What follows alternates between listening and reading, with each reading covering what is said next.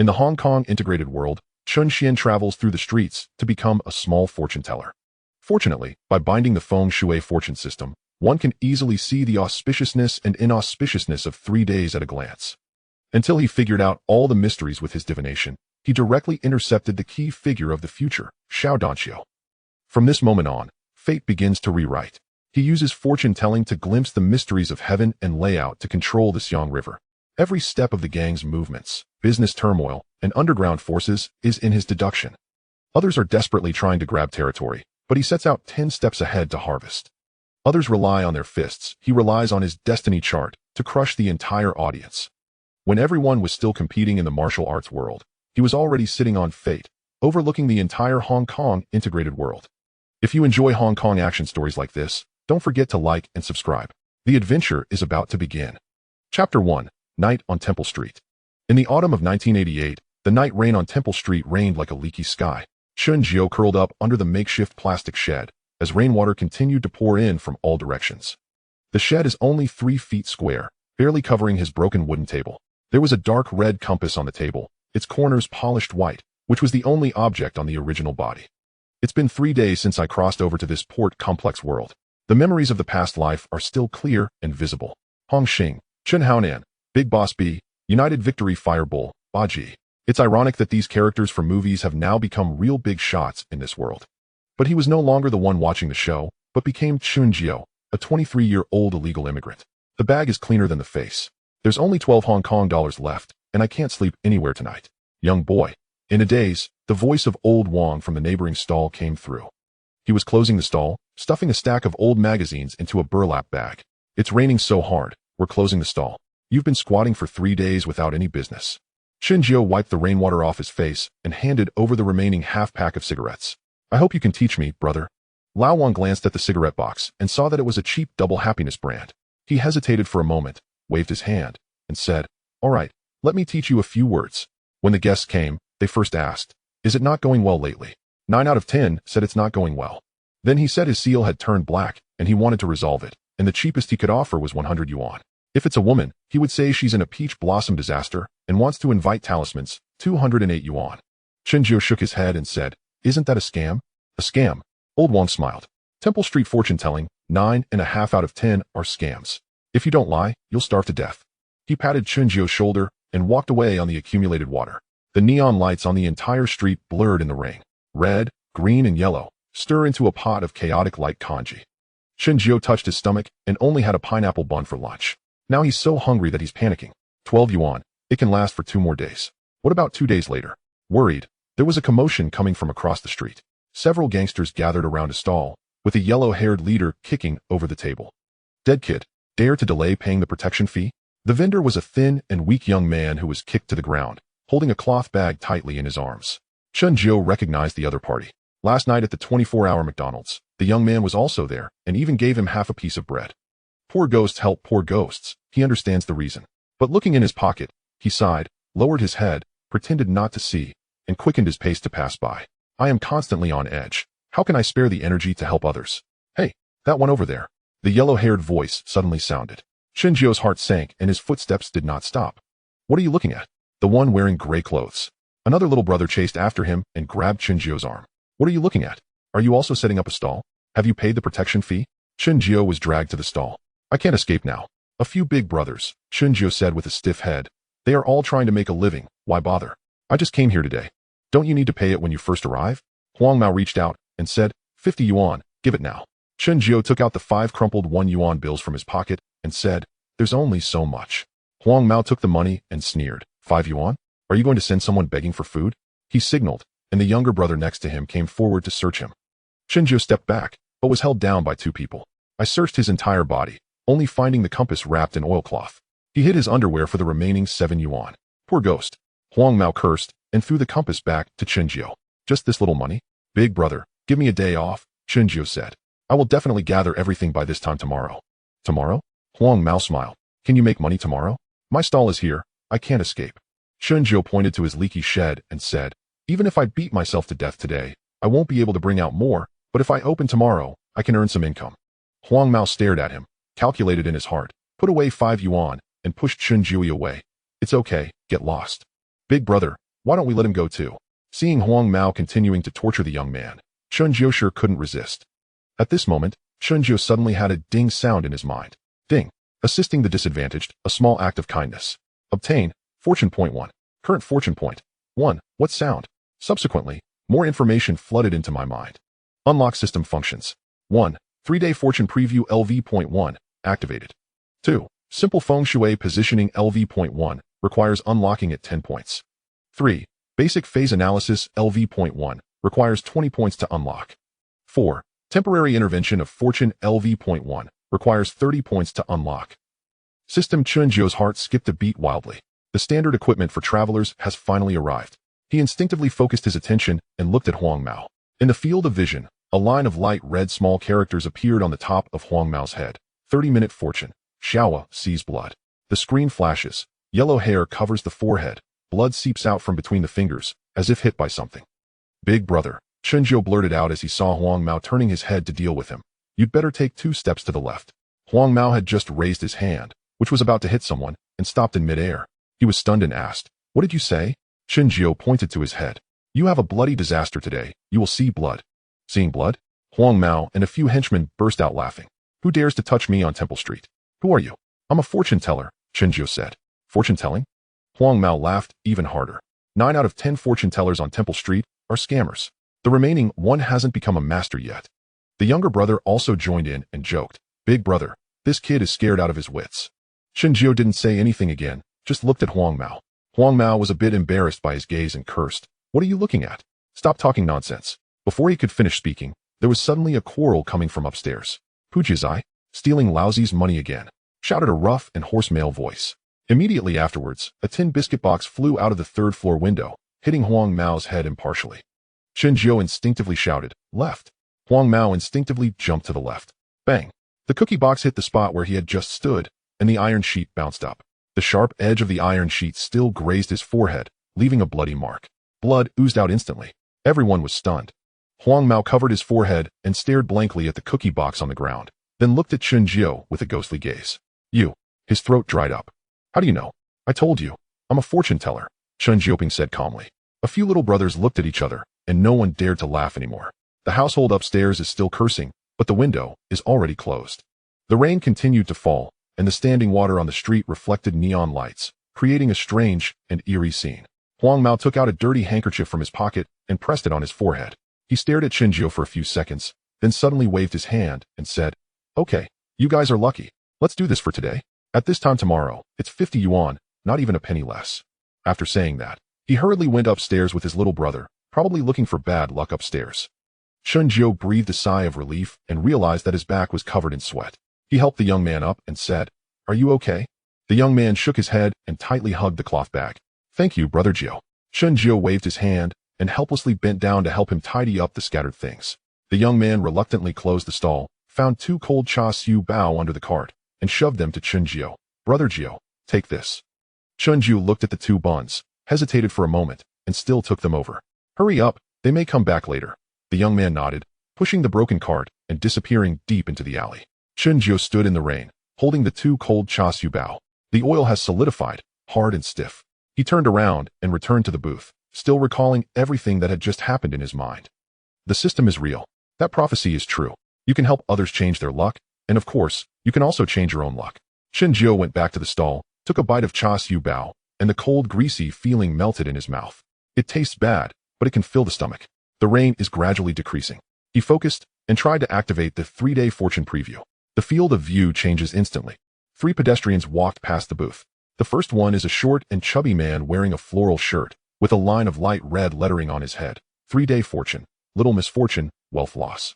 The second one is the old lady carrying a vegetable basket, with a 3-day fortune of Ping Wujiu above her head. The third one, Chen Jiao's pupils slightly contracted.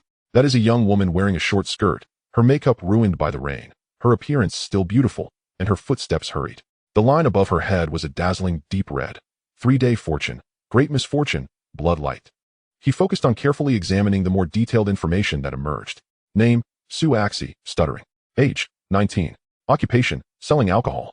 Current chi, dark, plagued by bad luck. Disaster and tribulation note. After 11 p.m. tonight, Temple Street and Bolin Street Bar. Solution suggestion, Avoid seeing guests in green clothes and return home before midnight. Suaxi? Little stutter? Chen Jiao was stunned. Isn't this Chen Haonan's future horse? But at this moment, the little stutter seems to be just selling alcohol and hasn't come out yet. At this moment, Xiao was suddenly stopped and turned to look at Chen Jiao. She hesitated for a moment and walked over, her voice a bit hoarse. Just now, I saw you fortune-telling Huang Mao. Chen Jiao looked up. Xiao was stood in front of the stall, with rainwater dripping down her hair. There was both fear and anticipation in her eyes. Do you really know fortune-telling? Chapter 2, The First Divination. Chen Jiao gazed at the glaring red characters above her head and nodded slightly. I know a bit. The stammering girl bit her lip and said, They say the fortune-tellers on Temple Street are all frauds and advised me not to waste my money. Chen Jiao chuckled, studying the girl for a moment before inquiring, Are you wishing to ask me about the whereabouts of your lost gold earring? Upon hearing this, the girl froze. Disbelief etched on her face. How? How do you know? You wear an earring in your right ear, but not in the left, Chen Jiao replied. It wasn't he intentional to wear just one. You must have lost the other, correct? The girl instinctively touched her left earlobe, finding it bare. I'm not sure where your gold earring is, Chen Jiao shrugged. Consider it a misfortune averted. However, you currently face troubles that are far more severe than losing an earring. What troubles? The girl retorted defiantly, though a flicker of panic crossed her eyes. I'm no charlatan. I've been around Temple Street for 2 years. I'm not afraid of anyone. Tonight, Chen Jiao lowered his voice, before the stroke of midnight. Avoid anyone in green clothing, especially those with a scar on their left cheek. It's best to steer clear of Poland Street. The girl's complexion drained of color. How do you know about Poland Street? I'm a fortune teller, Chen Jiao stated. Trust me this once, it will not harm you. The girl stared at him, her hands trembling. She fished out 2 $10 bills from her damp little purse, hesitated for a long moment, and placed one on the stall. Is this enough? Chen Jiao glanced at the $10, then at the ominous, great misfortune, above her head, and waved his hand dismissively. This reading is complimentary. If it proves accurate, perhaps you could assist me in attracting future clients? The girl was taken aback. Complimentary? I've been on Temple Street for 2 years, and have never encountered a fortune teller who doesn't charge. Are you truly not going to charge? No, Chen Jiao affirmed. But remember what I said. If you can avoid danger tonight, do so. Her gaze flickered, yet she mustered her courage. If you're correct, I'll treat you to drinks. If you're wrong. She did not finish her sentence, grabbing a beer bottle and hurriedly retreating into the diminishing rain. Her figure slightly flustered, yet striving to walk with the poise of a streetwise girl. Chen Jiao watched her disappear into the rain. Ding. Perform a good deed daily. A kind reminder. Gained 1 fortune point. Current fortune points 2. To unlock basic Feng Shui positioning LV1, an additional 8 points are required. A notification popped up in his vision. Chen Jiao sat down, continuing to nibble on the cold char siu bun. The rain had ceased. The neon lights of Temple Street blurred in the humidity, casting red and green reflections on the wet ground. The distant sounds of stir-fried dishes from food stalls mixed with the clattering of dice in gambling dens. That night, Chen Jiao did not sleep at McDonald's. He found a sheltered eave and curled up to endure the night, cradling a compass as if it were his only hope. As the clock approached midnight, Chen Jiao was in a light slumber. Brother Jiao, hurried footsteps echoed. Chen Jiao looked up to see the stammering girl rushing towards him, her face pale. I believed your words. The girl gasped for breath. I didn't go to Poland Street to sell drinks tonight. I stayed at my place. A sister returned and said that tonight a man in a green vest with a scar on his left cheek was looking for me. She paused, her voice trembling as she continued. That man was menacing. When he couldn't find me, he sought another, and that sister ended up severely beaten. Chen Jiao fixed his gaze on her and asked, was the other person seriously injured? She's in a coma at the hospital, the girl replied, forcing a bitter smile. Thank goodness you warned me. Otherwise, I would be the one lying in the hospital right now. Thank you for saving me. Ding. Successfully averted another misfortune. Gained deep trust. Gained 10 fortune points. Fortune points reached 12, unlocking a new ability. Basic Feng Shui positioning LV1 has been unlocked. Effect. Sense the auspicious and inauspicious positions within 10 meters. Vaguely discern energy. Current remaining fortune points 2. Notifications continued to appear in his vision. Chen Jiao felt a shift in his perception. He looked at his stall, observing a faint energy flowing around it. Positioned at the street corner, the energy swirled, indicating a gathering point, yet nearby a garbage bin emitted a foul stench, slightly disrupting the ambience. This ability is indeed useful. At that moment, the girl pulled out an envelope from her bag and pressed it into Chen Jiao's hand. Brother Jiao, take this. Chen Jiao squeezed it. It was thick, filled with cash. He opened it to find a stack of Hong Kong dollars in varying denominations. This is all I have, the girl said. You saved my life. Chen Jiao kept 50, pushing the rest back to her. This is sufficient. Brother Jiao, You also have it difficult, he remarked. Keep some money for yourself and do something respectable. The girl's eyes glistened with unshed tears. She bit her lip. Brother Xiao, I don't want to sell drinks anymore, but I don't know what else to do. Chen Xiao felt a stirring in his heart. Do you wish to earn money? The girl nodded vigorously. Help me gather information, Chen Xiao said, about any unusual feng shui occurrences in Temple Street, Yao Ma Ti, or Mong Kok, or if any wealthy individuals have recently encountered misfortune, let me know. I'll pay you 500 each month. $500? The girl's eyes sparkled. Really? Indeed, Chen Xiao replied, pulling out $10 to give her. This is an advance. The girl accepted the money, her hands trembling slightly. Brother Xiao, the girl suddenly spoke. Are you staying here tonight? Chen Xiao hesitated, then chuckled wearily. Why not come to my place? The girl suggested. I've rented a small room. Though shabby, it provides shelter from the wind and rain. Chen Xiao hesitated. What's wrong? The girl smiled. A hint of self-deprecation in her expression. Do you find me dirty? I usually just sell drinks. No, that's not it. Then let us not dwell on it. She said, pulling him along. It's better than sleeping on the streets. Chen Xiao observed her hand, and then her sincere gaze, nodding in agreement. After packing up, the two traversed Temple Street. The night market buzzed with activity, vendors selling fake watches, singers crooning Cantonese tunes, and players engaged in chess, each claiming their territory. The air was filled with the aroma of curry fish balls and the savory scent of roasted meats. The girl's residence was in the back alley of Temple Street, on the third floor of an old tenement building. The staircase was narrow and steep, the peeling walls exposing blackened bricks. The corridor was cluttered with odds and ends, carrying a musty odor. Just as they reached the second floor, they heard the landlady's booming voice. Shili, you're back just in time. Someone from Brother Huanyo's came looking for you this afternoon, a fearsome figure. Have you stirred up trouble again? A plump middle-aged woman poked her head out from inside, momentarily pausing when she noticed Chen Xiao behind the stammering girl. Who is this? Landlady, this is Brother Xiao. My friend, the girl quickly explained. The landlady scrutinized Chen Xiao from head to toe. His shirt had faded to a pale hue, his pants were worn, and he carried a tattered bag. She pursed her lips. Shili, I'm not saying anything, but you bring just anyone home. No man is good. Be cautious not to be deceived for your money or your body. Brother Xiao is not that kind of person, the girl exclaimed anxiously. He is very capable and can tell fortunes. Fortune-telling? The landlady scoffed. Are there not enough fortune-tellers on Temple Street? They're all charlatans. Chen Xiao cast a glance at the landlady's room. A mahjong table was set up inside, occupied by 3 women playing cards. Above the landlady's head appeared a line of text. Tonight's fortune, minor misfortune, financial loss. Perhaps the lady's luck isn't so good tonight? Chen Xiao suddenly spoke. The landlady was momentarily taken aback.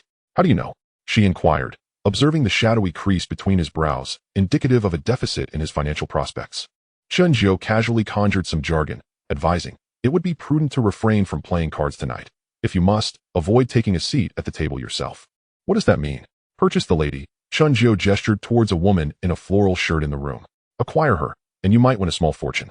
The landlady regarded him with a mixture of skepticism and intrigue. The stammering girl tugged at Chen Xiao's sleeve, saying, Brother Xiao, let us head upstairs. The two ascended to the 3rd floor. The stammering girl's room was quite diminutive, barely 10 square meters.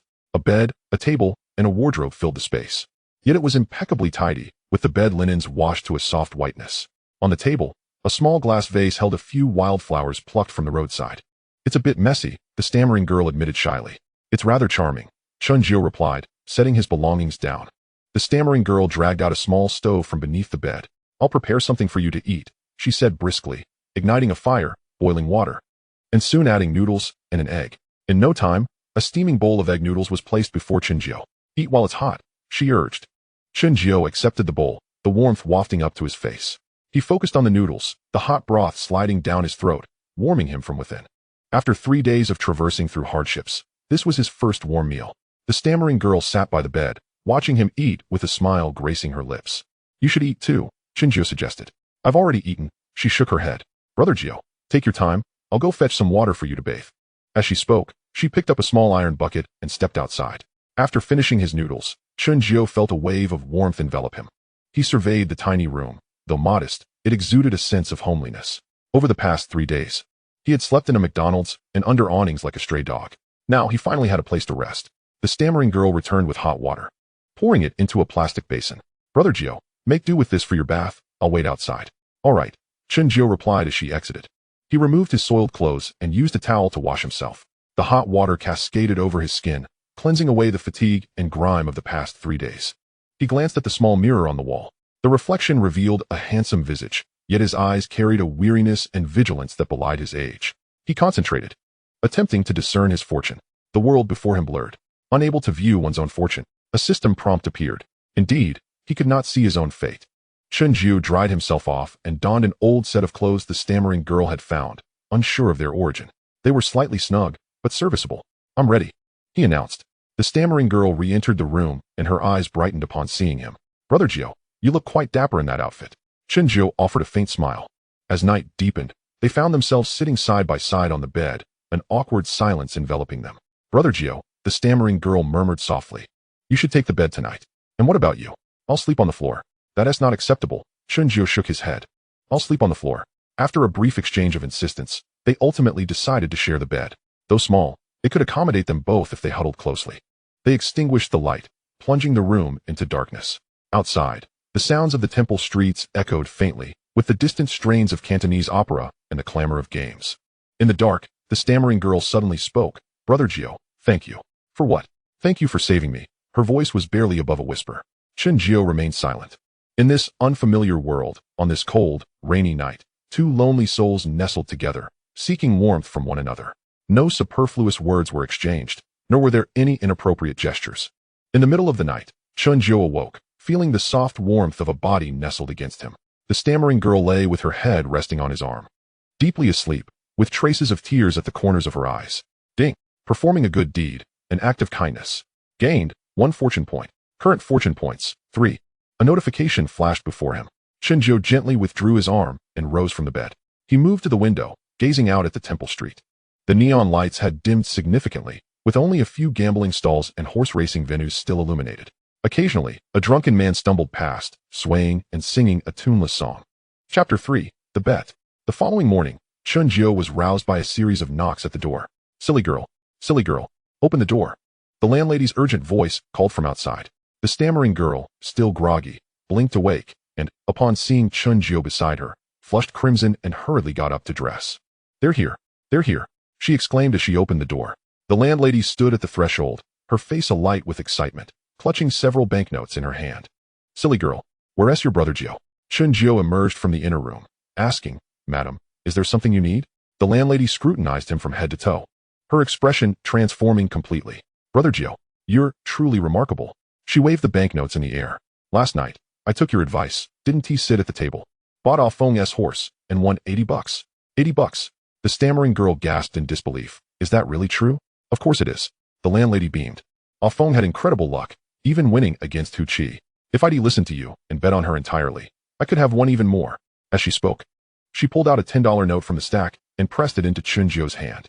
"Brother Jiu, this is for you, a little something for tea." Chen Jiu grasped the $10 bill tightly, politely responding, "You're too kind, madam. It was merely a casual remark." "That is not acceptable." The landlady tugged at the note, unable to retrieve it, and finally relented. "In the future, when I have a card game, you must help me keep an eye on things." She paused and added in a hushed tone, "Brother Jiu, can you truly tell fortunes?" "I know a little," he replied. "Could you possibly help me again?" The landlady rubbed her hands together. "Lately, I've been feeling rather unlucky. Is there an issue with the feng shui in my home?" Chen Jiu glanced at the fortune hovering above her head. 3-day fortune, minor financial gains. "Your fortune seems quite satisfactory, madam. There aren't any major issues," he replied. "However, that pot of withered flowers at your door should be removed. Deadwood obstructs the flow of wealth." "Oh my, I knew it," the landlady exclaimed, slapping her thigh. "That pot of flowers has been dead for a month. I was too lazy to throw it away. I'll dispose of it today." She chatted with Chen Jiu for a few more moments before descending the stairs, her spirits lifted. The stammering girl closed the door and gazed at Chen Jiu, admiration evident in her eyes. "Brother Jiu, you're so impressive." Chen Jiu chuckled softly. "Just lucky, that's all." After they finished washing up, the stammering girl prepared porridge, which they enjoyed alongside pickled vegetables for breakfast. "Brother Jiu, are you going to set up your stall today?" she asked eagerly. "Yes," Chen Jiu nodded. "I need to earn some money. I'll go with you." The stammering girl's eyes sparkled. "I can help you attract business." Chen Jiu regarded her skeptically. "You?" "I have nothing else to do," she replied. "Besides, I know many people. I can help you promote." Chen Jiu pondered for a moment before nodding in agreement. "All right." The two gathered their belongings and descended the stairs. Just as they reached the second floor, the landlady poked her head out again. "Brother Jiu, are you heading out? By the way, I mentioned you to a few friends, and they'd like to consult you for fortunes as well." "Thank you, madam." No need for thanks. The landlady replied with a smile. Brother Xiao, do come often. Once outside the Tang building. The daytime scene of the temple street was a stark contrast to its nighttime vibrancy. Most stalls were still closed, with only a few tea shops and kanji stands open for business. Cleaners swept the streets, the sounds of rushing water mingling with the calls of breakfast vendors. Chen Xuan's stall remained in its usual spot. He arranged the table and positioned the compass. Little Stutterer managed to find a piece of red cloth from somewhere and spread it across the table, making the stall appear much more presentable. Old Wang was setting out magazines at the neighboring stall when he saw Chen Xuan approaching with Little Stutterer, his eyes nearly popping out in surprise. Old Wang leaned in closer, inquiring, "And who might this be?" "My friend, Little Stutterer," Chen Xuan introduced. Old Wang examined Little Stutterer, then turned his gaze back to Chen Xuan, his expression peculiar. "Friend? You've got quite the ability, huh?" Today, Little Stutterer wore a simple dress, her hair tied up neatly, resembling an ordinary factory worker, yet her tall figure and charming features could not be concealed. "Hello, Uncle Wang," Little Stutterer greeted politely. "Good, good." Old Wang nodded repeatedly, secretly giving Chen Xuan a thumbs up. Chen Xuan ignored him. The morning passed with little business. The temple street was sparsely populated during the day, with fortune tellers mainly attracting customers at night. Little Stutterer was not in a rush. She sat on a small stool beside him, greeting familiar passers-by. Little Stutterer, you're not working today?" She introduced one by one. "This is my brother Xiao. He is an excellent fortune teller. He helped me avoid a disaster last night." Her words indeed drew a few neighbors to stop and watch. Seizing the opportunity, Chen Xuan managed to conduct two small transactions. One was an elderly man selling fish balls. Chen Xuan sensed his fortune was stable and predicted his business would improve, charging him 20. The other was an aunt buying vegetables. Noticing dark hues in her children's palace, he cautioned her to be mindful of her child's recent friendships, charging 30. Though these were small amounts, they accumulated over time. At noon, the landlady indeed brought two of her friends. "Brother Xiao, these are my two old friends. Could you help them as well?" Both women were in their 40s or 50s, one inquiring about her son's marriage, the other about her husband's fidelity. Chen Xuan consulted the 3-day fortune preview, noting there were no significant calamities, thus offering them some encouraging words, charging 50 each. The two women left in high spirits, promising to return often. Old Wang, observing from the side, clicked his tongue. "Young man, you're quite impressive." Chen Xuan remained silent. He glanced at his fortune points. Current remaining fortune points, 7. The small transactions yielded limited points, but they added up. He was still 13 points away from unlocking basic face reading level 1. Around 2 in the afternoon, the temple street began to bustle, just as Chen Xuan sent off an aunt inquiring about romance. He was bent over organizing his fortune sticks when he suddenly felt the light in front of his stall dim. Looking up, he saw 3 individuals standing there. The leader was a burly man in his 30s, sporting a buzz cut, wearing a floral shirt with 3 buttons undone, revealing a chest tattoo of a green dragon. A conspicuous gold chain adorned his neck. He was flanked by 2 younger men, one with yellow hair and a bandage on his forehead, none other than the one from yesterday. Chen Xuan felt a tightening in his chest and instinctively gripped the edge of the table. To his surprise, the burly man pulled up a chair and sat down in front of the stall. "I hear you're quite accurate with fortune telling?" The burly man spoke in a deep voice. Chen Xuan was momentarily taken aback, unsure how to respond.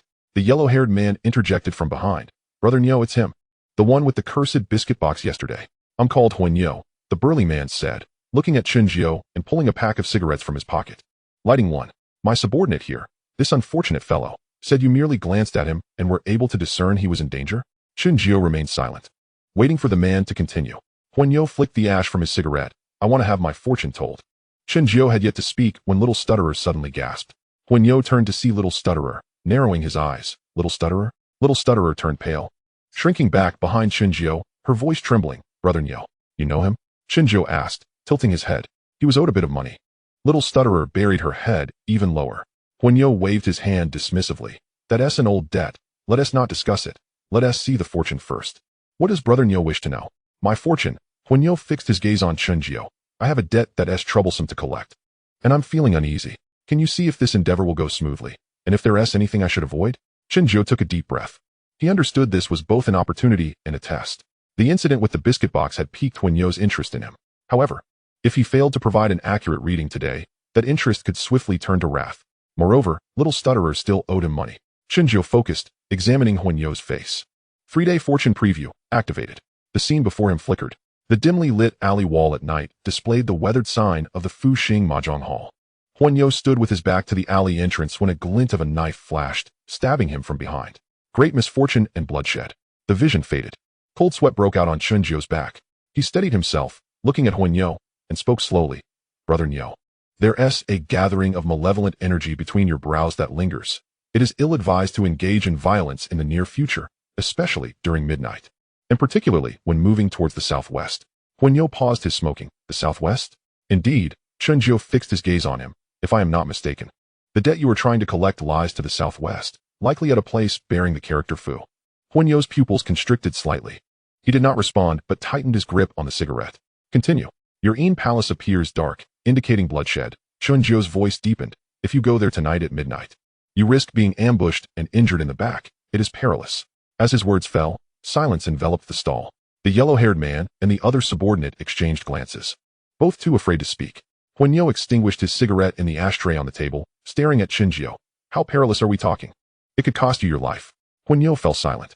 He reclined back against the chair, scrutinizing Chen Jiao, his expression complex. After a lengthy pause, he finally asked, what if I choose not to go? The malevolent energy will dissipate, Chen Jiao replied, but that is only if you can truly refrain from going. Huan Yo grasped the implication. That debt would likely need to be collected.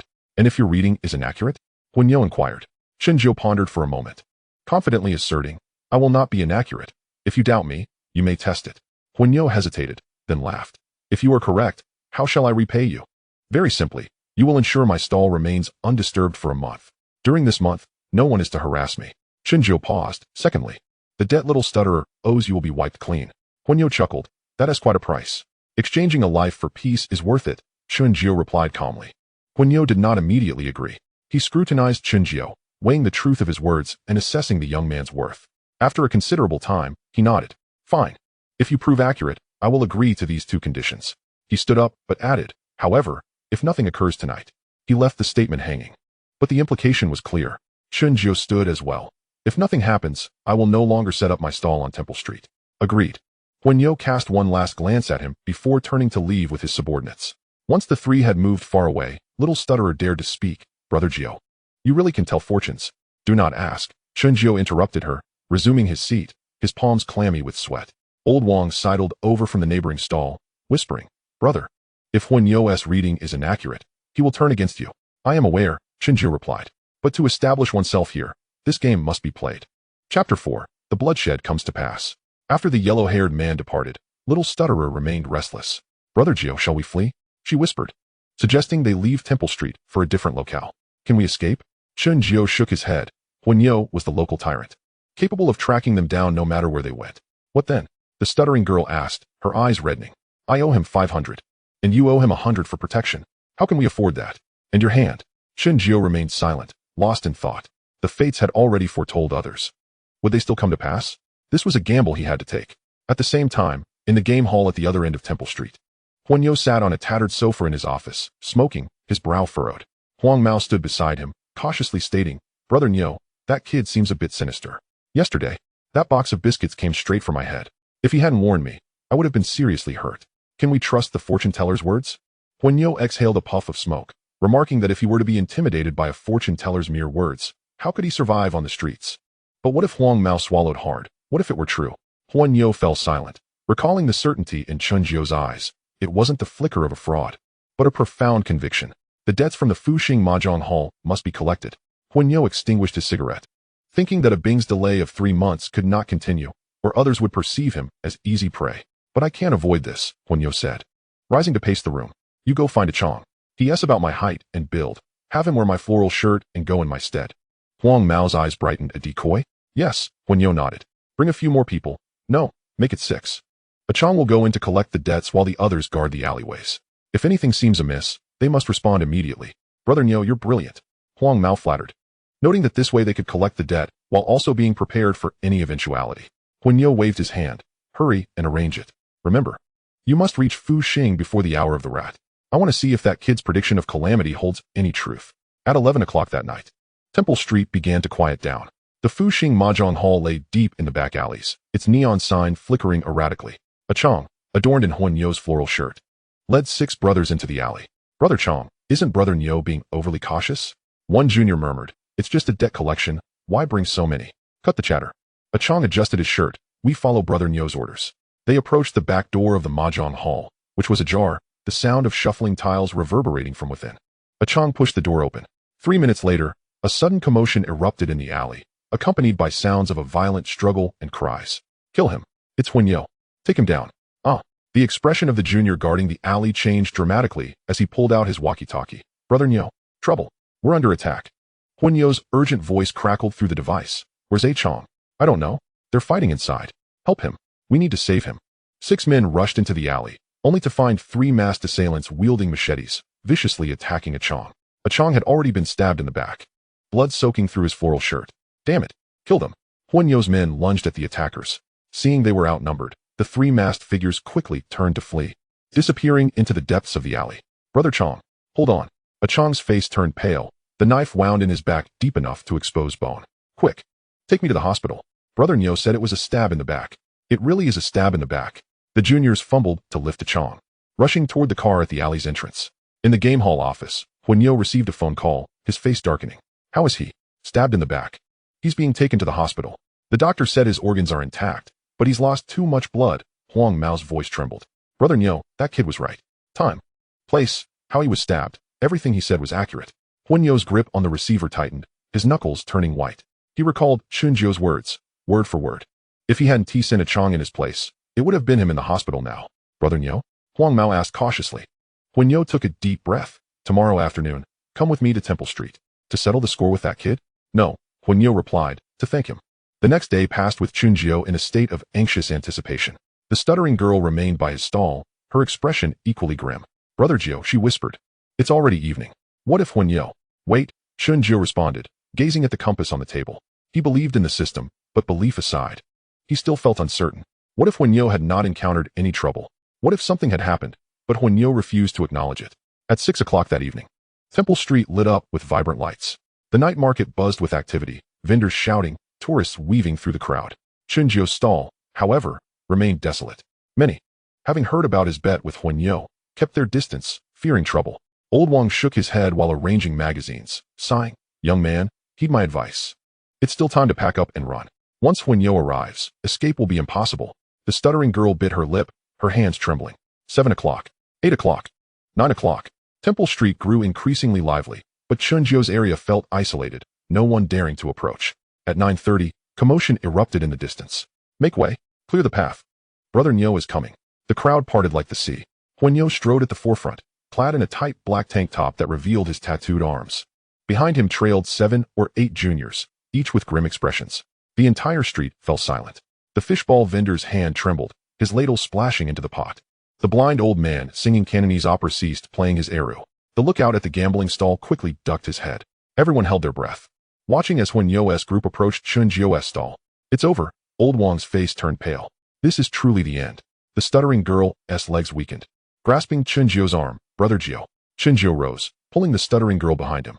He watched as Huanyo drew closer, his heart pounding like a drum. Huanyo halted 3 steps from the stall, fixing his gaze on Chunjio, his expression complex. The street was so quiet that the sound of a pin dropping could be heard. Everyone assumed that in the next moment, Huanyo would flip the table and unleash violence. Even Huang Mao tightened his grip on the iron chain. Then, unexpectedly, Huanyo clasped his fists together. Brother Jio. His voice was not loud, but in the stillness of Temple Street, it resonated clearly in every ear. Thank you. Just 2 words, like a stone thrown into still waters, created ripples among the crowd. What? Thank you? Huanyo is thanking this kid? Old Wang's mouth fell agape, his magazines tumbling to the ground. The stuttering girl stood dumbfounded behind Chunjio, her mind blank. Ding. Successfully defused a deadly situation, altering one person's fate. Acquired 15 fortune points. Fortune points reached 22, consuming 20 points to unlock new ability. Basic Physiognomy Analysis LV1. LV1, Current Basic Information, Accuracy 70. Level 2, requires accumulation of 30 fortune points to unlock Enhanced Interpersonal Networks. Perceive the relationships between the target and significant figures. Current remaining fortune points, 2, can continue to accumulate. In an instant, Chunjio felt his perspective shift once more. He glanced at an elderly newspaper vendor by the roadside. Concentrating intently, and information began to materialize before his eyes. Name, Chen Xuan. Age, 62. Character traits, stubborn, frugal, kind-hearted. Recent state, troubled by his son's gambling debts. Potential need, hopes to win the lottery. The details were far more comprehensive than the previously vague information. This ability would prove exceedingly useful in social interactions. Chen Jiao paused momentarily, yet quickly regained his composure. Brother Niu was courteous. When Niu approached the stall, producing 1,000 yuan from his pocket and placing it on the table. 1,000 yuan, a token of gratitude to Brother Jiao for saving my life. A wave of astonishment washed over the crowd. 1,000 yuan. In 1988, that amount represented the salary of an ordinary worker for 4 to 5 months. Huan Niu actually handed a fortune teller 1,000 yuan. Chen Jiao did not touch the envelope. Brother Niu, that is too much. Not at all. Huan Niu shook his head. My life is worth far more than this. He paused, then turned to the stuttering boy. Li, you owe me 500 yuan. Consider it settled. From now on, follow Brother Jiao and be a good person. The stuttering boy nodded vigorously, tears streaming down his face. Huan Niu then addressed the onlookers. Raising his voice, from this day forth, Brother Jiao's stall is under my protection. Anyone who dares to harm him will have to answer to me. This proclamation was meant for all to hear. The various vendors, thugs, and underlings of Temple Street caught wind of it. Chen Jiao understood that from this moment, he had firmly established his foothold in Temple Street. Moreover, Huan Niu leaned closer to Chen Jiao and whispered, Brother Jiao, I have a mahjong parlor that has been quite eerie lately. The dealer keeps losing money. Could you take a look? Chen Jiao's heart stirred. An opportunity had arisen. Of course, Chen Jiao replied. When? Right now? Huan Niu said, the parlor is just ahead. Chen Jiao glanced back at the stuttering boy. Li, wait for me here. Brother Jiao, It's fine. Chen Jiao reassured her with a pat on her hand. I'll be back shortly. He followed Huan Niu towards the middle of Temple Street. The crowd parted to make way. All eyes were on Chen Jiao's retreating figure. Their expressions a complex tapestry of envy, jealousy, and disbelief. Just yesterday, he had been fretting over 5 yuan. Yet today, he had elicited public gratitude from Huan Niu, who had gifted him a full 1,000 yuan. Old Wang picked up a magazine from the ground, muttering, this world is truly bizarre. The stuttering boy remained rooted to the spot, watching Chen Jiao disappear into the throng, wiping her tears and smiling. It was the first genuine smile she had worn in a long time. Chapter 5. The Feng Shui of the Mahjong Parlor. At the entrance of Xingfa Mahjong Parlor, Huan Niu lifted the green plastic door curtain and led Chen Jiao inside. The parlor was shrouded in smoke, with 6 mahjong tables occupied by players. The sounds of shuffling tiles, calls, and the laughter of women melded together. Behind the counter sat Uncle Chong, a balding man, who, upon seeing Huan Niu enter, promptly stood up. Brother Niu. Uncle Chong, this is Brother Jiao. Huan Niu introduced. I've invited him to assess the feng shui. Uncle Chong scrutinized Chen Jiao, skepticism flickering in his eyes. Brother Jiao is rather young. S&T? Skill is not dictated by age. Huan Niu replied. Please explain the situation to Brother Jiao. Uncle Chong nodded, speaking in hushed tones. The parlor has been running smoothly for 3 years, but since last month, things have taken a turn for the worse. The dealer keeps losing money, substantial amounts, sometimes 2 or 3,000 in a single night. Have you changed the dealer? Chen Jiao inquired. Yes, 3 times, Uncle Chong said. But to no avail. The lucky dealers suddenly turn unlucky upon entering, while those of average luck become jinxed. Chen Jiao activated Basic Feng Shui Assessment LV1. In his field of vision, the energy distribution of the entire parlor became vividly apparent. The money tree at the entrance, its leaves yellowing, exuded a grayish aura. The door curtain, dark green, was emblematic of yin energy. The parlor, oriented east to west, was ideally positioned to attract wealth. Yet, Chen Jiao's gaze settled on the southeast corner. There was an unoccupied table, but a thick cloud of black energy loomed above it. That table. Chen Jiao pointed to the southeast corner. Has someone died there recently? Uncle Chang's expression shifted. Huan Niu furrowed his brow. Brother Jiao, what do you mean? That location is saturated with heavy yin energy. Chen Jiao approached the table in the southeast corner. Sensing a malevolent energy not typical of mere bad luck, it was the resentment of a person who had met an untimely death. Uncle Chong wiped the sweat from his brow. Last month, an elderly patron was playing at that table when he suddenly suffered a heart attack and could not be revived. Huan Niu's expression darkened. Why didn't you inform me? I thought it was merely an accident. Uncle Chang's voice trembled. Chen Jiao shook his head.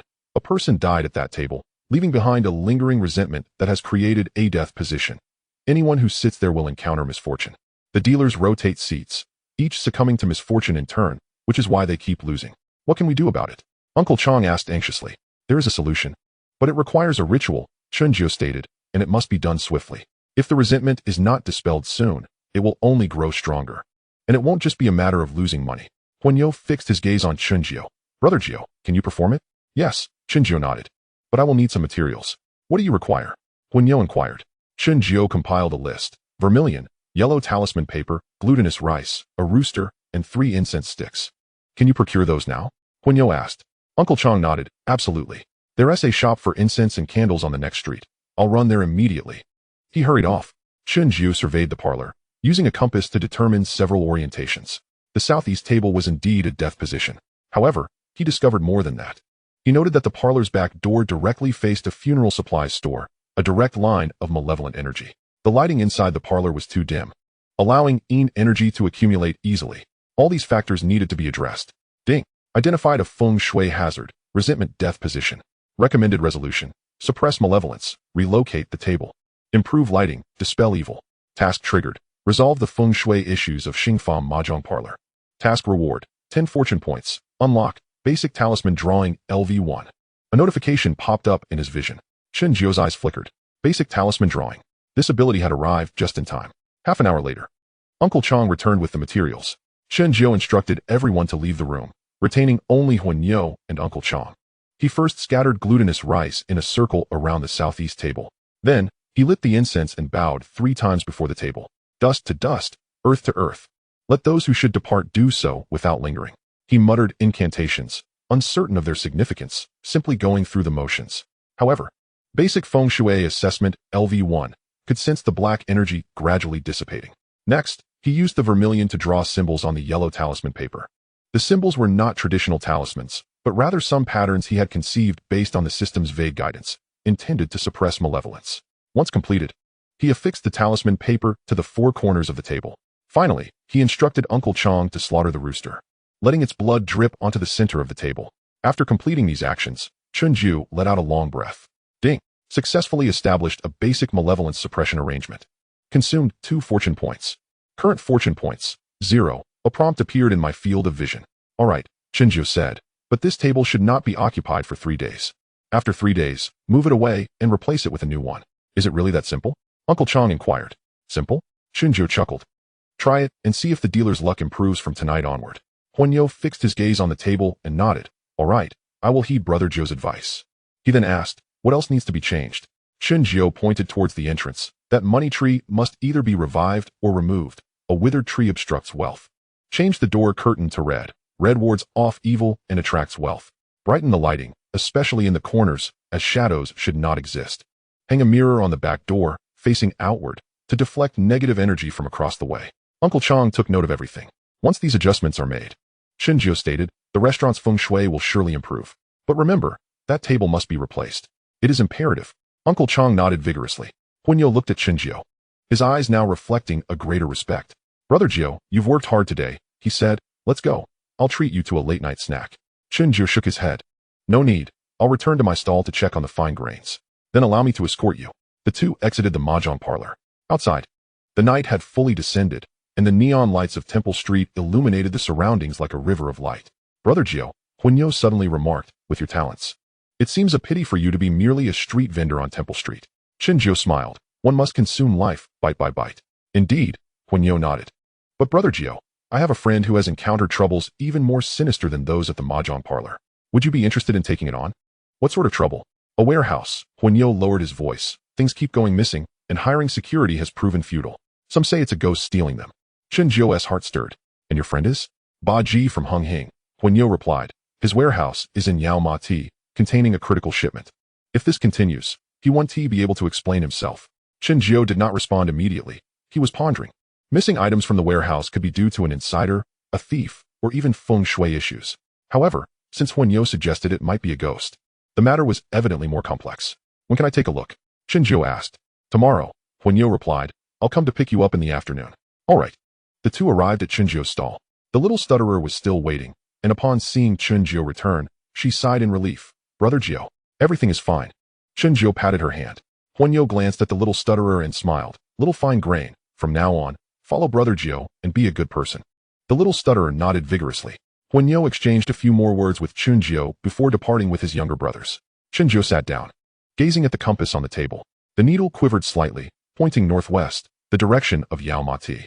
There, a more ominous feng shui situation awaited him. Moreover, the reward this time would likely exceed $1,000. Ding! New task alert. The mystery of the warehouse. Difficulty, moderate. Recommended preparations. Enhanced talisman skills. Stockpile fortune points. Countdown, 24 hours. Chen Jiu gripped the compass tightly. It was cold and heavy. But this time he felt assured, for from this day forth, he was no longer that fortune teller enduring hunger and cold on Temple Street. He was Brother Xiao, the Brother Xiao acknowledged by Huanyo. Chapter 6. The journey begins. The next morning, as Chen Xiao had just set up his stall, Uncle Chang came rushing over, brimming with excitement. Brother Xiao, it's miraculous, truly miraculous. He held a stack of cash in his hand, his face beaming with joy. I made the changes you suggested last night, and the dealer's luck improved immediately. Not only did they not lose, but they also won over 800. Chen Xiao nodded. The table hasn't been occupied again, has it? No. It's been moved to the corner and left untouched. We'll deal with it when the time comes. Uncle Chang replied. The new table is set to arrive this afternoon. He pulled $100 bill from the stack and handed it to Chen Xiao. Brother Xiao, take this as a token of appreciation. Chen Xiao accepted it without decline. Ding. Successfully resolved the Feng Shui issue, earning recognition from others. Gained 10 fortune points.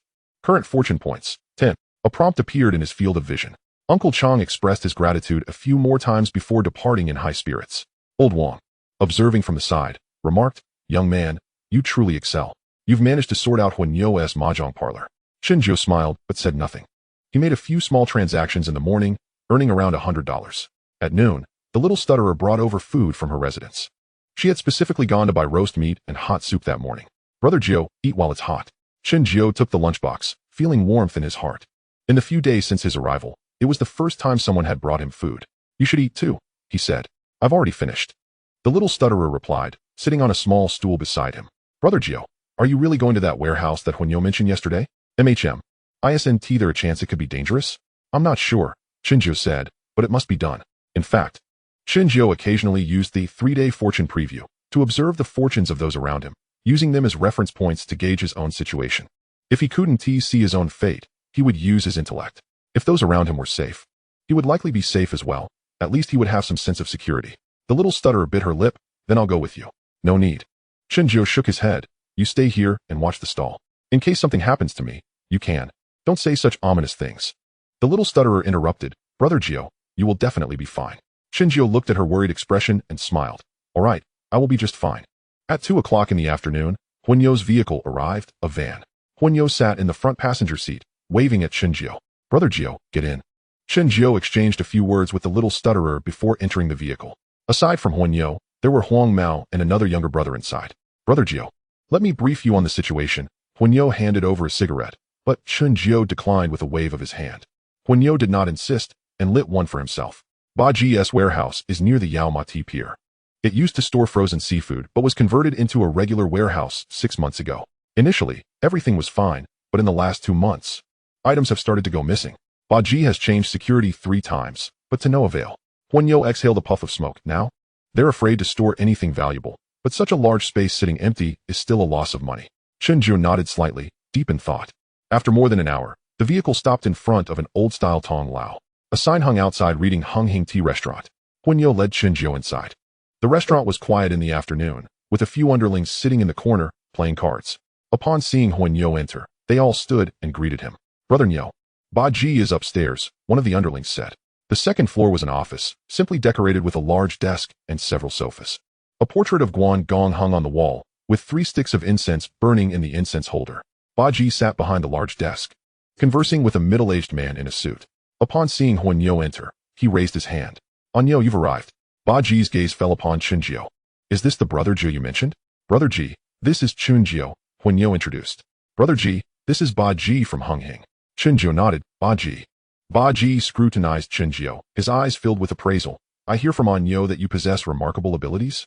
You accurately predicted his calamity and helped him resolve the Feng Shui issues at the mahjong parlor? It was just luck, Chen Xiao replied. Luck? Baki chuckled. Having navigated the underworld for 2 decades, I have the least faith in luck.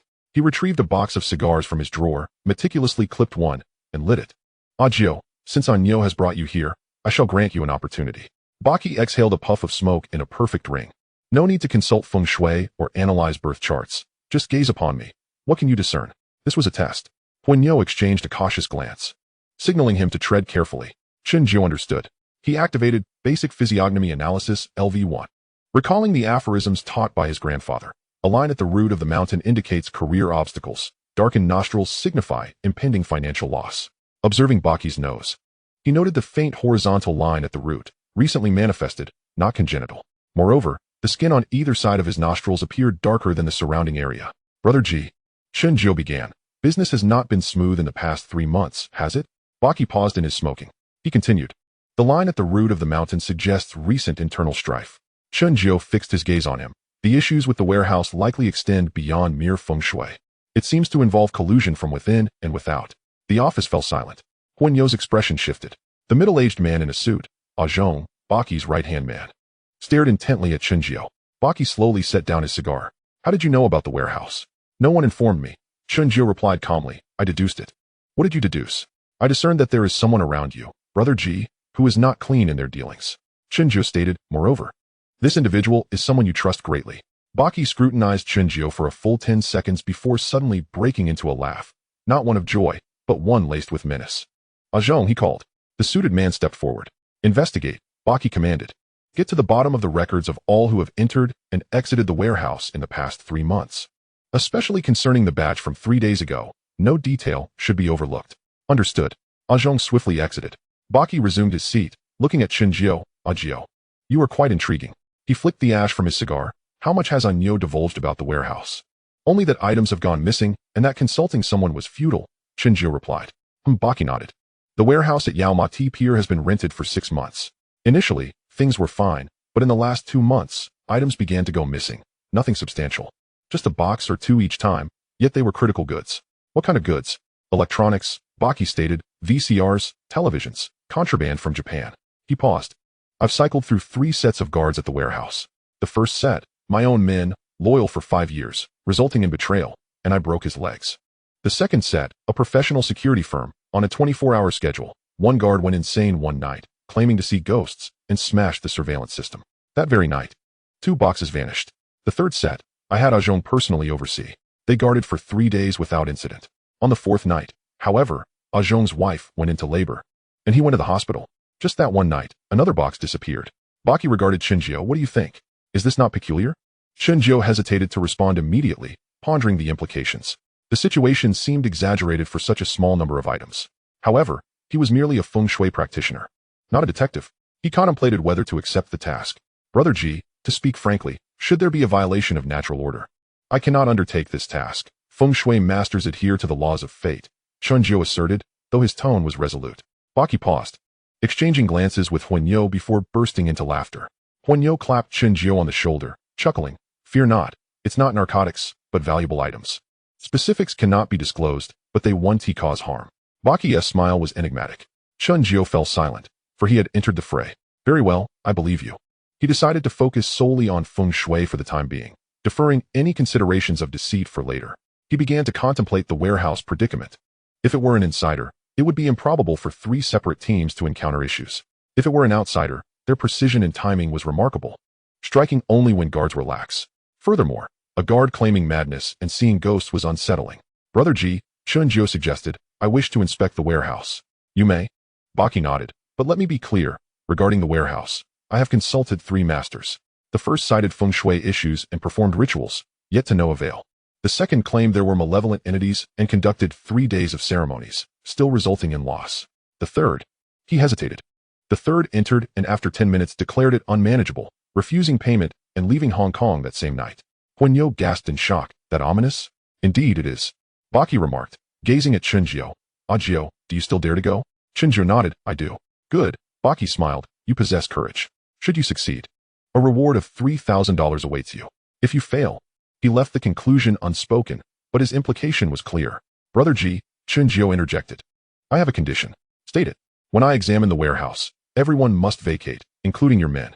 Baki frowned. Why? If it truly is a feng shui issue or something else, Chen Jiu explained, more people would only hinder matters. Moreover, I require a compass to assess the energy, and interference is unacceptable. Baki pondered this before agreeing. Very well. When? It can be done now. Now.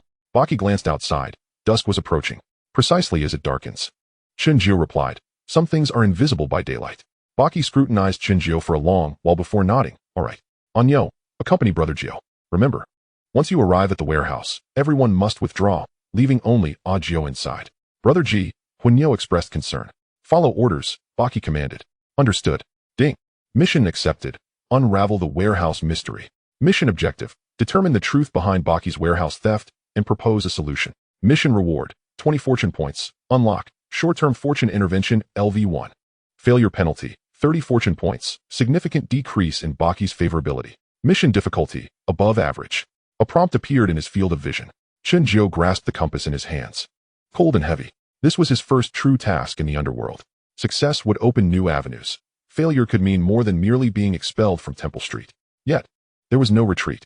Let us proceed, Chen Jiu stated. Baki rose and patted his shoulder. Ajio, be cautious. The warehouse is not a tranquil place. The weight of those words lingered heavily. Chen Jiu nodded and followed Huanyo out of the office. Downstairs, Ajong awaited by the car. Brother Ji has instructed. I shall drive you. Ajong opened the car door. The vehicle headed towards Yaomati Pier. As night fell, the lights of Hong Kong flickered to life one by one. Chen Jiu gazed out the window, clutching the compass, its needle quivering, pointing northwest, towards that unsettling warehouse.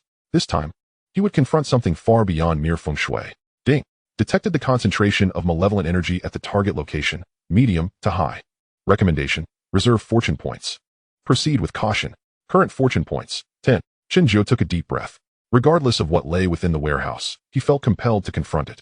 For this path was one he had chosen himself, and he intended to follow it to the very end. Chapter 7. Investigating the warehouse. The night at Umadi Dock was far quieter than that of Temple Street. Rows of corrugated iron warehouses loomed like silent behemoths in the darkness, with only a few streetlights casting their dim, yellowish glow. Baki's vehicle halted in front of the innermost warehouse.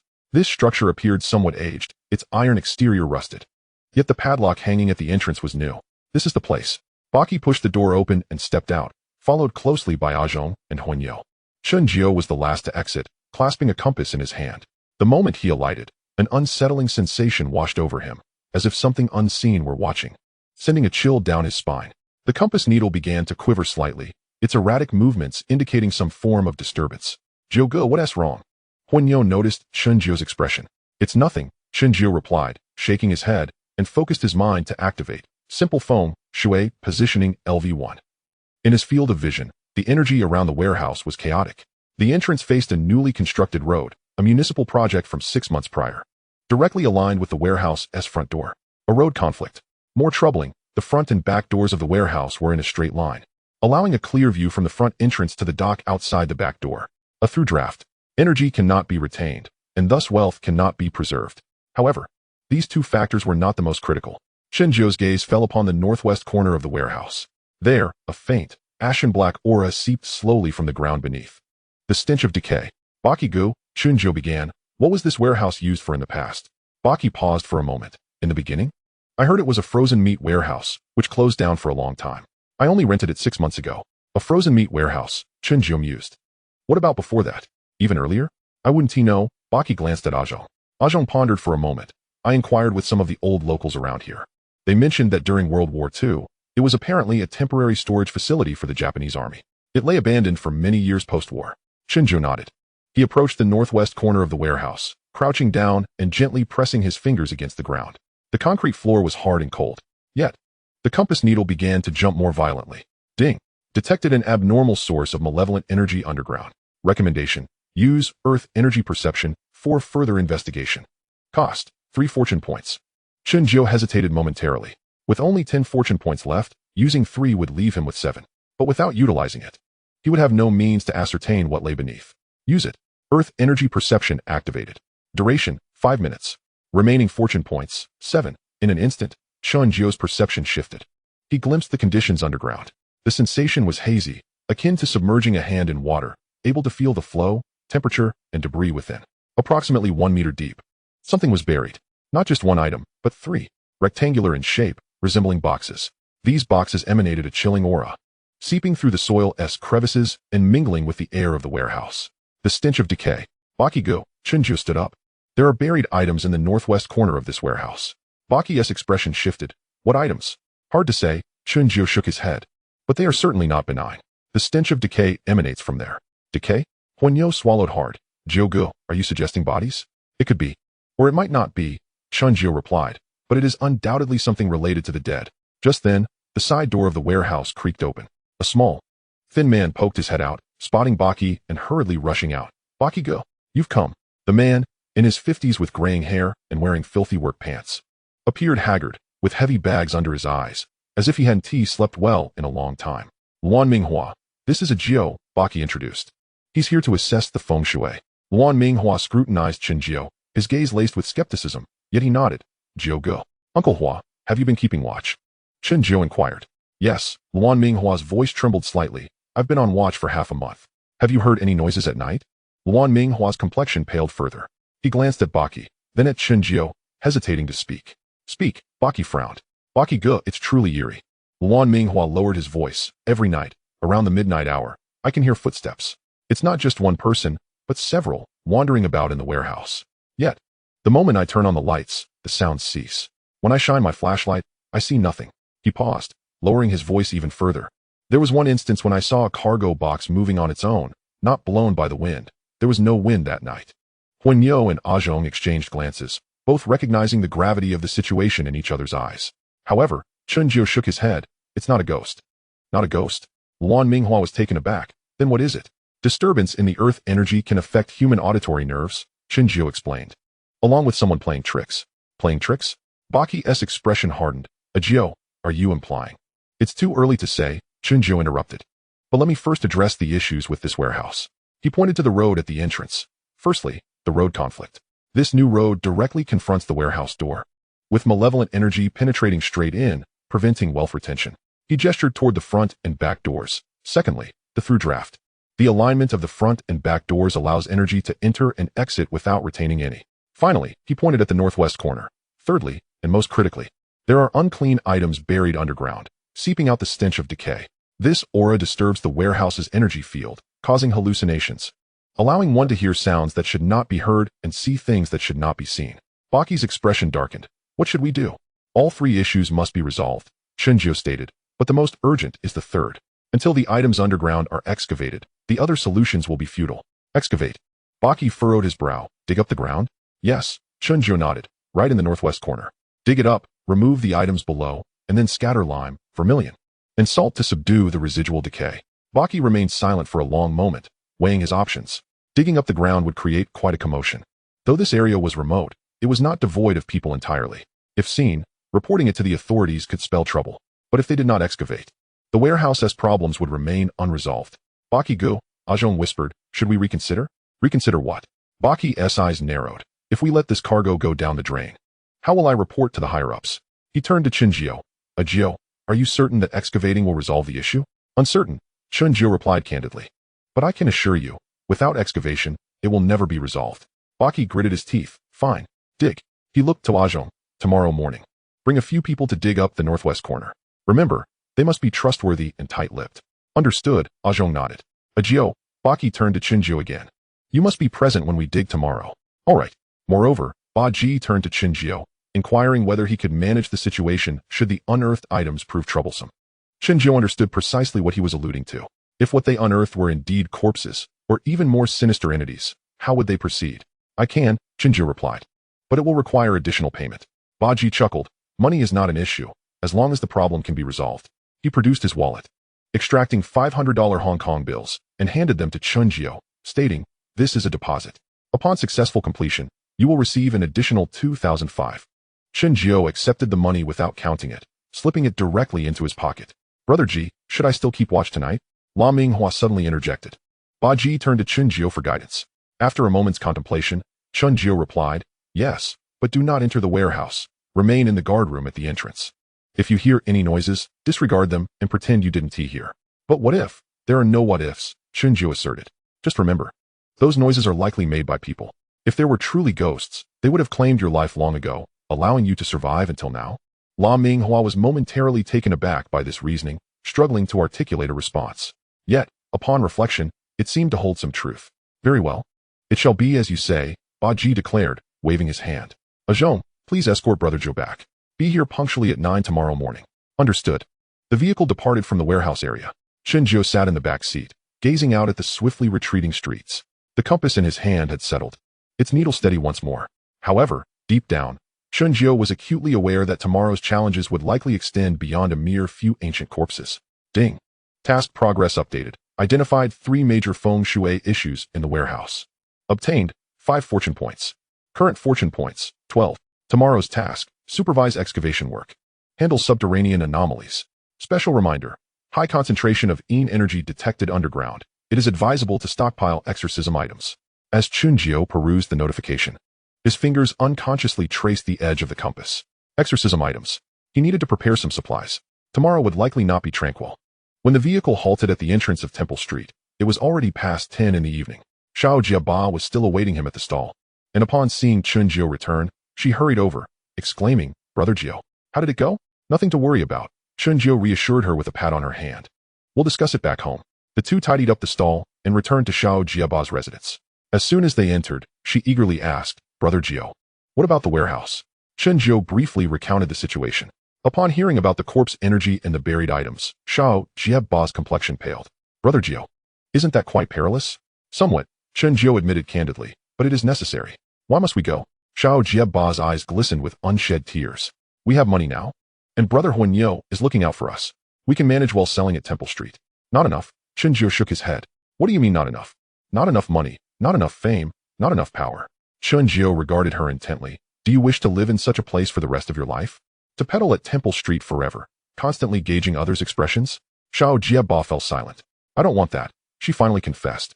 "I want to earn money, gain recognition, and establish a foothold in Hong Kong." Chen Jiao declared resolutely. "I must take on Baji's line of work. Once I do, I must execute it well." Xiao Jiebā gazed at Chen Jiao for a long time before gently leaning into his embrace. "Brother Jiao, I will help you. You have already assisted greatly." Chen Jiao replied, patting her back. "Not enough." Xiao Jiebā lifted her head, determination evident in her eyes. "I will go tomorrow too." "No," Chen Jiao immediately declined. "It's too dangerous. I want to go inside." "I'll wait outside," Xiao Jiebā insisted. "If anything happens, I can seek help." Chen Jiao opened his mouth to argue, but Xiao Jiebā interrupted. "Brother Jiao, you said we are in this together." Seeing her earnest expression, he finally relented. "Very well. But you must promise me that no matter what occurs, you will not enter the warehouse."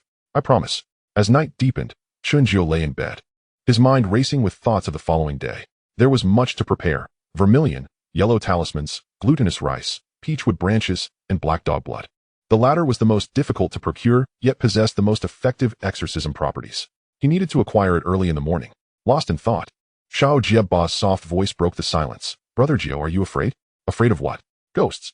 Chen Jiao chuckled. "What is there to fear about ghosts? It is humans who are truly terrifying." Xiao Jiebā remained silent, merely snuggling closer to him. In the darkness, they nestled together. The sounds of Temple Street gradually quieted down, with only the distant hum of vehicles occasionally breaking the stillness. Chen Jiao closed his eyes, gripping the compass tightly. Cold and heavy. Yet this time, he was not alone. The following morning at 8, Chen Jiao rose early.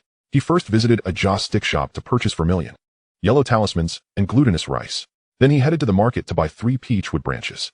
The elderly fruit vendor, upon hearing his request for peach wood, regarded him with a peculiar expression but nonetheless fetched a few from the backyard. The most challenging item was the black dog blood. Chen Jiao scoured Temple Street, ultimately stopping at a stall selling dog meat. "Boss, do you have black dogs?" The proprietor, a burly middle-aged man chopping dog meat, looked up at the inquiry. "Want to eat black dog?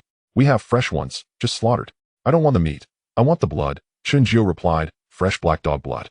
I'll take as much as you have." The boss paused. "Blood? What do you need it for?" "To make medicine." Chen Jiao fabricated a reason on the spot. The vendor scrutinized him for a moment, perhaps deeming him harmless, and nodded. "All right, wait here."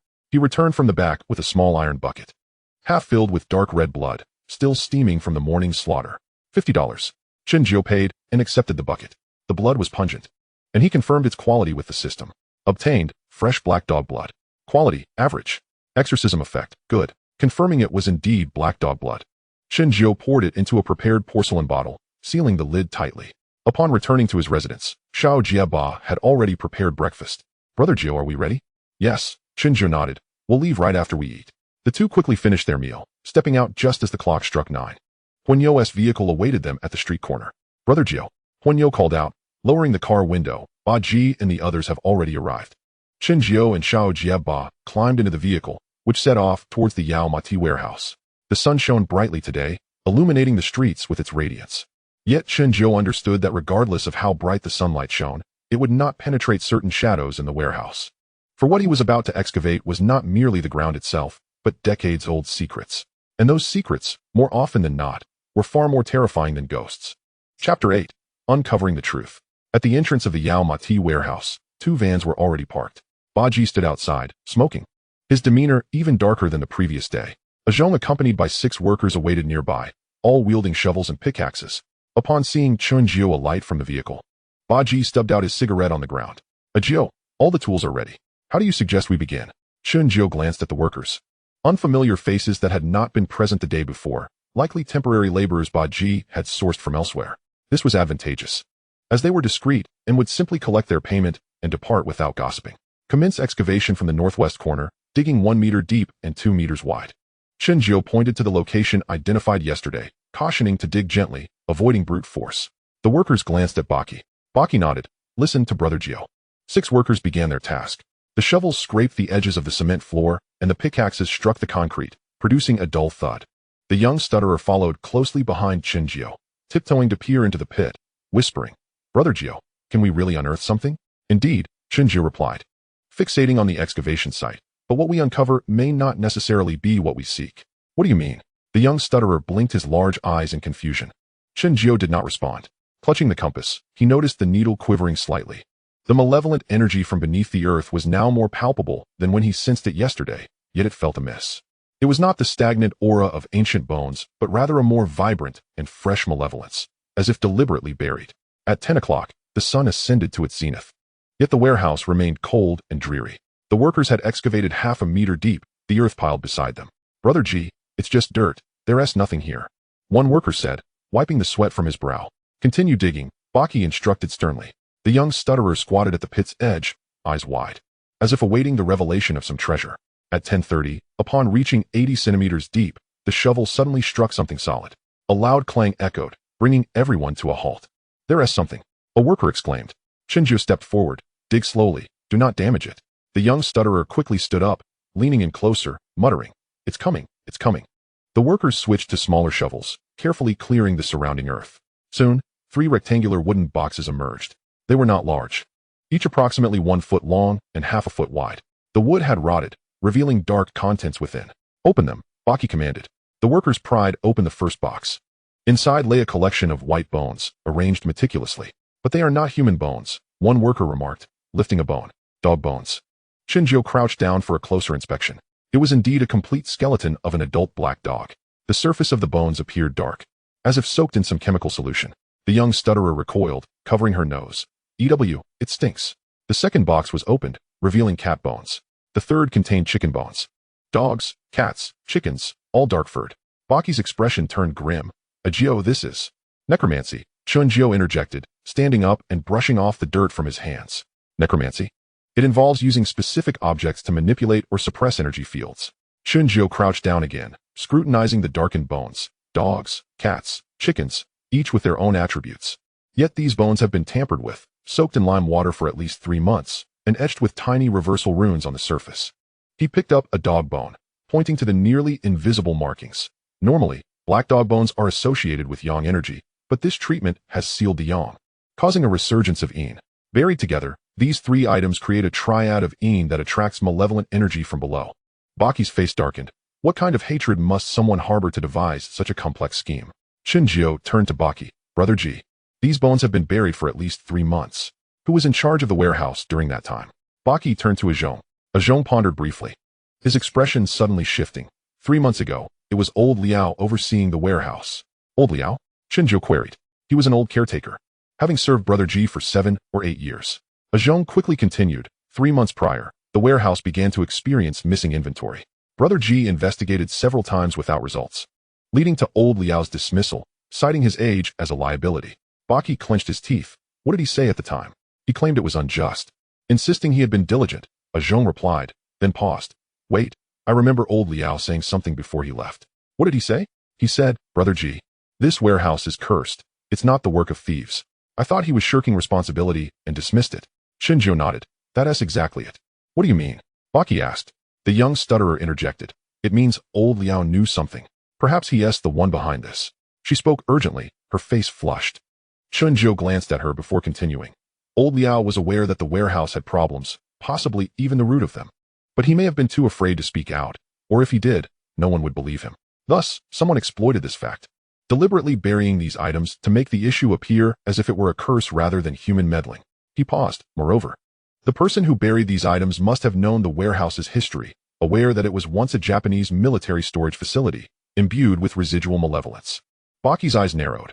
Are you suggesting that old Liao might have known the truth, or even, he could be the one who buried it? Or he could not be, Chen Xuan replied, but at the very least, he knows who might have done it.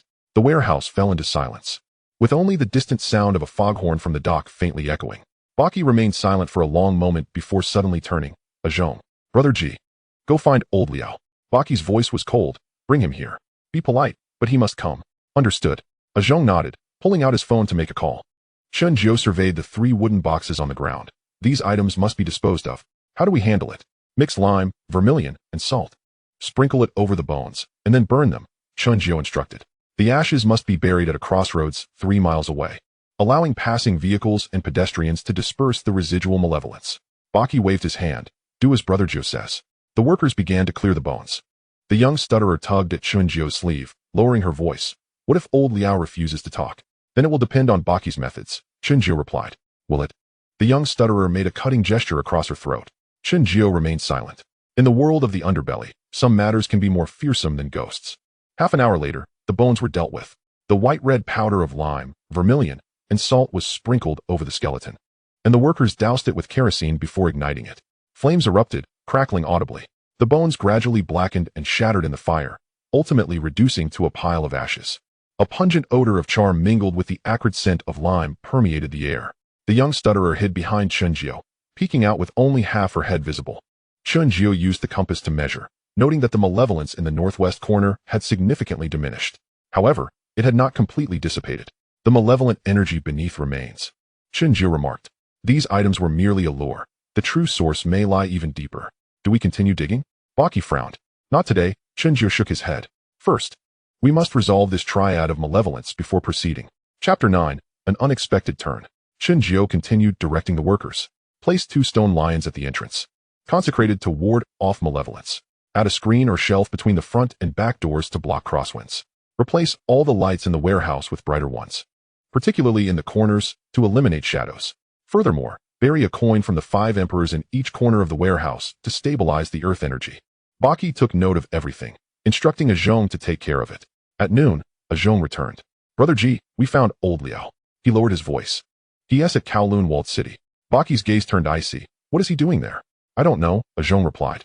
But I found out that old Liao has been doing well these past 3 months. He rented a new place and even bought a motorcycle for his son. Where did he get the money? Baki inquired, noting that when he departed, I had only given him 3 months' salary. That is the crux of the issue. Zhong remarked that he had sent someone to investigate Lao Liao's account, which had received a deposit of 20,000 2 months prior. The remitter was a shell company. Baki chuckled, a laugh that sent shivers down one's spine. Very well, he slowly articulated.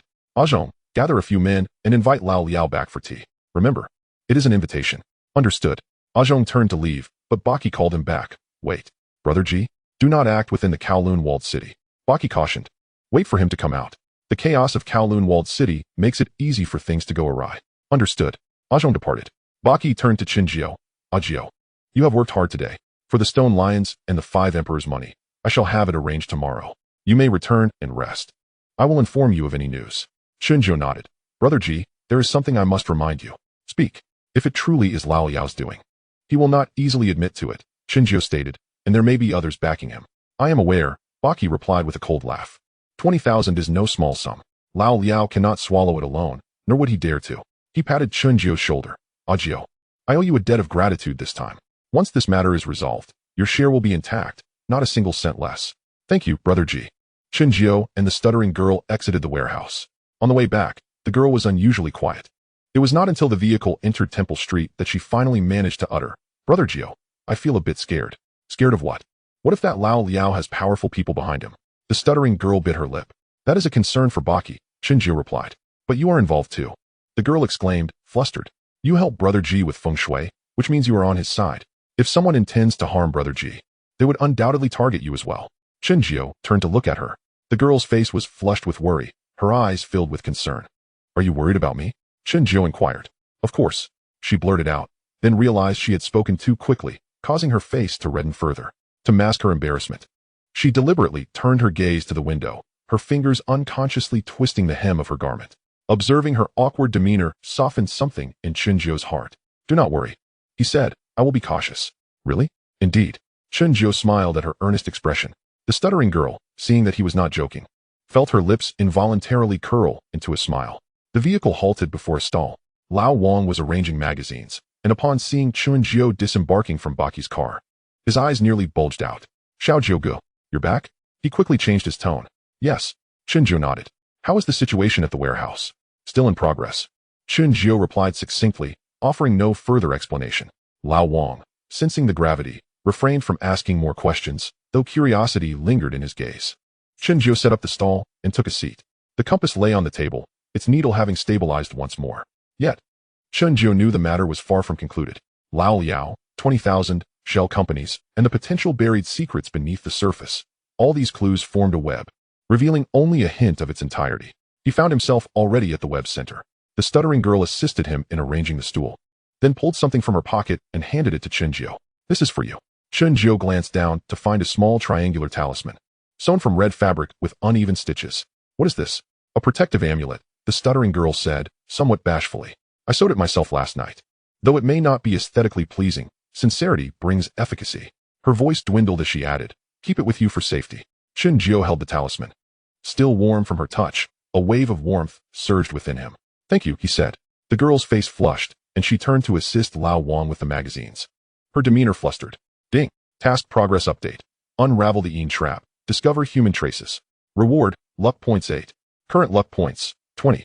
Consume 20 luck points to unlock Feng Shui array symbol diagram LV1.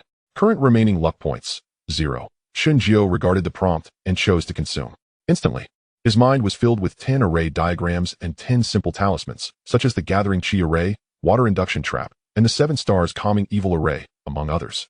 The talismans included the Gentle Breeze Talisman, House Settling Talisman, Yin Sealing Talisman, and Protective Amulet. Satisfied, he closed the panel. A little more ability meant a little more assurance of safety. In truth, he merely wished to engage in Feng Shui for profit, without entangling himself in the affairs of the underworld. However, he understood that some matters are not easily sidestepped. Once he accepted Baki's business, he was obligated to see it through, and to see it through inevitably meant confronting things best left untouched, such as human hearts, such as secrets, such as the choice between money and life. As evening descended, Temple Street buzzed with activity. Chen Jiu conducted a few transactions, each yielding modest sums. Yet they accumulated over time. The stuttering girl helped nearby, adeptly handling money and change, her demeanor sweet and lively. Take care, uncle. Come back again, Andy. It seemed she had genuinely set aside her previous fears, beginning to learn how to live like an ordinary girl. As they packed up for the night, Huanyo arrived. Jiu Ge, he said, his expression grim. Brother Baki asked me to tell you that Lao Liao has been found, but there was an accident. What kind of accident? Lao Liao is dead. Huanyo lowered his voice. This afternoon, outside Kowloon walled city, he was struck by a vehicle and died on the spot. Chen Jiu's heart sank. Such a coincidence. The stuttering girl, busy tidying the table, dropped the cloth in shock. What? Her voice trembled. What does the police say? Chen Jiu inquired. They claim it was an accident. Huanyo scoffed, but Brother Baki does not believe it. Lao Liao just came under our scrutiny. And then this happens. What are the odds of such an accident? So what now? Brother Baki is investigating, Huanyo said. Jiu Ge, be cautious these days. Lao Liao's backers may already know you are assisting Brother Baki. Chen Jiu nodded. Understood. Huanyo uttered a few more words before hastily departing. Chapter 10. Exposing the traitor. After Huanyo left, the stuttering girl picked up the cloth, her fingers trembling slightly. Jiu Ge. It's all right, Chen Jiu reassured her, patting her shoulder as he gathered his belongings to head home. On the way back, the stuttering girl walked closely beside Chen Jiu, frequently glancing around. Do not be afraid. Chen Jiu said. I'm not afraid. The stuttering girl insisted, though her hand clutched at the hem of Chen Jiu's clothing. It's just that it's dark every day, and the roads are treacherous. Chen Jiu chose not to call her out, merely slowing his stride. The night enveloped Temple Street in a kaleidoscope of neon lights and cacophonous voices. Yet, Chen Jiu felt an unsettling chill creeping up from the soles of his feet. It was not the yin energy of Feng Shui. Rather, it was the murderous intent lurking within human hearts. He suspected he was already being watched. However, although he could not gauge his own fortune, he observed that the stuttering girl had not encountered any misfortune recently, suggesting that he, too, should be safe. This was called reverse deduction. The stuttering girl seemed to sense something as well. She suddenly halted, removing a delicate silver chain from her neck, upon which hung a small Buddha statue. Brother Jiu, this is for you. She pressed the chain into Chen Jiu's hand. It was left to me by my mother. It has been blessed. You should wear it. Chen Jiu attempted to return it to her. No, no. The little stutterer grasped his hand, her gaze earnest to the point of being irresistible. You wear it. I am tough. I fear nothing, she declared, and without allowing Chen Jiu a chance to refuse, turned and strode forward briskly. Chen Jiu held on to the silver chain, still warm from her touch, watching her slender silhouette under the neon lights. Suddenly, he felt that although this world was fraught with peril, there were certain warmths worth safeguarding. 3 days later, in a temporary boardroom outside the warehouse in Oilseed City, Baki sat in a folding chair, smoking, the ashtray already overflowing with cigarette butts. Huanyo stood by the door, glancing outside intermittently, his expression particularly grim today. Chen Jiu sat opposite him, cradling a compass, the needle quivering slightly, pointing towards the southeast, the direction where Ah Zhong had gone to seek someone. Jiu. Baki flicked the ash. Are you certain there is still a mole in the warehouse? Absolutely, Chen Jiu replied, his gaze fixed on the compass. When we unearthed those 3 boxes of bones yesterday, I pondered how such a precise hexagram could be orchestrated by someone like Lao Liao, who merely oversees the warehouse. He must have had someone guiding him. Lao Liao is dead, Huanyo interjected, his voice low. He was hit by a vehicle. The police claim it was an accident. Too convenient. Chen Jiu shook his head. Just as we had him under surveillance, an accident occurs. That's a silencing act. Baki's eyes turned cold. Are you implying that the person who killed Lao Liao is the same one who directed him in setting up the hexagram? At the very least, they belong to the same group, Chen Jiu stated. Moreover, I suspect there is more than just Lao Liao involved within the warehouse.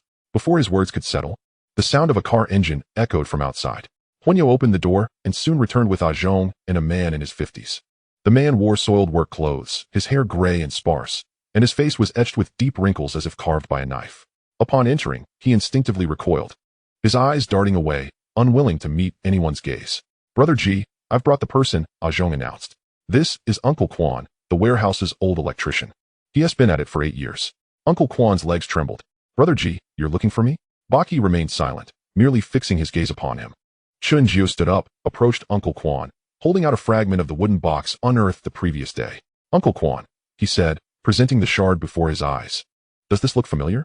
Uncle Quan glanced at it, his expression shifting slightly, yet he quickly shook his head. And no, I don't recognize it. Don't recognize it? Chen Jiu smiled faintly. Then how do you know this box is buried 1 meter deep in the northwest corner? Uncle Quan froze. I never said that. Indeed. You didn't, Chen Jiu replied, but the hem of your work pants is stained with the same red soil as this box. This type of soil is found only in the northwest corner of the entire warehouse. Uncle Quan instinctively looked down at his pant leg. Indeed, the edge of his trousers bore a ring of dark red stains. I walked by there while fixing the wires the day before yesterday, he stammered. Fixing wires? Chen Jiu pointed at the warehouse ceiling. There are no wires at the northwest corner. What were you repairing? Uncle Quan was rendered speechless. Baki rose, stepping in front of him. Uncle Quan, Lao Liao is dead. Uncle Quan shuddered. He was hit by a vehicle. Baki continued, locking eyes with him. The police say it was an accident, but I don't believe it. What do you think? I don't know. You don't know? Baki scoffed. Then do you know that Lao Liao's account suddenly increased by 20,000? Do you know his son just bought a motorcycle? Sweat began to bead on Uncle Quan's forehead. Chen Jiu seized the moment. Uncle Quan, your grandson is attending primary school in Kowloon City, right? His name is Ming. Uncle Quan's head snapped up, terror flooding his eyes. Don't harm my grandson. I have no intention of harming him, Chen Jiu replied calmly. But with Lao Liao dead, who do you think will be next? You? Or your grandson? Such words struck at the heart. Uncle Quan's legs buckled, and he fell to his knees. I'll talk. I'll tell everything. He wiped the sweat from his brow, his voice trembling. 3 months ago, Lao Liao approached me, saying there was a lucrative opportunity. What kind of opportunity? Baki inquired. Making some noise in the warehouse. Uncle Quan stammered, swallowing hard. He said someone was funding it, asking us to create disturbances each night to make the warehouse seem haunted. So if goods went missing, Brother Ji wouldn't suspect us. Who provided the funds? I don't know. Uncle Quan shook his head. Lao Liao said it was a middleman. He never met the principal. Who is the middleman? Uncle Quan hesitated, then whispered. Uncle Fa from the Tsaiji Mahjong Hall in Mongkok. Huanyo's eyes sharpened. Uncle Fa? That Chaozhou fellow. Baki glanced at Huanyo. Do you know him? I've heard of him, Huanyo replied. He is not with us or Lianqing. He is a lone wolf, specializing in under-the-table dealings. I've heard he has some connections in Thailand. Chen Jiu mentally noted it down. Uncle Fa, Tsaiji Mahjong Hall. Continue, Baki urged, his expression icy. Uncle Fa gave Lao Liao 3 wooden boxes, taught him how to bury them, and even instructed us in some ghostly tricks, Uncle Quan explained. Fumbling in his work pants pocket to retrieve a small cloth bag, trembling as he opened it. Inside were several items, a fine, hair-thin transparent fishing line, a small bottle of grayish-white powder, and a palm-sized copper piece with sharp edges. The copper piece can be hung in the ventilation, and when the wind blows, it creates eerie sounds. Uncle Quan pointed at the warehouse's ventilation duct. The powder, when applied to the corners of the boxes, glows at night, resembling ghostly flames. And the fishing line? Chen Xuan asked. Tied to the doorknob, Uncle Quan replied, his voice growing softer. From the second-floor window, when pulled gently, the warehouse door will open by itself, and it can even pull down the boxes. Baki kicked over a nearby stool in frustration. You fools. I pay you every month. And this is how you repay me. Uncle Quan cowered on the ground. Brother Ji, we were forced into this. Lao Liao said if we didn't comply, that person would target our families. Who is that person? Baki seized him by the collar. Chapter 11. The strings behind. I truly don't know. Uncle Quan cried. It was all Lao Liao and Uncle Fa who handled the money. Uncle Fa gave me 3,000. The warehouse fell silent, save for Uncle Quan's sobs. Chen Xuan picked up the bottle of powder, pouring a bit into his palm, bringing it close to his nose for a whiff. Phosphorus powder mixed with lime, he noted. Turning to Uncle Quan. This substance, when inhaled excessively, can cause dizziness and nausea, and prolonged exposure is harmful to the lungs. Didn't Uncle Fa inform you of this? Uncle Quan froze. I didn't know. Wasn't this mentioned by your instructor? Chen Xuan pressed, his gaze piercing. Or perhaps he never intended for you to live long. Uncle Quan's complexion turned ashen. Chen Xuan turned to Baki. Brother Ji, Lao Liao was silenced, not because of a breach in secrecy, but because. He paused. He knew too much and perhaps intended to withdraw. Baki's eyes narrowed. Are you suggesting that the person behind Uncle Fa planned to silence him from the very beginning? Very likely, Chen Xuan nodded. Such unsavory dealings are often discarded once used. That's the norm in this world. Huanyo cursed under his breath. So what about Uncle Fa now? He should still be alive, Chen Xuan replied. As the middleman, he knows more than Lao Liao. And the powers behind him still need him for the time being. But if we approach him, he'll become the second Lao Liao, Baki interjected. He released Uncle Quan, instructing Zhong, take him away, keep a close watch on him.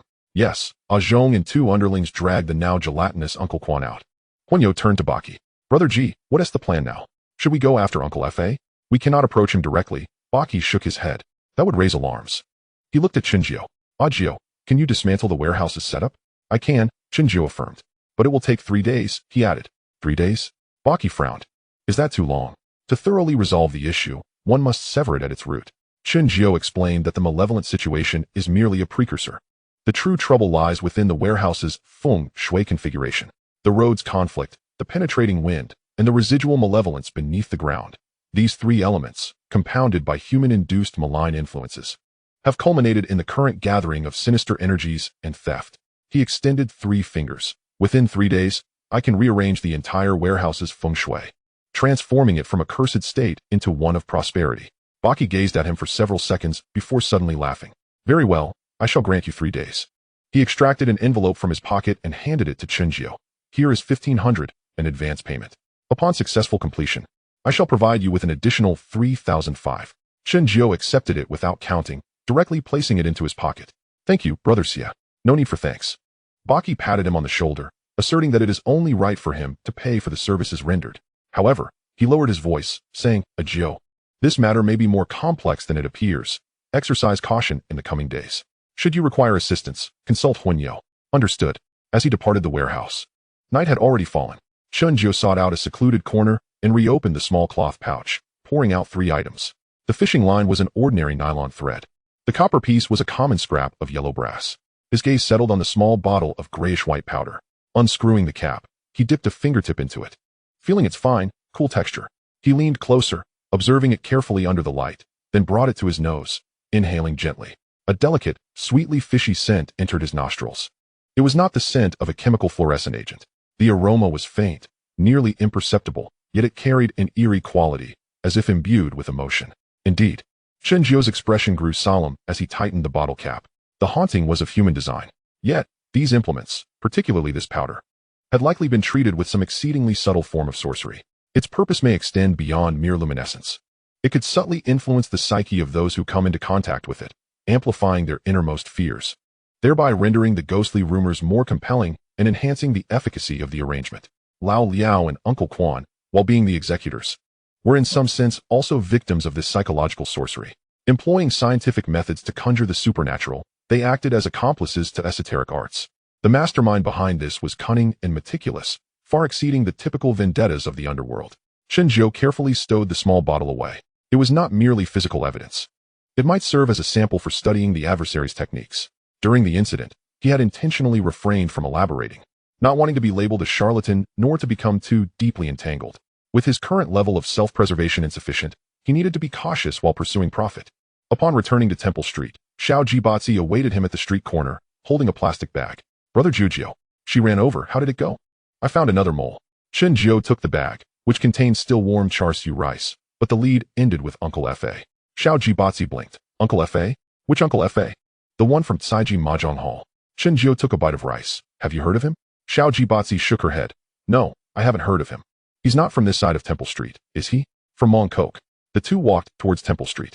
On the way, Xiao Jiebā suddenly said, Brother Jiu, I heard some news today. What? The big boss bee from Hongxing in Causeway Bay has been quite troubled lately. She whispered.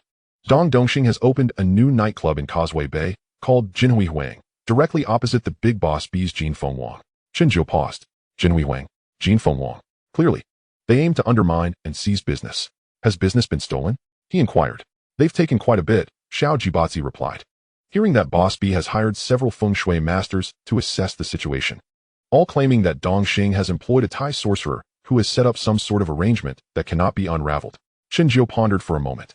This is an opportunity, but not for now. We will address it after resolving the warehouse issue, he stated. Upon returning to his stall, he found Lao Wang had already closed up. Upon seeing Chen Jiu, his expression was complex. Brother Jiu, he leaned closer and whispered. A few people came inquiring about you this afternoon. Chen Jiu's heart sank. Who were they? Strangers, not from Temple Street, Lao Wang replied. Asking where you set up your stall and what feng shui you were observing. I feigned ignorance and said I didn't know. Thank you. No need for formality. Lao Wang patted him on the shoulder. But Brother Jiu, please be cautious. I noticed something off about those few people. Chen Jiu nodded. Once Lao Wang departed, a thought crossed his mind, and the system interface appeared. Current fortune points, 0. Task progress. Identify the mole within the warehouse, completed. Gained, 10 fortune points. Total, 10 points. Remaining time for warehouse resolution task, 3 days. The lead on Uncle Fa could not be pursued for now. Yet, it was not a permanent exclusion. Once the warehouse matter was settled and he established himself with Baki, he would investigate slowly. Night deepened. Chen Jiu packed up his stall and returned to his residence with Xiao Jiebā. Upon reaching the ground floor, he noticed the landlady's door ajar. The sound of mahjong emanating from within. Hulo, Ching, Ese. The landlady's excited voice rang out. Spotting Chen Jiu and Xiao Jiebā, she waved them in. Brother Jiu, come in for some tea. The two entered. The landlady's face glowed with excitement. Piles of cash on the table. Brother Jiu, thanks to your fortune, I've won over 500 tonight. Chen Jiu smiled. Good luck. What luck? It is your calculations that are precise. The landlady enthusiastically poured tea, exclaiming that when it came to betting on horses, she would back whoever he suggested. Truly miraculous. Xiao Jiebā stifled a laugh nearby. Upon returning to their third-floor room, Xiao Jiebā closed the door and finally burst into laughter. The landlady has never been this generous. Chen Jiu chuckled as well. He approached the window, gazing out at Temple Street. In the night, Hong Kong shimmered with neon lights, the interplay of light and shadow. In this world, there exists the underworld, schemes, and the cycle of life and death. Yet, there is also warmth, loyalty, and things worth protecting. Brother Jiu, Xiao Jiebā approached his side. Will you always be this formidable? I do not know, Chen Jiu replied, but I will do my utmost. Then I shall always follow you, Xiao Jiebā earnestly said. Helping you gather information, assist you with money, and support you. She did not finish her sentence. Her cheeks slightly flushed. Chen Jiu remained silent, merely reaching out to tousle her hair. Xiao Jiebā's face reddened further, yet she did not shy away. Chen Jiu gazed out at the night sky, inwardly sighing. Chen Haonan. I apologize. Such a wonderful girl as Xiao Jiebā.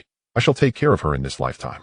Following you into the underworld, her fate would be too tragic. By being by my side, at least I can protect her. Early the next morning, upon arriving at the warehouse, Chen Jiu found Baki and Huanyo standing there with grim expressions. Jiu, something has happened. What happened? Caiji Mahjong Hall was burned down last night. Huanyo gritted his teeth. Uncle Fa died inside, reduced to ashes. Chen Jiu's heart sank. When did this occur? At 3 in the morning. Baki stated that when the fire truck arrived, the entire hall was already engulfed in flames.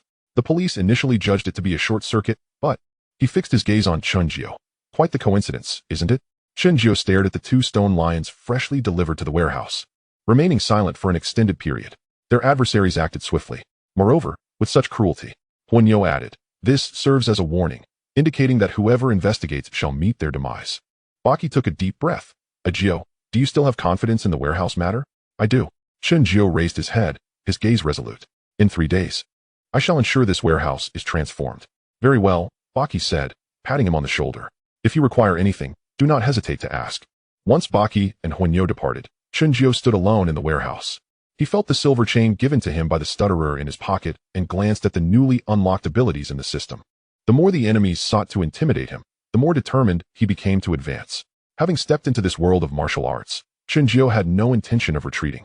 Chapter 12. The Method of Resolution. By the time Chen Jiao returned to Temple Street from the warehouse, dusk had settled. As he took a seat at a stall, the stutterer approached with a steaming bowl of wonton noodles. Brother Jiao, have something to eat. The broth was adorned with scallions, and the wonton skins were thin, filled generously. Chen Jiao accepted the bowl, the warmth dispelling the chill he had brought back from the warehouse. Thank you. No need for such politeness, the stutterer replied, sitting beside him, resting her chin on her hand as she watched him eat. How was your day? Did Baki give you a hard time? Not at all. Chen Jiao replied after a mouthful of noodles, but the situation is more complicated than I had anticipated. He briefly recounted the incident involving Uncle Fas silencing. The stutterer's eyes widened in shock. Does that mean there are no leads left? On the surface, yes. Chen Jiao sipped the broth, but the more it appears this way, the more it indicates that those behind it fear our investigation. He set down the bowl, producing paper and pen from his pocket, and began to draft a list by the light of the oil lamp at the stall. What is this? The stutterer leaned over to see. Items required to resolve the warehouse's feng shui. Chen Jiao explained as he wrote. 50 pounds of quicklime, 7 peach tree branches aged 3 years or more, a pair of consecrated stone lions, and 3 bowls of blood from freshly killed roosters. His handwriting was neat and vigorous, listing 7 or 8 items in total. The stutterer blinked in disbelief. Are these really useful? Indeed, Chen Jiao affirmed, completing the last stroke and blowing on the ink to dry it. Feng Shui is half environmental science and half psychological suggestion, but as long as it proves effective, that suffices. Just then, Baki's vehicle stopped at the street corner. He stepped out and approached, his expression improved since the afternoon, yet still laden with gravity.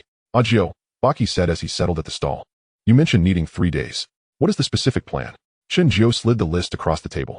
Brother Ji, please prepare according to this list. We shall commence work tomorrow at noon. Baki took the list, scrutinizing it under the lamp's glow. Quicklime, peach tree branches, stone lions. I understand the rooster's blood, as it is commonly used to ward off evil. But what of the quicklime and peach branches? Quicklime can sterilize and disinfect, dispelling the residual miasma of corpses beneath the ground, Chen Jiao elucidated. Peachwood contains peach ketone, which indeed has insect-repelling and antibacterial properties. The ancients spoke of exorcism for good reason. And the stone lions? Road-penetrating malevolence is a tangible physical issue. Chen Jiao gestured toward the warehouse. A direct path leads straight to the entrance, allowing the energy to flow in and out without retaining wealth. Placing the stone lions at the entrance will not only help block some of the direct energy flow, but, he paused thoughtfully, it will also reassure those who navigate this world, as rumors of hauntings in the warehouse have circulated for half a year. Properly positioning the stone lions will at least instill some confidence in my subordinates. Baki regarded him for several seconds before suddenly breaking into a smile. Jiao, you are the most pragmatic feng shui master I have ever encountered. He folded the list and tucked it into his pocket. I will have the items ready by tomorrow morning. What else do you require? Labor, Chen Jiao replied. I need 6 strong and healthy young men, preferably those with no guilty past. How do we select them? I will handle that, Chen Jiao stated. Baki nodded. Very well, anything else? Chen Jiao thought for a moment. We also need 7 new oil lamps, ones that have never been lit. Oil lamps. Baki looked puzzled. We use electric lights now. The flame of an oil lamp represents yang fire, while electric light is yin light, Chen Jiao explained. To dispel the yin energy, we must use yang fire. I see. Baki stood, counting out $500 from his wallet and placing it on the table. Take this for now, you will need it tomorrow. Once Baki's vehicle drove away, the stutterer quietly asked, Brother Jiao, do we really need so many items? Yes, Chen Jiao replied, tucking away the money. It could be even more complicated, but I am only selecting what is necessary. He turned to the stutterer. Tomorrow, I need you to assist me. What kind of assistance? Join me in procuring the items.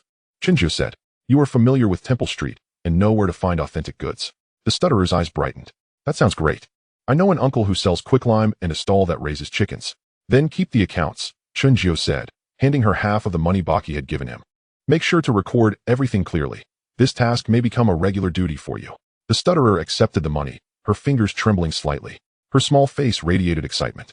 Brother Jiao, do you believe in me? If not you, then who? Chen Jiao smiled. Among those I know in Temple Street, you are the most reliable. His words were sincere. In the days since his arrival, the stutterer was the only one who had offered assistance without questioning his motives or reasons. Her eyes glistened with unshed tears as she nodded vigorously. I will do my utmost. The following morning, as dawn broke, Chen Jiebā was awakened by the stutterer. Yawning and rubbing his bleary eyes, he found her standing before him, bright and lively, dressed in a clean shirt and trousers, her hair neatly arranged, and a canvas bag slung over her shoulder. She appeared tall and sprightly, her demeanor charmingly vivacious. Why so early? Chen Jiebā rubbed his eyes. To go early and return early, the stutterer replied cheerfully. I've already inquired. We need to buy quicklime from a building materials store in Xiao Jiebā. The peach branches from the new territories and the rooster's blood can be found at the market. She recounted her findings with evident enthusiasm, clearly having done her homework the previous night. After Chen Jiebā completed his morning routine, the two set out. Their first destination was Xiao Jiebā. As the building materials store opened, the owner, a bald old man, was squatting at the entrance, enjoying his breakfast. Sir, I would like to purchase 50 pounds of quicklime, Chen Jiebā stated. The old man looked them over. Young man, what do you need quicklime for? Renovation? That is correct, Chen Jiebā replied succinctly. The old man did not press further, rising to lead them to the backyard. The warehouse was filled with various building materials, the air thick with the scents of cement and lime. Is this amount sufficient? The stutterer gazed at the large bag of quicklime. Can you carry 50 pounds? The old man asked. Chen Jiebā tested the weight, confirming it was indeed heavy. Just as he was about to speak, the stutterer already pulled out a small notebook. Sir, can you deliver it? To the warehouse in Yao Ma Ti, adding $20 for transportation. The old man chuckled. The young girl knows how to do business. Very well. It will be delivered this afternoon. After paying, the stutterer noted the transaction in her notebook. Quicklime, 50 pounds, $80, plus 20 for delivery. Her handwriting was somewhat crooked, yet each stroke was earnest. Their second stop was the new territories. The two took a minibus out of the city, watching the scenery shift from dense tenement buildings to sparse village homes. The stutterer, seated by the window, gazed at the fields outside and softly remarked, I haven't been out of Kowloon in ages. Have you been here before? Once, when I was little, with my mother, she replied, her eyes drifting into a distant memory, back when my mother was still with me. She did not finish her thought, but Chen Jiebā understood. He said nothing, simply reaching out to gently pat her shoulder. The stutterer flinched slightly, but did not shy away. She bit her lip, suddenly tilting her head, naturally resting it against Chen Jiebā's shoulder, her hand subtly linking with his arm. The movement was swift, as if rehearsed, but once completed, she immediately turned her gaze to the window, leaving only the tips of Chen Jiebā's ears tinged with red. The reflection in the bus window showed her feigned calmness, alongside the faint curve of her lips that betrayed her excitement. Chen Jiebā chose not to expose her, allowing her to lean against him. The minibus swayed gently as it traversed the road, and the fields outside receded behind them. Little Stutter's hands remained tightly clasped. Chapter 13. The opponent made a move. At the entrance of a village in the new territories, they discovered a peach orchard. The guardian of the forest was an elderly farmer, who furrowed his brow upon hearing they needed peach tree branches. Young lad, you mustn't recklessly cut down peach trees. It brings bad feng shui. Uncle, we are not cutting recklessly, Chen Jiebā explained. The feng shui of the warehouse is problematic and needs the peach wood to resolve it. He produced $200. We only need 7 side branches that are over 3 years old. It won't harm the trees. The old farmer hesitated for a moment, eyeing the money. You truly only need the side branches? Indeed, just the side branches. The old farmer nodded and led them into the grove, selecting 7 robust side branches to cut down, of moderate thickness. Little Stutter meticulously examined each branch, ensuring there were no wormholes or cracks before allowing Chen Jiebā to pay. 7 peach branches for 200. She noted it down in her notebook. On the return journey, Little Stutter clutched the bundle of peach branches as if it were a treasure. Brother Jiebā, will these truly ward off evil? They will, Chen Jiebā replied. At least they will instill belief in their efficacy. The third stop was the Temple Street Market. The chicken stall owner was a plump woman who, upon hearing they needed rooster blood, grinned widely. Young lad, are you performing a ritual? Sort of, Chen Jiebā replied. You need them freshly killed, right? The woman retrieved 3 vigorous roosters from their cage, asking, how about these? They are all free-range and full of vitality. Chen Jiebā inspected them, nodded, and said, these 3 will do. The woman deftly took a knife to bleed them, filling 3 bowls with fresh, crimson rooster blood, sealing them with oil paper. Use them while they're fresh. They lose efficacy if kept too long, she cautioned. Thank you. After purchasing the rooster blood, their list of items was nearly complete. Little Stutter flipped through her notebook, calculating costs. Lime is 100, peach branches 200, rooster blood 30, and we still have 170 left. What about the stone lions? Brother G said he would handle it himself. Little Stutter closed her notebook, saying, I asked old Wong to buy the kerosene lamps. He has connections. Chen Jiao felt a stir in his heart as he observed little Stutter's earnest demeanor. This girl, seemingly carefree, proved to be quite reliable when she focused. She would make a commendable partner. What a pity she was caught up in the underworld with Chen Xuan. Returning to the present, he took her hand and said, "Let us go eat, it's on me." They found a street-side eatery and ordered 2 dishes. While waiting for their food, little Stutter suddenly inquired, "Brother Jiao, where did you learn these skills?" Chen Jiao paused. "They are family traditions. Your family used to do this?" Once upon a time. He reminisced about fragmented memories from his predecessor's life, like nights when his grandfather fanned himself while discussing Feng Shui and his father polishing a compass. Vague, yet undeniably present. But what happened afterward? Chen Jiao shook his head. "It's gone." Little Stutter sensed his reluctance to elaborate and deftly shifted the topic. "So, what are your plans for the future? Will you just set up a stall on Temple Street?" "First, we need to establish a foothold," Chen Jiao replied. "Once the warehouse issues are resolved and our reputation is established, we'll take on larger business ventures." "Such as?" Chen Jiao recalled the information Little Stutter mentioned yesterday about the nightclub owned by Tycoon B in Causeway Bay. Little Stutter's eyes sparkled. "Can I go with you?" "Yes," Chen Jiao said, "but it depends on the timing." Just then, the eatery owner approached with an iron tray. With a clatter, 2 steaming plates were set before them. One dish was dry-fried rice noodles, glossy with soy sauce, with thick slices of beef, crisp bean sprouts, and a delightful wok hei.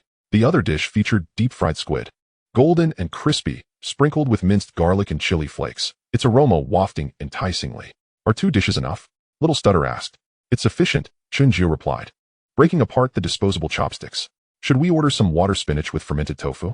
Now that he had money, he no longer had to gnaw on frozen char siu buns. "Sounds great." Little Stutter's eyes squinted into crescent moons. The water spinach arrived shortly, drizzled with fermented tofu sauce, a vibrant green. They immersed themselves in their meal. The rice noodles had a robust wok hei, the squid was crispy yet tender, and the water spinach was refreshing. The bustling atmosphere of the street-side eatery, mingled with the aroma of food, was the most genuine flavor of Hong Kong in this era. After their meal, they returned to Temple Street, where Old Wong had already bought the kerosene lamps. 7 brand-new lamps, their glass shades polished to a shine. "Brother Jiao, as you instructed, they are entirely new," Old Wong said in a hushed voice. "But may I ask one more thing? Are you really going to help Baki with the warehouse?" "What's wrong?" Old Wong hesitated. "Baki's reputation isn't the best in the underworld. Helping him could offend others." Chen Jiao understood Old Wong's good intentions. "Thank you, Old Wong," he replied, "but in this world, sometimes one has no choice." "True," Old Wong patted him on the shoulder. "Just be careful." In the afternoon, the lime was delivered to the warehouse. When Chen Jiao went to inspect it, Baki and Huinyo were already waiting.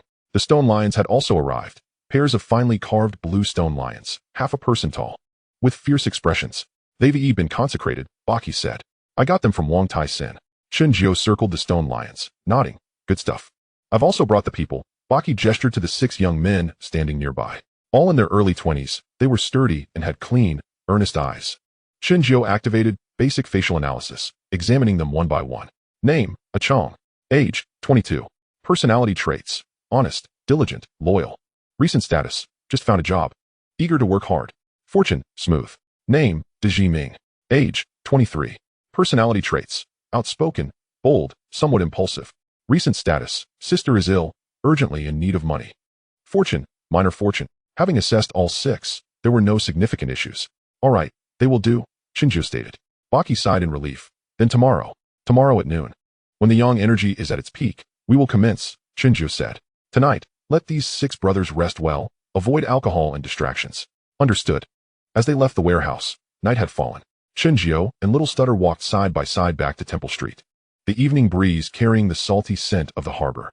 "Brother Jiao," Little Stutter suddenly said, "I feel like you're really impressive now." What prompted this sudden remark? "I just feel that way," Little Stutter replied softly. "When I first met you, you were sleeping on the street, and now even Brother G listens to you." Chen Jiao chuckled. "It's just luck." "No, it's not just luck," Little Stutter shook her head. "You truly possess skill." She stopped walking, looking earnestly at Chen Jiao. "Brother Jiao, wherever you go in the future, I will go with you." In the night, her eyes sparkled brightly. Chen Jiao felt warmth in his heart and reached out to ruffle her hair. "All right. Ding. Task progress. Materials for resolution gathered. Personnel in place. Reward, 5 fortune points. Current fortune points, 15. Tomorrow's task. Set up the 7-star town evil subduing formation to thoroughly dispel the warehouse's negative energy. Difficulty, beginner. Reward, 15 fortune points. Deep trust from Baki. New task line unlocked. The system prompt chimed at the right moment. Chen Jiao closed the interface and gazed toward the warehouse in the distance. Tomorrow would mark the first official arrangement of a Feng Shui formation since his arrival in this world. Failure was not an option. In the dead of night, Chen Jiao prepared the talismans he would need for the following day. Little Stutterer has fallen asleep, her breathing steady. Outside the window, the temple street gradually quiets down, with only a few stalls still illuminated. Suddenly, an urgent knocking sound reverberates from downstairs. Brother Jiao, is Brother Jiao there? Huanyo's voice is filled with anxiety. Chen Jiao's heart tightens as he descends to open the door. Huanyo stands outside, his complexion grim. Brother Jiao, something has happened. What's wrong? The 6 brothers. Huanyo gasps. All suffered from severe stomach pains and were rushed to the hospital.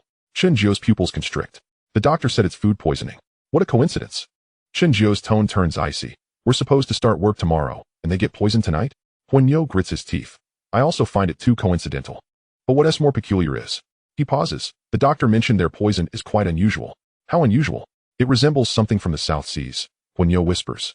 An old doctor at the hospital, who previously stayed in Malaya, said this type of poison resembles the plagues used by sorcerers. A heavy weight settles in Chen Jiao's heart. The South Seas. Sorcerers.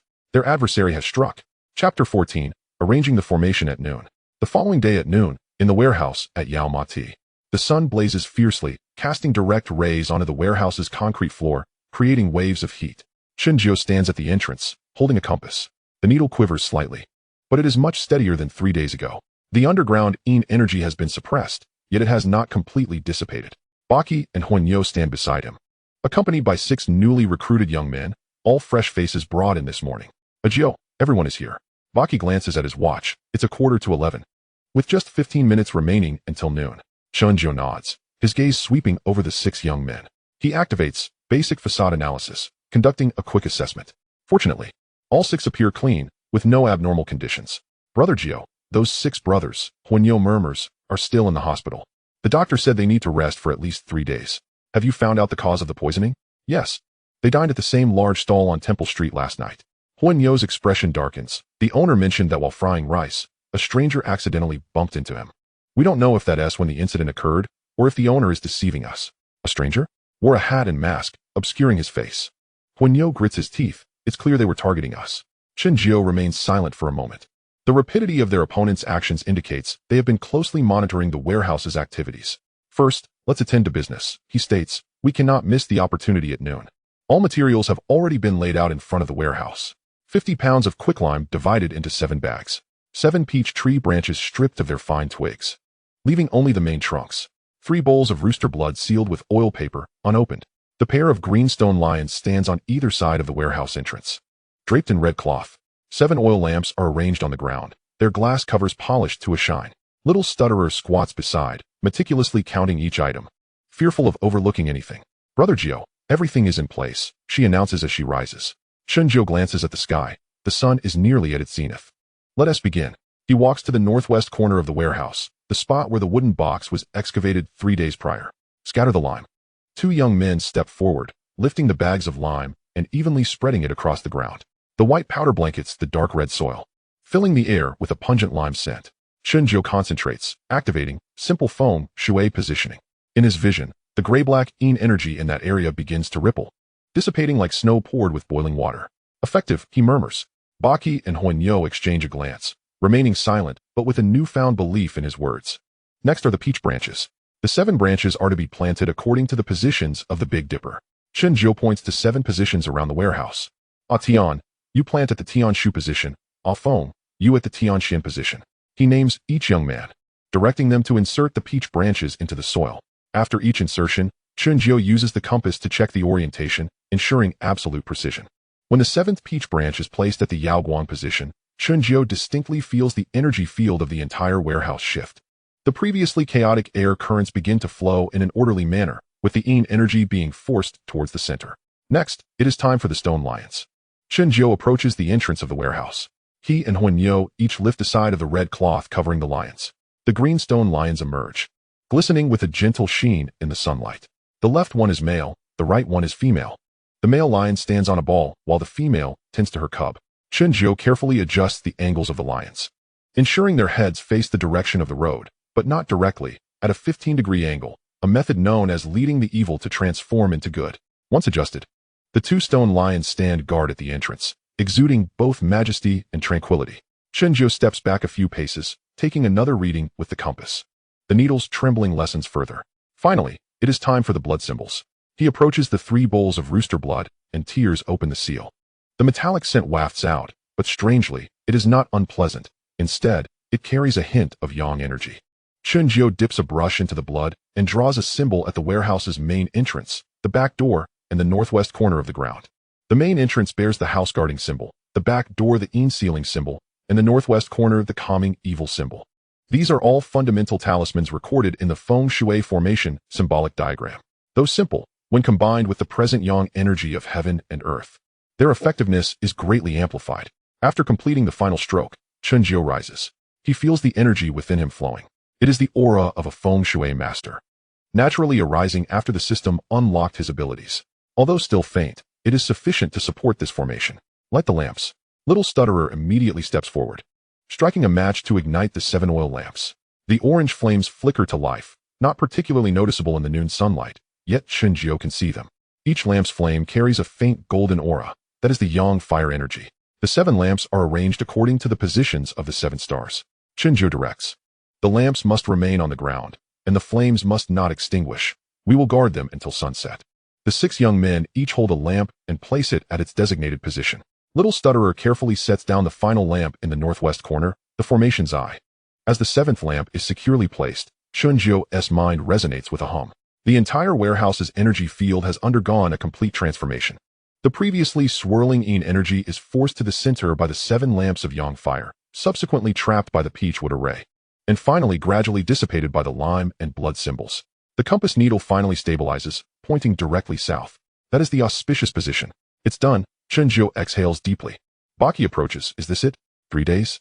Chen Xuan replies. Within 3 days, the warehouse will no longer experience loss or strange occurrences. Then we will have succeeded. Huanyo gazes at the peach branches and oil lamps. Do we need to keep these items here? The peach branches must remain for 7 days. The lime for 3 days, and the blood symbols should be left until they naturally dry, Chen Xuan instructs. The oil lamps are the most crucial. They must be guarded until sunset, with the flames unextinguished and people present. He turns to the 6 young men holding lamps. Thank you all for your hard work. Your pay will be doubled today. The young men nod, taking their positions with the lamps. Baki pulls a cigarette from his pocket and hands one to Chen Xuan. Jiao, I truly appreciate your help this time. Chen Xuan accepts the cigarette, and Huanyo leans in to light it. The 3 stand at the entrance of the warehouse, smoking and observing the gradually stabilizing energy within. Brother Ji. Chen Xuan exhales a puff of smoke. There's something I'm uncertain whether I should mention. Go ahead. This matter, I fear, is far from over. Chen Xuan lowered his voice, stating, Lao Liao is dead, and Uncle Fa has met the same fate. However, the forces behind them remain. This time, they failed to poison us, but next time, they may be even more ruthless. Baji's gaze turned icy. I am aware. I can mitigate the feng shui of the warehouse, but the demons lurking in men's hearts. Chen Xuan shook his head. You must confront yourself, Brother Ji. After a prolonged silence, Baji suddenly chuckled. Jiao, you are quite an intriguing person. He patted Chen Xuan on the shoulder. In 3 days. If the warehouse is indeed peaceful, the remaining payment of 3,500 will be delivered in full. Moreover, he paused, I own a bar in Mongkok, and business has not been thriving of late. Once the warehouse issues are resolved, could you lend me a hand? Chen Xuan felt a stir in his heart. This indicated that his foothold in Hong Kong was temporarily secure. However, to aspire for greater development, he must continue to expand his reputation. He had no desire to entangle himself with these gangsters, yet their presence was unavoidable, given that his first stop in this realm was Temple Street, a place rife with either gangsters or streetwalkers. Very well, Chen Xuan nodded. I am familiar with Mongkok. Just then, a system notification appeared. Ding. Successfully set up the 7 stars towning formation, gaining 15 fortune points. Consumed 5 fortune points to enhance the formation's effect. Current fortune points, 25. Formation effect, continuously dispelling malevolent spirits, enhancing the warehouse's atmospheric stability. Duration, 7 days. Task progress, 85 completion of warehouse dispelling. Remaining, 3 days verification period. Chen Xuan closed the interface. Exchanging 5 points of fortune for a 7-day enhancement of the formation was indeed worthwhile. Chapter 15, The Silly Girl with a Stutter. As noon passed and the sun began its descent, Chen Xuan instructed the stuttering girl to buy a boxed meal and beverages from a street vendor, which he shared with the 6 young men guarding the lamps. He himself, along with Baji and Huanyo, sat in the shade at the entrance of the warehouse to dine. Jiao, Ba Ji inquired between bites. Who did you learn these skills from? It's a family tradition, Chen Jiu replied succinctly. My grandfather taught me. Is your grandfather also a Feng Shui master? You could say that. Chen Jiu recalled fragmented memories of his previous life. His elder had once remarked that Feng Shui was not superstition, but rather an ancient understanding of environmental science derived from observing the heavens and the earth. Huanyo interjected. What about ghosts? Do they really exist? Chen Jiu smiled. After all these years, I have yet to encounter a genuine ghost. But I have met many individuals with ghosts in their hearts. They are far more terrifying. This statement rendered both Ba Ji and Huanyo silent. Upon finishing their meal, Chen Jiu inspected the 7 lamps once more. The flames burned brightly, without issue. He approached the lamp in the northwest corner, the formation's focal point, which was of utmost importance. The stuttering girl squatted beside the lamp, her eyes fixed unwaveringly on the flame. Are you tired? Chen Jiu asked. No, not at all. She shook her head. Jiu, this lamp really cannot be extinguished? It cannot. Chen Jiu sat beside her. If it goes out, the formation will be broken. Then I shall guard it continuously. Chen Jiu gazed at her earnest profile, warmth swelling in his heart. This girl, though sometimes a bit foolish, was remarkably reliable in her tasks. Once this matter is concluded, he promised, I will take you out for a nice meal. Really? Indeed. The stuttering girl beamed. Her eyes crescent-shaped with delight. As the sun dipped below the horizon, the warehouse gradually darkened, yet the light from the 7 oil lamps appeared to grow ever brighter. The amber flames flickered, casting the shadows of peach branches onto the ground, creating peculiar patterns. Chen Jiu consulted his compass several times, noting that the atmospheric energy remained stable. He felt a sense of relief. It seemed the formation had indeed succeeded. At sunset, the final rays of sunlight vanished from the sky. Chen Jiu rose. All right. The lamps can be extinguished now. The 6 young men cautiously approached, carefully blowing out the lamps and storing them away. Ba Ji approached. Jiu, you've worked hard today. It's nothing, Chen Jiu replied. For the next 3 days, I will check the atmospheric energy at noon and midnight. Should any anomalies arise, feel free to contact me, but I am powerless against those who orchestrate from behind the scenes. Chen Jiu preferred not to delve too deeply into the matter. Ba Ji paused momentarily, then smiled. Understood. As they departed the warehouse, the night had fully enveloped the surroundings. The stuttering girl trailed beside Chen Jiu, her steps slightly unsteady. After squatting all day, my legs have gone numb. Chen Jiu supported her. Take your time. I'm fine, she blushed. It's just that my legs feel a bit numb. The two strolled back towards Temple Street at a leisurely pace. In the night-shrouded Hong Kong, neon lights flickered, and traffic flowed like a river. Passing by an electrical appliance store, the television in the window was broadcasting news. Recently, incidents of public disorder have surged in the Causeway Bay area, and the police have urged citizens to exercise caution when venturing out at night. The screen shifted to scenes of Causeway Bay's streets, briefly showcasing the dazzling sign of the Golden Splendor nightclub. Chen Jiu halted, fixated on the television screen. Jiu? The stuttering girl asked. It's nothing. Chen Jiu averted his gaze. Let us go. In the deep of night, as the stuttering girl fell asleep, Chen Jiu busied himself with talismanic drawings, preparing for his visit to Ba Ji's bar in Mong Kok 3 days hence. Suddenly, a soft sound echoed from outside the door. His pen paused mid-stroke, his expression turning cold. Rising, he stealthily approached the front door, straining to listen. Outside, 2 voices whispered conspiratorially. What is the background of this Feng Shui master? Why are we being summoned in the dead of night to eliminate him? Who knows? He's just a hired hand. Quick about his work. After we finish this job, we can head to Golden Splendor for some fun. I've heard that this kid has a pretty girlfriend. Why waste money at Golden Splendor? Makes sense. Listening to their furtive chatter, Chen Jiu couldn't help but smile. He possessed the 3-day fortune preview. Although he could not see his own fortune, the stuttering girl was with him every day. Each morning, he ensured to conduct a thorough check on her to confirm that her fortune was stable and devoid of danger before stepping out. This served as a reference point for comparison. The system's functions may have been dormant, but the living were not. Cheating and gaming the system were indeed possible. He had previously foreseen that someone would attempt an ambush on him that very night. Hence he had made adequate preparations in advance. The 2 outside were still attempting to pick the lock when Chen Jiu silently retreated to the inner room, seizing a stone he had prepared earlier and tossing it out the window. Below, Ba Ji's men, who had been stationed there at Chen Jiu's request, peeked out upon hearing the noise. They observed the upstairs lights flickering 3 times and swiftly converged on the scene. Meanwhile, Chen Jiu returned, now armed with a knife and some lime powder. Suddenly, hurried footsteps echoed in the corridor, startling the 2 clumsy intruders. In a split second, Chen Jiu flung the door open. Hey, he shouted, startling the duo, causing them to tremble and drop their knives. However, before they could react, Chen Jiu hurled the lime powder at them. What the hell? My eyes. Immediately seizing the moment while they shielded their eyes, Chen Jiu swung the knife with precision. One strike for each, without mercy. Ah! The chilling screams echoed like that of slaughtered pigs, and Chen Jiu swiftly delivered a kick to one of them, targeting his waist. The floor, previously doused in oil and scattered with thumbtacks, was slippery. The man lost his balance and crashed into the other, causing both to tumble down the stairs like bowling pins. After the commotion subsided, Ba Ji's men finally arrived, staring in shock at the scene before them. Jiu. It's me, Ji. Jiga sent me to take care of your. A robust man at the forefront bellowed. Chen Jiu nodded gently. Please convey my gratitude to Brother Ji. The remaining matters are in your capable hands. Understood. The burly man signaled to his subordinates, who seized the two individuals like chicks, brazenly daring to disturb Brother Ji. Spare us, brave sir. We merely sought to pilfer a few items. Steal? I hardly believe that. Beat them.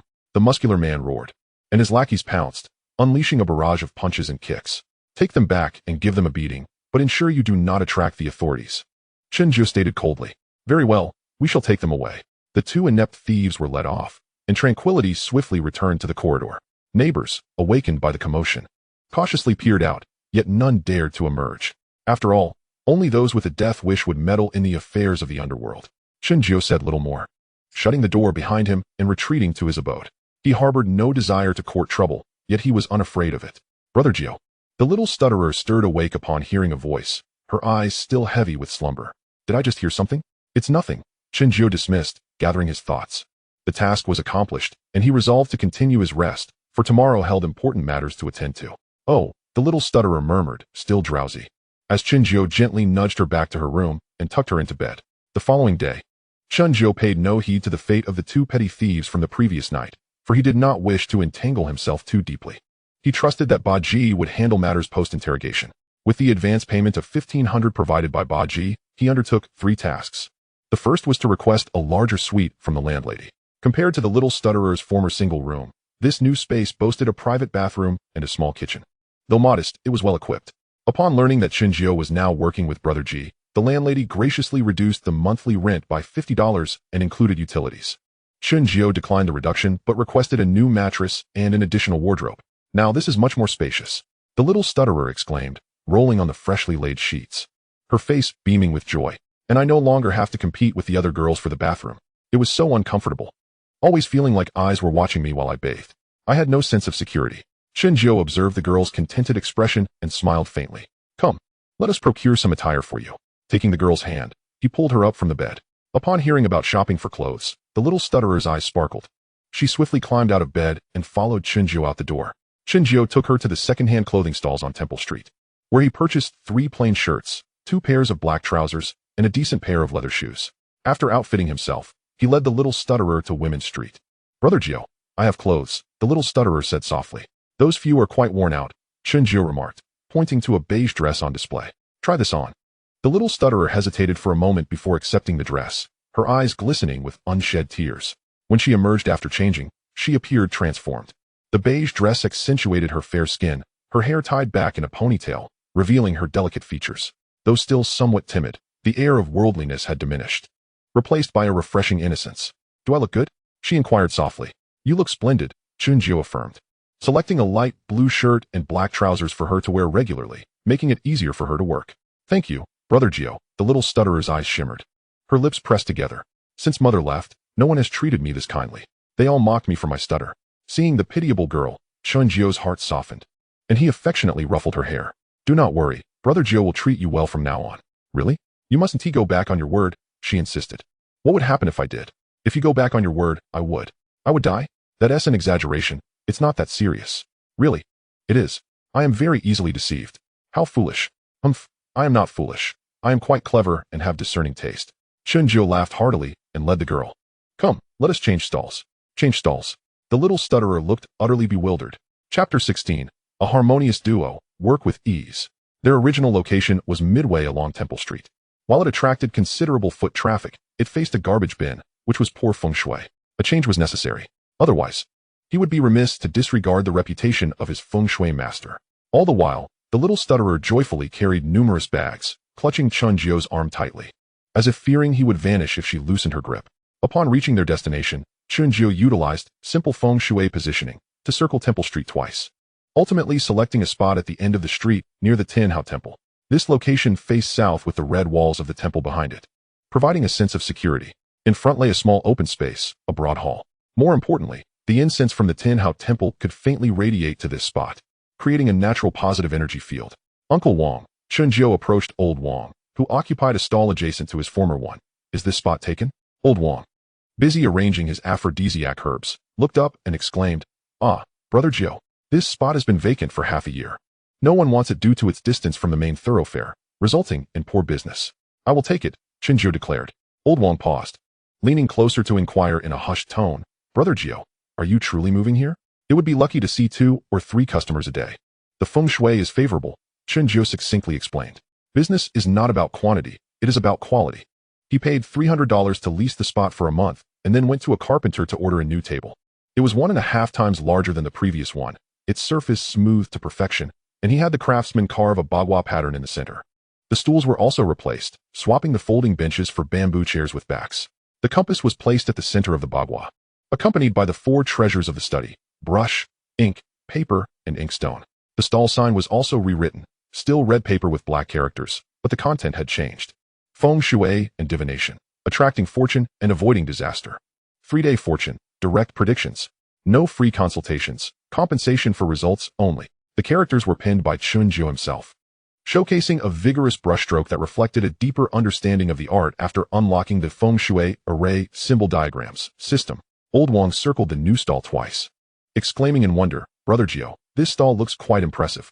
The little stutterer's eyes sparkled even more as she wiped the table with a cloth, anxious to keep it dust-free. Once the stall was set up, it was already afternoon. Chen Jiao settled into a bamboo chair, while the little stutterer took a small stool beside him. Brother Jiao. She suddenly remembered something. This morning while buying breakfast, I heard that there was another fight on Portland Street last night. Who was involved? It was the people from Helian Sheng, along with a few Chaozhou men. The little stutterer recalled. I believe it was over gambling profits. Chen Jiao felt a jolt of interest. Helian Sheng. Firebull was indeed associated with Helian Sheng. Anything else? The little stutterer rummaged in her pocket and produced a small notebook where she had kept records, her expression one of pride. I wrote everything down. Chen Jiao took the notebook and opened it. The handwriting was still somewhat shaky, but the details were clearly noted. At 7 a.m., at the entrance of Temple Street, 2 Jiao boys from Dongxing collected protection fees, getting into an argument with an old woman selling fish balls.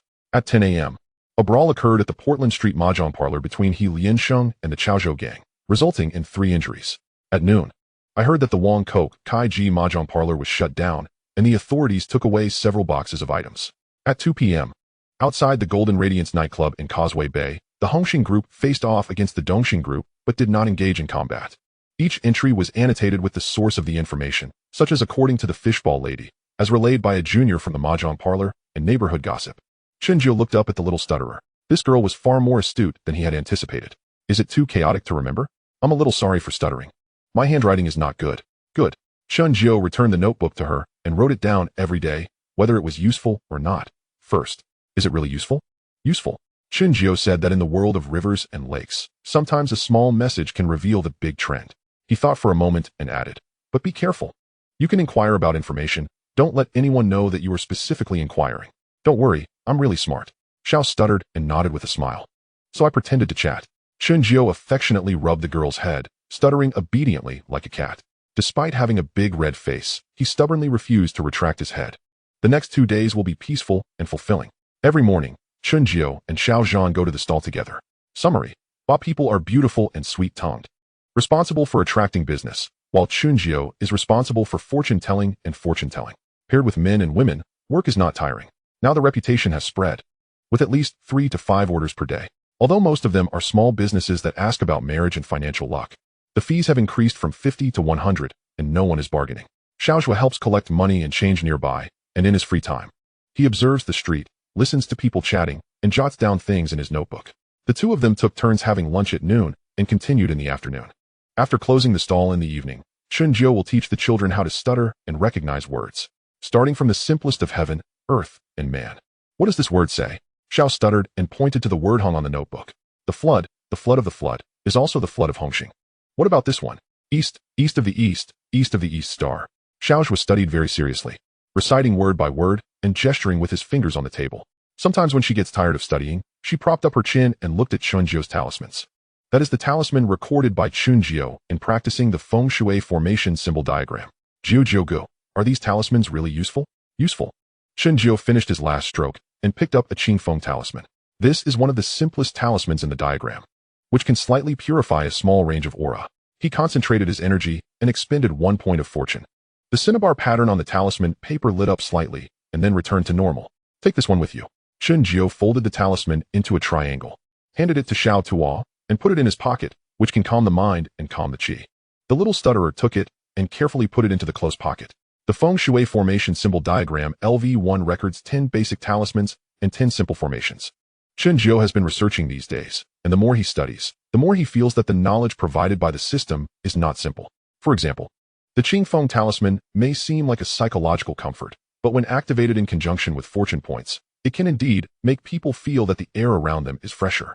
For example, in the Anjai formation, placing 5 copper coins in a specific direction can slightly improve the atmosphere of the room. Chen Xuan tried renting a house, and Xiao Jiebā slept soundly that night. If only it could unlock more advanced formations, Chen Xuan would look at the system interface. Current fortune point, 25. Unlocked. Feng Shui formation symbol diagram LV1. Next level, LV2, requires cumulative use of the talisman array 20 times to unlock 50 fortune points. LV2 will unlock. Intermediate talisman 5. Intermediate formation 3, temporary talisman drawing function. Temporary talisman drawing function? Chen Xuan carefully read the explanation.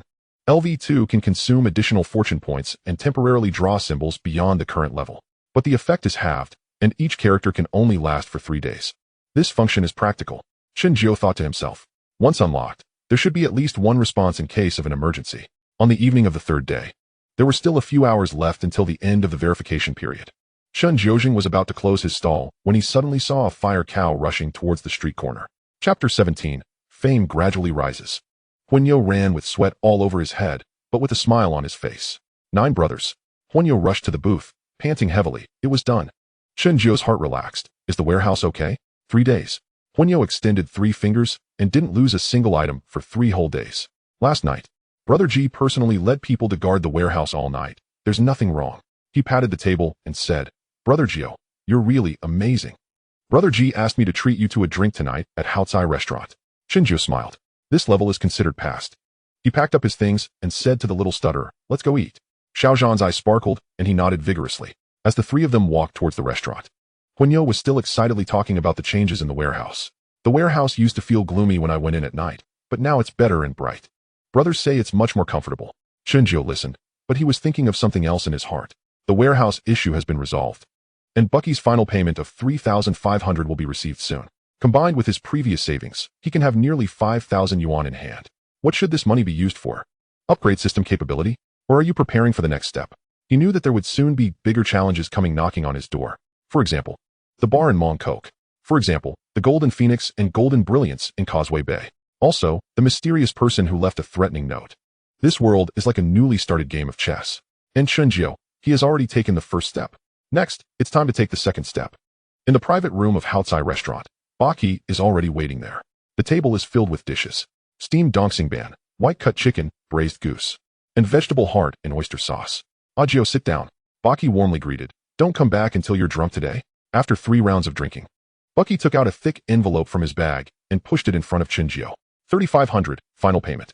Chen Xuan took it, didn't count it, and put it directly into his pocket. Xia Jiebā, I should thank you. Baki raised his glass and took out a red envelope from the inner pocket of his suit, stacked it on top of the envelope, and added 500, which was the red envelope money. Chen Xuan didn't refuse and took it with both hands. Xia Jiebā. 4,000 Hong Kong dollars may not be a lot in Hong Kong, but it is still quite substantial. At least Chen Xuan doesn't have to eat any more cold cha siu bao. Huanyo was cheering beside him. Brother Jiao, open it and take a look. Let's also bask in joy. Chen Xuan smiled and opened the red envelope in public. 5 brand new 100 yuan banknotes, with lion patterns on green crabs reflecting in the light. Brother Ji is polite. He put away the money, raised his glass, and I offered a toast to Brother Ji. The warehouse matter has caused me a headache. Come on, do it. Bucky laughed carefree. Everyone clinked glasses. Go ahead. The collision of glass cups produces a crisp sound. After 3 glasses of wine, Bucky's face turned red. Halfway through drinking, Bucky suddenly lowered his voice. Ajio, there's something I need to remind you of. Chen Xuan put down his glass and said, Brother Ji, please speak. The warehouse matter has been resolved, but the person behind it, Bakatan, paused for a moment. and I found some clues. Who is it? Not sure yet. Baki shook his head, but the clue pointed to Southeast Asia. Chen Jiao's heart tightened. Southeast Asia. Head down, master. That person may not have left yet. Baki looked at him. Be careful these days. Chen Jiao nodded. He remembered the note on the windowsill and the disappearing figure in the night. It seems that this storm has not really ended yet, and bigger waves may still be ahead. 3 rounds of wine and 5 flavors of food. Chen Jiao got up and wanted to go out for a smoke and some fresh air. Walk to the door of the private room and open it. There are a few horsemen standing in the corridor outside, all of whom are eating with Baki. In the distance, the hall of the tavern still hosted several tables of patrons, among whom were the vendors and rogues from the Temple Street vicinity. They had heard of Baki's gathering and had come specifically for a chance encounter. Ladies and gentlemen, Baki's voice boomed, imbued with a touch of inebriation and a measure of solemnity, as he introduced a companion. He gestured towards Chen Jiao, saying, "This is Chen Jiao, Brother Jiao, a brother of mine." Instantly, the atmosphere within and outside the private room fell silent, with all eyes fixated on Chen Jiao. There are many fortune tellers along Temple Street. Baki continued, but the only one I recognize for his genuine skills is Jiao. My warehouse in Yaomati was haunted for half a year, resulting in a loss of over 100,000 in goods. I consulted numerous masters to no avail. He thumped his chest, asserting, Jiao intervened. And in just 3 days, the warehouse is now spotless and peaceful. Upon hearing this, murmurs erupted from the crowd. The haunting of the Yaomati warehouse was no secret in the circles of Temple Street. Several so-called masters had previously assessed the situation, either shaking their heads in defeat or performing rituals to no effect. Now that Baki himself claimed the issue was resolved, the weight of his words carried a different significance. Therefore, I declare, Baki surveyed the room, Jiao is my brother. From now on, anyone who crosses him in the Temple Street or Yaomati area is crossing me, Baki. His proclamation resonated with conviction. Fireball was the first to respond. Brother Baki speaks true. Brother Jiao possesses genuine skills, and I, Fireball, am convinced. Several of his subordinates echoed their agreement. Chen Jiao smiled faintly and clasped his hands in gratitude. Thank you, Brother Baki, and I appreciate the support of all my brothers. I am but a fortune teller, so if anyone needs assistance, please do not hesitate to ask. Though his words were humble, his aura had undeniably shifted. Once merely an inconspicuous young fortune teller in Temple Street, Baki's public endorsement had effectively branded him as someone under Baki's protection. In the underworld, having a protector made all the difference. Once seated again, Baki lowered his voice. Jiao, that statement was intended to lay the groundwork for you. In this small territory of Temple Street, no one will dare to trouble you easily. I understand. Chen Jiao nodded. Thank you for your concern, Brother Baki. It's the least I can do, Baki replied, offering him a piece of roast goose. You helped me resolve a significant dilemma, and in return, I will bolster your standing. This is a mutual exchange. After several rounds of drinks, Baki suddenly recalled something. By the way, that bar in Mongkok. Brother Baki, I am at your service, Chen Jiao replied. Just let me know when you wish to arrange a time. All right, Baki contemplated. I'll schedule a specific time for you. I'll have someone clean up beforehand so that your visit is more comfortable. Sounds good. Their meal stretched into the night, concluding just past 9 o'clock. As they departed, Baki personally escorted Chen Jiao to the tavern entrance, a gesture that drew the attention of many passers-by. Few could claim such an honor from Baki on Temple Street. Jiao, Baki said, patting Chen Jiao's shoulder before parting, his tone low. I'm still investigating matters in the South Seas. Be cautious. If anything feels amiss, call me immediately. Thank you, Brother Baki. Watching Baki's vehicle recede into the distance, Chen Jiao finally exhaled a sigh of relief.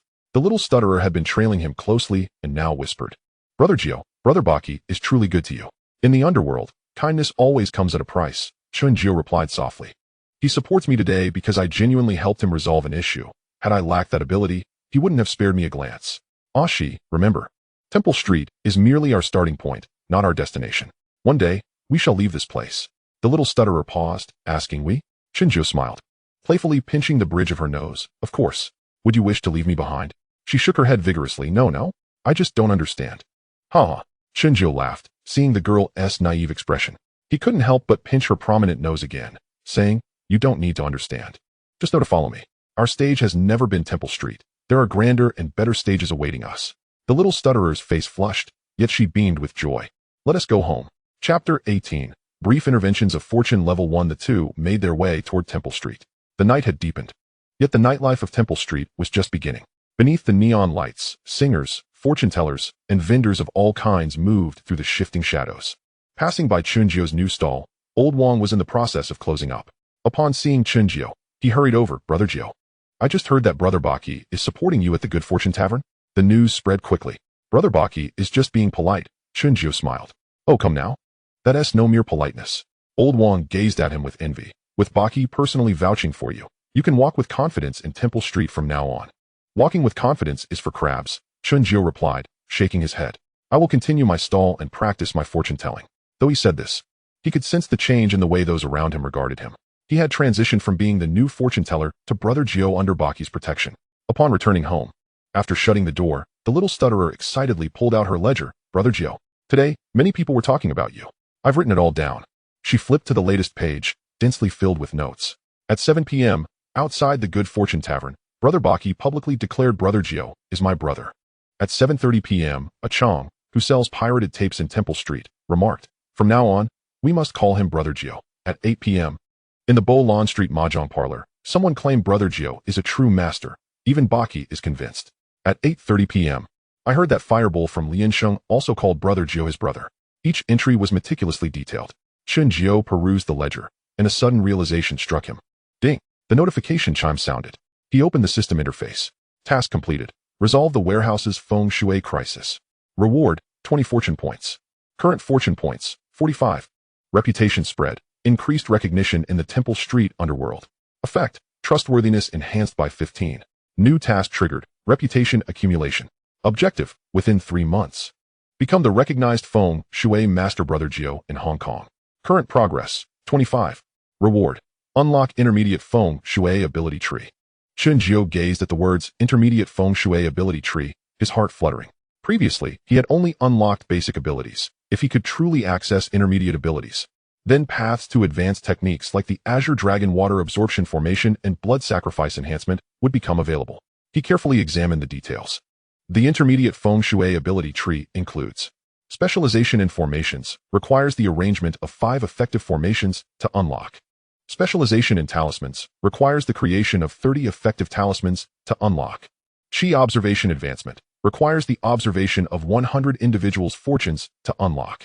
Temporary enhancement, expend additional fortune points to temporarily enhance the effect of a specific ability. Upon seeing the temporary enhancement option, Chen Jiu's eyes brightened. This function was indeed practical. For instance, in urgent situations, he could temporarily expend fortune points to double the effects of a basic formation or talisman. Although the duration would be brief, it could be life-saving at critical moments. However, his gaze drifted downward to another section of the system interface. There lay a gray, unlocked icon. Brief intervention of fortune level 1. Requires 30 fortune points to unlock. This feature had existed since the system's activation on the first day, yet he had never accumulated enough points. Later, engrossed in the warehouse matter, he nearly forgot about it. With a fleeting intervention of fortune, Chen Jiu contemplated the possibility of subtly influencing a target's luck for the day, lasting a mere quarter of an hour. He recalled previous experiences, such as warning Huang Mao to avoid a falling box of cookies, or cautioning the stuttering girl to steer clear of impending misfortune, both instances relying on passive foresight. But what if he could intervene proactively? For instance, temporarily enhancing a target's financial luck, or causing misfortune to those seeking trouble. Such abilities could prove more advantageous in the world than mere physical confrontations. Unlocking the potential, Chen Jiu focused his thoughts. Consume 30 fortune points to unlock temporary fortune intervention LV1. Current fortune points, 15. Temporary fortune intervention LV1 effect can subtly influence a single target's luck for the day. Effect lasts 15 minutes. Usage restrictions, limited to 3 times daily, cannot repeat intervention on the same target within 24 hours. Consumption, each use consumes 2 fortune points. Upgrade requirement. LV2 requires a cumulative usage of 50 times and 100 fortune points to unlock. A gentle warmth surged into his mind, sharpening his perception. He instinctively glanced at the bustling, stuttering girl beside him. Concentrating, he activated his new ability. In his vision, a column of fortune materialized above her head. Initially a pale gold infused with wisps of gray, remnants of bad luck lingered. At that moment, a small icon appeared next to the fortune column. With a flicker of thought, Chen Jiu attempted to click the icon. Would you like to use temporary fortune intervention on target Suaxi? Cost, 2 fortune points. Confirmed. Intervention activated. Target's luck enhanced by 20 for the next 15 minutes. Almost simultaneously, the stuttering girl paused. A foolish grin spreading across her face as if struck by a delightful thought. Her naturally carefree demeanor became even more endearing with her smile.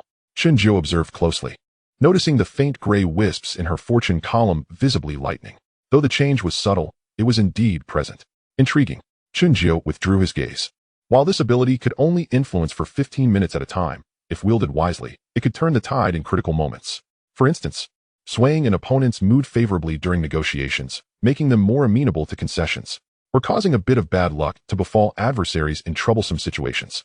Perhaps, when confronted by a troublemaker, instilling a sudden sense of self-importance. However, with a limitation of 3 uses per day, he must strategize its application. Brother Jiu? Lost in thought, he was jolted back to reality by the stuttering girl's voice. What are you thinking about? The path ahead, Chen Jiu replied, deactivating the system. Axie, starting tomorrow. Your notebook needs to be more detailed. More detailed? She inquired. Chen Jiu nodded, saying, record the identities of every customer who visits our stall, their inquiries, and what they pay. Also, note all significant happenings in Temple Street that pertain to our world. He paused. We need to build an information database. An information database? The stuttering girl blinked in confusion. Yes, Chen Jiu elaborated, organizing all intelligence into categories. For instance, tracking the activities and movements of members from Hongheng, Liansheng, and Dongxing, identifying which wealthy individuals have recently fallen on hard times and which establishments are struggling with business. The more he spoke, the brighter her eyes became. I understand, she exclaimed with excitement, just like the police investigating a case, sorting all the clues. Exactly, Chen Jiu smiled, you're quite clever. The stuttering girl blushed at the compliment, lowering her head to flip through her notebook. Chen Jiu moved to the window, gazing out at the night scene of Temple Street. 4,000 Hong Kong dollars weighed heavily in his pocket, but this was merely the beginning. The bustling bar in Mong Kok presented a new opportunity.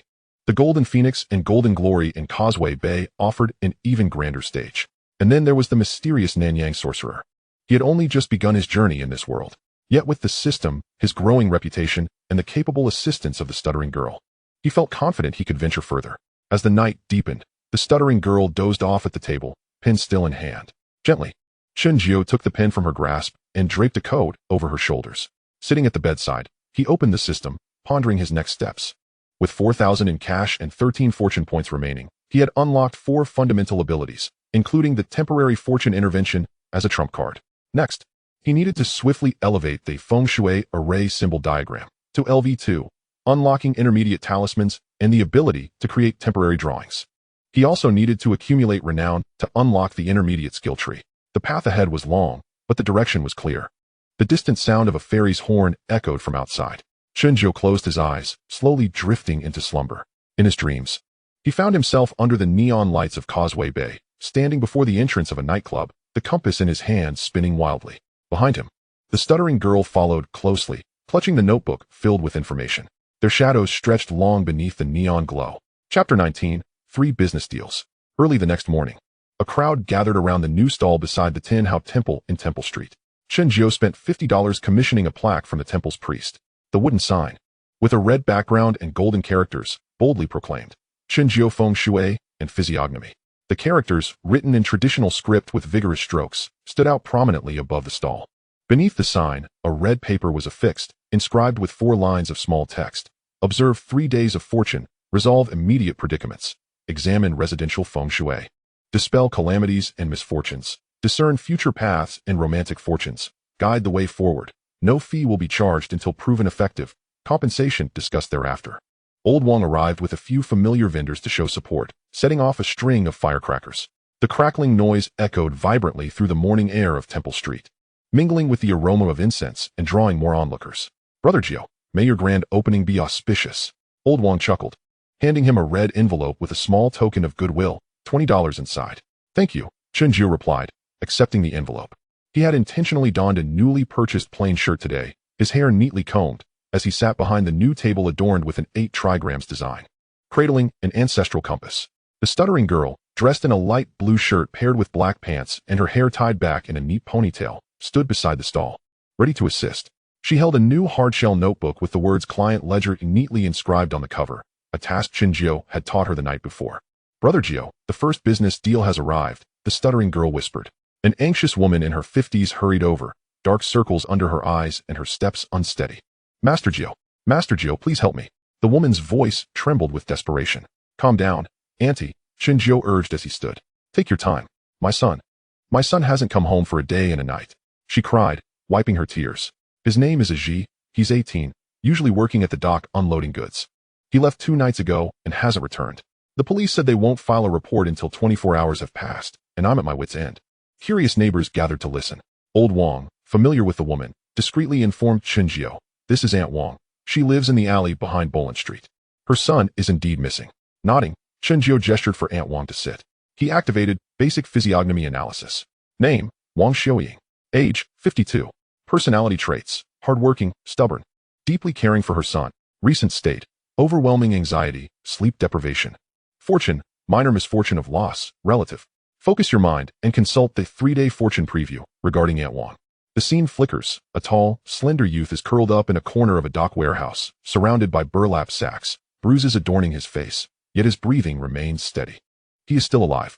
In the backdrop, half a window reveals the vista of Victoria Harbor, with the faint outlines of cargo ships visible. Aunt Wang, Chen Jiao inquires. "Is your son tall and slender, with a mole on his left eyebrow?" Aunt Wang is taken aback, nodding vigorously. "Yes, yes. How did you know, Master Jiao?" "It's evident from his features." Chen Jiao continues. "He is currently in the southwestern direction, near water, not in any life-threatening danger. But he may have sustained minor injuries and cannot return just yet." The southwestern direction, near water. The dock. "Search for him at the Western District dock," Chen Jiao advises. "Particularly in those abandoned warehouses. He may be tucked away in some corner." Aunt Wang's eyes brighten. "Really? I'll go right away." She pulls out a handkerchief bundle from her pocket, unfolding it layer by layer to reveal crumpled coins. "Master Jiao, this is all I have." Chen Jiao takes a single $10 note. "This will suffice. Hurry, your chances are greater before nightfall." Aunt Wang expresses her profound gratitude and departs. The gathered onlookers whisper among themselves. "The Western District dock? That's quite far. He hasn't returned home in over a day. It doesn't bode well." Master Jiao said he is not in life-threatening danger. It should be accurate, right? Chen Jiao ignores the murmurs and resumes his seat. In less than half an hour, a second client arrives. A middle-aged man in his 40s, clad in work attire, appears haggard. "Master Jiao, I wish to inquire about my marriage," he says, rubbing his hands together. "My wife has been quarreling with me lately, insisting on a divorce." Chen Jiao glances at him. Name, Li Guiqiang. Age, 45. Personality traits, dull, honest. Poor at expression. Recent state, marital crisis, significant work pressure. Fortune, neutral, but with potential for change. He examines the 3-day fortune preview. The scene reveals the man returning home after work, where his wife is preparing dinner. The table is set with 3 dishes and a soup. While their son is doing homework, the man pulls out a cheap plastic hairpin from his pocket and offers it to his wife. She pauses, takes the hairpin, and her eyes well up with tears. "Mr. Li," Chen Jiao gently states, "have you and your wife been married for 20 years? "Yes, this year marks exactly 20 years. "Is your quarrel primarily about finances?" Li Guiqiang forces a smile. "Recently, the factory laid off employees, and my salary has decreased by 30%. She complains that I earn too little and says I lack romantic gestures, merely going to and from work." "Is your wife a rabbit?" "Huh. Yes, she is." Chen Jiao nods. "Rabbits are gentle but require a sense of security. You have been unable to provide financially lately. Offer her a token of your affection instead." He retrieves a sheet of yellow paper from his drawer and draws a simple harmony talisman with a red ink pen. This talisman, documented in the Feng Shui Talisman Guide, can slightly enhance interpersonal relationships. After drawing, he folds it into a triangle and hands it to Li Guiqiang. "Take this talisman home with you tonight." Also, he pauses. "Your wife likes hairpins, right? The purple ones." Li Guiqiang's eyes widen. "How did you know?" "It's apparent," Chen Jiao replies. "Go buy her a hairpin. It doesn't need to be expensive, just thoughtful. When you return home, say nothing. Simply give her the hairpin and the talisman together." Li Guiqiang appears skeptical but pays $50 and departs with the talisman. The third client is a young man in his 20s named Ming. "Brother Jiao," Ming says, a bit anxious, "I wish to inquire about my future. I've been working as a waiter in a tea restaurant for 3 years and want to change jobs. I wonder if it's feasible." Chen Jiao examines his features and uses the fortune intervention to slightly enhance his auspicious fortune for the day. Consuming 2 points, he now has 11 points remaining. "What kind of job do you wish to pursue?" "I want to learn car repair," Ming responds. "My uncle runs a repair shop in Mongkok and said he could teach me." "Then go for it," Chen Jiao advises. "Your palm indicates that you are suited for hands-on work. In the car repair business, if you persevere, you could eventually open your own shop." He directs Ming. "Tomorrow at the hour of Chun, visit your uncle's garage and upon entering, say wishing you a prosperous start 3 times. Within this month, you will secure a decent job." Ming listens intently, pays $30, and leaves in high spirits. 3 clients in less than 2 hours. The townsfolk's chatter grows louder. Will Aunt Wang's son truly be found? Can Li Guiqiang's wife be appeased? That young man, Ming, doesn't seem promising. Chen Jiao offers no explanation, merely continues to wait. He understands that reputation is earned through validation. Chapter 20. The Visit of Master Su. Around 3 in the afternoon. A commotion erupts at the end of Temple Street. Aunt Wang appears, escorting a tall, slender youth whose eyes are red-rimmed. The youth bears bruises on his face and limps slightly, yet his spirit seems intact. Master Jiao, we found him. We truly found him. Aunt Wang's voice breaks with emotion. He is in warehouse number 3 at the Western District dock. Aji was robbed by a few thugs who took his money and locked him in the warehouse. Had it not been for your guidance, my son would. She attempts to kneel in gratitude. Chen Jiao quickly supports her. What matters is that he is safe. Aji, avoid taking secluded paths at night from now on. Aji bows his head. Thank you, Brother Jiao. Doing a good deed, fortune point 3. Current remaining fortune points, 14. The onlookers are in an uproar. He truly found him. The Western District dock, southwestern direction, near water. All correct. Aunt Wang thrusts an envelope into Chen Jiao's hands, containing $88. Master Jiao, you are our benefactor. Chen Jiao cannot refuse and accepts it. As evening falls, Li Guoqiang returns as well. He carries groceries and wears a smile, visibly relieved. Master Jiao. He calls from afar. Incredible. Truly incredible. He squeezes into the crowd, excitedly declaring, I bought the hairpin, just as you said. I didn't speak a word at home. Handed the hairpin and the talisman to my wife, and she cried. She said I still remembered her fondness for purple. Tonight, she prepared 4 dishes and a soup, and said she wants to make our life better together. Li Guoqiang pulls out $100. Master Jiao. This is a token of my gratitude. You must accept it. Doing a good deed, fortune point 2. Current remaining fortune points, 16. Another successful transaction. The townsfolk now regard Chen Jiao with newfound respect. From the once maligned Brother Jiao, he has transformed into the truly capable Master Jiao. The young girl nearby diligently records everything. First transaction, Aunt Wang, searching for her son, charged 1088 in red envelopes. Second transaction, Li Guoqiang, marriage consultation, charged 50,100 in red envelopes. Third transaction, Ming, career guidance, charged 30, pending verification. She also notes keywords beside each name as Chen Jiao instructed. Search for a person, marriage, career. Her handwriting is crooked and wobbly, resembling tadpoles, yet delightful in its own right. As dusk descends, the lanterns of Temple Street illuminate the surroundings. Just as Chen Jiao prepares to close up, he notices a middle-aged man in a suit standing not far from his stall. He has been observing for at least 10 minutes. Upon catching Chen Jiao's gaze, he strides forward. Master Chen Jiao? The man speaks, his voice gentle. I am, Chen Jiao nods. My name is Li Wenchang. The man introduces himself. Handing over a business card, he is the manager of the Golden Phoenix nightclub in Causeway Bay. Chen Jiao received the business card, a flicker of intrigue igniting within him. The Golden Phoenix, the domain of Big Boss B. Does Mr. Li seek me for a matter of importance? Master Chen, he slightly inclined his body. I have observed all 3 transactions today. I am truly impressed. Chen Jiao rose. Thank you for your kind words, Mr. Li. Not merely kind words. Li Wenchang adjusted his golden-rimmed glasses. The art of divination combined with facial analysis and spatial orientation uncovers the subtleties of human nature, offering insights into matrimonial matters and guiding one's future endeavors in accordance with prevailing circumstances. Master Chen's skills are not something a mere charlatan could rival. Li Wenchang stated solemnly.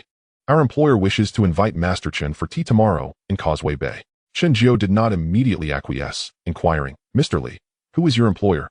Hongxing. The man of influence in Causeway Bay. Li Wenchang paused, adding 3 more words, Big Boss B. After Li Wenchang departed, Chen Jiao sat in quiet contemplation. A small stutterer approached and whispered, Brother Jiao, are you really going to Causeway Bay? Yes, Chen Jiao replied, but not tomorrow. Then when? The gaze of Chen Jiao drifted towards the flickering neon lights of Temple Street. He understood why Big Boss B sought him. The business of the Golden Phoenix nightclub was being overshadowed by the brilliance of Dongxing, and despite hiring several Feng Shui masters, none had succeeded.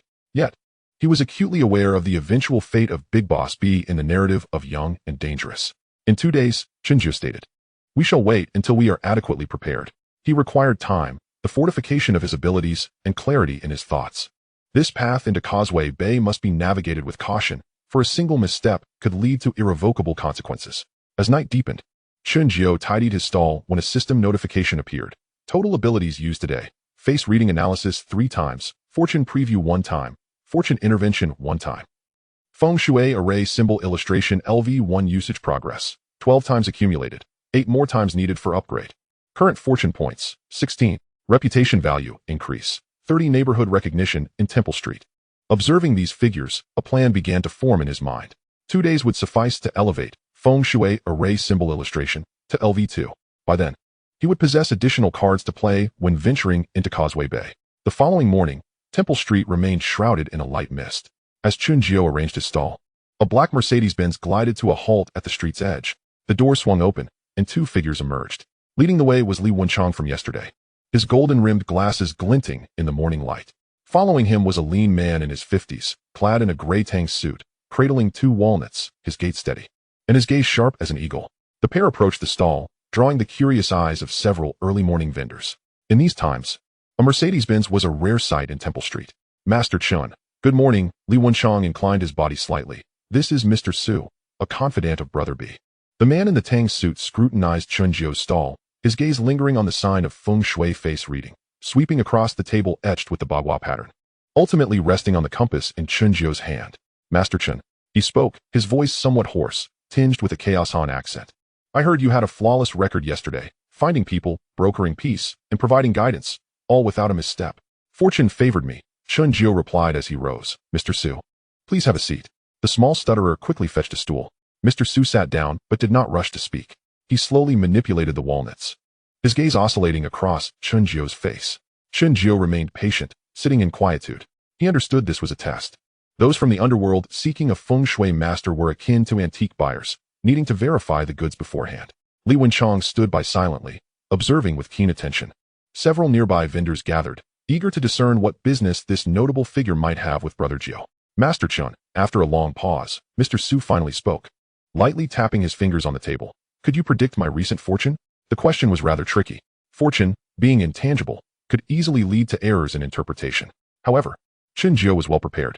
He activated basic face reading analysis. Name, Su Yuan, Master Su. Age, 53. Personality traits, cautious, suspicious, meticulous. Recent state, burdened with worries, poor sleep. Fortune, minor misfortune leading to financial loss. Focusing intently, he utilized 3-day fortune preview to gaze into Master Su's future. The system displayed images of the next 3 days from this moment onward. Chen Jiao deliberately concentrated on the next half hour. The images flickered into focus. In approximately 5 minutes, Master Su would pull out a pocket watch to check the time, and the watch's chain would inadvertently snag on the button of his tang suit. In about 15 minutes, a delivery person would pass by the street corner, causing the plastic bag they were carrying to rupture, splattering soup onto Master Su's pant leg. In approximately 25 minutes, Master Su would receive a phone call, and upon answering, his expression would sour. The images were vivid and rich in detail. Chen Jiao slowly began, Mr. Su, in the next half hour, you will encounter 3 events. He raised 3 fingers. First, when you check the time, the pocket watch chain will catch on your clothing button. Master Su glanced down at the button on his tang suit, then touched the pocket watch within, a slight frown creasing his brow. Second, Chen Jiao continued. Within a quarter of an hour, a delivery person will pass by, and their items will spill, splattering onto your pant leg. Third, he paused, within the half hour, you will receive a phone call, and upon answering, your expression will not be favorable. Upon finishing, Chen Jiao discreetly expended 2 fortune points to activate brief fortune intervention. Through verification, he knew that with his warnings, the events would unfold as predicted, but the individual could avoid the misfortunes. Thus, intervention was necessary, otherwise, it would be a miscalculation, and his credibility would crumble. Yet, the surrounding vendors remained oblivious to the details, holding their breath in anticipation. Chen Jiao's specificity was astonishing. They exchanged glances, their expressions betraying a mix of disbelief and admiration for his audacity to be so precise. The small stutterer stood nearby, biting his lip, hands clenched. Caught between words, Master Su scrutinized Chen Jiao, observing the confident smile upon his face, and instinctively chuckled. That smile seemed to convey, with such specificity, the first event rests entirely in my control. If I choose not to check the pocket watch, nothing will occur. Ding! Suddenly, a light chime interrupted their collective thoughts. It was the sound of Master Su's pocket watch chiming the hour. Almost immediately upon hearing the sound, he instinctively reached for the watch. However, the moment he grasped it, his mind buzzed. He had initially intended to avoid checking the watch to thwart Chen Jiao's prediction. Yet, checking the time had become almost muscle memory for him. His brain could not react as swiftly as his hand. Just as the watch chain was pulled from his pocket, the metal clasp inadvertently caught on the button of his tang suit. Master Su halted, looking down at the entangled chain, a flicker of surprise flashing in his eyes. The surrounding vendors erupted in chatter. He really got caught. Brother Jiao is incredible. They had barely finished speaking when Master Su smiled. Silently, he untangled the chain and returned the pocket watch to his pocket without uttering a word, yet the fingers that had been spinning the walnuts noticeably slowed. However, he scanned the surroundings, deliberately adjusting his seating position and allowing Li Wenchang to shield him, then regarded Chunjiu with a knowing smile. Chunjiu chuckled and shrugged his shoulders. Time passed by, second by second. The crowd of onlookers gradually swelled, seemingly awaiting the outcome.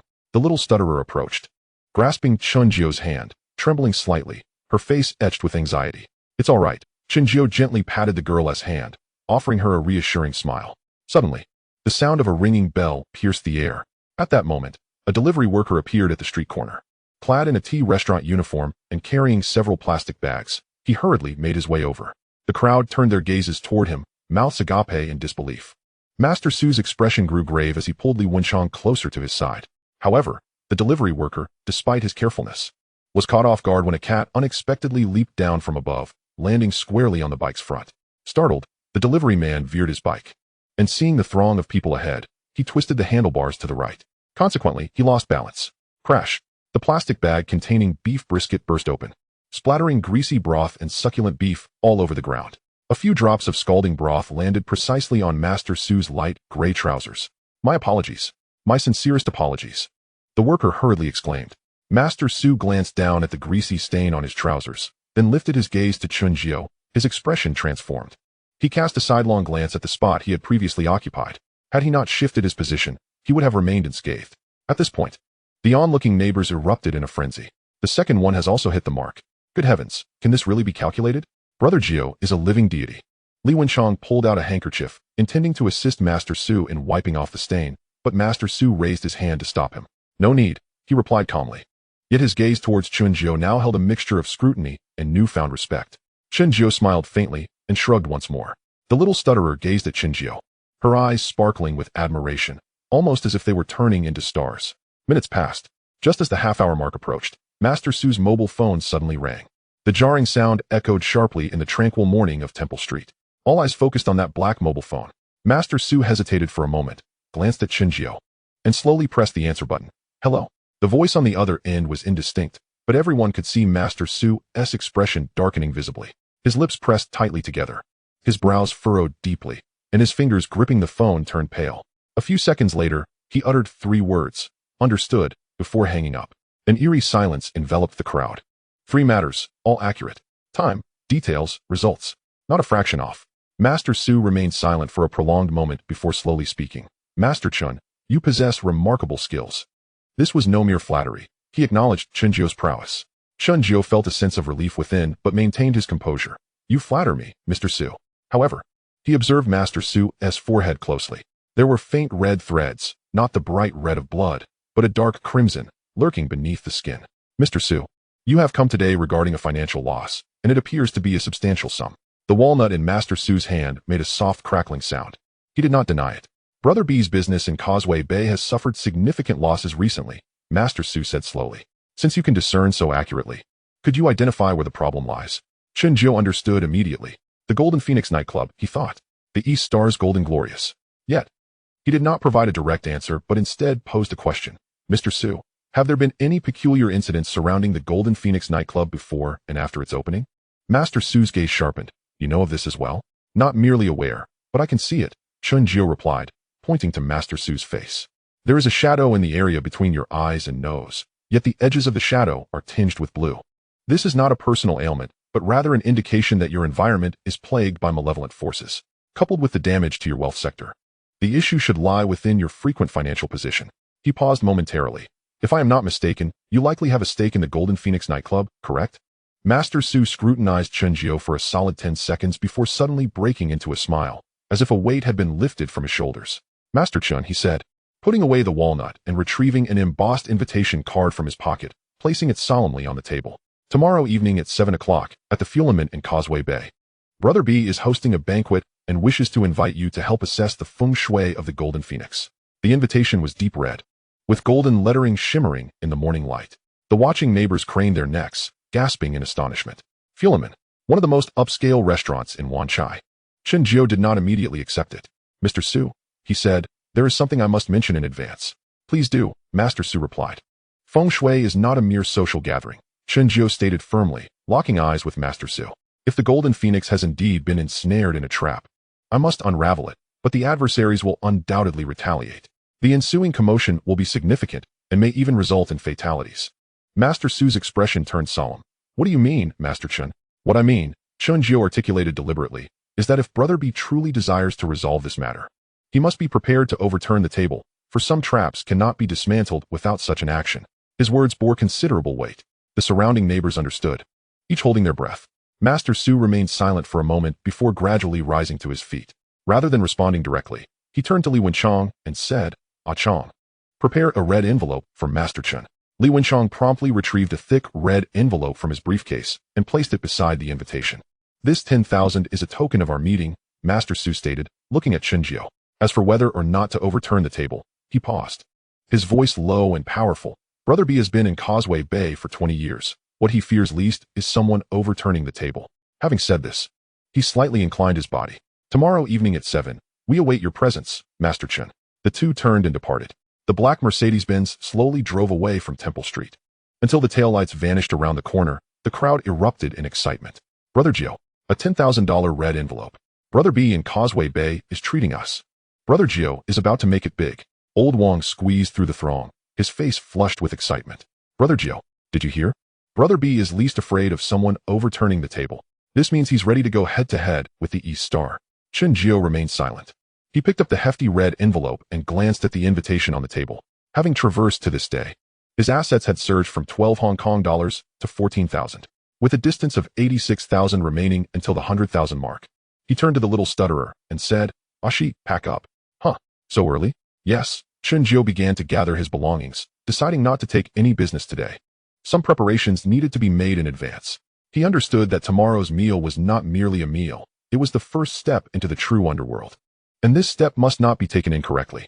Chapter 22, Feng Shui Array and Symbol Explanation LV2. Upon returning home, Chen Jiu closed the door and placed the 10,000 Hong Kong dollars on the table, a stack of crisp $1,000 bills. The little stutterer's eyes widened in astonishment. Brother Jiu, that's so much money. This is just the beginning. Chen Jiu replied while pushing the money towards her. You keep this. Save it for later use. Me? The little stutterer was taken aback. But this is $10,000. What's wrong? Chen Jiu looked at the girl. The stammering girl pointed at herself in disbelief, exclaiming, Brother Jiu, it's a lot of money. Chen Jiu chuckled and retorted, Are you planning to run away with the money? The girl paused momentarily and shook her head like a rattle drum. I want tea. Then it's settled. Chen Jiu said with a smile, handing her the money. Save it for household expenses. There will be more in the future. Of course. Had he not known this girl to be stubborn, he would not have felt so at ease. Yet, if she truly intended to abscond with the money, testing human nature with $10,000 would still be worthwhile. However, Chen Jiu's gesture nearly brought the girl to tears, moved by his kindness.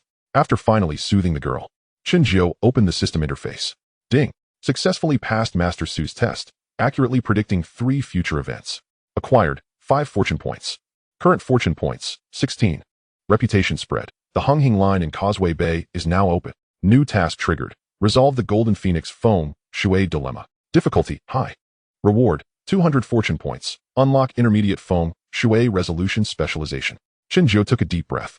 16 points of fortune were still far from sufficient for an upgrade. He glanced at another interface. Feng Shui array symbol illustration LV1. Current usage count 1220. Next level LV2 requires cumulative use of 20 array symbols and 50 fortune points to unlock. LV2 will unlock 5 intermediate symbols, 3 intermediate arrays. Temporary symbol drawing function. 20 uses would be manageable. He could draw more symbols and practice the arrays a few times tonight. But those 50 fortune points. Chen Jiu looked at his meager 16 points, his brow furrowing. Brother Jiu? The girl noticed his troubled expression. What's wrong? It's nothing, Chen Jiu replied. Closing the interface. He needed to devise a way to earn more merit by tomorrow. The merit he spoke of referred to fortune points. At the very least, he needed to take advantage of the time before the banquet to perform some small acts of kindness. This underworld affair was certainly deeper than he had anticipated. The only resources he could rely on, aside from his precognitive memories, were the system that required gradual accumulation. He turned and retrieved the remaining yellow paper and vermilion from the drawer. Axie, grind the ink. Now. Yes. Chen Jiu spread out the yellow paper, lifted his brush, and thought, before heading to Causeway Bay, they needed to prepare a few more talismans. Dipping the brush in the vermilion, as he made the first stroke. Images of the gray, locked icons in the system flashed through his mind. The Azure Dragon Water Absorbing Array, Blood Sacrifice Enhancement, Bagua Locking Dragon Formation. Those were the true means to establish a foothold in this murky water. For now, He had to start from the most basic. With each stroke, he reminded himself, diligence can compensate for lack of talent. The following morning, the mist had yet to lift from Temple Street. Yet, a small queue had formed in front of Chen Jiu's stall. The events of Master Su's successful predictions had spread like wildfire among the neighbors, becoming the latest gossip in Temple Street. The number of visitors had increased by 30% compared to usual. Chen Jiu welcomed all, offering fortune-telling, interpreting signs, and drawing safety talismans. He even casually provided advice on today's do's and don'ts. His fees were modest, ranging from 20 to 30 Hong Kong dollars per service. However, his true intention was to accumulate fortune points, assisting others in distress, accumulating small virtues, fortune point 1, resolving doubts, fortune point 1. Due to the bustling business, he invited Zhang Haowen, the young man who had previously gifted him food twice, to help manage the stall, alleviating the girl's burden. He even had old Wang lend a hand occasionally to deal with trivial matters. When he first arrived, these two had been quite considerate to him. And now that he was doing well, he felt it was important to show gratitude. From the morning to noon, he completed 17 orders, mostly addressing minor troubles of the local residents. By the afternoon, he sent off his last customer. Rubbing his sore wrists, he turned to the system interface. Feng Shui Array Symbol Illustration LV1 Usage Count, 2020, Upgrade Conditions Met. Fortune Points, 33. Only 17 points short. Chen Jiu paused for a moment and called over the girl, who was organizing the customer ledger nearby. Axie, go buy some rice, flour, and oil, and divide it into 20 portions. He paused, instructing her to deliver them to the elderly residents in the back alleys of Temple Street, stating it was charity rice from Tin Hao Temple. The girl was taken aback, but then her eyes lit up. I understand. Brother Jiu, you're accumulating virtue. She dashed out with enthusiasm. Watching her retreating figure, Chen Jiu thought to himself, this girl is becoming increasingly perceptive. Accumulating virtue, gathering fortune. He seemed to have grasped some of the system's logic. An hour later, the girl returned, panting and sweating. I delivered them all, 20 portions, to those who needed them the most. No sooner had she finished speaking than a notification chimed. Ding. Performing small acts of kindness, assisting the elderly, accumulating virtue. Fortune points 20. Current fortune points, 53. That is sufficient. Chen Jiu felt a surge of energy and immediately opened the system interface. Feng Shui Array Symbol Illustration LV1. Usage Count, 2020. Upgrade Conditions, 50 fortune points, fulfilled. Would you like to upgrade to LV2? Upgrade. Consuming 50 fortune points, upgrade successful. Current fortune points, 3. Feng Shui Array Symbol Illustration LV2 unlocked. Unlocked content. Intermediate symbols, 5 types. Purification Talisman, can cleanse impure air within a certain range. Significantly decomposing hallucinogenic substances and toxic decay, requires drawing 10 Xingfeng talismans to unlock drawing rights. Calamity Dissolving Talisman, resolves specific calamities and sound disturbances, requires mastering simple Feng Shui positioning LV2, and drawing 10 protective talismans to unlock drawing rights. Wealth Gathering Talisman, slightly gathers wealth energy, effect lasts for 7 days, requires successfully setting up 3 small wealth gathering formations. Rebound Talisman, when the wearer is attacked by specific malevolent forces, it can redirect some energy back, moderate effect, requires drawing 10 sealing talismans to unlock drawing rights. Evil Breaking Talisman, effective against malevolent entities, requires having encountered malevolent energy fields. Intermediate Arrays, 3 types, 3 Talents Guardian Array, arranging the positions of heaven, earth, and man to protect a specific area's energy. 4 Symbols House Settling Array, arranging according to the Azure Dragon, White Tiger, Vermilion Bird, and Black Tortoise to settle homes and dissipate evil. 5 Elements Harmonization Array, harmonizing the 5 elemental energies in the area to improve the local feng shui. New functionality, temporary symbol drawing, can consume additional fortune points to temporarily draw intermediate symbols that haven't been fully unlocked, effect halved, lasts for 1 day. Each temporary drawing consumes fortune points equivalent to the number of drawings required for normal unlocking. Chen Jiu quickly skimmed through the details, feeling a sense of reassurance. Although he could only directly draw 10 basic symbols for now, at least a clear path had emerged. Drawing more symbols and setting up more formations would gradually unlock these intermediate techniques. The temporary drawing function would serve as a trump card in critical moments. Brother Jiu, it's almost time. The girl reminded him softly, pulling him from his reverie. Chen Jiu looked up at the sky. The sun was already slanting. It was time to attend the banquet. Chapter 23, The Big Shot B, Causeway Bay, Fortune Gate Restaurant. As night fell, the neon lights flickered to life. Here lies one of the most prestigious establishments in Wanchai. At the entrance, one can spot either a Mercedes-Benz or a BMW, while the clientele comprises impeccably dressed businessmen and elegantly adorned socialites. Master Su waits personally at the door, clad in a deep blue tang suit. His hand still deftly manipulating a walnut. Upon seeing Chen Jiu alight from the taxi, he approaches with a welcoming demeanor. Master Chen, punctual as always. Master Su glances at the young assistant trailing behind Chen Jiu and inquires, and this is? My assistant, Su Axi, Chen Jiu replies. I brought her along to assist with some notes. Master Su nods in understanding, refraining from further questions and gestures. Brother B is in the gathering of talents hall upstairs. Please, follow me. The interior of the restaurant is extravagantly decorated, adorned with crystal chandeliers, Persian carpets, and walls embellished with exquisite calligraphy and paintings. A waitress in a qipao leads the trio to the third floor, stopping before a heavy, intricately carved mahogany door. The door swings open to reveal an expansive private room, dominated by a round redwood table capable of seating 20, though only 5 or 6 individuals occupy it at present. At the head of the table sits a middle-aged man in his 40s, with a flat-top haircut, a square face, and thick eyebrows. Dressed simply in a white shirt with sleeves rolled to the forearm, revealing muscular arms and a gleaming Rolex watch. He remains silent. Yet an aura of authority characteristic of a seasoned figure in the underworld envelopes the room. He is Brother B, the leader of Hung Hing and Causeway Bay. Chen Jiu's gaze swiftly surveys the scene. To Brother B's left sits Master Su, while to his right is a young man in his 20s with long hair and striking features, exuding an unrefined yet palpable intensity, Chen Xuan. Behind him stand 3 similarly youthful men, presumably Shanji and De Tian. Chen Jiu diverts his attention from Chen Xuan to his assistant, who appears somewhat anxious, closely shadowing him. Suddenly caught in Chen Jiu's gaze, she shrinks back, timidly uttering, 99 brother? Chen Jiu offers a gentle smile and reaches out to hold her hand. This seemingly possessive gesture deeply moves the young girl. However, at this moment, neither Chen Xuan nor the assistant knows the thoughts coursing through Chen Jiu's mind. Brother B. Master Chen has arrived. Master Su announces with a respectful bow. Brother B lifts his gaze, his eyes sharp as blades, scrutinizing Chen Jiu for a full 5 seconds before breaking into a sudden smile, the oppressive atmosphere lightening slightly. Jiu, please, take a seat. Chen Jiu walks calmly to the designated guest seat at the table, while the young assistant, still a bit nervous, stands at his side, retrieving a hard-shell notebook and a pen. I've heard from Su that you possess remarkable insight, Brother B states bluntly, his voice gravelly. In my establishment, the Golden Phoenix, we are incurring losses of tens of thousands each month. The neighboring Dongxing's Golden Glory is perpetually packed, and I've sought the expertise of 3 masters to no avail. Leaning forward, he fixes his gaze on Chen Jiu. Jiu, where do you believe the problem lies? All eyes in the room converge upon Chen Jiu. Chen Xuan studies the youthful master with curiosity, while Shanji whispers from the back, so young, can he really handle it?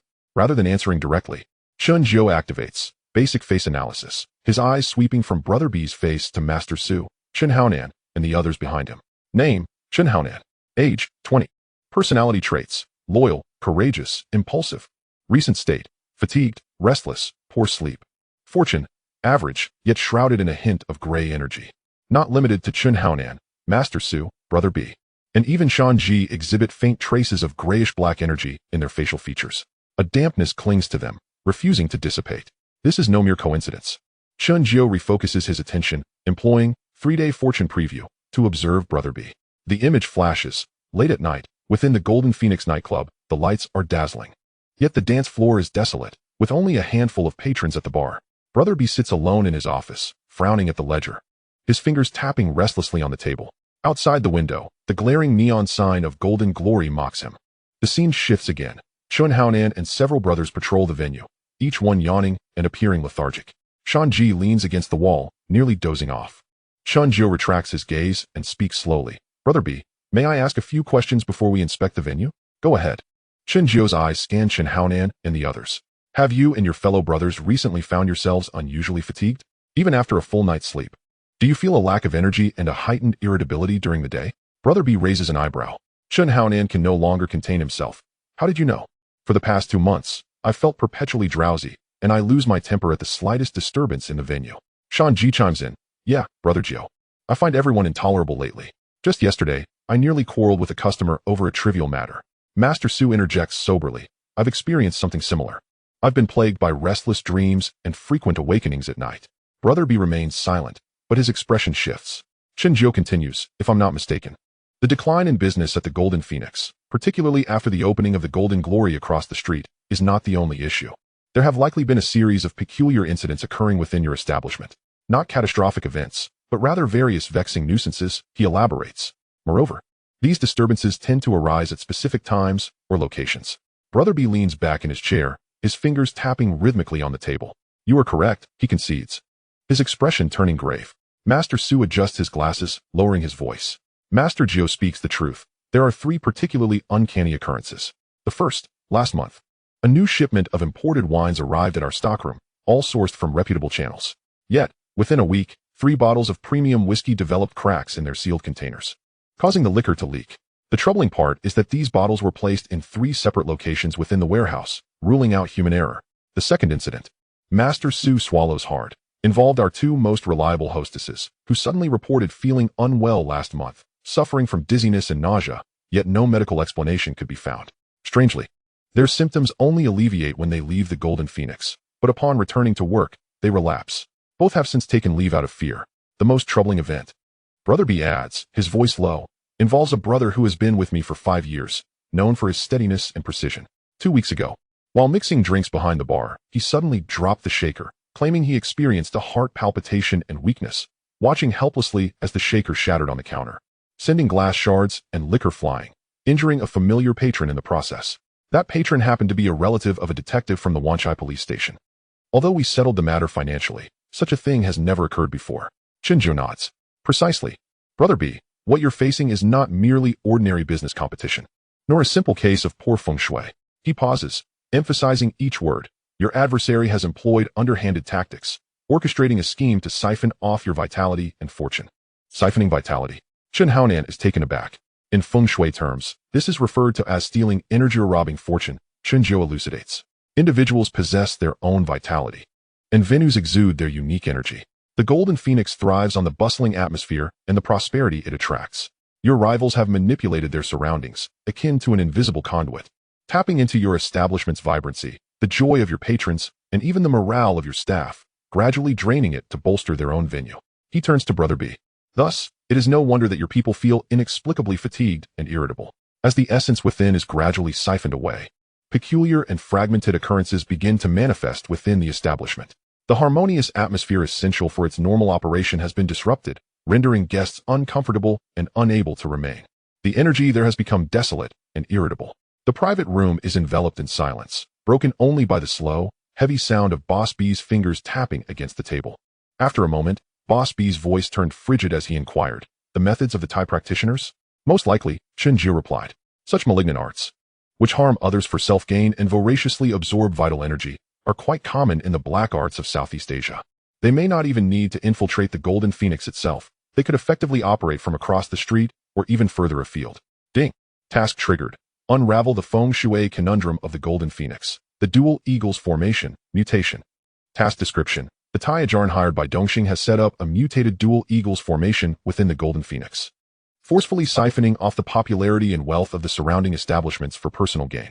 This insidious setup, if left unchecked, could lead to a depletion of vitality, financial ruin, and even adverse health effects. Task requirements. Identify the core of the layout and propose a solution. Task rewards. 100 luck points. Unlock intermediate Feng Shui disruption specialization. Additional reward of permanent drawing rights for the exorcism talismans. Failure penalty. 50 luck points. Damage to reputation.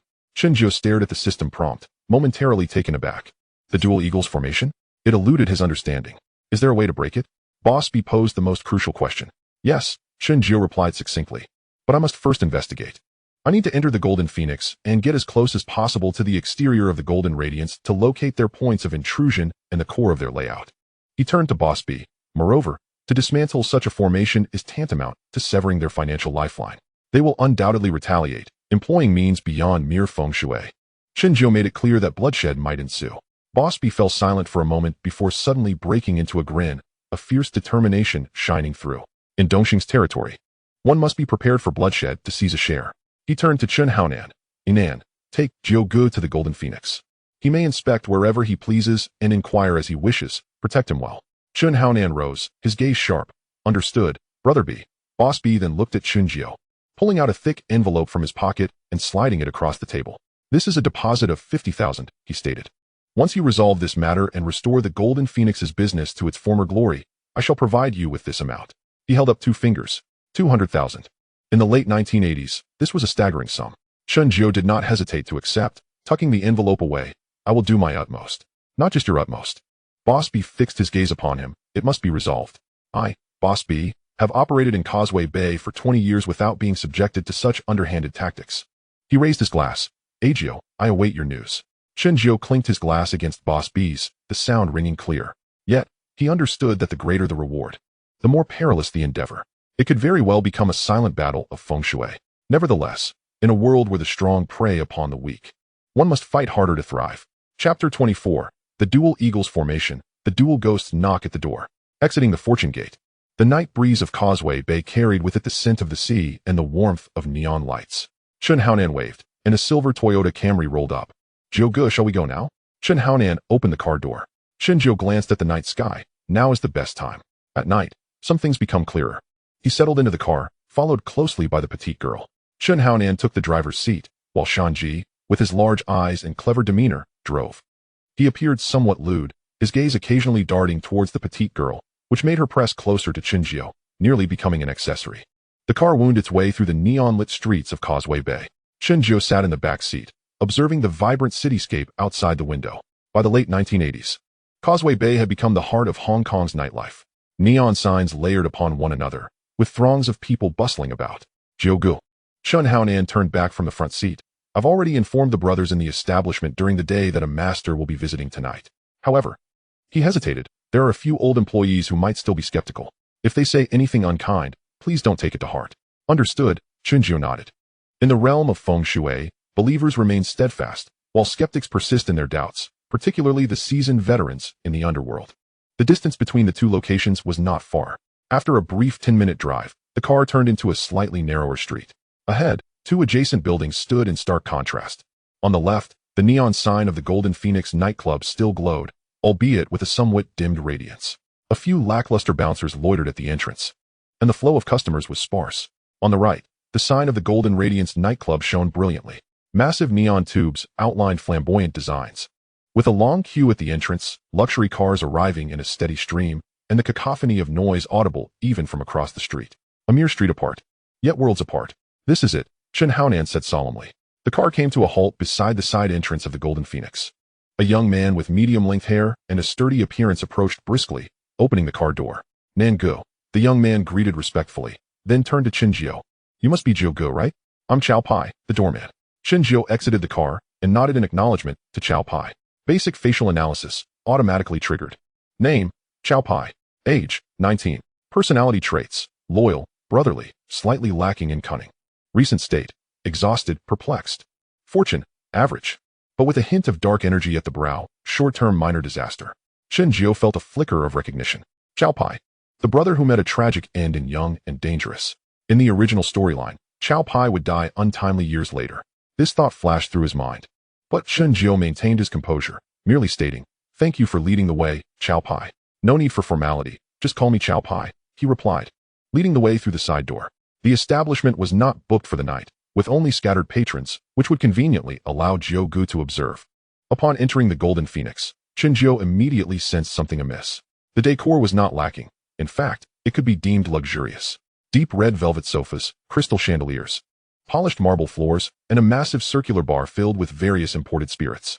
A band on stage was playing soothing jazz, the lighting soft. Yet, the atmosphere was desolate. The expansive dance floor held only 3 or 4 couples dancing, with just a few patrons seated at the bar, and the booth area was more than half empty. An inexplicable sense of heaviness permeated the air, rendering even the music somewhat hollow. Is it always like this? Chen Jiu inquired. Chao Pai smiled wryly. During the prime hours of 8 or 9 in the evening, it's always like this. Guests arrive, have a couple of drinks, play for a while, then complain of boredom, lacking atmosphere, and then, he gestured towards the door, they head over to the other side. Not just a desire to go, Chen Jiu corrected, but rather, they are drawn over. He ceased further discussion, retrieving the ancestral compass from his bag. The compass felt slightly heavy in his hands, its brass surface emanating a warm glow under the dim lights. With his left hand cradling the compass and his right hand guiding it, he slowly made his way towards the center of the establishment. Simple Feng Shui positioning LV1 automatically activated. In his field of vision, the flow of energy within the venue began to manifest as faint, luminous lines. In a properly functioning establishment, especially a nightlife venue, the congregation of popularity and wealth was palpable. The aura should be warm, fluid, and ascending, akin to boiling water, infused with vitality.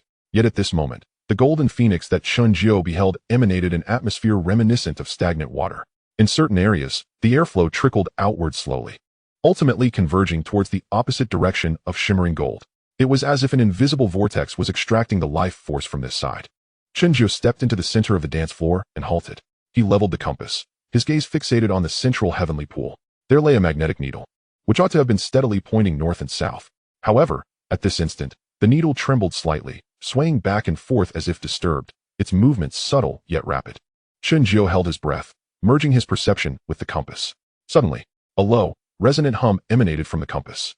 The central needle began to spin wildly, akin to an uncontrollable top, whirling frantically across the surface. The copper plate even quivered slightly in his grasp. "Brother Jiebā," the stuttering boy exclaimed in astonishment. Chen Xuan, Shanji, Xiao and several onlookers were left dumbfounded. They had never witnessed such an eerie display from a compass. Chen Jiebā's expression turned grave as he fixated on the spinning needle. This was not a mere disturbance of the natural magnetic field. Drawing upon the memories of his former self, he knew that under certain unique conditions, a traditional compass could exhibit anomalies.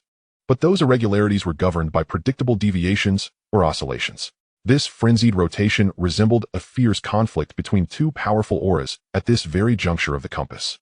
He raised his head, his gaze sharp and electric as he scanned the entire area. Feng Shui positioning was activated to its fullest extent, augmented by the perspective of Feng Shui, as he began to pinpoint those aberrant spots. 3 locations. He discerned 3 conspicuously anomalous areas. Chen Jiebā stowed the compass away, and the needle's rotation ceased the moment his hand covered it, though the surface retained a lingering warmth. The first location, he indicated with a raised hand towards the left side of the hall, the cashier's desk. Everyone followed the direction of his finger. The Golden Phoenix's cashier was prominently situated at the entrance's left side, adorned in resplendent opulence. Behind it stood a lavishly arranged display of beverages, exuding an air of grandeur. "What lies directly opposite the cashier's desk?" Chen Jiebā inquired. Xiao glanced over. "The corridor? At the end of the corridor is," he suddenly realized, his expression shifting, "the restroom." "Precisely," Chen Jiebā replied in a calm voice. "The cashier's desk, a crucial financial position, directly faces the restroom, the source of foul odors. In Feng Shui, this is termed as wealth coming and going without retention. Money enters but dissipates before it can be warmed, swept away by the restroom's miasma. Prolonged exposure to this will not only prevent wealth retention, but also lead to losses." Chen Xuan furrowed his brow. This position was altered during the renovation last year. The cashier was previously on the right. When was it changed? About 2 months prior to the grand opening of Golden Brilliance. Xiao recalled. A designer was hired, who claimed this layout was more modern and fluid. Chen Jiebā scoffed. "It is likely not the designer's fault. Someone must have suggested this alteration." Regaining his focus, Chen Jiebā moved towards the second location. The stage of the Golden Phoenix was not particularly large, yet equipped with comprehensive lighting fixtures. At this moment, only a few warm-toned spotlights were illuminated to complement the soothing music. "What colors are primarily used for performances?" Chen Jiebā asked. "Red and gold, sometimes with blue and purple," responded the junior responsible for sound and lighting, colors that are rather lively. "The red is excessive." Chen Jiebā pointed at the densely packed par lights atop the stage, particularly the main spotlights directly above, perfectly illuminating the entire performance area and the front row booths. "Red, belonging to the fire element, signifies passion and vitality. However, prolonged exposure in a fixed area will create a detrimental atmosphere of bloodlight overhead." He turned to Chen Xuan and Xiao. "Recall if guests and staff near the stage tend to feel inexplicably irritable, their heart rates elevating, as if they are on the verge of losing their temper?" Xiao nodded vigorously. Yes.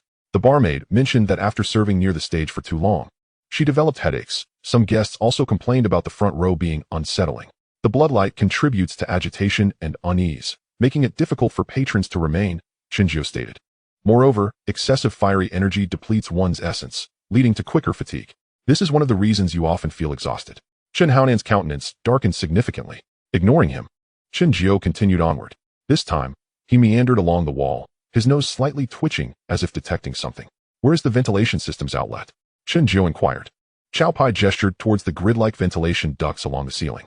Chen Jiebā halted directly beneath one of the outlets, closed his eyes, and inhaled deeply. A faint, elusive odor lingered, subtle hints of a sweet metallic scent mingled with the charred aroma of burnt vegetation, perfectly masked by the fragrances of perfume, alcohol, and smoke present in the venue. Yet, through his enhanced perception, Chen Jiebā still caught the whiff. There is an unusual odor emanating from the vent. He opened his eyes. It was not the foul stench of a dirty pipe, but something else entirely. Has the ventilation system been cleaned recently? It was thoroughly cleaned 3 months ago. Xiao Jiebā affirmed, and the filters were replaced. Then someone has introduced something into the ventilation ducts, Chen Xuan declared firmly, brimming with confidence. The scent emitted by this substance would be nearly imperceptible to the average person, but would subtly influence emotions, instilling feelings of oppression and unease, prompting a desire to flee. Simultaneously, he gazed again towards the direction of golden brilliance. This odor might also serve as a lure, in conjunction with the layout across the way, acting like a beacon, guiding the disrupted energy from this side towards the other. A profound silence enveloped the room. The onlookers exchanged glances, transitioning from initial skepticism to tentative belief, even feeling a shiver run down their spines. Xiao Jiebā swallowed nervously. Brother Gio, what should we do now? Alter the layout? Change the lighting? Clean the ventilation ducts?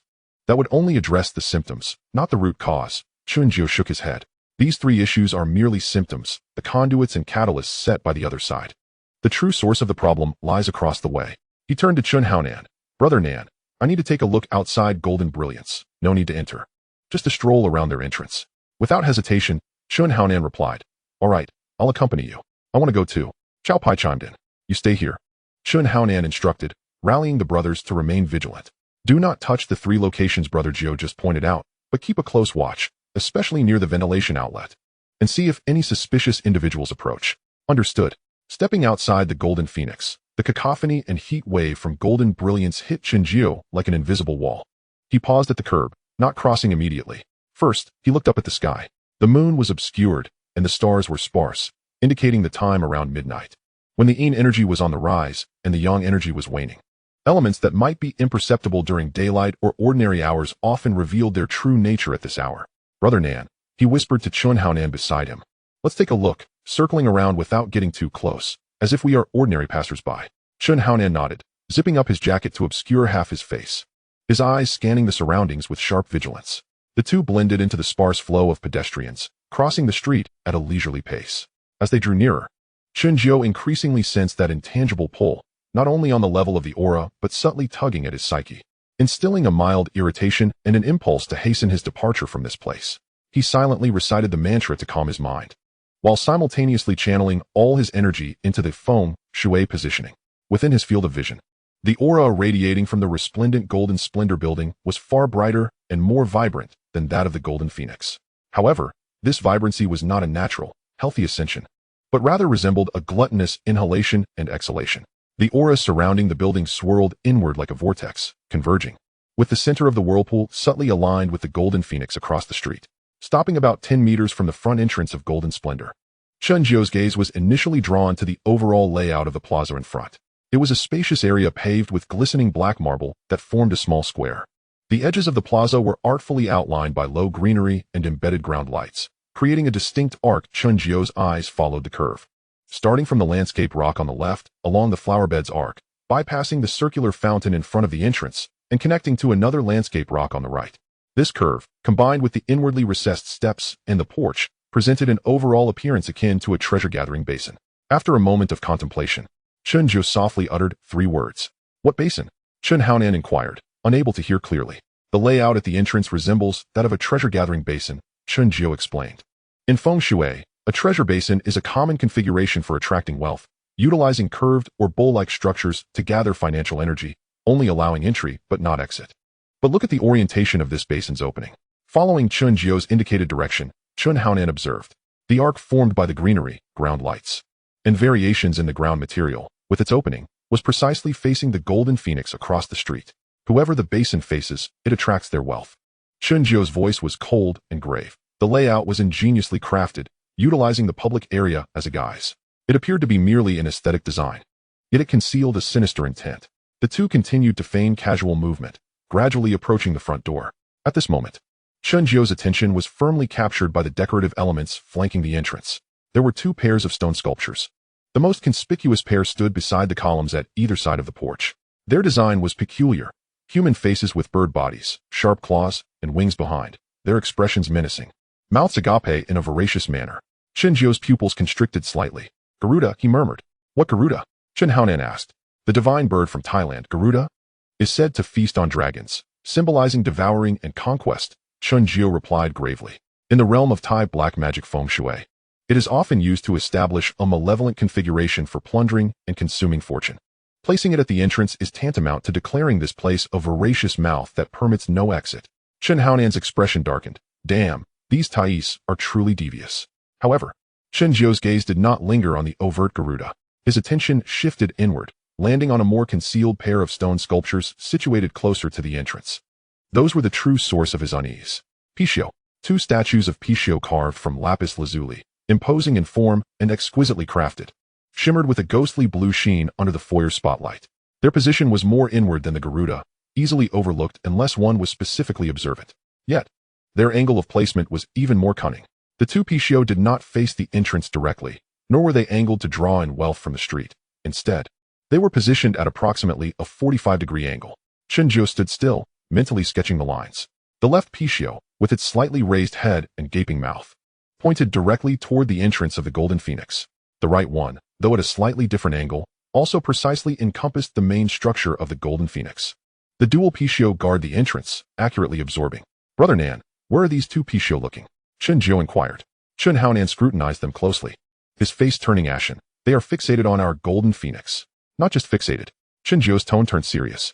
This is a variant of the dual ghosts knocking at the door in a Feng Shui killing formation. Externally, the Garuda creates a vast devouring aura, while internally, the Pixiu precisely absorb and lock onto wealth and popularity, complemented by the treasure basin layout at the entrance. The basin collects wealth, the Garuda devours energy, and the Pixiu absorbs essence. With 3 layers of locking, it aims to drain the Golden Phoenix completely, leaving no trace of vitality. Chapter 25, A Clash Across the Void. After hearing Chen Jiu's insights, Chen Haonan's expression darkened. Gritting his teeth, he asked, "Can we also arrange something?" "No," Chen Jiu interrupted him.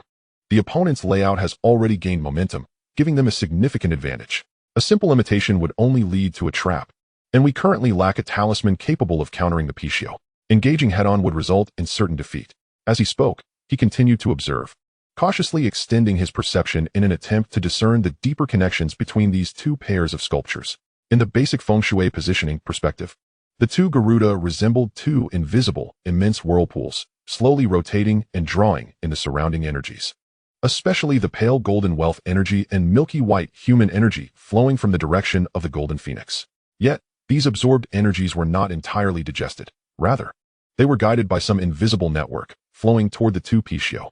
The mouths of the Pixiu appeared to harbor 2 smaller whirlpools, further refining and transforming these circulating energies before channeling them deep into the Golden Splendor building. Just as Chen Jiu attempted to trace the ultimate destination of these energies, a system notification suddenly chimed. Ding! Detected strong external Feng Shui layout energy interference. Nature of energy, plundering, sinister, from an external domain, Tai. Source location, interior of the Golden Splendor main building, depth. Correlation determination, highly consistent with the variant dual sculptures formation. Breakthrough nodes, treasure basin-shaped plaza, wealth absorption. Garuda stone sculptures, devouring. Pixiu stone sculptures, essence absorption. Task progress updated, 65. Awarded phase reward, 30 fortune points. Function unlocked, Fortune Infusion LV1. Fortune Infusion LV1 can consume double fortune points to temporarily infuse a talisman or formation that has been unlocked but does not meet usage conditions with fortune, allowing it to reach the minimum usage standard, effect lasting once. Cooldown time, 7 days. Warning, continuing to delve deeper or lingering for an extended period may alert the layout designer. Tip, detected residual aura of the enemy Feng Shui Master Aizen Wei. Aura intensity, medium. The system notifications continued to pop up. A chill ran down Chen Jiu's spine, prompting him to retract all his perceptions completely. His fortune points increased from 33 to 63, unlocking a new function and yielding significant gains. Yet, the system's warning heightened his alertness. The opponent might have sensed something. "Brother Nan, let us go." Immediately, Chen Jiu urged, his tone urgent. Without hesitation, Chen Haonan turned, and the two feigned casual conversation as they walked slowly away from Golden Splendor. Just as they had walked less than 20 meters, Chen Jiu felt the hair on the back of his neck rise, without warning. A gaze filled with malice, like the flick of a serpent's tongue, emerged from some shadow behind him, brushing lightly over him.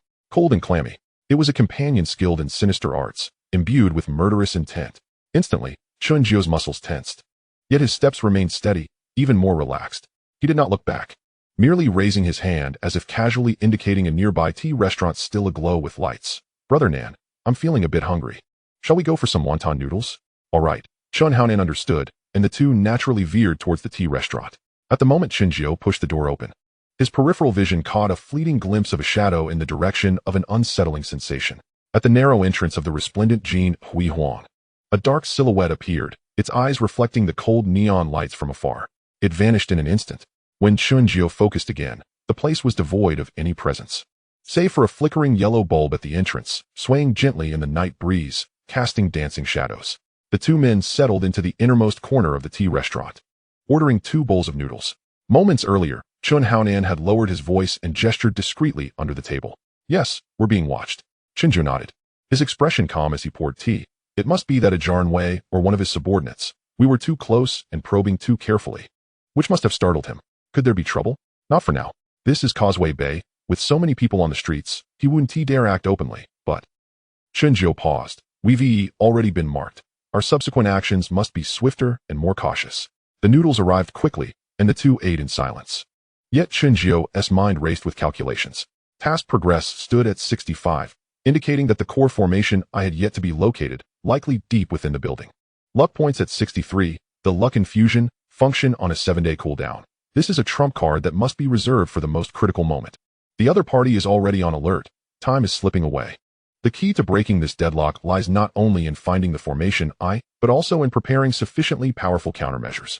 Although he had unlocked the knowledge of the Feng Shui formation symbols at level 2, the only spells he could immediately use were the most basic Qing Feng Talisman and a few introductory formations, the Jinzai Talisman, the Huasha Talisman, and the Hushin Talisman. The conditions for drawing these intermediate talismans had yet to be met. The formations of the 3 talents, for symbols, and 5 elements required practical training and material coordination. Faced with such a dire situation, the power at his disposal was barely a drop in the bucket.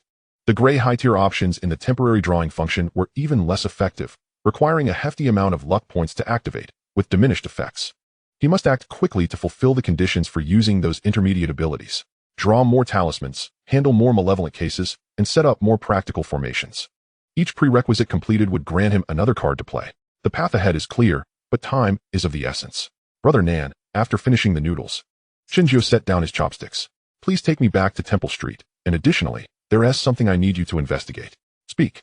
First, look into the details regarding the renovations at Jin Hui Huang, particularly concerning the foundation, the positioning of the load-bearing columns, and any rumors of special rituals or buried items. Second, investigate that Tai Jarn Wei, when he arrived in Hong Kong, where he is staying, whom he associates with, and any peculiar habits he may have. The more detailed, the better. Understood. I'll send the brothers out to gather information. Chen Xuan nodded. Brother Jiao, if you need any materials, make a list for me. I'll write it out for you when I get back. After settling the bill and bidding farewell, Chen Jiao took a ride back to Temple Street with his companion, the stutterer. As the vehicle entered Temple Street, the familiar ambience of the marketplace enveloped him, slightly alleviating the oppressive feeling brought on by Causeway Bay. Chen Jiao did not head straight to his residence, but first visited Old Wang's incense stall. The stall was still lit, and Old Wang was tidying up. Upon seeing Chen Jiao, he immediately greeted with a smile. Brother Jiao, you're back so late. How did things go? I've got a rough idea. Chen Jiao approached, picking up a bundle of fine sandalwood and several sheets of yellow paper. These, along with cinnabar and rhinoceros horn, the best, as per usual. All right. Old Wang efficiently packaged the items. We're running low on rhinoceros horn. Is that urgent? No worries. I'll have Axie replenish it tomorrow. Chen Jiao paid. Uncle Wang, make sure to stock up on supplies over the next few days. I might need quite a bit. Rest assured, I'll take care of it. After bidding farewell to Old Wang, Chen Jiao hurried back to his residence with his companion, carrying the items. Upon returning home, he closed the door, isolating himself from the outside world. Chen Jiao immediately spread out the freshly bought yellow paper, ground the cinnabar, and handed the prepared materials list to the stutterer. Axie, early tomorrow, follow this list and split up to buy the items. Some things may be hard to find, so check traditional medicine shops, Buddhist supply stores, and even flea markets. The stutterer took the list, examining it carefully. Rhinoceros horn powder, to replenish. Qinzhou sand, genuine 5 emperor coins. Peachwood branches, preferably from thunderstruck trees. Black dog blood, from a pure black dog, obtained willingly. Rooster comb blood, 3-year-old glutinous rice. Rootless water, rainwater. And aerial roots from a century-old banyan tree. Brother Jiao, are all these necessary? She asked, slightly taken aback. To dispel evil, set up formations, and draw talismans. All are required. Chen Jiao explained while picking up his brush to draw talismans. The black magic employed by the other party is wicked and overbearing. Thus, the items we prepare must be sufficiently righteous and potent. As the brush tip touched the paper, spiritual energy infused into it. A Qingfeng talisman began to take shape under his hand. He needed to practice basic talismans quickly to meet the drawing conditions for dispelling, exorcising, and counteracting talismans. As night deepened, the lights of Temple Street gradually extinguished, while the light in Chen Jiao's room remained aglow. After completing the 8th talisman, just as he prepared to dip his brush in cinnabar for the 9th, the tip suddenly hovered in midair. A faint, inappropriate scent of sweetness, laced with a hint of burnt vegetation, seeped through the window cracks. This odor was akin to the elusive stench from the Gene Phoenix vent. Chen Jiao's hair stood on end, and he abruptly looked towards the window. Outside, the night was thick as ink. The outlines of the rooftops across the street were obscured in darkness, but beneath the eaves, a vague shadow seemed to crouch. The silhouette did not resemble a human, but rather a large cat with a hunched back, or something else entirely. A pair of eyes, reflecting a faint red glow, stared intently at him through the glass. Suddenly, a chilling, foul wind surged into the room. The flame of the oil lamp on the table flickered violently, transforming into an eerie green hue, swaying madly, yet refusing to extinguish. Brother Jiao, the stutterer could not see the anomaly. She only felt an inexplicable sense of dread and difficulty in breathing. Chen Jiao's pupils constricted, and the hairs on his body bristled. The other party's malevolent sorcery was polluting the medium that sustained his power. The mingling scent of sweetness and burnt vegetation surged in intensity tenfold. The source of the foul odor from the Gene Phoenix vent. The air thickened, as if submerged in mercury. Chen Jiao felt a violent palpitation and nausea, as countless fragmented whispers echoed in his ears, both weeping and laughing, piercing into his very marrow. His head grew heavy, and his vision blurred. On the window, a layer of oily frost seemed to crystallize, rapidly spreading and forming a wickedly grinning visage. A Jarnway's counterattack had arrived, direct and ferocious. The sweet and foul scent could induce hallucinations. Chen Jiao remained unflustered. He immediately held his breath. Step back, he hissed at the stutterer, while his left hand grasped the remaining rhinoceros horn powder. The rhinoceros horn, a substance of utmost yang, was particularly effective against malevolent forces. His right hand, laden with fresh cinnabar, swiftly painted a hexagram in the air before him. Stabilize. Simultaneously, he executed the 8 trigram stepping technique, placing his left foot on the fire position and his right foot on the thunder position, chanting rapidly. Yang energy surges forth, evil spirits retreat. With a swift motion, he threw a small handful of rhinoceros horn powder towards the window. The moment the powder met the icy, foul wind, it crackled softly, akin to cold water splashing into boiling oil. The nauseating odor in the air dissipated instantly. Qingfeng transforms and stabilizes the wind. Buzz. The yellow talisman that had been struck suddenly emitted a faint glow, albeit for just a fleeting moment, akin to the striking of a match in the enveloping darkness. This glimmer seemed to act as a fuse, igniting a series of faint lights from the remaining 7 intact talismans on the table. The aura of the 8 talismans subtly intertwined, forming a rudimentary yet effective purifying field. Outside, the frosted visage on the window cracked with a sharp sound, revealing several fissures. That invisible force abruptly relaxed. The top 3 tainted talisman papers were utterly reduced to ashes, cascading down like fine dust. Yet, the remaining 5 were preserved. The emerald flames leapt suddenly before reverting to a normal orange hue. A chilling, sanguine wind receded like a tide, swirling out through the cracks of the window. Outside, beneath the eaves, a pair of glowing red eyes flickered with a hint of surprise, followed by a shadowy form that swiftly vanished into the dense night. With a resounding thud, the window slammed shut against the night breeze. Within the room, there was an oppressive silence. Only Chen Jiao's heavy breathing and the stifled gasps of the stuttering girl could be heard. Cold sweat finally trickled down Chen Jiao's forehead as he leaned against the table, feeling an overwhelming fatigue wash over him, his temples throbbing, his mind in turmoil. The brief clash that had just transpired had drained his spirit more than the effort of drawing 20 talismans combined. This was not merely a covert battle of geomantic arrangements. It was a direct confrontation of malevolent energy. Janwei's methods were more insidious and efficient than he had anticipated. Jiao, are you alright? The stuttering girl's pallor was stark, her voice quavering. In her perception, she was unaware of what had transpired, only sensing that Chen Jiao seemed to have endured a fierce battle. Once she felt herself regain composure, she hurried to support Chen Jiao and fetch water. I'm fine. Chen Jiao accepted the cup, his hand still trembling. He glanced at the pile of ashes and the 5 intact talismans on the table, a lingering dread enveloping him. It had been a close call. Had he not fortuitously procured rhinoceros horn powder, Had he not completed the 8 talismans to establish a numerical foundation? Or had he reacted just half a second slower, the losses incurred this night would have amounted to far more than merely 3 talismans. Ding. Successfully repelled a malevolent incursion, intensity, medium. Practical applications, Qingfeng Talisman, Cluster, Rhinoceros Horn Powder, Material, Bagua Steps, Basic, Purification Incantation, Basic. Evaluation, adapted to crisis. Using the weak to counter the strong, methods reasonable. Reward obtained, 15 fortune points. Special reward, due to direct contact and resolution of high-intensity malevolent energy.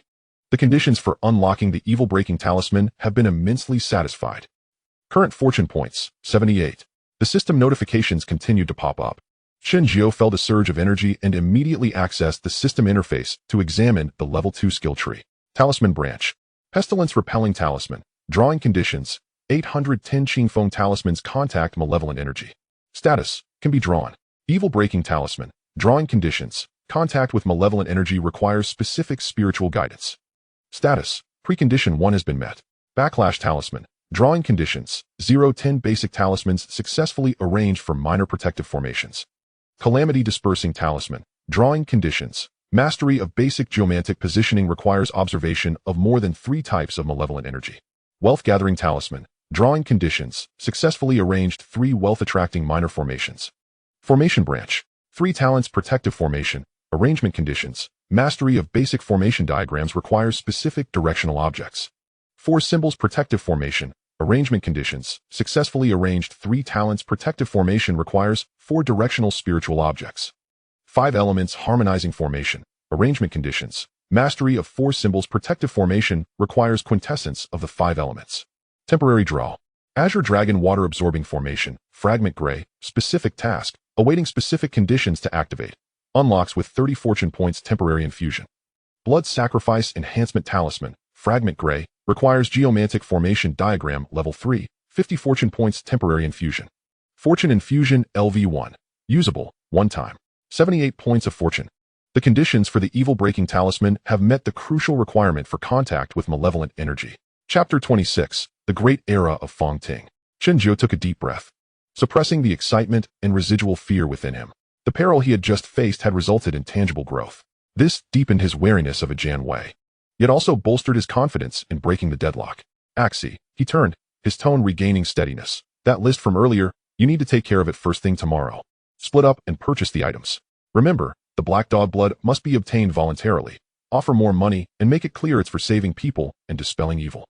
If the dog has a spirit and is unwilling, do not force it. As for the peachwood branches, the best are those struck by lightning. If unavailable, opt for sunlit branches from peach trees over 5 years old, oriented towards the southeast. Understood. The stuttering girl nodded vigorously, her gaze shifting from fear to determination. You can count on me, I'll handle it well. As for the most challenging task of acquiring the aerial roots of a century-old banyan tree, Chen Xuan pondered. Such a thing is rare and can be encountered but not sought after. The ancient banyan, already scarce, has its aerial roots as part of it, and obtaining them would inevitably disturb the local area, potentially involving protective regulations. Money cannot buy it, nor can social connections guarantee success. Unable to fathom a solution, he resolved to consult Old Wang tomorrow. Though Old Wang may not be reliable, he has been in this line of work long enough to be somewhat gossipy. Like a little oracle, he looked at the stuttering girl and made a decision. Axie, I will figure out how to obtain the banyan tree's aerial roots. You just focus on gathering the other materials. 2 lines of action, racing against time. Jiao, was there really a ghost just now? The stuttering girl asked, her face filled with trepidation. Chen Xuan paused, then smiled and took her hand reassuringly. It wasn't a ghost, it was a formation. A Jian Wei was using dark arts to create a very malevolent environment, trying to nullify our talismans. Fortunately, even the worst formations follow certain patterns, allowing the correct formation to counteract it. The girl tilted her head, her big eyes blinking in confusion, completely not understanding. Chen Xuan chuckled, ruffling her hair, and concentrated for a moment to explain. If we were to use a scientific explanation, you might understand it this way. The foul wind is a volatile energy carrier.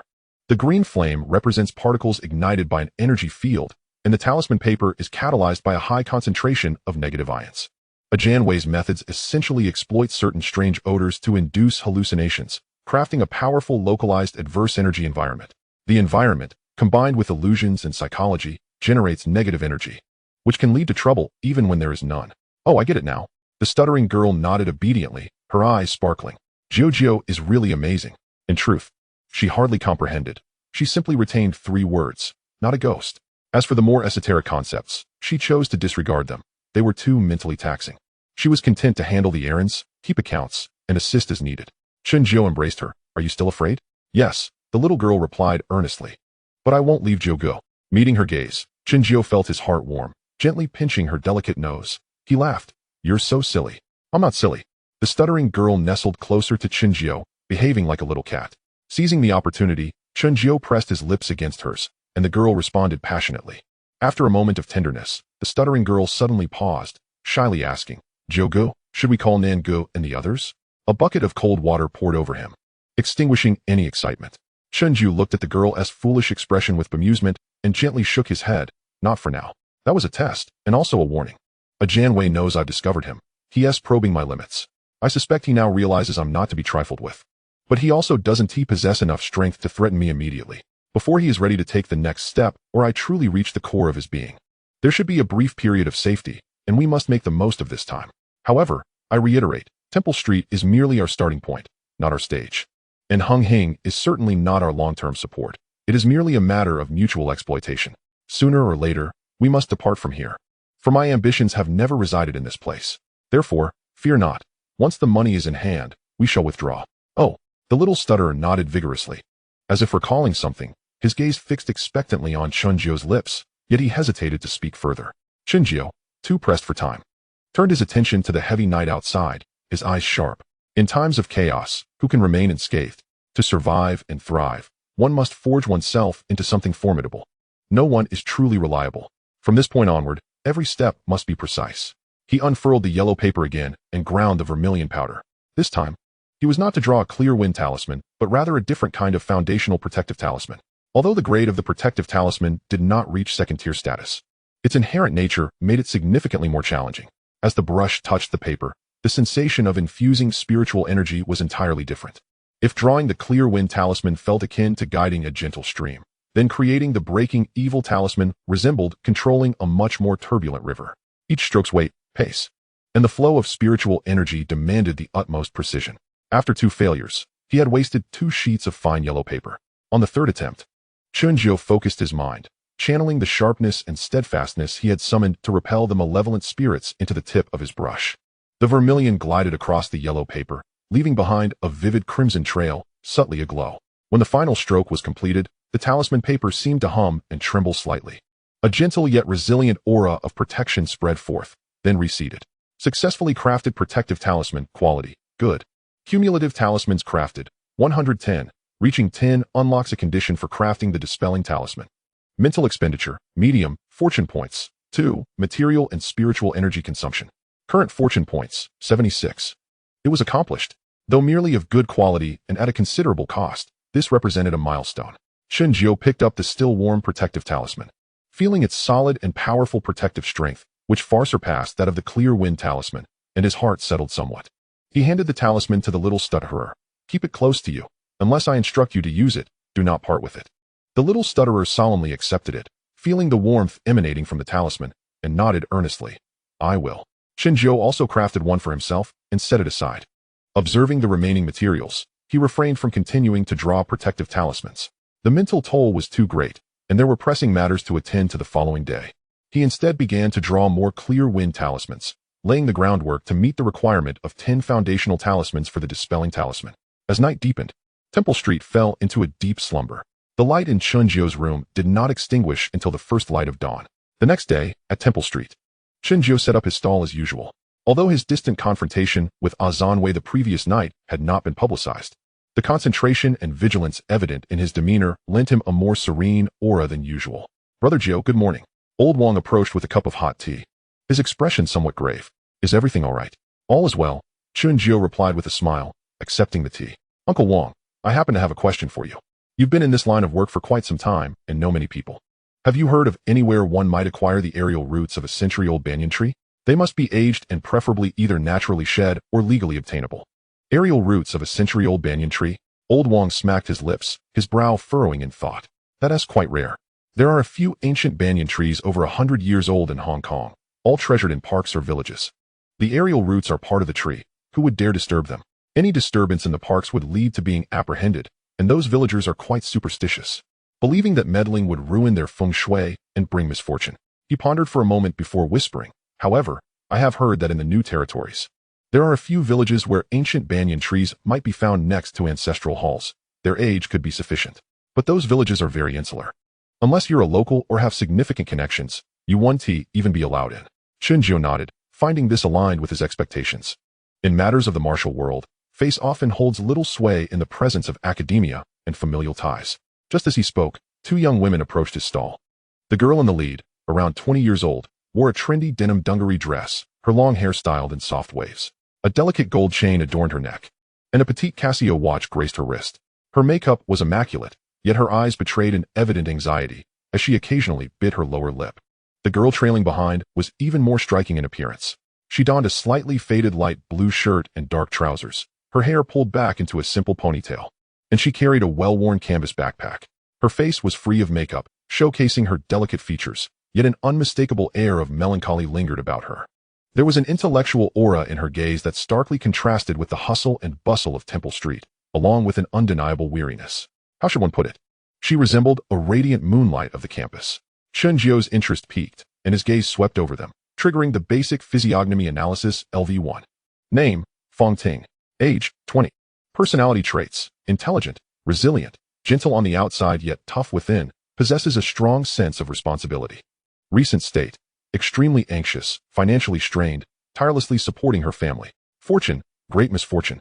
Signs of family ruin, long-term, though there is a glimmer of hope, a benefactor. Feng Ting. Chen Jiu's heart skipped a beat. The second daughter of the Feng family.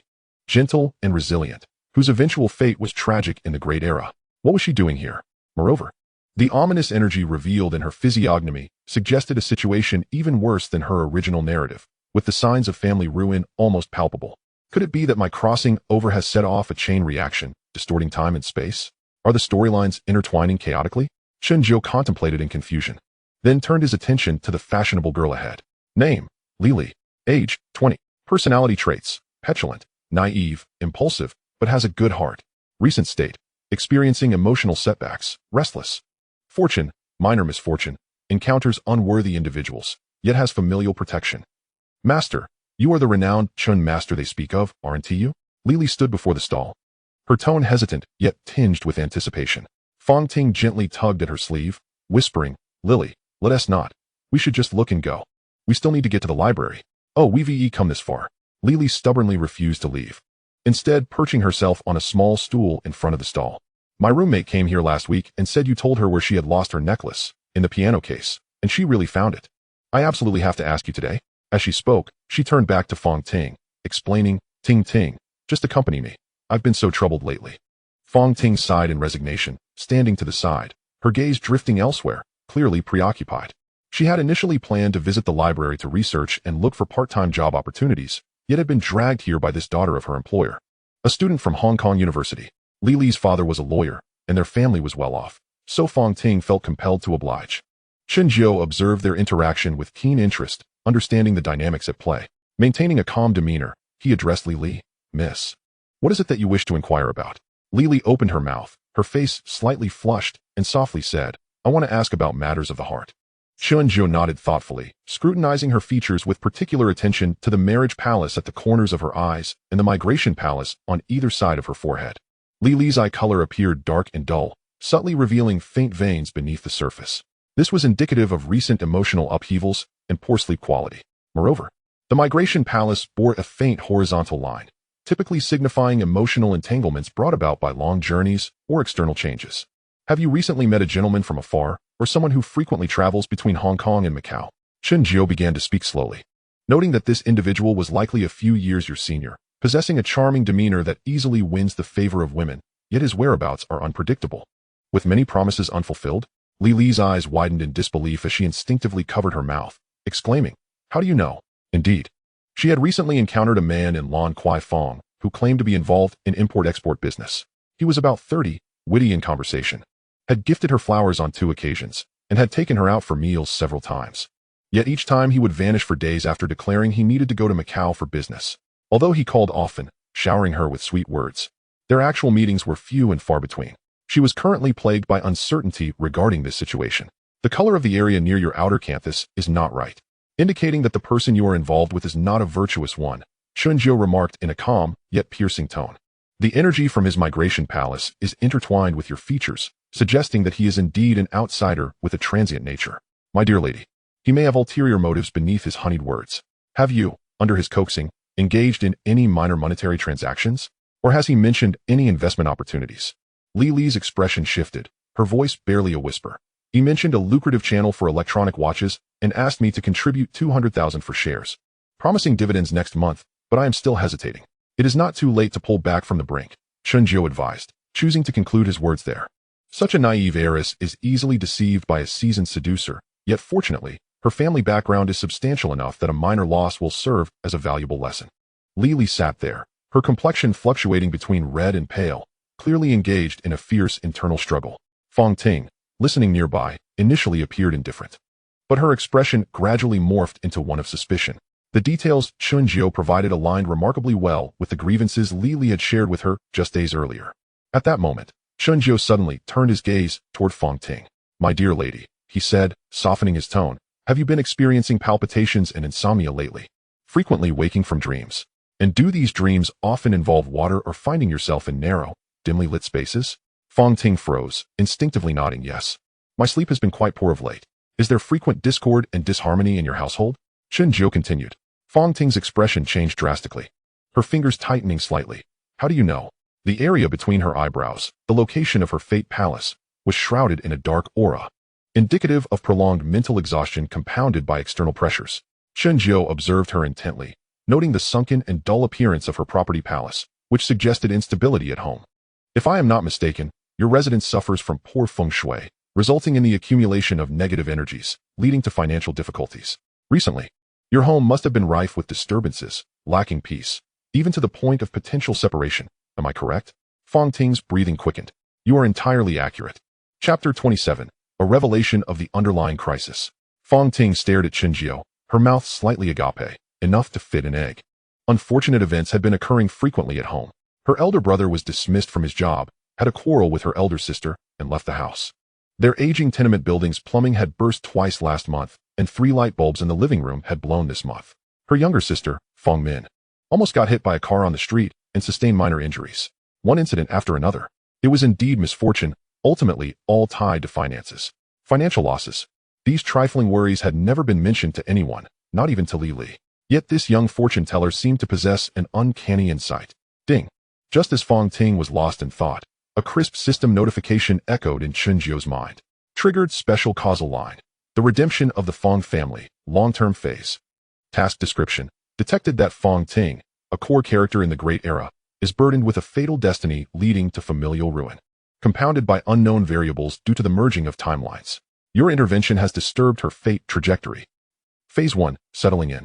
Task. Resolve the negative feng shui accumulation in the Feng family's residence, stabilizing their foundational fortunes. Reward. 15 fortune points. Unlock. Basic Qi Huang Technique LV1. Technique details. Comprises basic pharmacology, basic medical theory, basic acupuncture. Phase 2. Generating wealth and dispelling malice. Task. Assist the Feng family in establishing a stable and legitimate source of income or dispel a severe external malevolence obstructing their livelihood. Reward. 25 fortune points. Unlock. Fragment of the Azure Dragon Water Absorption Array. Phase 3. Defending against adversaries. Task. Help the Feng family avoid a fatal crisis from the Ding family. Reward. 30 fortune points. Unlock. Initial insights into 4 pillars calculation LV1. Technique details. Type. Active skill and destiny techniques. Core. Based on the target's birth chart. Combined with the 5 elements interactions, 10 gods relationships, and the flow of destiny through the years, perform basic destiny calculations. Effect LV1.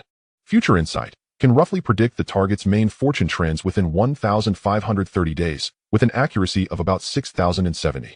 For those with unique destinies or deeply entangled causality, the perception will be clearer.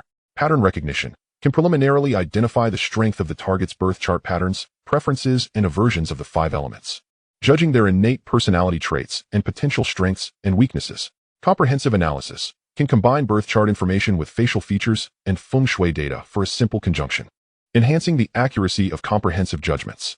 Limitations. The calculation results are subject to the target's own merits, sudden causal events, and higher-level destiny forces, and are not absolute. Daily usage is limited 3 times, and excessive use will deplete one's mental energy. Phase 4. Altering Destiny.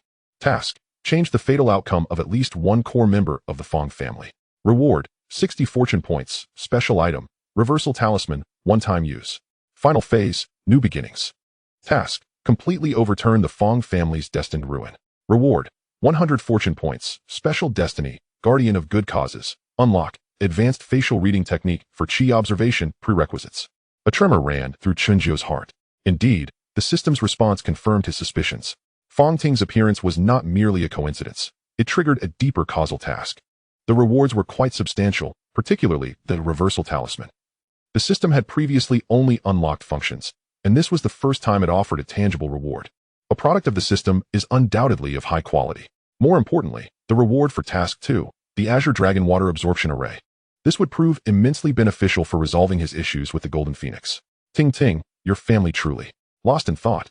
Li Li's voice pulled Chen Jiao and Feng Ting back to reality. Feng Ting bit her lower lip, looking at Chen Jiao with uncertainty, tentatively asking, Master, is all of this really discernible from facial features? Facial features are merely one aspect, Chen Jiao replied. Much more is conveyed through the energy that envelopes you. Prolonged exposure to a detrimental feng shui environment can muddy and stagnate a person's aura, which then reflects in their features, demeanor, and even posture. The slight hunch in your shoulders when you walk is not merely a habit. It is the result of long-term pressure leading to muscle tension.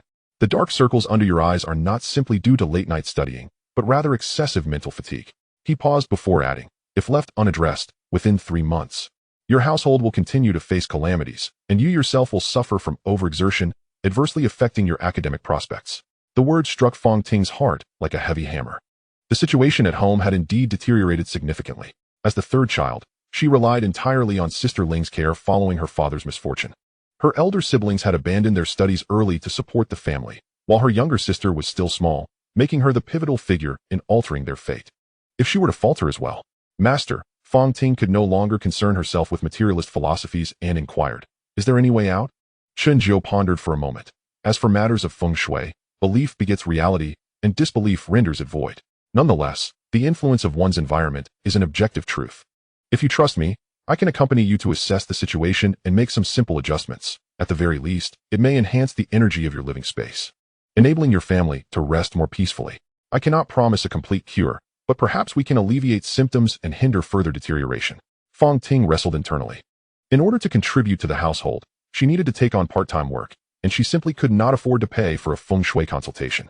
Yet, Chen Jiao's words struck at her deepest fears. Seeing this, Li promptly grasped Feng Ting's hand. Ting Ting, let's go have a look. Don't worry about the cost. I'll ask my dad to pay your tutoring fees in advance this month. She then turned to Chen Jiao, saying, Master, let us go take a look. How much will it cost? I'll cover it for her. Feng Ting wanted to refuse, but thoughts of her family's numerous troubles lodged in her throat. Chen Jiao waved his hand. Since fate has brought us together today, I will only charge $100. If adjustments are needed, the cost of materials will be additional. What do you say? $100? Feng Ting, having felt insecure for years, found such a low fee concerning. Chen Jiao perceived her unease, thinking it was wise to charge something. If it were free, it might frighten her away. He smiled.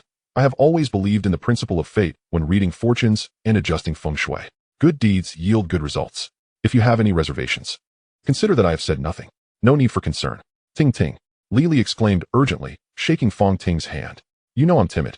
I made inquiries about Master Jiao before coming here, and everyone says he is honest and does not deceive. That is why I came. She added, not long ago, he helped Brother Baji resolve a warehouse issue, and even my father knows about it. Your father? Feng Ting finally lifted her head. Li nodded, whispering, my dad works with Brother Baji. Shoo. With that, Feng Ting finally nodded earnestly, tears glistening in her eyes. Thank you, Master. My home is on Fuqua Street in Shamshuepa. When would it be convenient for you to come? Chen Jiao rose and nodded to Uncle Wang and Zhang Hoen at the nearby stall. Uncle Wang, please keep an eye on the stall for me. Xiao Zhang. If any customers inquire, just tell them I'll be back in the afternoon. If a she asks, please inform her as well. Understood. Both replied. Chen Jiao grabbed his cloth bag, containing a compass, red cinnabar, copper coins, and other commonly used items. Let us go? Li hurriedly said, I drove here. It's parked at the corner outside Temple Street. The three departed the stall, traversing the bustling Temple Street, surrounding stall owners and familiar customers. Having witnessed Chen Jiu being invited to consult on Feng Shui before, merely cast envious glances. As Fang Ting walked alongside Chen Jiu, her emotions were tumultuous. Once an educated student at the University of Hong Kong, she had always regarded fortune-telling and Feng Shui as superstitious nonsense. Yet, the relentless hardships her family faced had long since shaken her previous convictions. Now, this young master who seemed to see through her predicament appeared like a glimmer of light in the darkness, prompting her to grasp at the chance. Meanwhile, Chen Jiu contemplated. Fang Ting's presence confirmed that this Hong Kong narrative indeed intertwined with the storyline of the Great Era. Her features suggested a family on the brink of collapse, yet with a hidden potential for salvation. Could he be that fortunate variable? If he could alter the Fang family's tragedy, not only would he accumulate great merit, but perhaps he could also significantly influence certain trajectories of this world, reaping substantial fortunes in return. More importantly, he felt that Fang Ting was worth helping. In the original narrative, she was bold in love and hate, never yielding to fate, and tirelessly striving for a better life, ultimately meeting a tragic end. One could only say that the writers and directors were quite ruthless. Even while watching the series, he felt an urge to send her a blade. But now, it was time to attempt altering her destiny. Of course, the prerequisite was to act within his means. First, he must ensure his own safety before considering how to assist others within his capacity, accumulating merit and fortune. This principle remained unwavering for Chen Jiu. A short while later, the three boarded Li's red Toyota sedan, heading towards Kowloon. Outside the window, the streets of Hong Kong flowed by. Chen Jiu gazed ahead, his expression tranquil. The golden-hued Feng Shui arrangement was set to break. He had to deal with a Zhan Wei, and now there was an additional karmic matter involving the Feng family. The waters of this underworld were becoming increasingly profound. However, the deeper the waters, the larger the fish one could catch. Master, we'll turn up ahead. About an hour later, Fang Ting, sitting in the passenger seat, interrupted Chen Jiu's thoughts. Chen Jiu collected his focus and nodded in acknowledgement. The car entered a densely populated old tenement area in Xiao Jiebā, finally stopping in front of a 7-story tenement that appeared to be at least 40 years old. The building was quite old, its exterior walls marred, with patches of peeling paint revealing dark stains beneath. This is it, room B on the 3rd floor.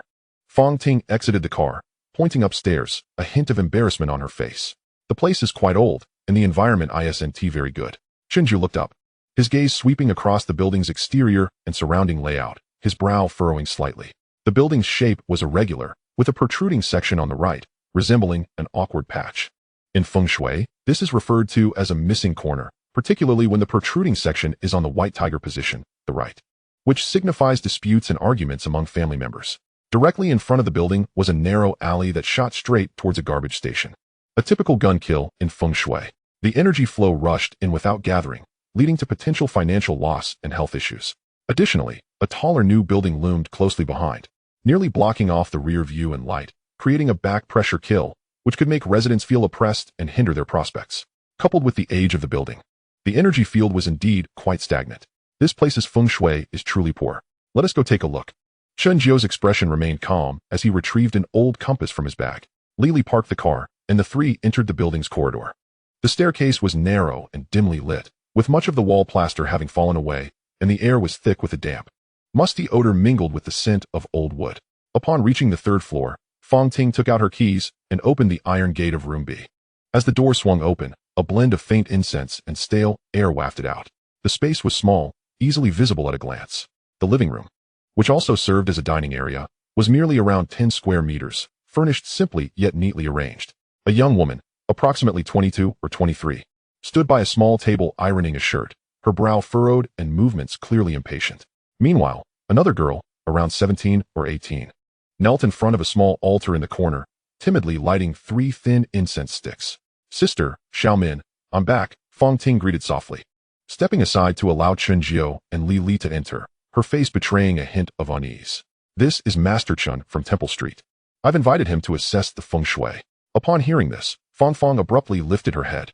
Her features were delicate, but her brow was heavy with worry, dark circles under her eyes betraying a lack of sleep. Upon seeing 2 unfamiliar faces, her expression darkened. Feng Shui. Fang furrowed her brow. Ting, are you being foolish?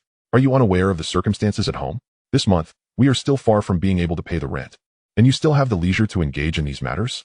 With a sharp motion, she forcefully set down the iron, rose to her feet, and pointed at Chen Jiu, saying, Master, I apologize, but we cannot afford to consult about Feng Shui. Ting, being young and naive, does not understand, so please leave. Fong Ting's complexion paled at the reprimand, and she hurriedly explained, "Sister, Master Chen was introduced by Lily. He is quite capable. Today is merely a preliminary consultation. And there is no mention of payment." "No mention of payment?" Fong scoffed. "In this world, is there ever a matter that does not involve money? I toil in the garment factory for 10 hours each day, while you rush off to tutoring sessions after class. Why do we work so hard? Is it not simply because we lack funds?" As she spoke, her agitation grew, and her eyes reddened. "Since Dad's passing, our family consists of just the four of us, and life has become quite challenging. Feng Jiebā, that good for nothing, and now you bring a stranger home. What if?" "Sister, please don't be like this," Feng Min timidly interjected, still clutching the incense that had not been properly secured. "Second sister only wishes for our home to be better. What do you know?" Feng snapped, her emotions spiraling out of control. "The landlord just came this morning to demand the rent. Have you even looked at how much rice is left in the jar? And yet you're here lighting incense and candles." Startled, Feng Min trembled, and ash from the incense fell onto her fingers. Her eyes brimmed with tears, and she lowered her head, too afraid to speak further. Lily stood awkwardly at the door, unsure of how to proceed, and quietly suggested to Chen Jiao, "Master Chen, perhaps we should come back another day." Chen Jiao raised his hand to halt her words. He did not look at Feng, nor did he rush to explain. Instead, his calm gaze swept across the entire room, finally resting on the spot where Feng had been ironing, before he lifted his eyes to gaze out the window. Then, he turned his attention to Feng's face. Basic Physiognomy Analysis LV1 quietly commenced. Name, Feng. Age, 23. Personality traits, resilient and industrious, with a strong sense of responsibility, yet quick-tempered due to prolonged stress, and direct in her expressions. Recent state, severely anxious, facing significant financial pressure, experiencing sleep disturbances, and recurrent right-sided migraines. Fortune, hard work yields little reward, financial resources are scarce, health is compromised. Chen Jiao understood in his heart. He took 2 steps forward, halting 3 paces away from Feng, and smiled gently. "Miss Feng, have you been experiencing sharp pains in your right temple lately? Especially more pronounced in the afternoons around 3 or 4 o'clock, or when you're angry? Are you finding it hard to sleep at night, waking easily, and dreaming of being chased or falling?" Feng was taken aback, her anger frozen on her face. "How do you know?" Chen Jiao did not answer directly. Instead, he turned slightly, pointing to where she had been standing while ironing. "This should be your usual sitting position, correct? You prefer to have your back to the window, don't you?" Feng instinctively nodded. From this vantage point, Chen Jiao indicated the silhouette of a high-voltage power tower in the distance outside the window. The metal spire of that tower is directly aligned with the back of your head and spine. In Feng Shui, this is called a sharpshooting kill. An object with a sharp shape directed towards you is akin to a hidden arrow. If one is subjected to this for an extended period, it can easily lead to headaches, back pain, and irritability. His voice remained steady, yet each word was clear. "Your temperament has not worsened. Rather, it is the prolonged impact of this negative energy that has left you restless." Feng opened her mouth to retort, but found herself at a loss for words. She indeed often experienced worsening headaches, struggled to sleep at night, and would fly into a rage over trivial matters during the day. Chen Jiao then turned his gaze to Feng Min, who was huddled in the corner, his tone softening. "Little sister, have you been experiencing frequent nightmares? Dreaming of being trapped in small, dark spaces? Do you find it hard to concentrate during the day at school?" Feng Min lifted her head, her eyes filled with tears, and timidly nodded. "Yes, last night I dreamed of being stuck on the stairs, unable to go down. As for the incense you lit." Chen Jiao observed the delicate stick still clutched in her hand. Incense is meant to honor and pray to the spirits, to communicate between realms. "But the position of your family's altar is problematic." He pointed above the altar. Directly overhead is a beam, in Feng Shui. This is known as a beam pressing on the spirit's position, causing discomfort to the deities and intensifying the residents' feelings of oppression. Moreover, the altar faces the kitchen door, where the smoke and grease are in direct confrontation, which is disrespectful. Feng Min seemed to grasp only part of this, yet upon hearing the word oppression, she instinctively shrank her shoulders. Chen Jiao then turned back to Feng, speaking sincerely. "Miss Feng, I am here today at the request of Miss Feng Ting, to see if I can be of assistance. Feng Shui adjustments need not necessarily involve grand gestures or exorbitant expenses. Often, merely rearranging furnishings and altering positions can enhance the energy within the home, allowing for a more comfortable living environment and a smoother flow of fortune." He paused, his gaze sweeping over the cramped little room. "The layout of this house is inherently poor, compounded by external negative influences. Prolonged residence here can lead to fatigue, disputes, and a lack of financial stability. If adjustments can be made, at the very least, it may allow you to sleep better and feel more at ease." Feng stood there, her earlier anger dissipated, leaving only doubt and indecision. Every point Chen Jiao made struck a chord within her, igniting a sense of unease. This was not something a charlatan could easily fabricate. Fong Ting stepped forward at the opportune moment, grasping Fong Fong's hand and softly saying, "Sister, Master Chen is truly not an ordinary person. Just a moment ago on Temple Street, he took one look at me and discerned the general circumstances of our family, even mentioning how we siblings often quarrel over trivial matters." Fong Fong and her two younger sisters ultimately gazed at the faded black and white photograph of their father on the wall. She felt utterly exhausted, yearning for improvement, yet fearing disappointment. After a moment of struggle, she finally slumped her shoulders, the last vestiges of her stubbornness utterly deflated, leaving only profound fatigue. "Well then, let us give it a try." It seemed she also wished to see whether Chen Jiao could truly alter their fate. Chen Jiao nodded slightly, not taking offense. "Now, may I examine the situation closely?" Fong Fong silently shifted to the side, clearing the path. Li discreetly exhaled in relief and cast an admiring glance at Chen Jiao. Fong Ting also felt a sense of relief, although she hoped even more that Chen Jiao could indeed make a difference. It would prevent her from losing credibility in front of her sisters and perhaps change their fortunes. They had endured too much hardship. Chen Jiao stepped into the center of the living room, cradling the compass in his palm. The magnetic needle quivered slightly before stabilizing in its direction. The true assessment was about to commence. Chapter 28. Resolving the Yin and Gathering the Qi. After a brief interlude, Chen Jiao began to meticulously examine the indoor environment. The house was quite small, easily seen through at a glance. The living room, which also served as the dining area, spanned merely 10 square meters. The furnishings were simple, yet extraordinarily tidy, so much so that it appeared overly meticulous. Each item was positioned in its designated spot, and the floor shone brightly, revealing just how much effort the owner expended to maintain this semblance of dignity. Chen Jiao's gaze slowly traversed the room. Basic Feng Shui positioning LV1, quietly activating. The issues were immediately apparent. The front door faced directly opposite the balcony door, creating a direct draft, known as a through-heart kill. Chen Jiao pointed in that direction with certainty, explaining that this layout leads to financial leakage, illness, and discord among family members. Do you often feel that money comes in through one hand and goes out the other, and that family members easily quarrel over trivial matters? Upon hearing this, Fong Fong tightened her grip on the cloth in her hand, her eyes slightly reddening. "It's not just that. Since Dad passed away, money in this house has been like a bag with a hole in it. Fong Zhan, my brother, used to earn and spend freely, but now..." She did not finish her sentence, yet the suppressed sobs conveyed everything. Chen Jiao walked to the window, pointing toward a vague silhouette visible in the night. "Look over there. That high-voltage power tower not far away." Everyone followed his gaze and indeed spotted the indistinct shadow of the tower, its tip peeking out between distant buildings. The tower's spire, sharp as a sword, was directly aimed at your home's window, representing a fire-type kill, also known as an electromagnetic kill. Chen Jiao elucidated that the health of the host family had been compromised, particularly affecting the nervous system, leading to irritability, insomnia, and a state of mental unrest. Prolonged exposure to such malevolent energy could render the household's emotional stability precarious, resulting in incessant disputes. Fong Ting instinctively touched her temples, acknowledging her recent struggles with persistent headaches and sleepless nights. Meanwhile, Fong Fong recalled her increasingly uncontrollable temper. Chen Jiao then pointed to a somewhat inconspicuous water stain in the corner of the ceiling. "Has there been a leak here, especially in the northwest corner?" Fong Min nodded in affirmation. "Last month, an aging pipe burst, but it has been repaired. However, the ceiling still bears some marks. The leak within the home signifies a financial affliction, and the northwest corner in Feng Shui represents the patriarch, the head of the family." Chen Jiao's tone grew somber. Issues in this position imply that the family has lost its pillar of support, leading to a continuous loss of wealth and stability, as well as a lack of security among its members, making it difficult for them to act with conviction. Li, listening nearby, was momentarily stunned. So many intricacies? No wonder. Though she did not finish her thought, the implication was clear to all. Ever since Fong Jinxin passed away, the family felt as though their backbone had been removed, with each member struggling deeper into despair.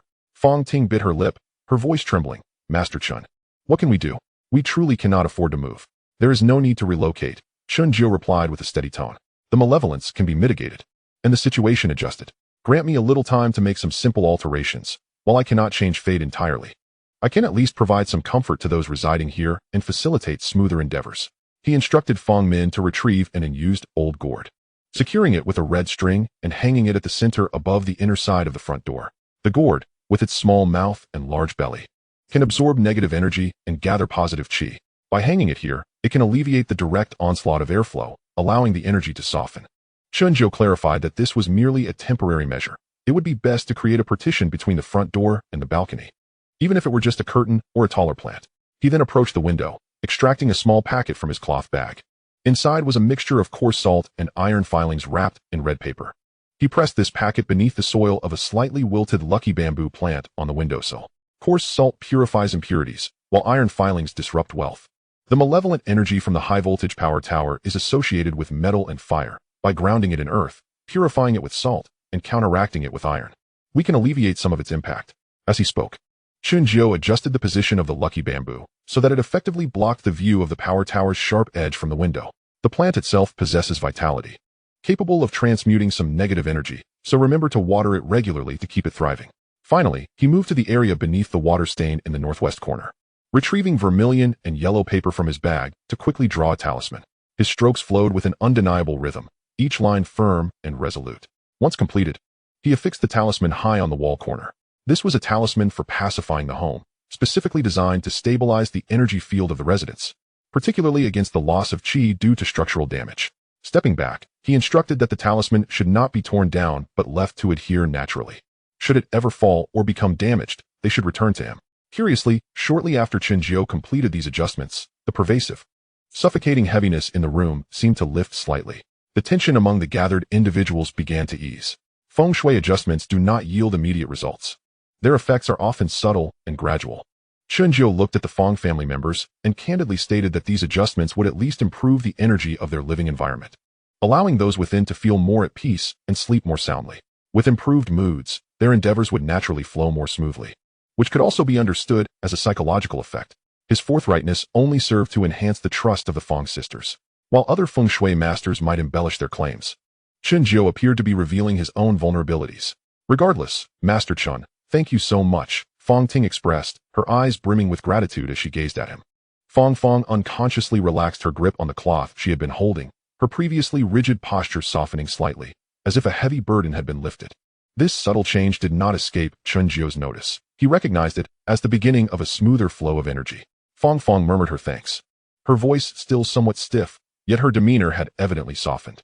Ding successfully discerned and initially mitigated the multiple afflictions of the residents, assisted in alleviating hardships, improving the living environment, and accumulating merit. Gained 15 fortune points. Unlocked Basic Qihong Technique LV1. Basic Qihong Technique LV1. Divided into Basic Pharmacology, Basic Medical Theory, Basic Acupuncture. Current fortune points 91. In an instant, a warm stream of information surged into Chen Xuan's mind, clarifying the properties, effects, and simple compatibility of dozens of common herbal medicines. He could even immediately discern the faint herbal aroma lingering in the air and identify the likely ingredients. It appeared that even without divination, he could manage as a barefoot doctor. Chen Xuan chuckled to himself. After addressing the feng shui of the Feng household, Feng Ting accompanied Chen Xuan and Li as they departed. Master Chen, I am truly grateful to you today. Here is your fee. Chen Xuan smiled. As I mentioned, it is fate. 100 is 100. We must uphold our integrity. Moreover, the adjustments made are merely the first step. True improvement requires time. Feng Ting opened her mouth, momentarily at a loss for words. She dreaded being indebted to others, especially for such timely assistance. $100 was neither too much nor too little. While it might not be significant to Li, it was still considerable for her family. However, she understood that a feng shui master valued by Li's father would not charge a meager fee. Their actions were clearly motivated by altruism. Chen Xuan noticed her discomfort and smiled. Of course, if Miss Feng truly wishes to express her gratitude, I do have a favor to ask. What is it? Feng Ting's eyes brightened as she eagerly replied. As long as I can assist. I urgently require something. The aerial roots of a century-old banyan tree, preferably those that have naturally fallen or can be legally obtained. Chen Xuan looked at her, recognizing that the history department at Hong Kong University must possess extensive knowledge. He wondered if she might have access to relevant resources. Miss Feng, since you are studying at Hong Kong University, would it be convenient for you to inquire? This was crucial for my efforts to save lives and resolve dilemmas. Upon hearing this, Feng Ting paused momentarily. Then her expression shifted to one of realization and seriousness. Aerial roots of a century-old banyan tree? She was somewhat uncertain, but replied softly, there is a book in the resource room titled Catalog of Ancient Trees in Hong Kong. I will check it tomorrow morning when I return to school. Thank you, Chen Xuan replied earnestly. I should be the one thanking you. Feng Ting shook her head, her gaze clear and resolute. You have helped my family mitigate malevolence. That is a true kindness. Finding some information is hardly a burden. Chen Jiao provided her with the contact number for a tea restaurant near the Temple Street Market. On their ride home, Lily continued to express her astonishment. Meanwhile, Chen Jiao closed his eyes in contemplation. Fong Ting's connection had proven to be smoother than he had anticipated, with fortune points reaching 91. He had also unlocked the basic Qigong technique. Next, he needed to find an opportunity to address the second phase of his tasks, the Qinglong water absorption array. This was of paramount importance. The web of causality in this Hong Kong cinematic universe was gradually unfolding into a more intricate tapestry under the disturbance of his butterfly effect, while the leverage in his hands was steadily increasing. By the time he returned to his residence on Temple Street, the lights had begun to twinkle in the evening. Little Stutterer rushed over anxiously. Brother Giorgio, I've secured the cinnabar, the 5 emperor coins, the peachwood branches, and the rooster. But I'm still missing the black dog blood. As you mentioned, it must be pure black and voluntary. I've inquired at several places, but haven't found a suitable source yet. And what about the qi root? Chen Jiao nodded. I'll find another way for the black dog blood. I have leads on the qi root. Gazing at the cinnabar, 5 emperor coins, peachwood branches, and other items on the table, he felt a sense of calm. With the materials in place, only the east wind was lacking. He instructed the little stutterer to rest while he sat in solitude to regulate his breath. Today, assisting the Fong family in dispelling malevolent energy earned him 15 luck points, adding to the remaining 76 points, totaling 91 points. Accumulating luck points was no easy feat, but when the time came to use them, one must not be frugal. He summoned his skills panel.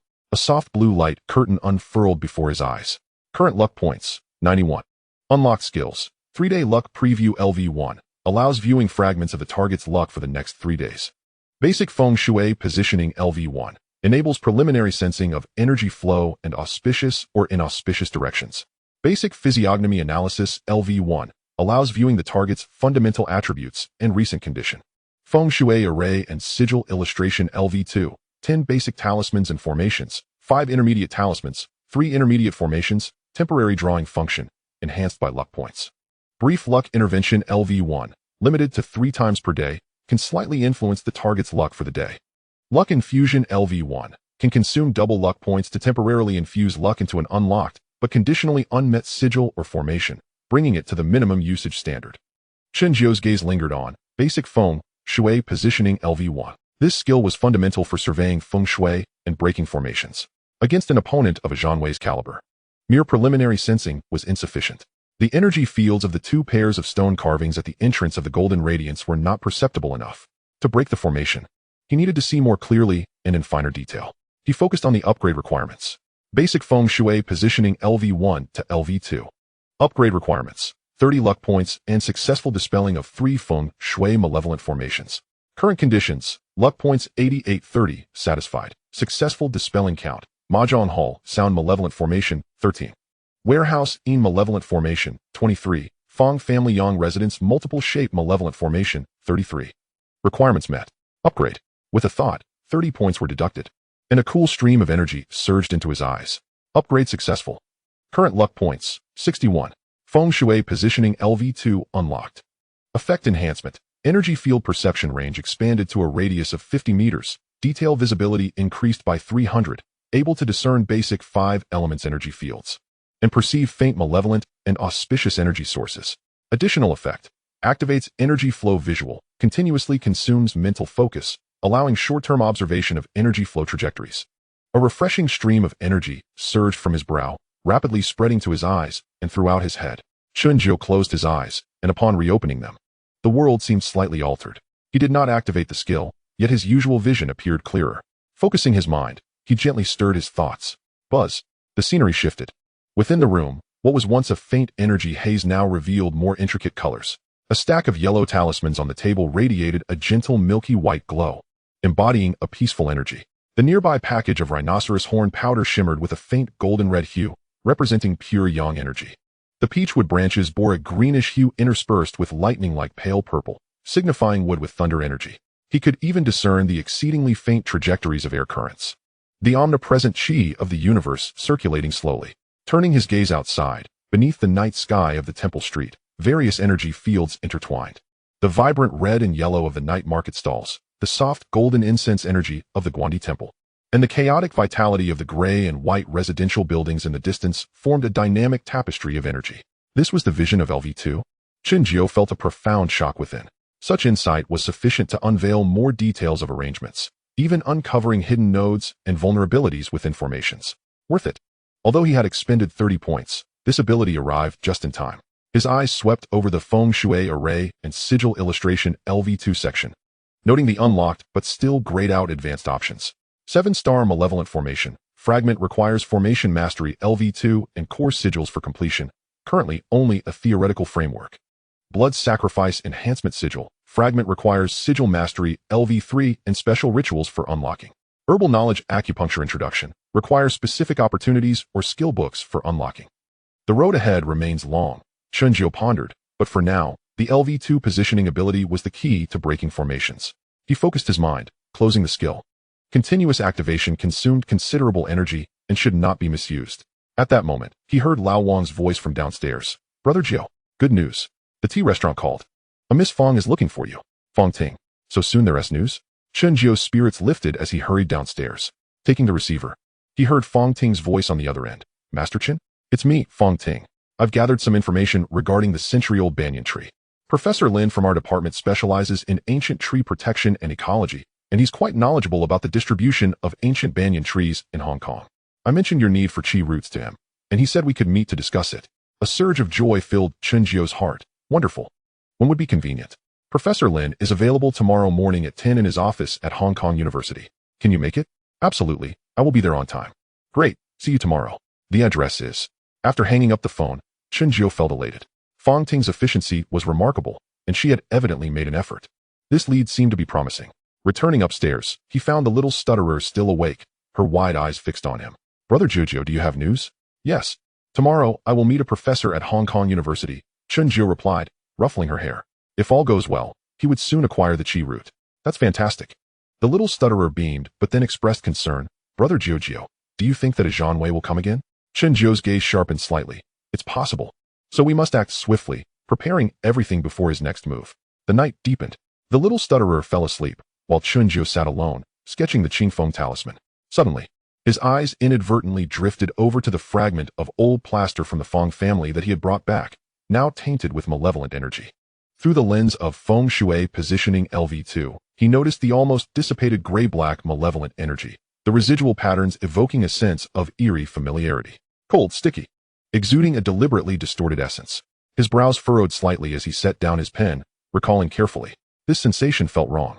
The texture of this energy bore an unsettling resemblance to the yin energy from the processed animal bones in the warehouse, as well as the lingering resentment from the deceased table at Huanyo Mahjong Hall, suggesting an extremely covert commonality, as if the same pigment was applied with different brushes and intentions on different canvases. The warehouse was a source of yin energy, the Mahjong Hall harbored resentment, while the Fong family was a gathering point for malevolent energy. The objectives, methods, and intensities differed, yet that pigment itself, that sense of unnatural malevolence, was unmistakable. Southern sorcerers? Ding Xiaoxia? Dongxing? Chen Jiao murmured to himself, his eyes sharpening. Is it merely a coincidence? Or is it that the adversary lurking in the shadows possesses tentacles or skills that extend far beyond our imagination? Is the decline of the Fong family a naturally occurring malaise of Feng Shui, or has it been catalyzed by some inconspicuous means? This thought sent a shiver down his spine. If this is indeed the case, then Fong Ting's appearance is not merely a chance encounter or a side quest. It could represent an unexpected clue, a window through which to glimpse the opponent's techniques and scope. It seems that aiding the Fong family may not just be an act of virtue. Chen Jiao gazed at the reward for the Qinglong water absorption formation on the system interface, his resolve firm. For it might also be a piece of the puzzle that unravels a larger mystery. He gathered his thoughts and resumed writing. Regardless of the truth, the immediate priority remains preparing for the upcoming challenge against Zhan. Matters concerning the Fong family must await the resolution of the larger situation in Causeway Bay before further exploration. Yet, he made a note of this thread. The pen descended, the vermilion ink resembling blood. Outside the window, the temple street was steeped in the thickening night. Shadows that permeated the various corners of the city seemed to intertwine in the eyes of this young Feng Shui master, hinting at deeper connections. The following morning, Chen Jiao donned a light gray shirt and packed the necessary items into a cloth bag, a compass, several Qingfeng talismans, a protective amulet, a small pouch of rhinoceros horn powder, vermilion, and yellow paper. After a moment's thought, he strung together the 5 best-preserved 5 emperor coins with a red cord and wore them on his wrist. These coins, salvaged from a flea market by the stuttering boy, although circulating during the late Qing to early Republic period, had passed through many hands and absorbed a considerable amount of human energy. With their round shape symbolizing the heavens and the earth, they were commonly used tools for setting up formations and dispelling malevolence. "May I accompany you?" the stuttering boy inquired with concern. "No, you should stay home and double-check those materials, processing them preliminarily as I instructed," Chen Xuan advised. "Also, ensure that the rooster communicates with the poultry vendor to guarantee timely delivery, and sort the peachwood branches by length and thickness." Okay. After giving his instructions, Chen Xuan set out for the University of Hong Kong. Chapter 29. In the ancient village of Kowloon, 300 years of history. Yet the malevolent energy has become a chain. At 10 o'clock in the morning, the campus of HKU was adorned with verdant trees, exuding a rich academic atmosphere. Following the address provided by Feng Ting, Chen Xuan found an aging science building and ascended to the third floor. The corridor was quiet, flanked by various laboratories and offices. Before a door marked with the sign for the Forest Ecology and Conservation Research Lab, Chen Xuan knocked. "Come in," a gentle male voice called from within. Upon entering, he found the office modestly sized, cluttered with books, documents, and plant specimens. An approximately 60-year-old professor sat behind a desk, his hair graying and wearing black-rimmed glasses. He was currently engrossed in a document. Feng Ting stood beside him, and upon seeing Chen Xuan enter, she immediately broke into a smile. "Professor Lin, this is Master Chen Xuan," Feng Ting introduced. "Master Chen, this is Professor Lin Xuan from our department." Professor Lin raised his head, adjusted his glasses, and scrutinized Chen Xuan with neither disdain nor excessive enthusiasm, but rather with a scholarly appraisal. "Master Chen, please take a seat." He gestured to the chair across from him after a moment. "Ting Ting has briefed me on your requirements. The aerial roots of the century-old banyan tree are quite unique. I would like to hear how you intend to utilize them." Chen Xuan was well prepared. In the presence of an academic, he knew he could not merely speak of metaphysics. He needed a coherent explanation that could even align with scientific principles. "Professor Lin, to be candid, I am a Feng Shui master," Chen Xuan began straightforwardly, his tone sincere. "However, my understanding of Feng Shui transcends superstition. It is an ancient discipline of environmental energy optimization. I believe that a well-arranged environment can enhance local magnetic fields, airflow, and illumination, thereby influencing an individual's physical and mental well-being and fortune." Professor Lin nodded, indicating for him to continue. "I am currently assisting a friend with issues concerning his commercial premises. His location in Causeway Bay is facing competition from a newly opened rival that has employed a Southeast Asian environmental consultant, utilizing some underhanded tactics to establish a predatory energetic environment. You could think of it as creating a negative, high-intensity local magnetic field and chaotic airflow specifically targeting my friend's establishment." Chen Xuan chose his words carefully, striving to align closer with scientific reasoning. "This predatory layout continuously drains the life force from my friend's venue, which is to say, the beneficial environmental energy, resulting in customers' reluctance to linger, employees feeling fatigued, and a decline in business. To counteract this situation, a natural medium capable of channeling and stabilizing the Earth's energy is required. The century-old banyan tree, with its deep roots, can draw from the Earth and channel this energy, while also possessing a robust life energy field, making it the optimal choice." Professor Lin appeared contemplative.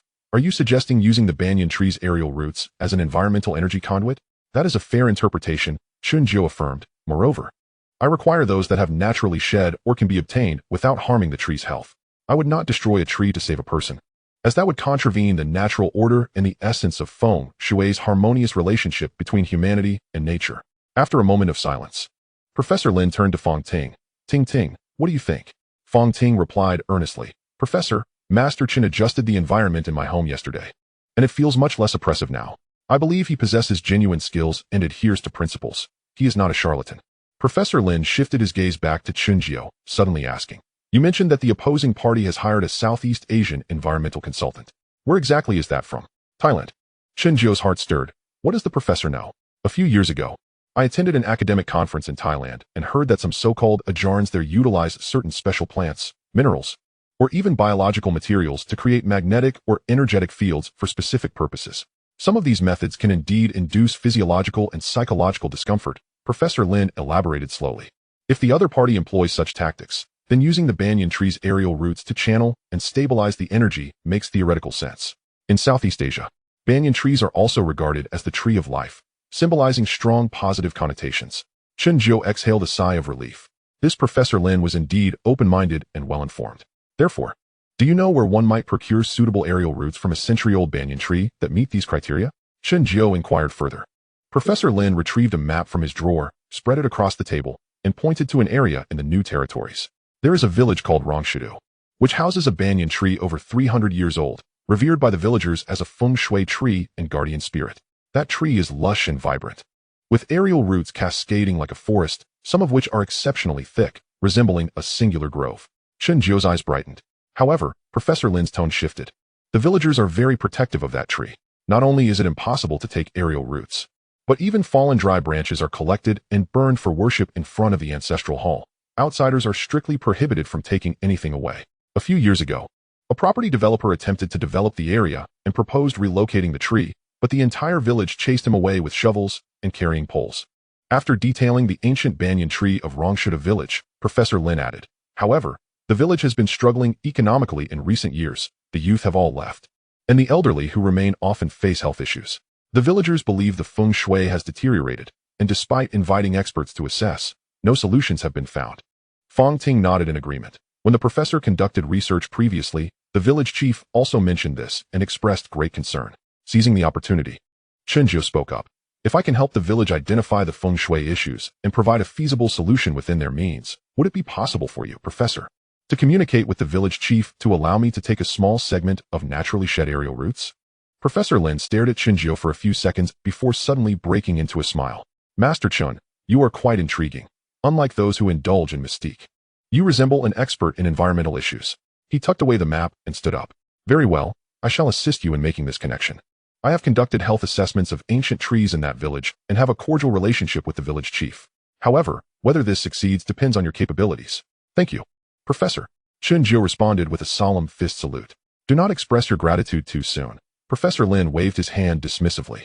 The village chief is rather obstinate and cautious. You must present substantial evidence to convince him. Let us do this. Tomorrow is Saturday, and I am available. I will take you and Ting Ting into the village, presenting you as my students and friends who are here to assess the health of the ancient trees and engage in conversation. Sounds great. After leaving Hong Kong University, Fang Ting escorted Chen Jiao to the school gate. Master Chen, thank you, she suddenly remarked, not only for the air roots, but also for your willingness to help that village. It truly opened my eyes to the fact that feng shui, or environmental optimization, can genuinely assist people. Chen Jiao gazed into her clear eyes and replied with a smile. Miss Fang, your assistance to me is equally tangible. We are helping one another. Fang Ting's cheeks flushed slightly as she nodded. See you tomorrow, and be careful on your way. See you tomorrow. As Chen Jiao made his way back to Temple Street, he felt quite pleased. Things were progressing smoothly, and Professor Lin was a person of understanding. The issues plaguing the village seemed to represent a typical feng shui dilemma, perfectly suited for fulfilling the required number of resolutions for his upgrade. However, a faint unease lingered in his heart. On the side of Zhan Wei, it had been eerily quiet. 2 days had passed since their encounter, and given that the other party had suffered a minor setback, it was only logical to expect some form of response. Was he biding his time for a more significant strike, or was he waiting for something? Chen Jiao shook his head, suppressing his doubts. Regardless, the foremost priority was to secure the air roots, locate the black dog blood, and prepare all necessary materials to break the predicament. Upon returning to Temple Street, he had barely reached his stall when old Wang hurried over. Brother Jiao, you're back. Something has happened. Chen Jiao felt a tightening in his chest. What's wrong? Just now, a strange person loitered in front of your stall for quite some time, silent and just staring. When Zhang Haowen asked if he wanted a fortune told, he ignored him. Afterward, he left, and Wen discovered a bizarre symbol drawn in blood on one of the table legs of your stall. Chen Jiao's expression hardened. The retaliation from Zhan Wei had not been directed at him, but rather aimed at his foundation, targeting his stall on Temple Street. This was both a warning and a test. The message was clear. He could locate Chen Jiao's lair and affect those around him. And Wen? Chen Jiao asked in a low voice. He's guarding the stall, and hasn't he dared to touch that thing? Chen Jiao quickly made his way to the stall. Zhang Haowen's face was pale as he pointed at the inside of one of the table legs. There, a semi-coagulated dark red liquid bore a twisted symbol. It resembled an eye yet also appeared like a vortex, exuding an aura of malevolence. Chen Jiao activated Simple Feng Shui positioning LV2 and focused intently. His spirit jolted. The ancient symbol was entwined with a viscous, pale gray-black malevolent energy that was slowly eroding the stall's own energy field. If left untreated, the stall would transform into a minor source of malevolence within days, negatively impacting business and endangering the health of those who lingered there. Brother Jiao, what is this? Zhang Haowen's voice trembled. Chen Jiao did not respond. He retrieved a vermilion ink brush from his bag dipped it in the ink, and crouched down to draw a standard Taoist purification talisman over the malevolent symbol. As the vermilion ink touched the dark red symbol, it emitted a faint sizzling sound, akin to cold water hitting hot oil. The tendril of gray-black malevolent energy writhed violently before dissipating rapidly under the assault of the pure yang energy of the vermilion ink. The symbol itself gradually faded and blurred. Successfully resolved a minor malevolent mark, slight malevolence. Acquired, luck points 3. Current luck points, 64. Chen Xuan stood up, gazing at the now vanished malevolent symbol with a cold expression. "Alwan, it's fine now. Let us wrap up early today. Go home and take a bath with mugwort water to dispel the bad luck." He patted Zhang Hoen on the shoulder and handed him a talisman of fresh breezes. "Keep this on you for safety." "Thank you, Brother Jiao." Zhang Hoen accepted the talisman, still shaken. Old Wang watched in astonishment. "Brother Jiao, is someone conspiring against you?" "Indeed." Chen Xuan nodded. "This is aimed at me, yet it's merely a trivial trick." His tone was calm, but his vigilance was at its peak. A Zhan Wei was beginning to target those around him. Today it was the stall. Who would it be next? Old Wang, Zhang Hoen, even Xiao Jiebā. He needed to accelerate his efforts, resolve this matter, and withdraw from the conflict as soon as possible. Tomorrow, he must secure the air routes. Then, it would be his turn to counterattack. The following morning, as dawn broke, Chen Jiao arrived early at the entrance of Hong Kong University. Before long, he spotted Fong Ting accompanying Professor Lin as they emerged. Professor Lin had changed into a more comfortable pair of khaki pants and carried a bulging canvas bag, presumably filled with measuring tools and materials. Fong Ting was dressed in a simple light-colored casual outfit, her ponytail swaying in the morning breeze as she waved at Chen Jiao upon spotting him. The three of them climbed into Professor Lin's somewhat aged sedan and headed towards the new territories. "Master Chen," Professor Lin said while driving. "The village chief of Rongshitu is named Zhou Fuxing. He is quite stubborn, but also reasonable. When we arrive, let us not mention the air routes initially. We'll say I brought my students to review the health of the ancient trees while also inquiring about the environmental changes in the village over the years." "Understood. I'll follow your lead." Professor Chen Jiao nodded, grasping Professor Lin's intention to establish trust before discussing conditions. As the vehicle left the urban area, the scenery gradually opened up. After approximately an hour, they approached a village nestled among low hills. The houses, adorned with blue tiles and white walls, were arranged harmoniously. And at the village entrance stood a gigantic banyan tree, its canopy resembling an umbrella that nearly obscured half of the village square.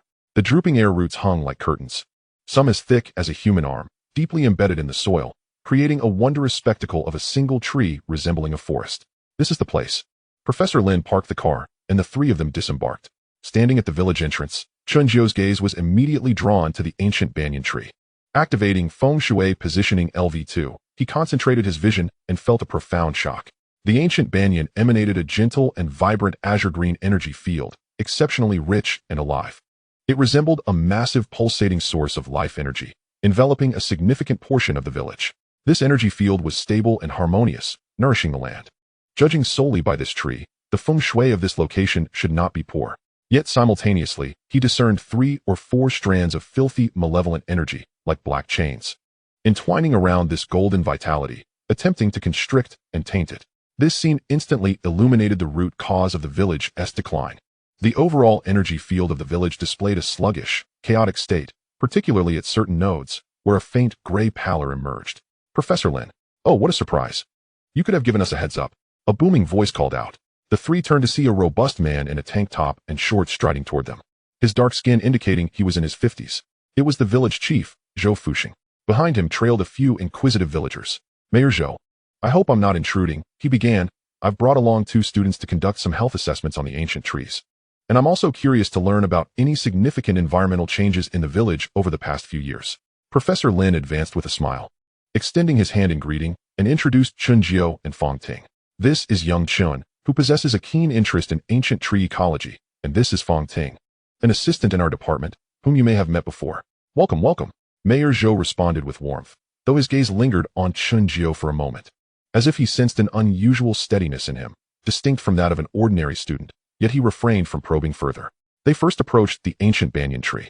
Professor Lin and Fong Ting produced their instruments, diligently measuring the trunk's diameter at breast height and examining the bark and leaves. Meanwhile, Chen Jiao discreetly surveyed the layout of the village.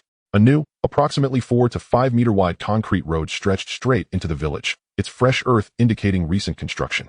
At the end of the road stood an old building that was unmistakably an ancestral hall. Newly planted roadside trees flanking the path had not yet matured enough to provide effective buffering. Behind the village, a small hill bore evident signs of landslides. With exposed yellow soil and loose stones still in disarray, secured only by a rudimentary fence. Several old wells scattered throughout the village stood dry, with only one displaying a faint glimmer of water, albeit at a dangerously low level. A multitude of issues loomed. Observing Professor Lin's meticulous inspection, Mayor Zhou began to speak. Professor Lin, to be candid, our village has faced some misfortunes in recent years. The youth are eager to leave, unable to stay, while the older folks who remain suffer from ailments like rheumatism and joint pain. Our harvests have dwindled year by year. He sighed, instinctively glancing at the ancient banyan tree. They say this tree is the guardian spirit of our village, but even this spirit seems to have moments of slumber. Professor Lin pondered for a moment, then turned his gaze to Chen Jiao, his expression inquiring. Chen Jiao recognized that the moment had come.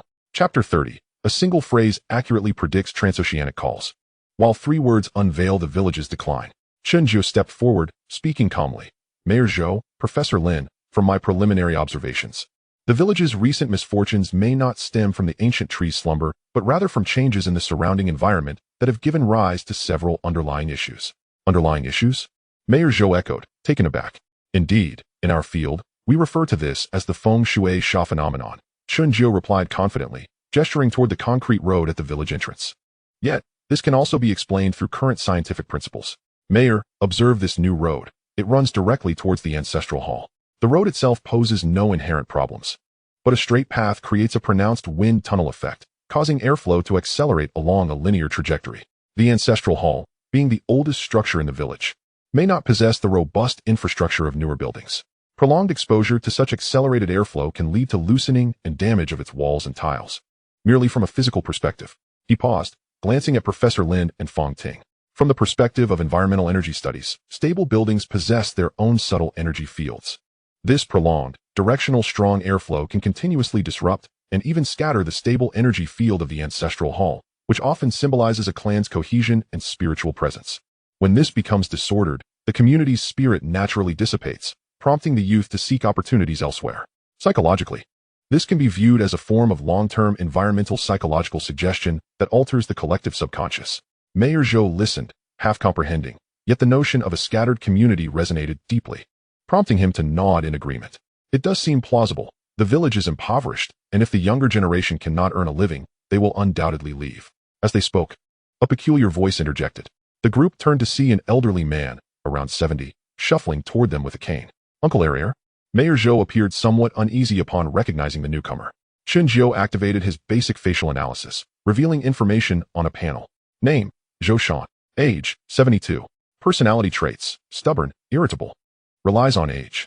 Recent status, daughter eloped to America, has not returned for years. Potential need, wishes to reconcile with his daughter. With a general understanding, Chen Jiao then initiated a 3-day fortune preview. Suddenly, a vision flashed before him. Within half an hour, the old man would receive an international call from his daughter. So urgent that he would run, leaving his shoes behind. Lost in thought, Zhou Shan had already approached. He scrutinized Chen Jiao, then with a dismissive huff, turned to Mayor Zhou and scolded, "You keep bringing in these charlatans. Can't you engage in something worthwhile?" His words left the crowd momentarily speechless. Given his seniority, no one dared to counter him. Chen Jiao, however, smiled and stepped forward, cupping his hands in greeting. "Hello, old Zhou." Zhou Shan glanced back at Chen Jiao, his nostrils flaring in disdain. Chen Jiao, maintaining his composure, suddenly asked, "Old Zhou, your daughter in America hasn't called you in many years, has she?" This prompted gasps of disbelief from the crowd, particularly Zhou's family, whose expressions shifted dramatically.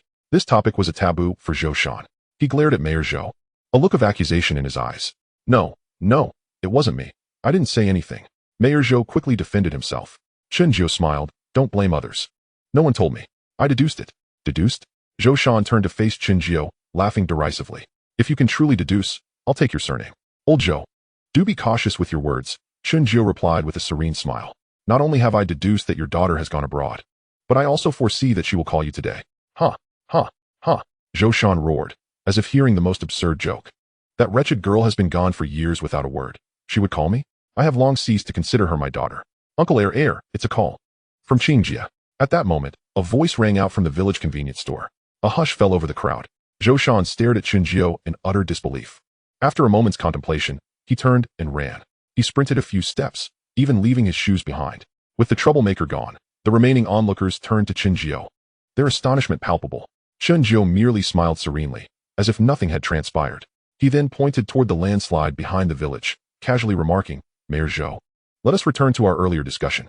Observe over there. The landslide has not been properly addressed. The exposed soil and stones are not only aesthetically displeasing, but more importantly, the landslide has altered the local geological structure, potentially releasing minerals that were once buried deep, even trace amounts of radioactive elements. Prolonged habitation in the downwind area can easily trigger respiratory and joint issues. Furthermore, the instability of the hill itself can induce a sense of psychological insecurity, adversely affecting the physical and mental health of the residents, which may partially explain the increase in rheumatic ailments among the elderly." This time, even Professor Lin appeared contemplative. The relationship between geology and health indeed fell within the realm of environmental science. Finally, Chen Jiao pointed to the several dry wells. "Hasn't the well water in the village noticeably decreased or even run dry in recent years?" Indeed. An elderly onlooker interjected eagerly. "The well water used to be plentiful. Yet in these past few years, the water level has visibly dropped. If I am not mistaken, there must have been a road or a large-scale foundation project nearby?" Chen Jiao inquired. Mayor Zhou thought for a moment, then suddenly slapped his thigh. "Yes. 3 years ago, a ring road was constructed to the north. They even dug a tunnel. Then that explains it." Chen Jiao nodded, acknowledging that large-scale engineering projects, particularly tunnels and deep foundations, are highly likely to disrupt or alter the natural underground rivers or aquifers that originally flowed towards the village. The disruption of these subterranean water veins leads to a depletion of well water. Water is the essence of life, a symbol of prosperity and vitality. When the water source falters, irrigation for crops becomes challenging, inevitably affecting harvests. The very vitality of the village feels as though it has been siphoned away, leaving it shrouded in a sense of desolation. His analysis encompassed traditional Feng Shui perspectives, addressing issues like road conflict, land subsidence, and severed water veins, while also integrating concepts from fluid dynamics, environmental geology, hydrogeology, and environmental psychology for the benefit of the old professor and Fong Ting's understanding. Layer upon layer. His logic was crystal clear. Professor Lin and Fong Ting's eyes lit up, revealing smiles, while Village Chief Zhou and the villagers stood in stunned silence. The previous masters they had consulted either spoke in vague riddles or directly suggested costly renovations that the villagers could not afford. Yet, this young man articulated the issues so clearly, as if he truly possessed profound insights. Observing the villagers' reactions, Fong Ting seized the moment to corroborate Chen Jiao's assertions. "Village Chief, Mr. Chen's claims are grounded in scientific principles. The influence of road wind fields on microclimates, the potential mineral leaching in landslide zones, and the impact of engineering activities on groundwater systems are all subjects of study within environmental science." Professor Lin nodded in agreement. From an ecological perspective, while the ancient banyan tree is healthy, it regulates a vast ecological environment. These anthropogenic environmental changes indeed pose potential negative impacts on the local living conditions and the health of the villagers. Just as Professor Lin was elucidating, a notification sound resonated in Chen Jiao's mind. System prompt. Successfully deciphered the composite Feng Shui dilemma of the village, road conflict, land subsidence, severed water veins. Task progress updated. Gained 10 fortune points. Current remaining fortune points 74. Village Chief Zhou took a deep breath, and his gaze towards Chen Jiao underwent a complete transformation. No longer viewing him merely as a fledgling student, he now regarded him with increased credence and urgency. "Master Chen, since you can discern these issues, do you have any solutions? To be frank, the village is currently short on funds. We cannot undertake major projects." This was precisely the moment Chen Jiao had been anticipating. Solutions were at hand, and they would not necessitate substantial expenditures, primarily relying on collective effort. Chen Jiao spoke with conviction. "Firstly, regarding the road conflict, there is no need to alter the road. We simply need to transplant several rows of fast-growing, lush trees, such as banyan or camphor trees, between the road and the ancestral hall. These trees can effectively buffer airflow, forming a green barrier while simultaneously enhancing the environment. The cost of saplings is minimal, and the villagers can plant them themselves. Secondly, concerning the landslide-prone mountain, expensive cement reinforcement is unnecessary. We can organize the villagers to plant deep-rooted grasses and shrubs, such as miscanthus or kudzu, on the landslide surface. This technique, known as biological slope stabilization, is cost-effective and helps restore vegetation. Additionally, we can excavate a simple drainage ditch below the landslide to divert rainwater and reduce further erosion. Thirdly, regarding the water veins, since the northern underground river has been severed, we can attempt to channel spring water from the southwestern mountains. I have observed the topography, and it appears that there is a spring at a higher elevation. The village chief can organize manpower to clear the existing blocked water diversion channels or lay simple bamboo or PVC pipes to bring the spring water down. This would not only replenish well water, but also irrigate the fields. Each of these three proposals is practical, cost-effective, and primarily reliant on human effort. Upon hearing this, Village Chief Zhou's eyes sparkled with excitement as he grasped Chen Jiu's hand fervently. Master Chen, you truly are a benefactor to our village. These solutions are excellent. We have the manpower. The surrounding villagers began to murmur in agreement, their faces alight with a long-forgotten glimmer of hope. After laying such a solid foundation, Chen Jiu, seeing the villagers' elation, knew the moment was ripe. He smiled gently but refrained from mentioning the vital roots, merely stating, I am glad to be of assistance. These are merely preliminary suggestions and may require fine-tuning during implementation. However, Village Chief Zhou grew increasingly animated, his smile nearly impossible to contain. Chen Jiu's mind was astute. The timing was perfect. With a warm smile, he subtly shifted the conversation. Village Chief Zhou, esteemed elders, the methods discussed earlier address the symptoms, capable of halting the leakage and alleviating ailments. Yet to rejuvenate the village, merely plugging the leaks is insufficient. We must also tap into new sources, channeling the accumulated fortune and earthly energy of our ancient banyan tree more effectively into the village. This statement immediately piqued everyone's interest. Village Chief Zhou eagerly inquired, Master Chen, how do we go about this new source? Is it difficult to accomplish? It is not difficult, but it requires a catalyst. Chen Jiu's gaze turned reverently towards the massive ancient banyan tree. The banyan itself is a gentle source of immense life energy. I need to harness a portion of it. Ideally, I would like to use a naturally fallen aerial root, one that has completed a life cycle, as the core medium to establish a simple guiding energy system. This system can channel the auspicious energy of the banyan more evenly and durably towards the ancestral hall, the water source, and the main residential area, hastening the dissolution of malevolent energy, stabilizing the village's fortunes, and even enhancing the well-being of the remaining villagers. Village Chief Zhou exchanged glances with several elders. While they did not grasp the intricacies of the guiding energy system, each of Chen Jiu's words resonated deeply within their hearts. The idea of channeling the banyan tree's blessings into the village to ensure the villagers' well-being and stabilize the village's fortunes sounded undeniably beneficial. Most importantly, it required no financial expenditure. This young master had just articulated the village's issues with remarkable clarity and presented tangible solutions. Now he was suggesting an enhancement. Why would they not place their trust in him? After hearing Chen Jiu's explanation regarding the catalyst, Village Chief Zhou was indeed intrigued, but furrowed his brow, lamenting, however, there hasn't been a strong wind lately, and no aerial roots have naturally fallen. Chen Jiu's calm gaze swept over the cascading aerial roots of the ancient banyan as he activated Feng Shui positioning LV2. Instantly, the world before him transformed into a diagram of flowing energy. He walked slowly around the tree, suddenly stopping at a spot 3 meters from the main trunk. Here, a root, with a surface of deep brown almost bordering on black, hung down, about the thickness of his wrist. The lower end was slightly touching the soil, but had yet to take root. Within the LV2 perspective, the energy network connecting this aerial root to the main trunk appeared considerably finer and dimmer than that of other roots, with subtle signs of natural severance and energy contraction. It need not have already fallen. Chen Jiu spoke steadily. All things possess a spirit, and even plants are aware of the changing seasons. Some aerial roots, having completed their mission or sensing the need for adjustment in their host, enter a state of semi-detachment. At this moment, we can take the detached portion without harming the main tree's roots, which could actually assist the ancient tree in concentrating its nutrients. He pointed to the aerial root in question. For instance, this one. All eyes turned to focus on it. The root appeared no different from the others. Professor Lin adjusted his glasses, intrigued. Young Chen, how do you ascertain this? From a botanical perspective, the vitality of aerial roots should be robust. 3 points. Chen Jiu raised 3 fingers, his tone resolute. Firstly, observe its appearance. If you look closely, you will see that the color of this aerial root surface is darker than the others, approaching a blackish brown, with its transverse texture appearing more constricted and compact. In Feng Shui, this is referred to as old skin retracting moisture, indicating that the wood is beginning to harden and is preparing to detach from its nourishment. He approached and gently touched the surface of the aerial root. Secondly, feel its life energy. Normally growing aerial roots feel warm and elastic to the touch.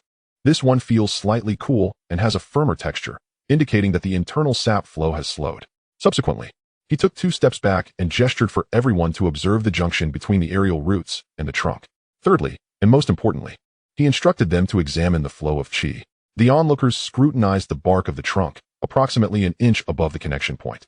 to see if there was a ring of slightly lighter circular markings. Fong Ting confirmed with a magnifying glass, exclaiming in surprise, "Indeed, there is. A very faint circle that one would hardly notice without close inspection. This phenomenon, known as the wood grain ring, is a self-protective texture formed by the tree as it gradually severs the nutrient supply to a particular branch or aerial root." Chen Jiao explained that this indicates the ancient tree is actively relinquishing its hold. Hearing this, Professor Lin hurriedly retrieved his magnifying glass to observe, and after a moment, straightened up, his face awash with astonishment.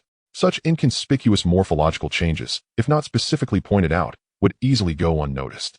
"Xiao Chun, your powers of observation are remarkable." Although the village head and the villagers could not comprehend everything, they remembered the phrase about not harming the roots, which sufficed to alleviate much of their earlier doubts. However, the village head, Chen Shifu, still harbored concerns. "Even if it intends to sever itself, if we cut it now, won't we still harm it? Moreover, when is the right time to act?" A pertinent question, Chen Jiao replied with a slight smile. "Hence, we must not cut. We must request it and do so with care. First, we must not injure the main trunk. Second, we should select an aerial route facing southeast and undertake the act at noon. Third, after the extraction, we must bury 3 coins at the tree roots as a tribute to the tree spirit." He glanced at the sky and closed his eyes for a moment, sensing the environment. At this hour, the yang energy is rising and the wood energy is vigorous. This moment is indeed propitious. "Village head, if you agree to my request for the aerial route, please prepare 3 items, a cup of clear water, a clean hatchet untainted by blood, and a piece of new red cloth." The village head exchanged glances with several elder villagers, all displaying slight hesitance. Yet, Chen Jiao spoke with such authority and professionalism that they could not help but be convinced. After a brief discussion, the villagers nodded in agreement, and soon the items were gathered. They formed a circle around him, holding their breath in anticipation. Chen Jiao first purified his hands with the clear water, then lifted the cup of water with both hands towards the ancient banyan, solemnly proclaiming, "O ancient banyan, with spirit, you have taken root for centuries, bestowing blessings upon this land. Today, I seek to take an aerial route, to guide auspiciousness, alleviate misfortune, and restore balance. I shall do so with propriety and virtue, ensuring no harm comes to your essence. I humbly request your permission." With that, he gently sprinkled the clear water around the base of the aerial root. Next, he took the hatchet. Instead of using the blade directly, he gently tapped it with the back of the blade about 3 inches below the junction of the aerial root and trunk, striking 9 times. The rhythm of the strikes was slow, reminiscent of knocking on a door. "What is this?" Fong Ting whispered to Professor Lin. He appeared contemplative. "It seems to be generating vibrations, causing the fibers of the wood to develop minute fatigue points at a specific frequency." Chen Jiao offered no explanation. Once he finished tapping, he handed the hatchet to a nearby villager. Then, he grasped the aerial root with both hands, employing a unique technique to alternately press and knead the midsection of the root. His movements were slow, with his knuckles exerting a gentle pressure, as if he were unblocking something. Within the realm of Feng Shui discernment at level 2, Chen Jiao clearly perceived his own energy field guiding along the wood grain of the aerial root, delicately accelerating the process of qi separation that was already nearing completion. After roughly the time it takes to burn an incense stick, a fine sheen of sweat appeared on his forehead. Suddenly, he halted his movements, grasped the aerial root just below, and declared loudly, "If not now, then when?" At the moment his words fell, he gently rotated his wrist and pulled downward. A crisp, dry sound echoed. The aerial root, roughly the thickness of his wrist, naturally severed at the junction. The cut was smooth and even, displaying a unique rounded cross-section characteristic of aged wood, as if it had long been prepared for separation. No sap flowed forth in abundance. Only a few drops of clear, crystalline tree sap seeped from the center of the cut, glimmering amber in the sunlight and exuding a fresh, herbal fragrance. The entire gathering fell silent. Everyone was struck by the almost miraculous scene. It was not a severing. It was a respectful extraction, truly a rare sight. Chen Jiao paid no heed to the astonishment of the crowd and solemnly wrapped the aerial root in the red cloth, placing it into a cloth bag. At the moment he touched the aerial root, a surge of knowledge from the fundamentals of qi and huang techniques stirred within his mind. A strand of information surfaced. The aerial root of the 300-year-old banyan, voluntarily detached, is warm in nature, astringent in flavor, hollow, and spirit-concealing, serving as a primary medicinal agent for calming the spirit and stabilizing the soul, as well as a focal point for channeling earth energy. Simultaneously, the 5 imperial coins strung around his wrist trembled slightly, the central coin, the Kangxi Tongbao, growing warm without warning. Chen Jiao's gaze sharpened. The coins were signaling a warning, either a malevolent spirit or a sinister force. Was this warning directed at the aerial root in his hand, or at the village itself. Chapter 31. A Disguise Strategy. After successfully extracting the aerial root, Chen Xuan raised it with both hands. With the cut end facing upward, the few drops of tree sap slowly dripped into the soil below. Only then did he gently lay the aerial root horizontally on the prepared red cloth. He then turned and walked beneath the tree, bowing 3 times to the banyan. He dug a small hole at the base of the tree, retrieved 3 coins from his bag, and buried them. With everything completed, Chen Xuan nodded slightly to the ancient banyan and then turned to the astonished village head. Village head, I have fulfilled my promise. This root has been respectfully extracted, and the ancient banyan remains unharmed, indeed feeling lighter now. I shall use this root as a medium to establish an energy-enhancing arrangement for the village. The village head, regaining his composure, looked at the aerial root on the red cloth and then at the smooth cut on the banyan. His doubts entirely dissipated. He exclaimed, Master Chen is truly remarkable. Please proceed. We all trust your judgment. Professor Lin regarded Chen Xuan with a complex expression. There was shock, inquiry, and ultimately a deep admiration. Is it an ingenious craft or a harmonious alignment with nature? Xiao Chen, you have shown me a different kind of science. A practical science that deeply respects and profoundly understands the laws of life and nature. Fang Ting gazed at Chen Xuan's calm and focused profile. Her heart stirred. She had witnessed scholars' rigor in laboratories and her father's decisiveness in business, but never had she seen anything quite like this. How to describe it? A blend of wisdom, skill, and an extraordinary ability to communicate with nature? She felt an ineffable charm emanating from Chen Xuan. Village head, please take me to the ancestral hall, the critical junction of the ancient banyan and the village's water source. I will begin the arrangements immediately to ensure this connection manifests swiftly, Chen Xuan stated plainly. Following this, under the curious and expectant gazes of the villagers, Chen Xuan commenced his layout. Carrying the aerial root, he traversed several key locations within the village. In the open space before the ancestral hall, he extracted a small segment of the aerial root, combined it with 5 imperial coins, and buried it in the earth, forming a stable anchoring point for the energy field. Beneath the ancient banyan, he positioned one end of the main aerial root against the trunk, with the other end pointing towards the village, symbolizing connection. Near the old well, still emanating moisture, he took another segment, tied it with red string, and suspended it above the well's opening, signifying the drawing of energy to nourish the water. Throughout the entire process, his movements were steady, and his explanations were clear. Whenever he highlighted the specific function of each layout in regulating energy flow and calming the spirit, the villagers nodded in agreement. Even Professor Lin was secretly impressed by his ingenious reasoning. After approximately an hour, the rudimentary layout was completed. Curiously, the villagers collectively sensed a notable alleviation of the inexplicable oppressive feeling weighing on their hearts, as if the air had become slightly fresher.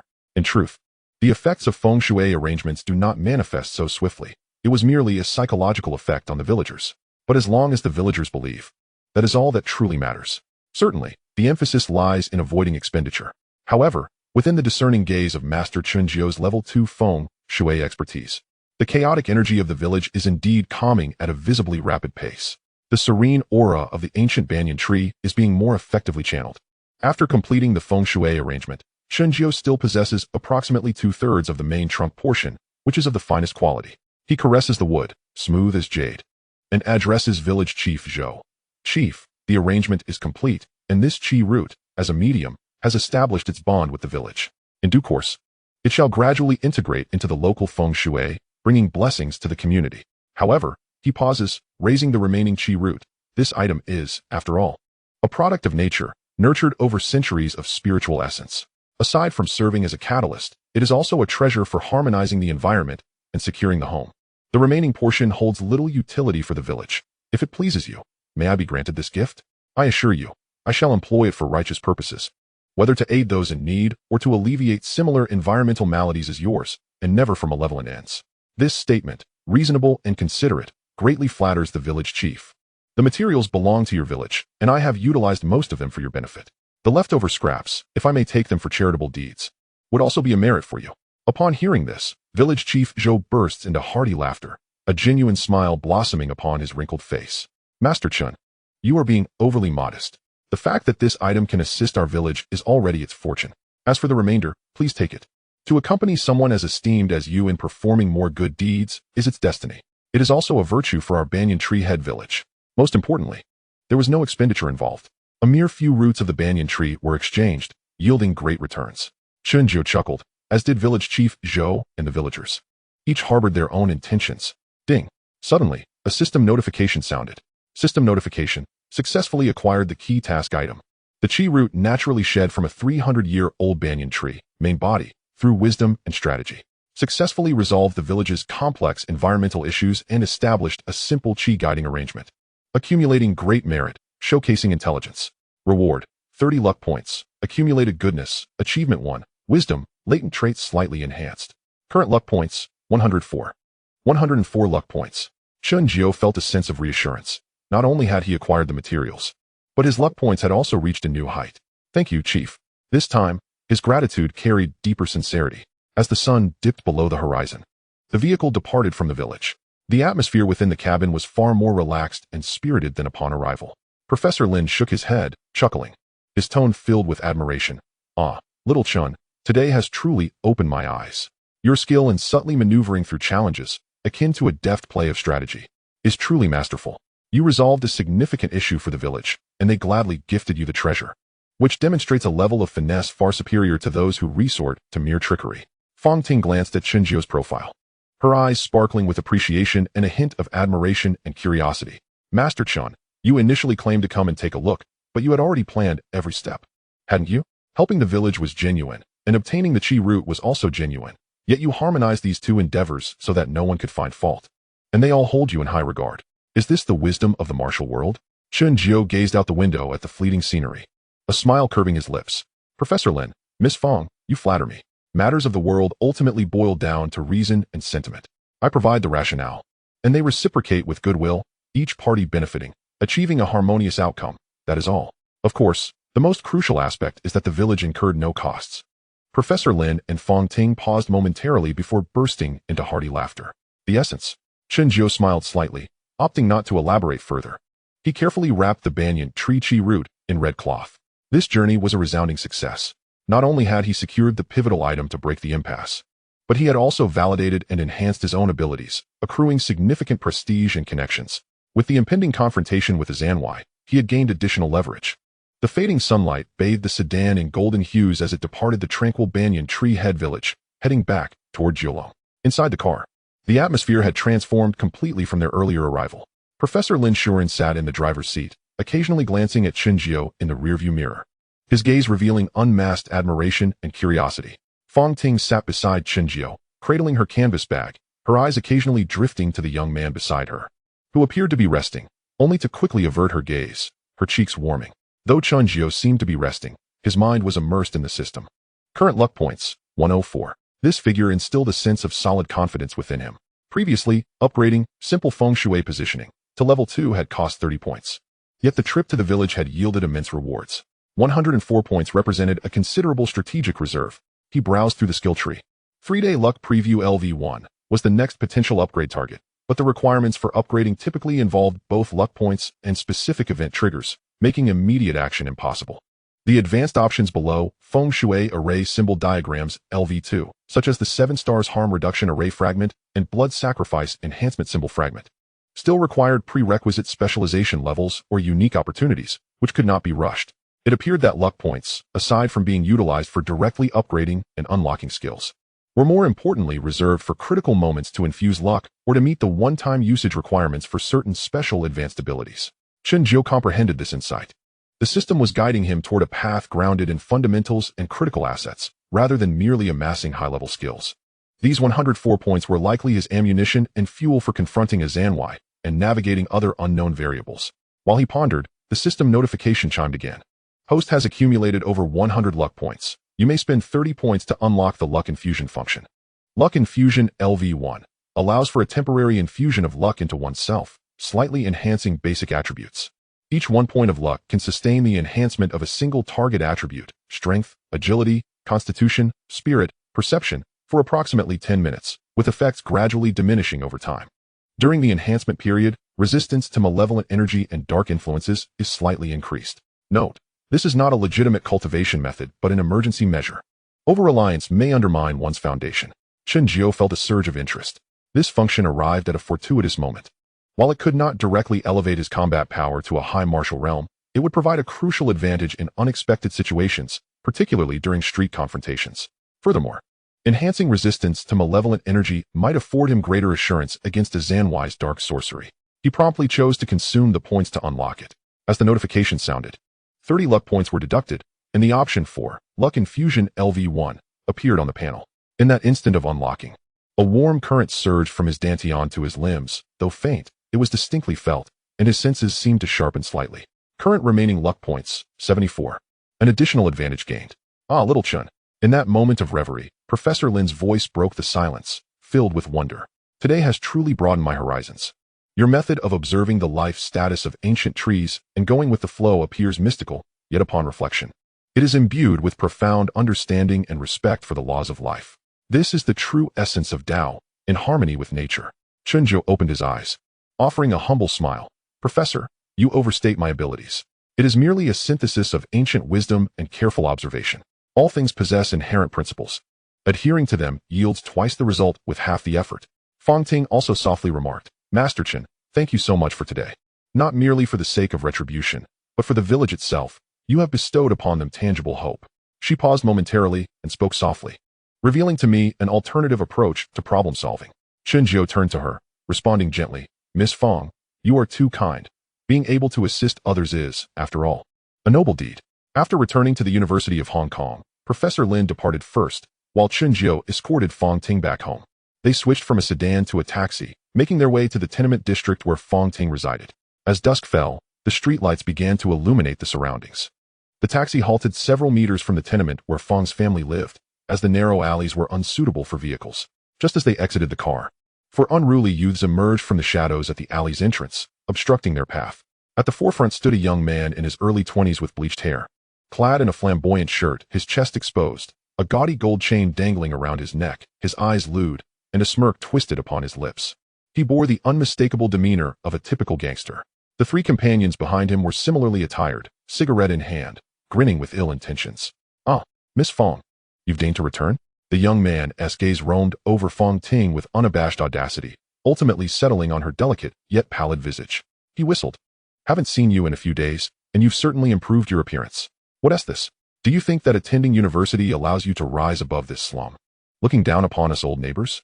Fong Ting's complexion instantly drained of color, and she instinctively moved closer to Chen Jiao.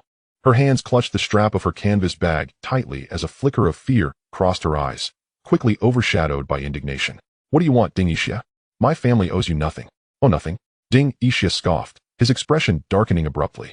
If your father Fong Jinxin hadn't meddled in affairs that didn't concern him, would my father have fled? Would we have grown up without a father figure, looked down upon in this wretched place? You live comfortably in a tenement, while we Ding brothers are forced to crawl in cage homes. Shouldn't this debt be settled with you, Ding Yixia? Chen Jiao's heart sank as the truth dawned upon him. This was a classic feud from the world of the Great Era. In that narrative, after Ding Xia killed Fong Jinxin, he fled, leaving behind sons who struggled at the bottom of society, redirecting their resentment towards the Fong family. Ding Yixia, that is a matter belonging to the previous generation. It has no bearing on my brother and me. My family has been shattered, all thanks to your father. Fong Ting's voice trembled, yet she made an effort to straighten her spine. What connection does it have? Ding Yixia stepped forward, closing the distance. A debt incurred by a father is rightfully paid by his son. If your family suffers, it brings us satisfaction. His gaze leered at Fong Ting, reminiscent of a serpent's tongue slithering across her face. Of course, if Miss Fong were to be more amenable and share some time with us, perhaps I would be inclined to lessen my visits. His lackeys erupted in raucous laughter. Chen Jiao sighed inwardly. Indeed, everything was a matter of chance. Had it not been for the timely unlocking of the luck refinement LV1, he would have lacked the courage to intervene. But now, it was the perfect opportunity to test the results. He inhaled deeply, stepping forward to shield Fong Ting completely behind him, his expression composed as he regarded Ding Yixia. Gentlemen, to harass a lady is hardly a display of prowess. If there are grievances, let us discuss them according to proper decorum. Ding Yixia finally took a proper look at Chen Jiao. Noticing his ordinary attire yet calm demeanor, with sharp eyes that concealed their intensity, he considered him briefly. However, being the madman he was, he quickly dismissed the moment's hesitation and his arrogance surged. Who the hell are you? What business do you have meddling in Ding family matters? Do you even know who my brother is? Chen Jiao remained unfazed. I am a fortune teller. It is inappropriate for you to obstruct and disturb here, regardless of your grievances. A fortune teller, huh? Ding Yixia sneered. Then his face twisted into a snarl. Listen well. My brother is Ding Xiaoxia from the East Star Society. If you know what's good for you, get lost, or you'll be dealt with too. Ding Xiaoxia from the East Star Society? Chen Zhou's mind raced. The East Star? One of the 5 major triads on Hong Kong Island, with immense power. If Ding Xiaoxia had truly established himself within their ranks, this was no mere encounter with a few deranged thugs, but a potential entanglement with genuine gangland threats. The butterfly effect had indeed manifested. In the original plot, the Ding brothers were ruthless, yet at this juncture, they were merely street thugs, and had not yet aligned with a major triad. But here, Ding Xiaoxia had seemingly become one of them, and appeared to hold some stature. This complicated matters for the Feng family, as they were now embroiled not only with the deranged Ding brothers, but also with the formidable East Star. Chapter 32, Fists and Feet Against the Crab, Smoke and Shadows Reveal the Kill. While his thoughts raced, Chen Jiu maintained an outward calm. So it is a brother from East Star, a pleasure to meet you. I am somewhat acquainted with brother Huanyo from Lianxing. We shared tea just a few days ago. Might I request a favor regarding this matter? He intentionally only mentioned Huanyo. Lianxing is one of Hong Kong's premier triads, deeply rooted and intricately connected. Although there is rivalry with East Star, it does not share the same bitter enmity as that between Heng and East Star. By mentioning Huanyo, he indicated his affiliation with a triad and a neutral senior figure, enough to carry weight without provoking hostility, as mentioning Heng's Baji would. Huanyo? Ding Ishia's brow furrowed. He was indeed familiar with Huanyo, a prominent figure in Yao Ma Ti, akin to an uncle, possessing considerable power. The young man before him, who did not resemble a typical gangster, actually knew Huanyo. He scrutinized Chen Jiu with skepticism. Are you boasting without a script? Huanyo would know you, by chance. Chen Jiu replied calmly. However, secretly, he had already expended his luck points to activate luck refinement, enhancing his agility and strength. 10 points of luck were instantly deducted, and a gentle yet potent warmth surged from his dantian, swiftly coursing through his limbs. He felt his body become unexpectedly light, a surge of strength radiating through his arms and legs. Indeed, Ding Ixia was a madman. Mere words would not intimidate him. He spat, entirely dismissing Chen Jiu, and bellowed. What are you standing there for? Drag this meddlesome brat away. Don't let him interrupt my reunion with Miss Fong. 2 lackeys, grinning maliciously, approached, reaching out to grab Chen Jiu's arm with crude force. However, just as their fingers were about to touch the fabric of Chen Jiu's sleeve, he moved, eschewing flamboyant techniques. He simply sidestepped, deftly evading the first outstretched hand, simultaneously raising his right arm to block the wrist of the second assailant. His arm, infused with the power of luck, was as steadfast as iron. The lackey felt as though he had collided with a concrete pillar, pain shooting through his wrist, causing him to falter. Seizing the moment, Chen Jiu stepped forward half a pace, his shoulders seemingly nonchalantly colliding with the chest of the first lackey, who had missed his grasp. This swift and powerful movement, though executed with precision, carried significant weight due to the enhanced strength. Wallop! Ugh! The lackey groaned, stumbling back several steps before collapsing to the ground, clutching his chest, gasping for breath. The second lackey, still bewildered by the wrist lock, had no time to react before Chen Jiu withdrew his hand, his elbow striking like a bolt of lightning against the soft spot beneath the ribcage. The force was precisely controlled, neither overly injurious nor insufficient. It was enough to induce immediate, excruciating pain. Cough! The lackey's face flushed crimson, doubling over, rendered momentarily speechless by the agony. In the blink of an eye, the 2 aggressors had lost their capacity to fight back, one incapacitated on the ground, the other bent over, groaning in pain. Ding Ixia and the remaining subordinate were both taken aback. Fong Ting was left speechless. None of them anticipated that this fortune teller, who appeared to be incapable of fighting, would act with such decisive swiftness. Moreover, the speed of his movements was almost uncanny. Chen Jiu stood firm, his breath steady, as if he had merely brushed off some dust moments before. He turned to Ding Ixia, his tone still flat, but now laced with an undeniable pressure. Mr. Ding, I have stated that we can discuss matters peacefully. Resorting to violence will not serve your interests. Ding Ixia's face alternated between crimson and pallid, a mix of shock and fury. Having spent time on the streets, he recognized that Chen Jiu's previous actions were no mere flukes. With 2 of his own men incapacitated in an instant, continuing the confrontation would likely yield unfavorable results. Yet, feeling humiliated, he gritted his teeth. Fine, you've got guts. You can throw a punch, huh? He trailed off as Chen Jiu suddenly closed the distance, seizing his finger and twisting it with force. A scream akin to that of a slaughtered pig erupted, but Chen Jiu showed no mercy, gripping his chin and giving it a sharp twist. Crack! Ding Ixia fell silent, his jaw dislocated. Saliva poured uncontrollably from his mouth, his eyes wide with terror, unable to utter a single word. In that moment, as he gazed at Chen Jiu, the latter's smile appeared more ghastly than any specter. Several subordinates were equally terrified by Chen Jiu's display and dared not utter a threatening word. Observing that Chen Jiao had ceased his assault, they helped each other up and hastily fled. Once they vanished from sight, Feng Ting regained her senses. Her gaze towards Chen Jiao filled with disbelief and lingering fear. Master Chen, are you all right? Thank you. She hadn't expected Chen Jiao to confront Ding Yixia on her behalf, and he had done so with such prowess. I'm fine, Chen Jiao replied with a slight smile. Come, I shall escort you home. Huh. Feng Ting was momentarily taken aback, her face flushing. She waved her hands dismissively. No, you needn't trouble yourself. I can manage on my own. Chen Jiao regarded her earnestly. It's merely a short distance. I fear they may linger nearby, waiting for you. His words struck a chord with Feng Ting. The venomous glare Ding Yixia had cast her way indeed filled her with dread. She ceased her protests, whispering, then. I appreciate it. The two walked in tandem through the dimly lit alley, heading towards the old Tang-style building on Fuhua Street. Along the way, Feng Ting hesitated. Finally unable to resist asking in a hushed tone, Master Chen, what you employed earlier, was that martial arts? One might say so, a rudimentary form of self-defense.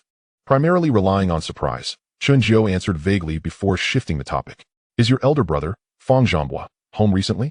At the mention of her brother, Feng Ting's expression darkened. She shook her head. Since our father's incident, the family has faced difficulties. He feels inadequate, burdened by pressure. Not long ago, he had a fierce argument with my second sister, declaring he no longer wished to be a burden at home, and moved out. Ling Jie and I have tried to visit him several times, but he refuses to return, saying he can't face us until he achieves something. We all know, however, that he merely wants to leave the cramped space for us. Chen Jiao listened in silence. At that moment, Feng Jiebā was indeed caught in a haze of confusion and self-reproach, habitually using avoidance to mask his sense of powerlessness.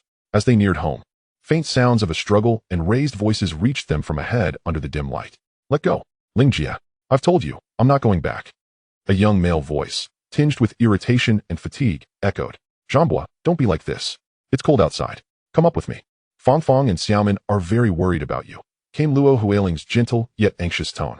Worried about me? Feng only berates me for being useless. Why should I go back? To be scolded? Feng Jiebā's voice rose, filled with self-pity. I would rather sleep under a bridge than be an eyesore at home. Stop saying such things.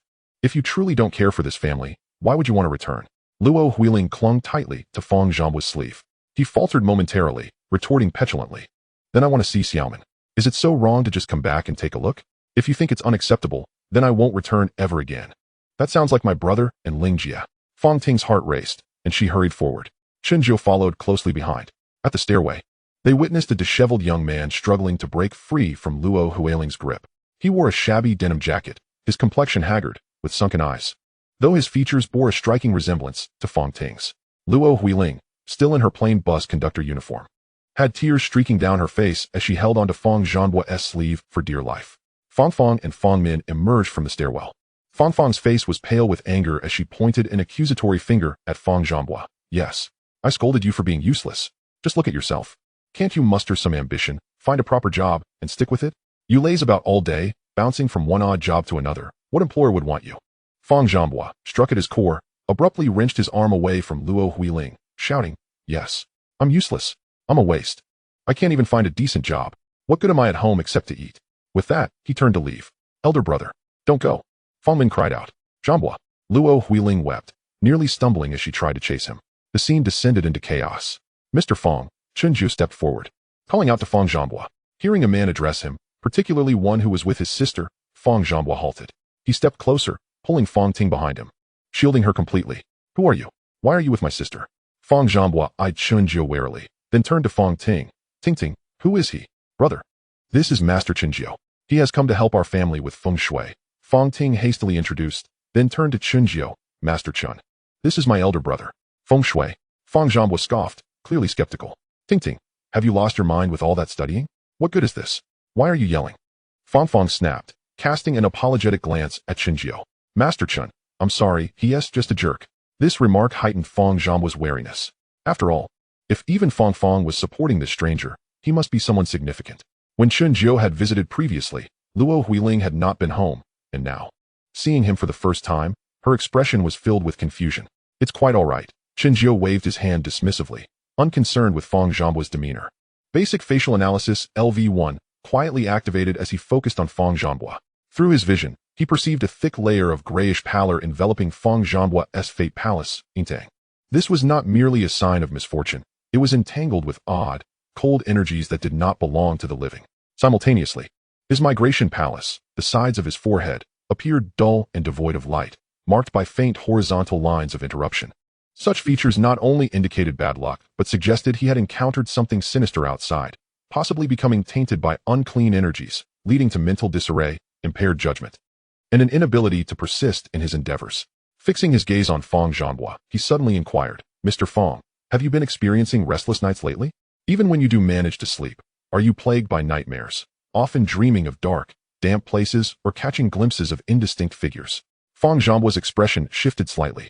Yet he stubbornly retorted, "What is it to you?" Chen Jiao continued, "Moreover, during the day, do you often feel dazed and sluggish, despite your intentions to work diligently, only to find yourself making inexplicable mistakes, forgetting things, correct? Since you moved out, have you found yourself frequently spending nights in parks, under bridges, or in other unsavory locations?" Feng Jiebā did not refute this time. A flicker of astonishment crossed his gaze. Indeed, he had been experiencing such turmoil recently, plagued by nightmares at night and a persistent dullness in his head during the day. Even during his trial shift at the tea restaurant, he managed to drop the trays twice, earning a severe reprimand from the boss. His sleeping arrangements were equally chaotic. Just a few days prior, he had spent a night in a secluded underpass in Siwan, where the chill made him feel quite uncomfortable. "Master Chen, what is wrong with my elder brother?" Feng Ting inquired anxiously. Feng ceased her scolding and turned to look. Luo Huiling's face was etched with concern. "Mr. Feng may have inadvertently clashed with malevolent energies while sleeping outdoors, or perhaps he has been followed by some nefarious entities," Master Chen explained in a more tactful manner.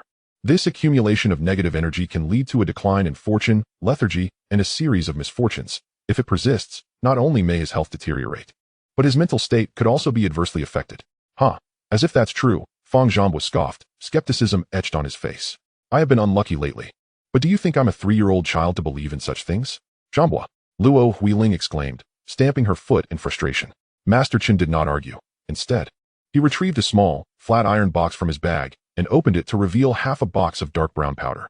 "This is aged mugwort fluff, mixed with a small amount of cinnabar, rich in yang energy." He pinched a small amount and addressed Feng Jiebā. "Mr. Feng, I understand your disbelief. But would you dare to partake in an experiment with me?" "What kind of experiment?" "Please extend your right hand, palm facing upward." Feng Jiebā hesitated momentarily before reluctantly complying. Master Chen placed the small pinch of mugwort fluff in the center of his palm and then struck a match to ignite it. The mugwort immediately emitted a faint blue smoke, releasing a bitter herbal aroma. The smoke from the mugwort can channel yang energy and reveal hidden misfortunes. Master Chen gestured for everyone to observe the smoke. Under normal circumstances, when held in a person's palm, the smoke would rise straight up or disperse naturally. However, if one is harboring unclean energies, before he could finish his sentence, the blue smoke, which should have ascended, suddenly swirled downwards as if an invisible hand had intervened, curling back toward Feng Jiebā's wrist. It was as if something at his wrist was drawing in the smoke. Even more strangely, the originally blue-white smoke appeared to darken as it retreated. "What on earth is happening?" Feng Jiebā gasped, nearly dropping the burning mugwort fluff in his shock. Luo Huiling and the Feng sisters watched in wide-eyed disbelief. The swirling smoke and its darkening hue were clear indicators of malevolent energy. Master Chen calmly explained, "Your wrist is likely the area most entangled with negative energy. Have you been feeling a persistent chill or unexplained soreness there lately?" Feng Jiebā's complexion shifted dramatically. He had indeed been experiencing coldness and soreness in his right wrist, attributing it to poor sleep. Master Chen took the nearly burnt-out mugwort fluff, tossed it to the ground, and extinguished it. He then retrieved a small bag from his pouch, wrapped in red paper, containing coarse salt. He pulled Feng Jiebā's right hand closer, placing a pinch of coarse salt against the inner side of his wrist, then gently massaged it in a clockwise motion for 9 circles. "Salt purifies, and the massage promotes circulation. How do you feel now?" Feng Jiebā initially felt a slight sting from the salt rubbing against his skin, but soon the area began to warm. The persistent chill and soreness dissipated, and he felt a significant release throughout his arm. "It really feels much better," he murmured, his tone now devoid of doubt, replaced with astonishment. Luo Huiling released a breath of relief, her gaze towards Master Chen filled with gratitude and reverence. Feng Ting's eyes sparkled with excitement, while Feng, though silent, relaxed her furrowed brow. "Now do you believe?" Master Chen finally produced a calming charm from his bag, folding it into a triangle before handing it to Feng Jiebā. "Keep this charm close to you for 7 days without letting it out of your sight. It will help stabilize your mind and shield you from external disturbances." Without hesitation, Feng Jiebā accepted the charm with both hands, clutching it tightly. He felt a faint warmth emanating from it, awakening his foggy mind for a brief moment. Master Chen, what was that smoke just now? He asked, still shaken. Just residual negative energy. There's no need to delve too deeply into it. It has dispersed, Master Chen replied, preferring not to elaborate further to avoid frightening them. He continued. What you most need now is a work environment rich in yang energy. Spend your days in sunlight, engage with others, and gradually clear away the negative influences. And your fortunes will naturally return. Upon hearing this, the Feng family members seemed to deflate. Master Chen, perceiving their despondency, cheerfully remarked, I have a stall in Temple Street, and am quite familiar with the owner of a tea restaurant. If Mr. Feng is willing, I can introduce you for a job. Accommodation and meals should be covered. Another tea restaurant? Feng frowned. Can he handle it? I hope he doesn't just quit after 2 days. Sister. Feng Ting tugged at Feng. However, Feng Jiebā lifted his head, a glimmer of determination igniting in his eyes. Though working in a tea restaurant might be arduous, the lively atmosphere and abundance of yang energy were appealing. Moreover, the provision of meals and lodging would save him a significant amount of money. He was tired of wandering and facing disdain. He refrained from returning home because the place was too cramped. With 4 women and only himself, it was quite inconvenient. In truth, he had longed for a stable place to plant his roots. I am willing to give it a try. Feng Jiebā looked at Master Chen earnestly for the first time. Thank you, Master Chen. Luo Huiling was overcome with joy, repeatedly expressing her gratitude. Although Feng had no further comments, her tense expression had softened somewhat. Ding. Triggered Stage 2 mission, transforming misfortune into fortune. Assist Feng Jiebā in dispelling the malevolent energy surrounding him, securing stable employment, and getting back on track. Mission reward, 25 fortune points. Unlock, fragment of the Azure Dragon Water Absorption Formation. Current mission progress, 1. The mission prompt arrived as expected. Master Chen felt a surge of certainty and said to Feng Jiebā, Tonight, you should return home to rest well and come find me at Temple Street tomorrow morning. Feng Jiebā nodded, finally ascending the staircase with Luo Huiling and his sisters under their family's hopeful gazes. After leaving the Feng household, Master Chen walked to a public telephone booth at the street corner, inserted coins, and dialed the number left by Huanyo. After a few rings, the call was answered, revealing Huanyo's robust voice. Who is this? Niu Gu, it's me, Chen Jiao. Jiao Gu. Haha, what prompted you to call? Is there news from the bar? Huanyo's tone immediately turned warm. Regarding the bar, Brother Ji hasn't scheduled a specific time yet. I actually have something else I'd like to inquire about. Master Chen replied calmly. In Dongxing, is there someone named Ding Xiaoxia? On the other end of the line, Huanyo paused for a moment, seemingly surprised. Ding Xiaoxia? One of the 5 tigers of Dongxing, the golden hair tiger. That kid is young but ruthless and cunning. He has made quite a name for himself in Dongxing over the past few years, handling some unsavory financial issues, and has a pack of wild dog-like subordinates. Jiao Gu. Why are you asking about him? Did you provoke him? Not at the moment, Master Chen replied. It's his brother, Ding Yixia, who has been harassing a friend of mine. Ding Yixia? He's a mad dog that bites indiscriminately. Don't pay him too much mind. Ding Xiaoxia still knows the limits and wouldn't dare to act recklessly against us or Lianxing. Do you need me to intervene? Huanyo was quite loyal. Not for now, Niu Gu. I can handle it myself. I just wanted to get some background information first. Chen Jiao expressed his gratitude to Huanyo before hanging up the phone. Golden Retriever, Ding Xiaoxia, specialized in financial matters. It appeared that the Ding brothers had seamlessly integrated into the criminal framework of Dongxing in this realm. The troubles facing the Feng family had become more intricate than the original narrative, entangled with the colossal entity of Dongxing. Chen Jiao rubbed his temples. Aware that the auspicious Feng Shui situation was imminent, with a Zhan Wei lurking ominously, and now a new potential adversary in the Ding family. Truly, the winds of fate are relentless. However, as the saying goes, when soldiers come, generals will block. When water comes, earth will cover. Since he had stepped into this tumultuous world, there was little to fear. Upon returning to his residence, he found Xiao Jiebā safe and sound, which brought Chen Jiao some relief. Currently, his greatest concern was a Zhan Wei taking action against Xiao Jiebā, which would cast him in the role of the filmic Chun Haonan, endangering the woman. The conditions to unlock the Qinglong water absorption formation were nearly fulfilled. As long as Feng Jiebā did not flee, success was assured. The remaining materials were mostly ready, with only black dog blood and rooster blood still needed. The rooster blood was easily obtainable, but the black dog blood posed a challenge. Standing by the window, Chen Jiao felt a slight sense of reassurance. A he turned, his tone steady and resolute. Tomorrow night, we will obtain the black dog blood. The day after, we will head to Causeway Bay. Xiao Jiebā nodded vigorously, his eyes sparkling with excitement. The night mist enveloped the surroundings, fraught with peril. Time pressed on, yet he was unafraid of the challenges ahead. Chapter 33, The Mystical Art of Extracting Dog Blood. The temple street was ablaze with lights, thronged with people.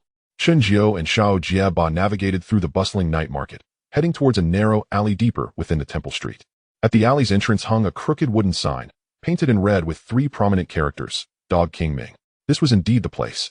Xiao Jiebā pointed into the depths of the alley, saying, Uncle Ming mentioned that his dogs do not welcome strangers. He insisted that you, Brother Jiao, come personally to speak. Chen Jiao nodded and stepped into the alley. Having facilitated a job introduction for Feng Shui during the day, task 2 was complete, and the Qinglong water absorption formation had been unlocked. The fortune point reward was 25 points. Now, only the black dog blood remained.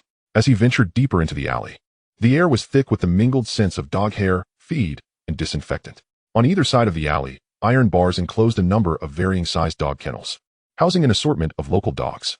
At the farthest end of the open space, an elderly man with dark skin squatted on the ground, dressed in a worn t-shirt.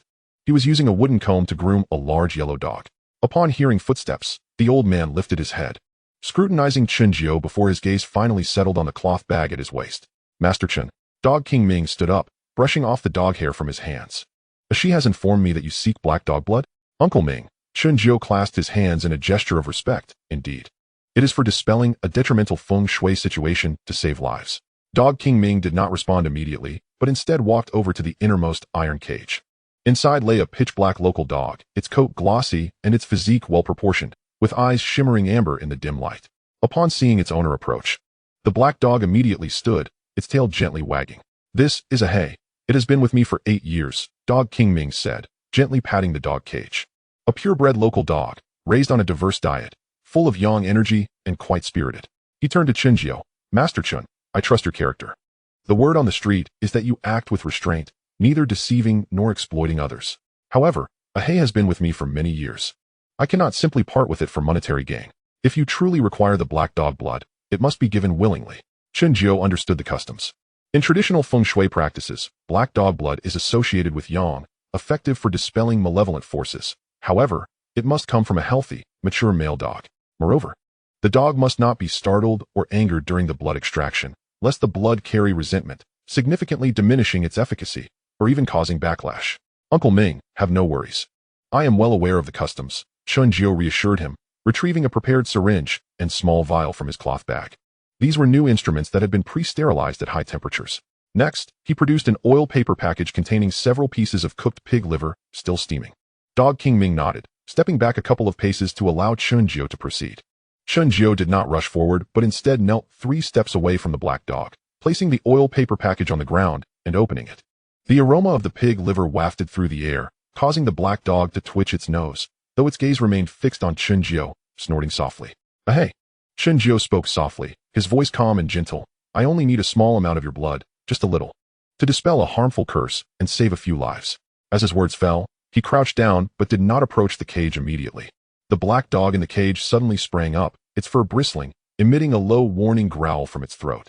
Its amber eyes were locked onto Chen Jiao. Its forepaws pressed against the cage bottom, muscles taut. It was poised to pounce at any moment. Xiao Jiebā, frightened, took a half step back, his voice trembling. Brother Jiao, maybe we should reconsider? This dog seems fierce. Dog King Ming sighed, shaking his head. Master Chen, as you can see, a He has become increasingly protective over the years. Besides me, it growls at anyone who approaches within 3 meters. Last month, a thug attempting to collect protection fees got too close to the cage and was frightened into falling over by its display. It's not that I don't want to help you, it's just that. Before he could finish, the black dog suddenly slammed against the iron cage with a loud clang. Its fangs bared, saliva splattering outside the cage. Most people would likely retreat in fear at such a sight. However, Chen Jiao's expression remained unchanged. In fact, he slightly narrowed his eyes. He secretly activated Basic Physiognomy Analysis LV1. This ability was originally intended for assessing human physiognomy and complexion, but at this moment, applied to animals. It could not discern their features, but could vaguely capture some signs of energetic flow. In Chen Jiao's perception, the black dog was enveloped in a layer of restless energy. Its color mixed and faintly tinged with dark red. This was not an innate ferocity, but rather a buildup of agitation accumulated from prolonged exposure to some form of stimulation. He scanned the surroundings of the dog kennels, then looked up at the architectural layout above the alley, gradually coming to a realization. Uncle Ming, Chen Jiao suddenly spoke. His voice steady. Did a roast meat shop open at the eastern end of this alley about 6 months ago? They keep a roaring fire in their ovens day and night? Dog King Ming paused. Yes. How did you know, Master Chen? That shop has been quite successful. The fire is constantly blazing from morning until night, sometimes even continuing until 2 or 3 in the morning. That explains it. Chen Xuan stood up, pointing towards the black dog's cage. Your dog kennel is situated facing south, which is typically favorable for housing dogs, but the east corresponds to wood, which generates fire. The incessant flames from that roast meat shop have been sending fire energy westward with the eastern winds, directly impacting your dog kennels. He paused, glancing at the still snapping black dog. Dogs belong to the earth element. Excessive fire can scorch the earth, being persistently bombarded by this foreign fire energy. Even the most docile dog would become agitated and irritable. A He is a good dog, quite perceptive and sensitive to energy, which explains its intense reaction. It is not ferocious, it is simply distressed. Dog King Ming stared in astonishment. He had raised dogs for decades, relying on experience, and had never encountered such esoteric reasoning. However, upon reflection, it did indeed seem that a He's temperament had worsened since the roast meat shop opened, and the other dogs were also somewhat unsettled. What should we do then? It's simple. Chen Xuan retrieved 3 Qianlong Tongbao coins from his bag. He walked to the northeast corner of the dog kennel, knelt down, and buried the 3 coins in a triangular formation, leaving only the edges exposed. Then he stood up, moved an old water tank from the corner to the east side of the dog kennel, and filled it with half a bucket of clean water. The coins, representing metal, were buried in the northeast, which corresponds to the earth element, symbolizing the idea of securing a golden mountain to suppress the fire. The water tank is positioned directly to the east, for water can extinguish fire and also nourish parched earth. As Chen Xuan arranged the setup, he explained that this is a temporary remedy. Though it may not eradicate the issue entirely, it can suppress the fierce energy that threatens to erupt. Curiously, just a few moments after the tank was securely placed and the coins buried, the black dog in the cage gradually calmed down. It ceased baring its teeth. Its bristled fur slowly lay flat, and the low growls emanating from its throat came to a halt. Although it remained watchful of Chen Xuan, the ferocity in its gaze had diminished significantly. The dog King Ming and the stuttering boy stood in astonishment. It was time to test the waters. Chen Xuan squatted down in front of the cage once more, this time without food, extending his right hand with the palm facing upwards and fingers relaxed. Simultaneously, he regulated his breathing, allowing his aura to become calm and gentle. This was a fundamental technique employed by geomancers. While it may lack tangible power, it has the ability to influence the subtle energy around. The black dog focused intently on his hand, its nose twitching as if it were detecting something. After a moment, it cautiously approached, gently touching its cool, damp nose to Chen Xuan's palm. There were no growls, no bared teeth. Dog King Ming inhaled sharply, his eyes widening in disbelief. Having raised a He for 8 years, he had never witnessed such courtesy from the dog towards a stranger. Only then did Chen Xuan retrieve the cooked pig liver from his bag, placing it on the ground in front of the cage. The black dog lowered its head to eat, even wagging its tail slightly, seizing the opportunity while it fed. Chen Xuan placed the sterilized syringe and small vial aside and took 2 steps back, signaling his non-aggression. After devouring the pig liver, the black dog licked its lips, its gaze settling on the syringe. It tilted its head as if contemplating. Observing this, Chen Xuan turned to dog King Ming. "Are you certain you want to let it out?" Ming hesitated, seeking final confirmation. The stuttering boy, filled with trepidation, shrank behind Chen Xuan but stubbornly refused to leave. Chen Xuan scrutinized the black dog with the foundational art of physiognomy, reconfirming its energy was in a tranquil state, devoid of any signs of aggression. "Open the cage. Allow it to emerge," Chen Xuan instructed. "Brother Xuan," the stuttering boy grasped Chen Xuan's arm, anxiety etched on his face. Chen Xuan gently patted her hand in reassurance. "You may step outside and wait for me." "I won't go." The boy stubbornly shook his head like a rattle. Yet, she inched closer behind Chen Xuan, clearly terrified. "Silly girl." Chen Xuan shielded the girl completely with his body, turning to dog King Ming with a calm demeanor. "I appreciate your cooperation, Ming. Please, open the cage." Ming nodded and stepped forward to unlock it. Naturally, for safety's sake, he was prepared to restrain the black dog. However, as the cage opened, a miraculous scene unfolded.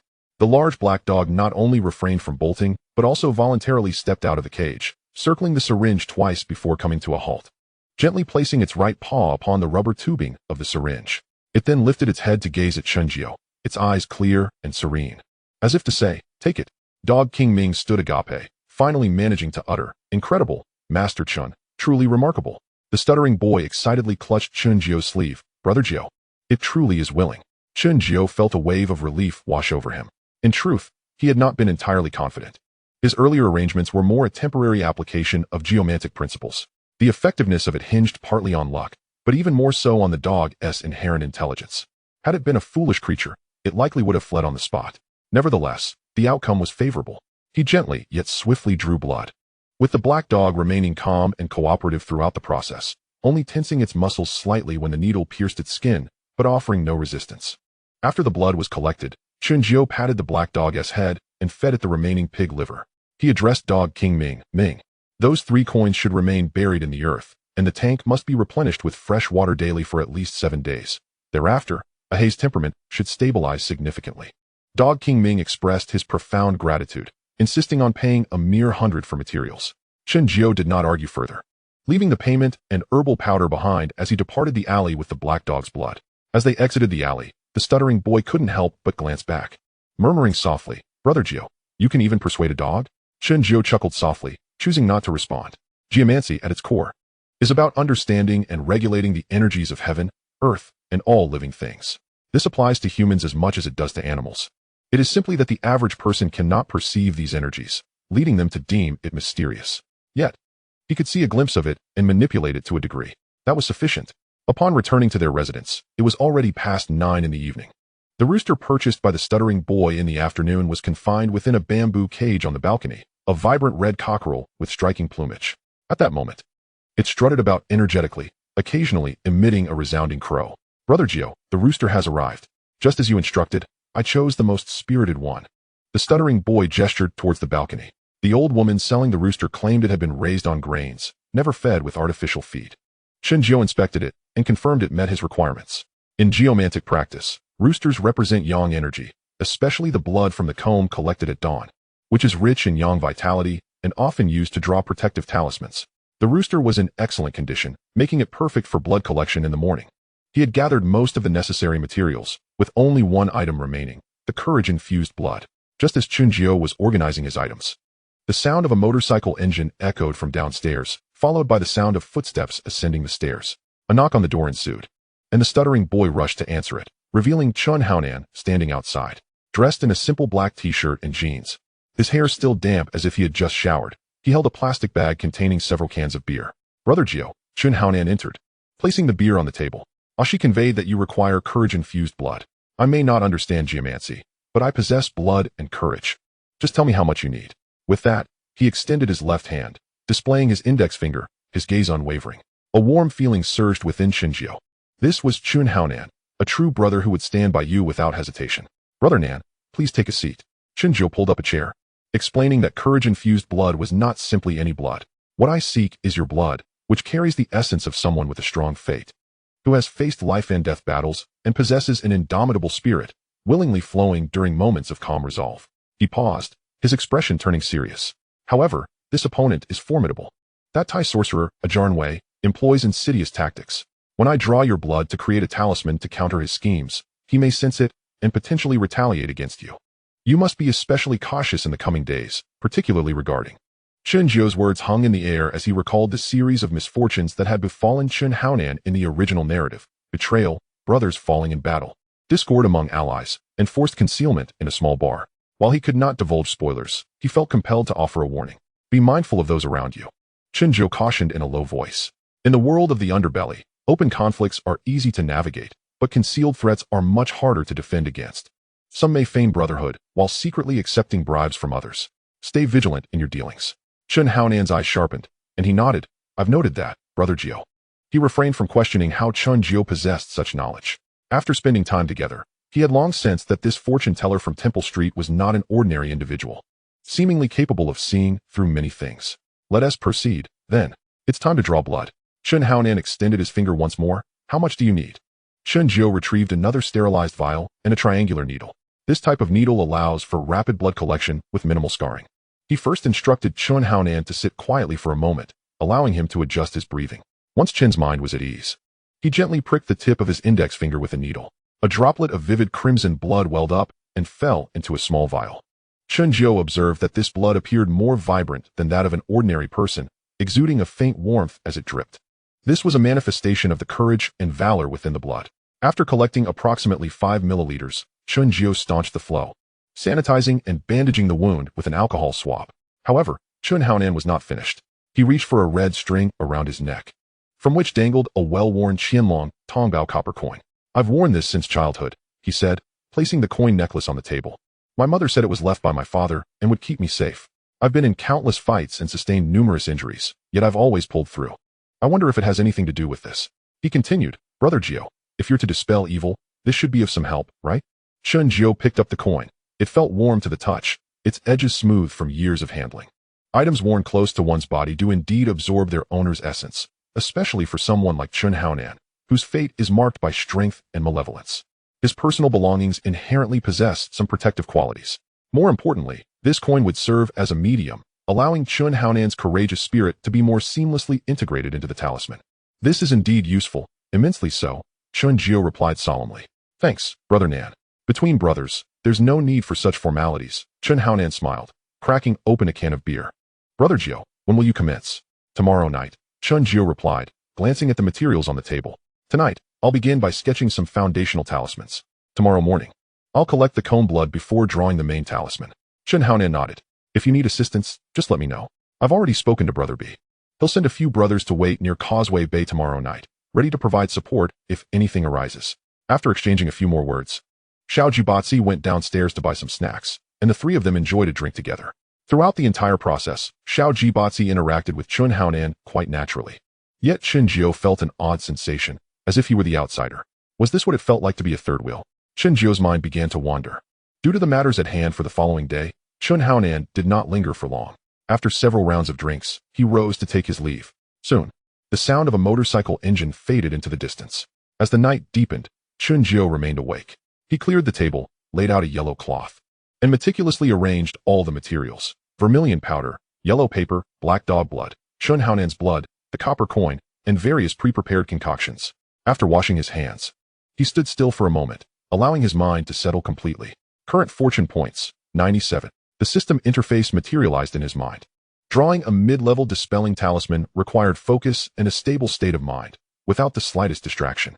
Chen Jiao contemplated for a moment before deciding to experiment with a newly unlocked feature, Fortune Infusion, to enhance mental concentration. As he silently chanted, 5 fortune points were instantly deducted. A wave of cool energy surged into his mind, instantly sharpening his thoughts. The external noise seemed to fade away, and all his focus centered on the task of drawing the talisman before him. He began with several foundational talismans, the house-stabilizing talisman and the protective talisman, intended for Xiao Jiebā and Chen Xuan. The vermilion brush glided steadily over the yellow paper, each stroke as firm as a rock, the runes subtly glowing. After completing the foundational talismans, he found himself depleted of much of his energy. Chen Jiao took a brief respite, sipping some water, and prepared to draw the core of this dispelling operation, the dispelling talisman. According to the records in Feng Shui Formation Talisman Diagram LV2, this talisman specifically targets malevolent formations set by human hands, requiring a masculine object as a catalyst and the spirit of courageous blood as its soul. He placed Chen Xuan's copper coin at the center of the yellow paper, then took a small dish, poured in the vermilion powder, followed by the black dog blood, Chen Xuan's blood, and a few drops of a specially crafted liquid. After stirring it to a uniform consistency, the ink took on a dark red hue, glimmering with a golden sheen under the light. He dipped his brush into the ink. The moment the brush tip touched the paper, Chen Jiao sensed the difference.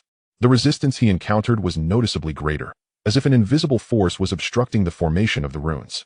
He guessed this was a normal phenomenon. The stronger the inherent power of a dispelling talisman, the greater the mental energy consumed and the backlash encountered during its creation. Steadying his wrist, he proceeded slowly. Stroke by stroke, beads of sweat began to form on his forehead, but his focus remained unwavering, bolstered by the fortune infusion. The runes on the yellow paper gradually took shape, and the copper coin emitted a faint glow, seemingly resonating with the runes. Just as he was 2/3 of the way through drawing the talisman, an unexpected event occurred. Bang! A piercing sound of shattering glass suddenly erupted from outside, followed by a series of sharp, metallic scraping noises. Approaching rapidly, it seemed as though something was hurtling towards the window. Crack! A vague human shape flickered on the window glass before vanishing in an instant. Momentarily dazed, Chen Jiao's wrist trembled, and the brush tip left an unintended diagonal mark on the yellow paper. The dispelling talisman was ruined. He abruptly lifted his gaze towards the window, but the pitch-black night revealed nothing. Yet, he could sense an uncomfortable presence. Current fortune points, 92. Dispelling talisman drawing failed, partial materials expended. System prompt, external interference encountered. It is recommended to activate Feng Shui positioning to investigate the surrounding environment. Chen Jiao slowly set down his brush, his gaze cold as he stared outside.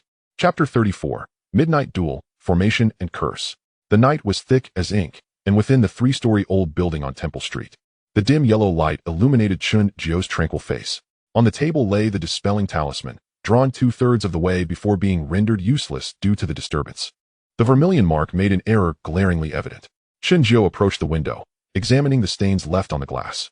They were the remnants of a humanoid figure made from straw and dark fabric, shattered and smeared with dark red stains, exuding an eerie, foul odor under the streetlight. Just as I expected. A cold smile crept onto Chen Jia's lips. He had anticipated this. After finishing the foundational talismans in the afternoon, he had secretly affixed a backlash talisman outside the window.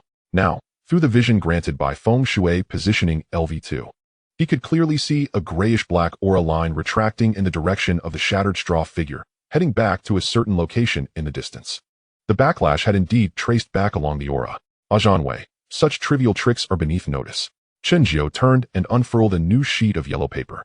This time, he hesitated not at all, dipping the brush tip into the vermilion ink mixed with black dog blood, comb blood, and Chen Xuan's courageous essence.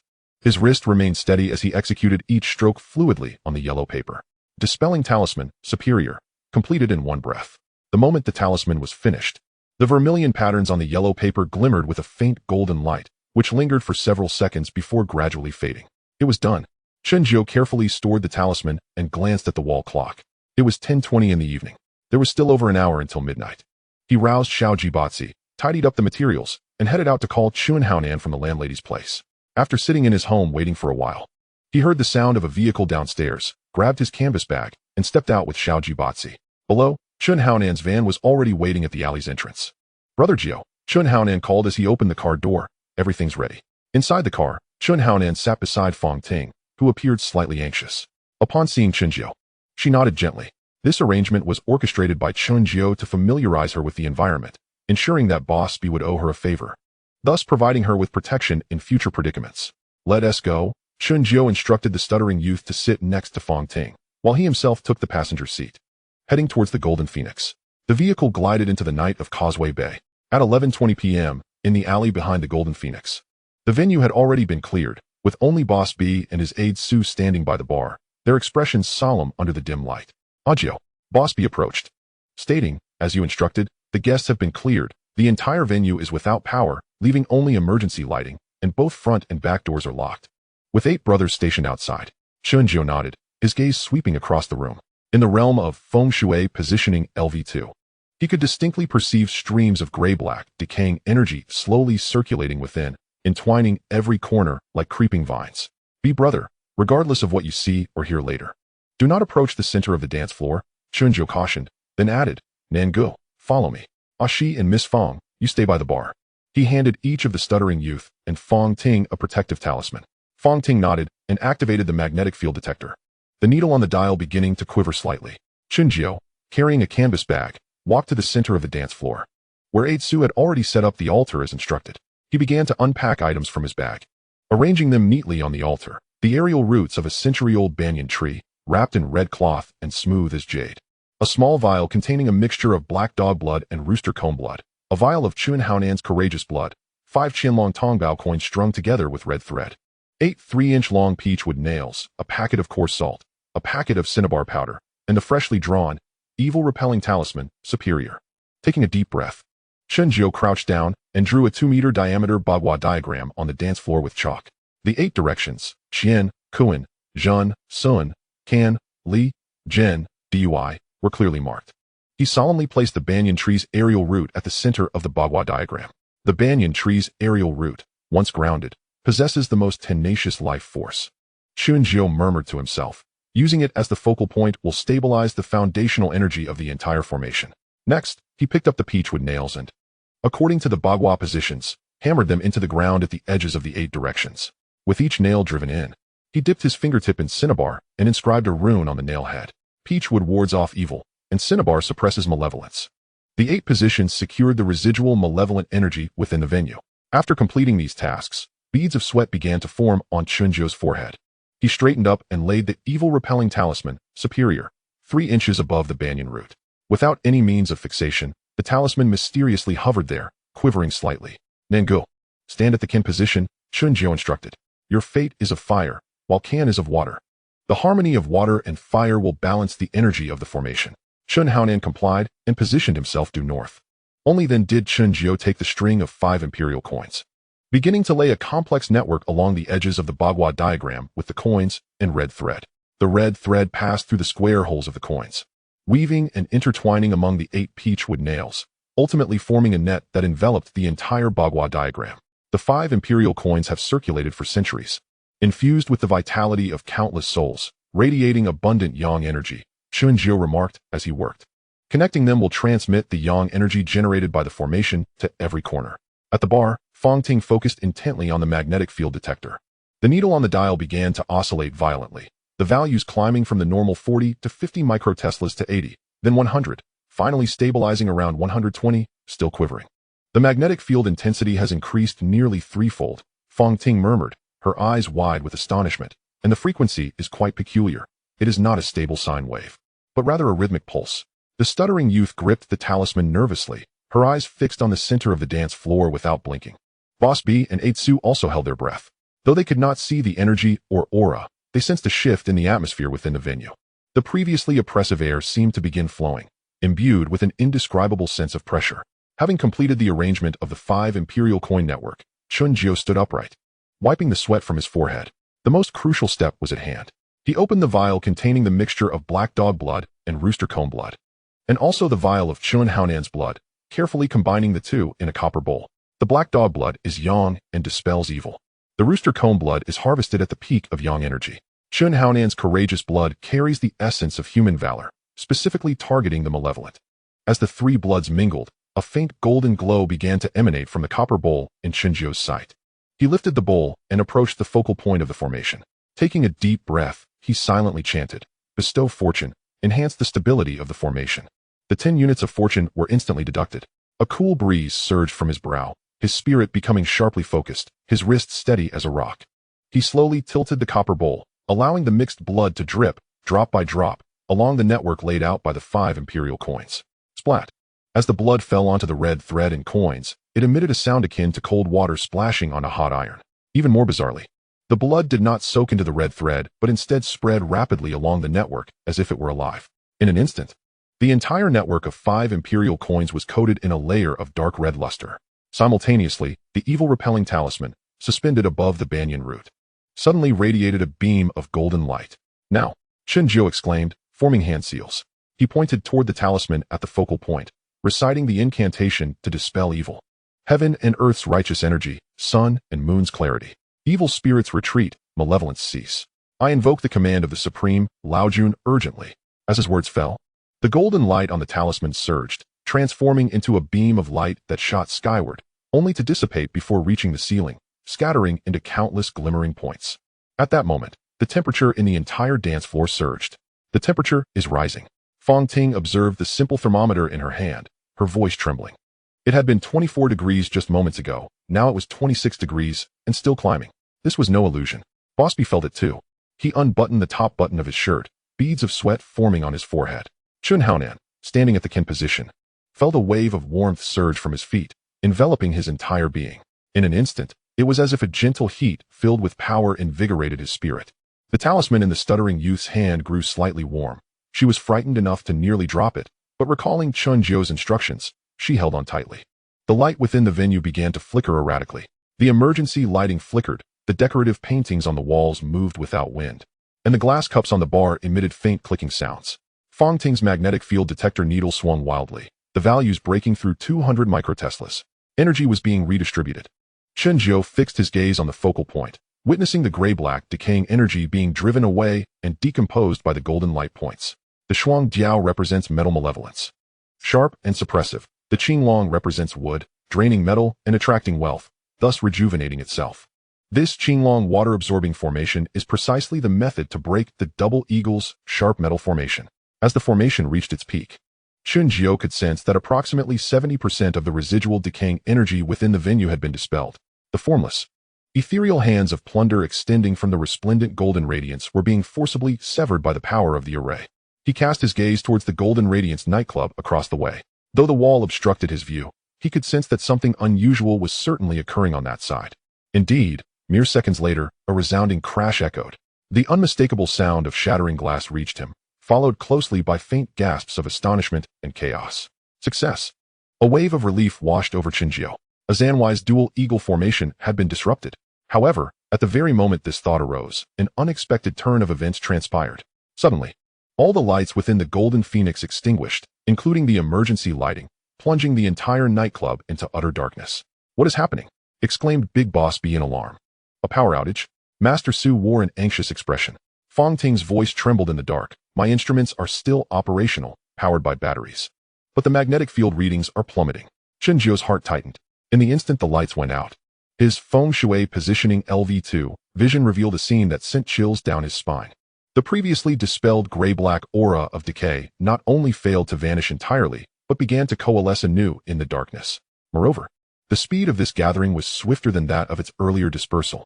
More terrifying still, at the center of this decaying aura, he faintly discerned a pair of eyes. Eyes devoid of pupils yet brimming with malice, coldly fixated on him through the shadows. Immediately thereafter, an indescribable chill surged from his feet straight to the crown of his head, a frigid sensation emanating from the depths of his soul. "Ah!" A startled cry came from the bar, where the stuttering girl found her protective talisman suddenly searing hot, nearly slipping from her grasp. Fong Ting's magnetic field detector emitted a shrill alarm, its needle wildly spinning counterclockwise, the values plummeting into the negatives. "Master Chen, what is happening?" Fong Ting's face was a mask of terror. Chen Jiao did not reply. His entire focus was locked onto those eyes, for they seemed to be speaking. A wave of resentment and curse-laden mental energy surged directly into Chen Jiao's mind. "Chen Jiao, disrupt my formation and seize my fortune. With my blood, I curse your soul to scatter." Each word struck like cold needles, piercing Chen Jiao's consciousness. Even more horrifying, as this mental wave spread, he felt his heartbeat begin to spiral out of control, his breathing becoming labored, and his limbs turning numb. The curse of death. Azanwai, utilizing his own blood as a conduit, unleashed a self-destructive blood curse, attempting to directly curse him and all those near the array. "Jiao Ge!" Chen Haonan shouted in the darkness. "What's wrong? You look terrible, are you alright?" Chen Jiao offered no response, gritting his teeth to force his mind to steady. He knew he could not succumb to panic. If his mental state faltered, the curse's power would exploit that weakness and claim his life in an instant. Channeling his fortune to bolster his mental resistance. 20 points of fortune were swiftly deducted. Current fortune points, 62. A refreshing aura surged into his mind, slightly mitigating the frigid, piercing curse's power. Seizing this fleeting moment of respite, Chen Jiao swiftly formed hand seals, with his right hand reaching out. The roots of the century-old banyan tree at the formation's core trembled slightly, radiating a gentle yet tenacious vitality, transforming into a faint green barrier that enveloped him. With a flick of his left hand, the Blood Hero copper coin located at Chen Haonan's position suddenly glowed with a crimson light, flying into his grasp. The coin felt warm in his hand, as if a fierce flame burned within. This was the Blood Hero energy from Chen Haonan's fate, pure and potent, specifically designed to counteract malevolence. Chen Jiao pressed the coin against his chest, merging it with the banyan tree's life force. Simultaneously, he directed his intent towards the dispelling talisman above the array. Break! The talisman flared with golden light once more. However, this time, instead of spreading, the golden radiance condensed into a thread as fine as a hair, piercing towards the direction of those eyes with fierce intent. This was a confrontation on the mental plane. The clash of curses and dispelling. In Chen Jiao's perception, he witnessed his golden light collide fiercely with a viscous, blood-red curse energy in the void. Boom! There was no sound, yet within the minds of all present, it resonated like an earth-shattering explosion. The stuttering girl shrieked, covering her ears and crouching down. Fong Ting's detector emitted a sharp crack as its screen shattered. Big Boss B and Master Su felt as though their heads had been struck by a heavy hammer. Darkness swirling before their eyes, nearly losing consciousness. Chen Haonan grunted, a trickle of blood seeping from the corner of his mouth. Though not the primary target of the curse, he was still impacted by the residual waves due to his presence within the array. As the focal point of the confrontation, Chen Jiao bore the brunt of the pressure. He felt as though his soul were on the verge of being torn asunder, a weight pressing upon his chest like a 1,000-pound boulder, his breathing almost ceasing. But he could not retreat. Retreat meant death. Break for me. Chen Jiao bit his tongue, a mouthful of blood spraying onto the Blood Hero copper coin in his hand. The coin's crimson light surged, as if a miniature sun ignited within his palm. Simultaneously, the banyan tree's roots quivered violently, an abundance of life force rushing into him, mending his body ravaged by the curse. The talisman's golden light, enhanced by his blood and vitality, suddenly magnified several-fold. Sizzle! like a red-hot iron plunged into ice water.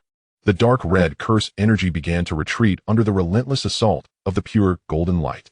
In the void, those malevolent eyes finally revealed a glimmer of fear. No, this is impossible. How could you possess a century-old spirit root and the blood hero soul? The mental waves became fragmented, filled with incredulity. Chen Xuan offered no reply.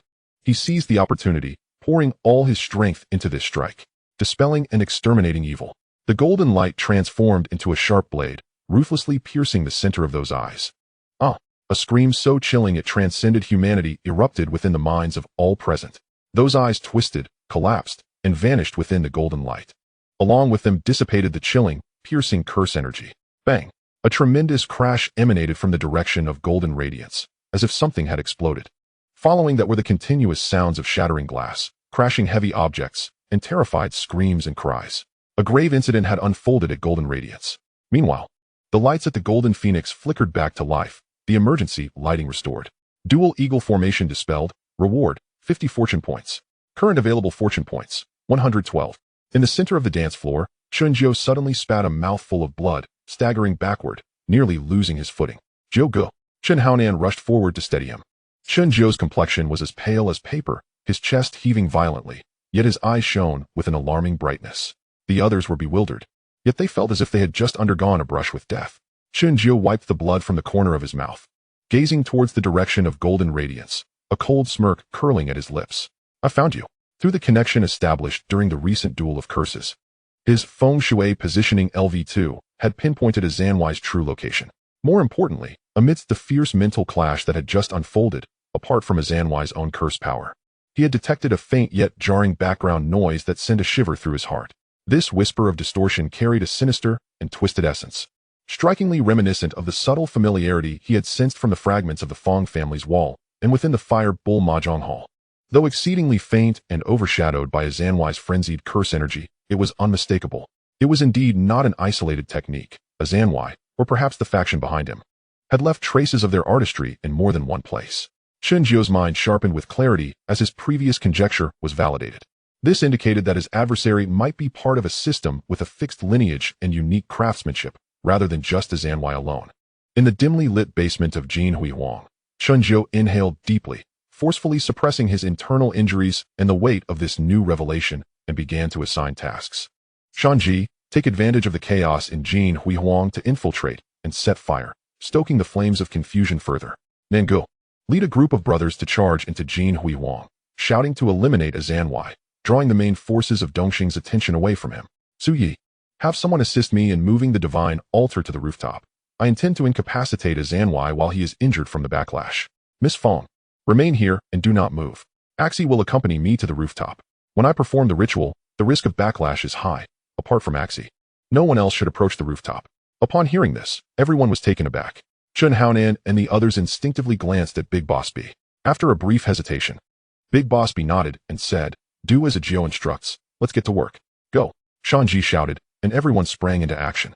A cold glint flashed in Chen Zhou's eyes, yet his mind conjured an even more perilous plan. To cut the grass without uprooting it is to allow it to regrow when the spring breeze blows. Chapter 35. Directly assaulting the Yellow Dragon, persuading with reason. The night wind in Copper Lobo Bay carried the scent of the sea, brushing against the edge of the Jin Phoenix rooftop. Chen Zhou turned his back to the clamor below, drawing Little Stutter closer. The night breeze tousled her hair, and her large eyes appeared exceptionally bright under the dim lights. Yet they conveyed an undercurrent of anxiety. Axie, Chen Zhou whispered, can I trust you completely? Little Stutter was momentarily taken aback, puzzled. Jiu Ge. Why do you ask this? You can certainly trust me. I only have you. Chen Zhou locked his gaze onto her eyes. Speaking earnestly, I need you to remain on this rooftop, wear my Taoist robe, and sit with your back to the street below. No matter who asks. Say I am performing a ritual and must not be disturbed. Tonight's affair, aside from you, I trust no one. Huh. Little Stutter looked more bewildered. Then where are you going? Chen Zhou leaned closer to her ear, his tone calm as if discussing what to have for dinner. I am going to kill a Zanhuai. Little Stutter trembled all over, her eyes widening in shock, nearly crying out. Chen Zhou covered her mouth, his gaze chillingly composed. Listen to me. A Zanhuai has already made 3 attempts on my life. This is no longer a mere duel of spells, it is a mortal enmity.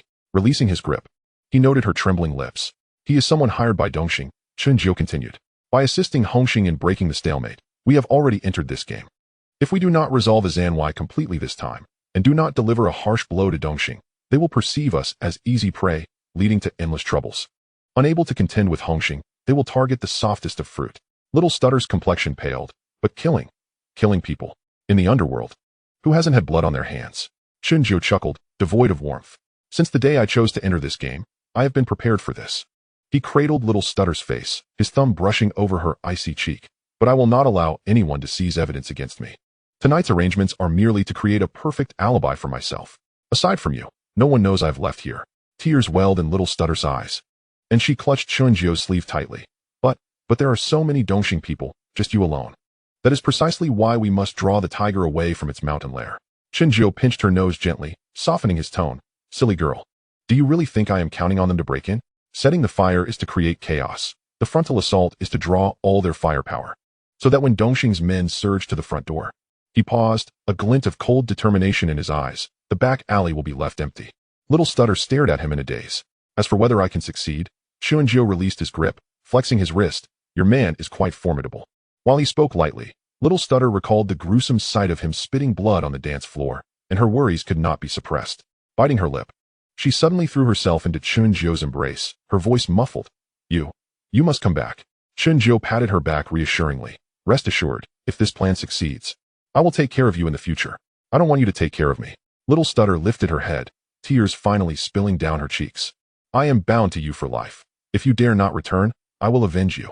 Her words stumbled out, yet each syllable struck deep in Chunjio's heart. Chunjio fell silent for a few seconds, hugging her tightly once more before releasing her. Time is short. Remember, no matter what happens downstairs, you stay here, with your back to them, occasionally ringing the bell and waving the sword. You don't need to truly understand, just pretend. He retrieved the apricot yellow robe from his canvas bag and draped it over Little Stutter. The oversized robe enveloped her entirely, leaving only her pale little face exposed. Except for me. Do not respond to anyone knocking on the door.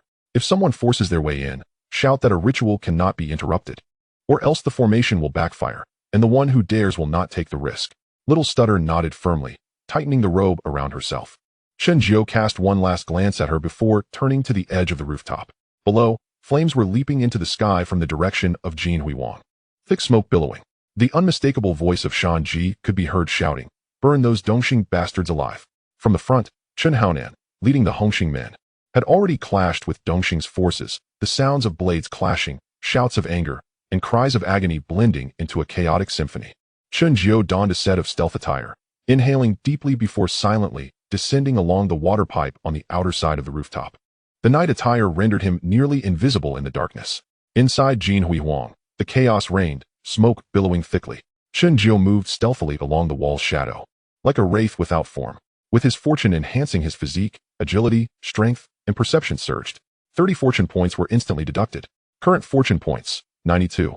A wave of warmth surged from his dantian throughout his limbs, and Chunjio felt his body suddenly become light and nimble, his senses heightened to an extraordinary degree. He could hear two Dongxing men whispering 30 meters away, discern the patterns of cobwebs in dark corners, and feel the latent power within every muscle in his body. Time was limited, 10 minutes. He lifted his gaze towards the back wall of Jin Huiwang. The second floor had several windows, with old-fashioned air conditioning units below the sills, creating a natural climbing ladder. Chunjio took a couple of running steps and leaped, grasping the windowsill of the first floor, employing his core strength to catapult himself upward like a cat.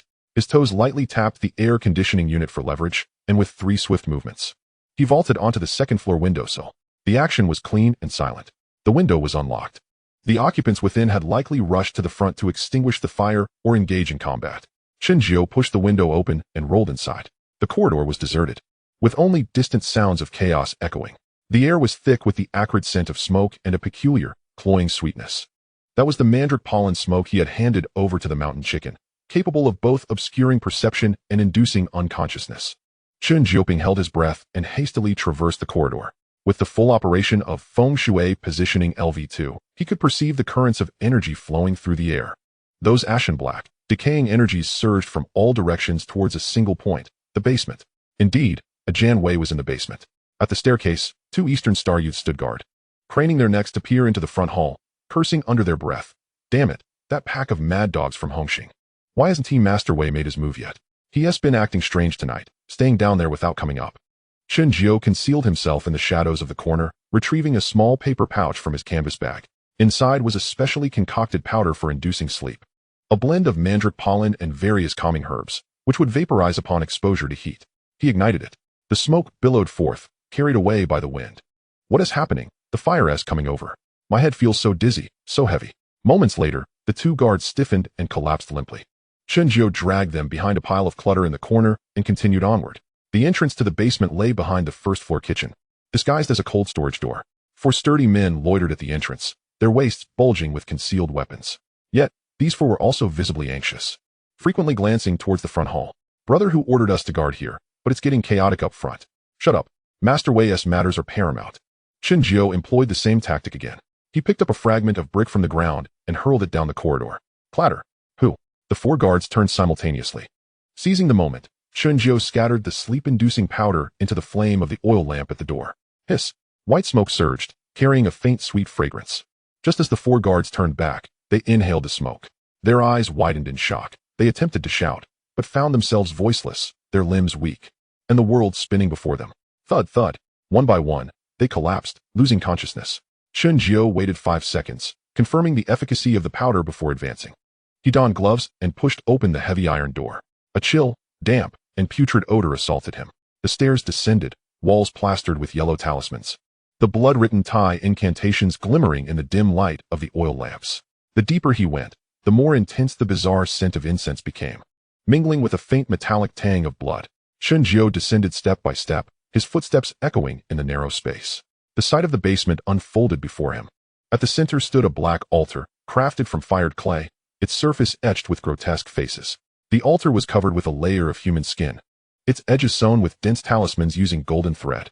Surrounding the altar were 7 oil lamps flickering with ghostly green flames, the murky lamp oil exuding a nauseating stench.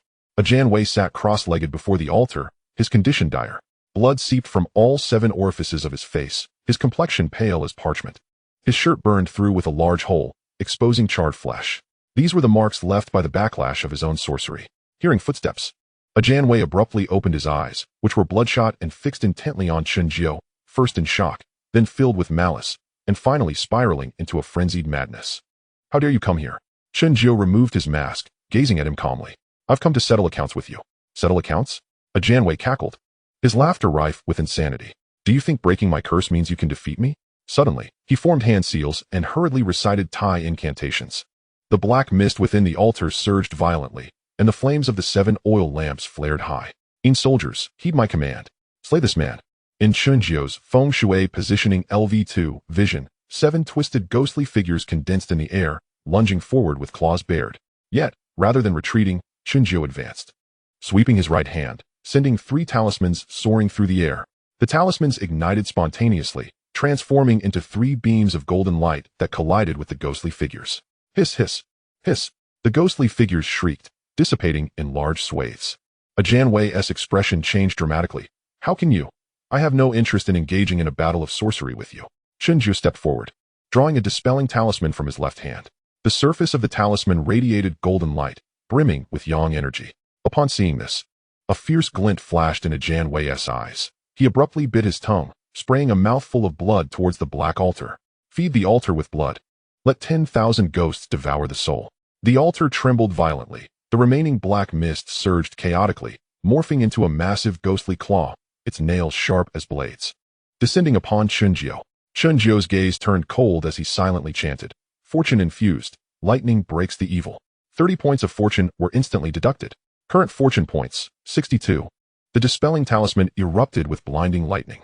He faced the ghostly claw, thrusting out his staff. Crack! The lightning exploded, and the ghostly claw shattered like ice meeting boiling water. Seizing the moment Ajan Wei was distracted, Chen Jiao charged forward, delivering a fierce kick to Ajan Wei's chest. Ugh! Ajan Wei screamed in agony as he was sent flying, his back crashing heavily against the black altar. The altar trembled violently, fissures cracking across its surface. Chen Jiao did not grant him a moment's respite, darting in to land a punch squarely on his forehead. In that instant, the power of fortune-infused strength surged forth, leaving Ajan Wei feeling as though his head had been struck by a heavy hammer, darkness clouding his vision, nearly knocking him unconscious. He collapsed to the ground, blood streaming from his 7 orifices, struggling to rise, but finding his body as if shattered. Chen Jiu approached him, looking down with an air of superiority. You cannot kill me. Ajan Wei's voice trembled, fear finally flickering in his eyes. My master is the Tai black-clad Ajan Fumapong. If you kill me, he will. Then let him come. Chen Jiu interrupted, his tone icy. One comes, I will kill one. Two come, I will kill a pair. Ajan Wei's complexion turned ashen as he abruptly changed his tone. Spare me. I have money. I have a lot of money. I will give it all to you. Chen Jiu remained silent, merely watching him. His gaze resembled that directed at a pile of refuse. Provoked by this look, Ajan Wei suddenly shrieked. You don't play by the rules. How can a Feng Shui master engage in close combat? What kind of Feng Shui master are you? Chen Jiu chuckled. He crouched down, gazing into Ajan Wei's eyes, filled with resentment and terror, and leisurely remarked. Our ancestors said, when one is able to act, do not waste words. This is called reasoning with force. He paused, adding, though my reasoning differs somewhat from what you might expect. As the words fell, Chen Jiu's left hand clamped down on Ajan Wei's jaw like a vice, squeezing with force. Crack! Ajan Wei's jaw dislocated, his mouth forced open. Yet he could not emit a complete scream, only managing to produce gasping sounds. Chen Jiu retrieved a small paper pouch from his waist. This was the corpse powder he had found on the two Tai youths earlier, a tool Ajan Wei used for harm. You should be quite familiar with this. Chen Jiu poured the dark red powder from the pouch into Ajan Wei's mouth without leaving a trace. Ajan Wei's eyes bulged wide in an instant, thrashing wildly. But Chen Jiu's grip was as unyielding as iron. MMM. As the powder lodged in his throat, Ajan Wei's body began to convulse violently. Blood surged from his eyes, nose, ears, and mouth, mixing with a viscous black substance. His skin turned a ghastly shade of purple at a visible rate. Veins bulging as though countless insects writhed beneath his flesh. Chen Jiu released his grip, stepping back to observe coldly. Ajan Wei writhed on the ground, desperately clawing at his throat, his nails drawing blood. His eyes were fixed on Chen Jiu, brimming with boundless resentment and despair, yet gradually losing focus. After 30 seconds, the convulsions ceased. Ajan Wei lay motionless on the ground, his body grotesque, with blood oozing from his 7 orifices, his skin a ghastly shade of purple, presenting a most horrifying sight. He appeared as though he had been ensnared by the very dark arts he practiced, suffering divine retribution.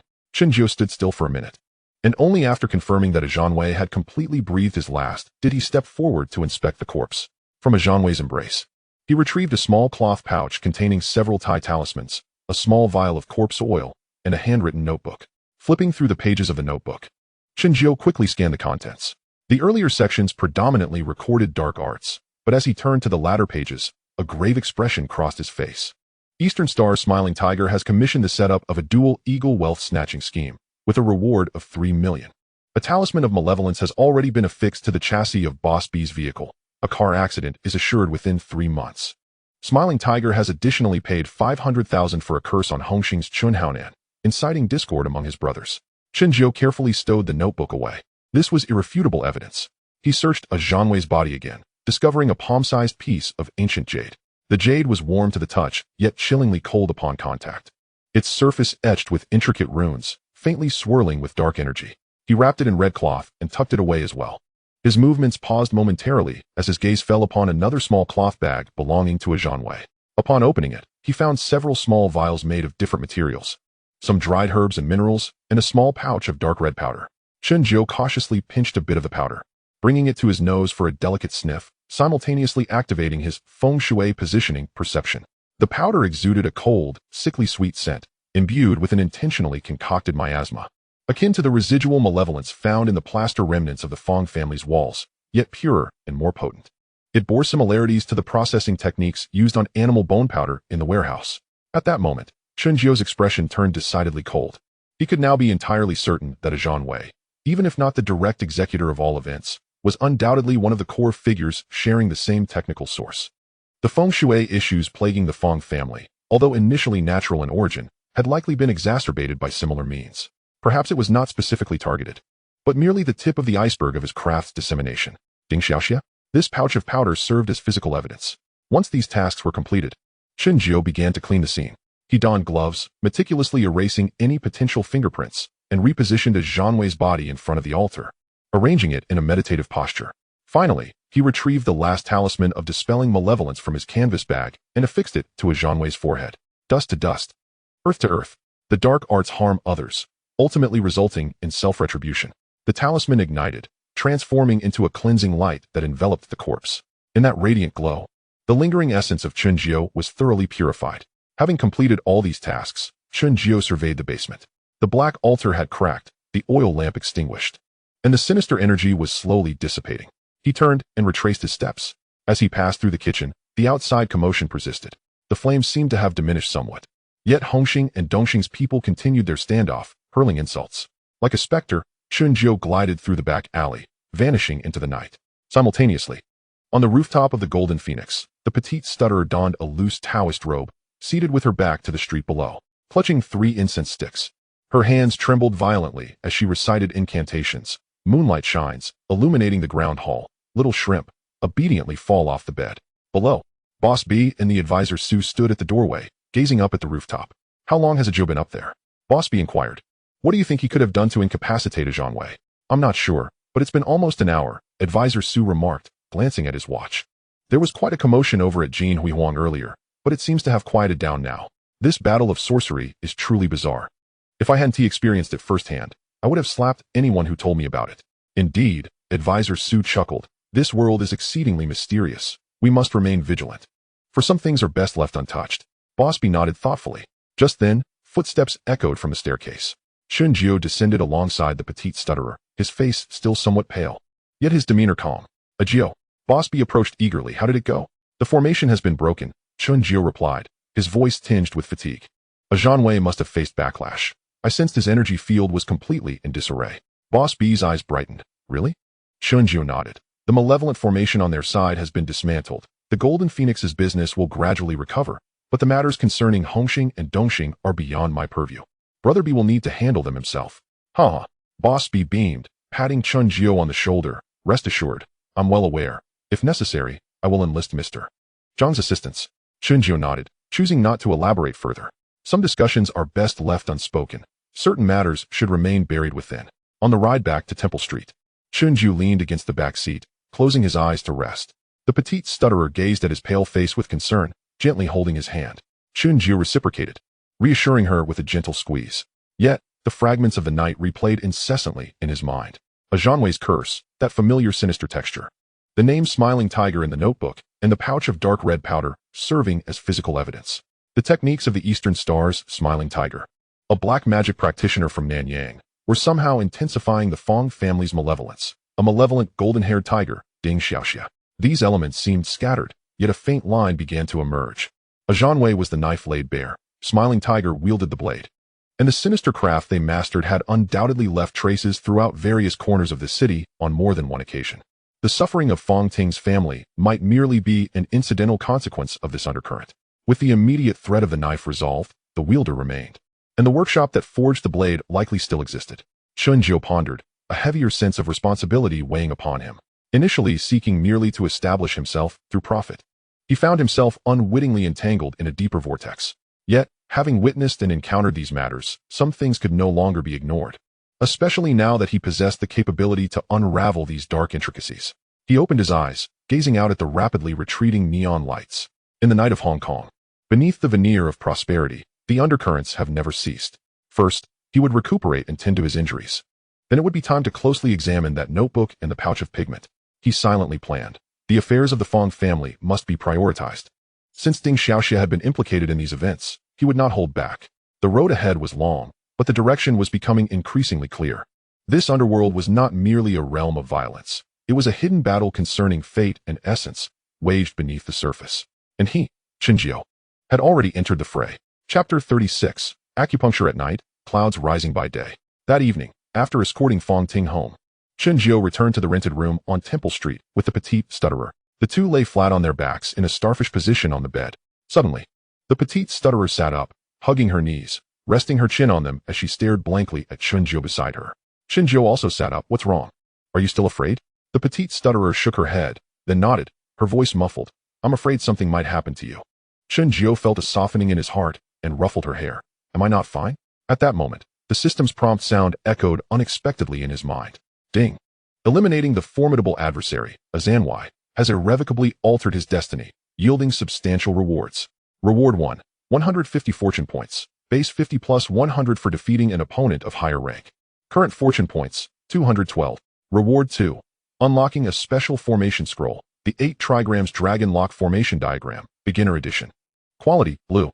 Effect, requires 8 magical artifacts, or 8 specific talismans, arranged according to the 8 trigrams orientations, temporarily mobilizing and sealing the earthly energy within a radius of 100 meters, thereby creating a combat domain that is unequivocally advantageous to our side.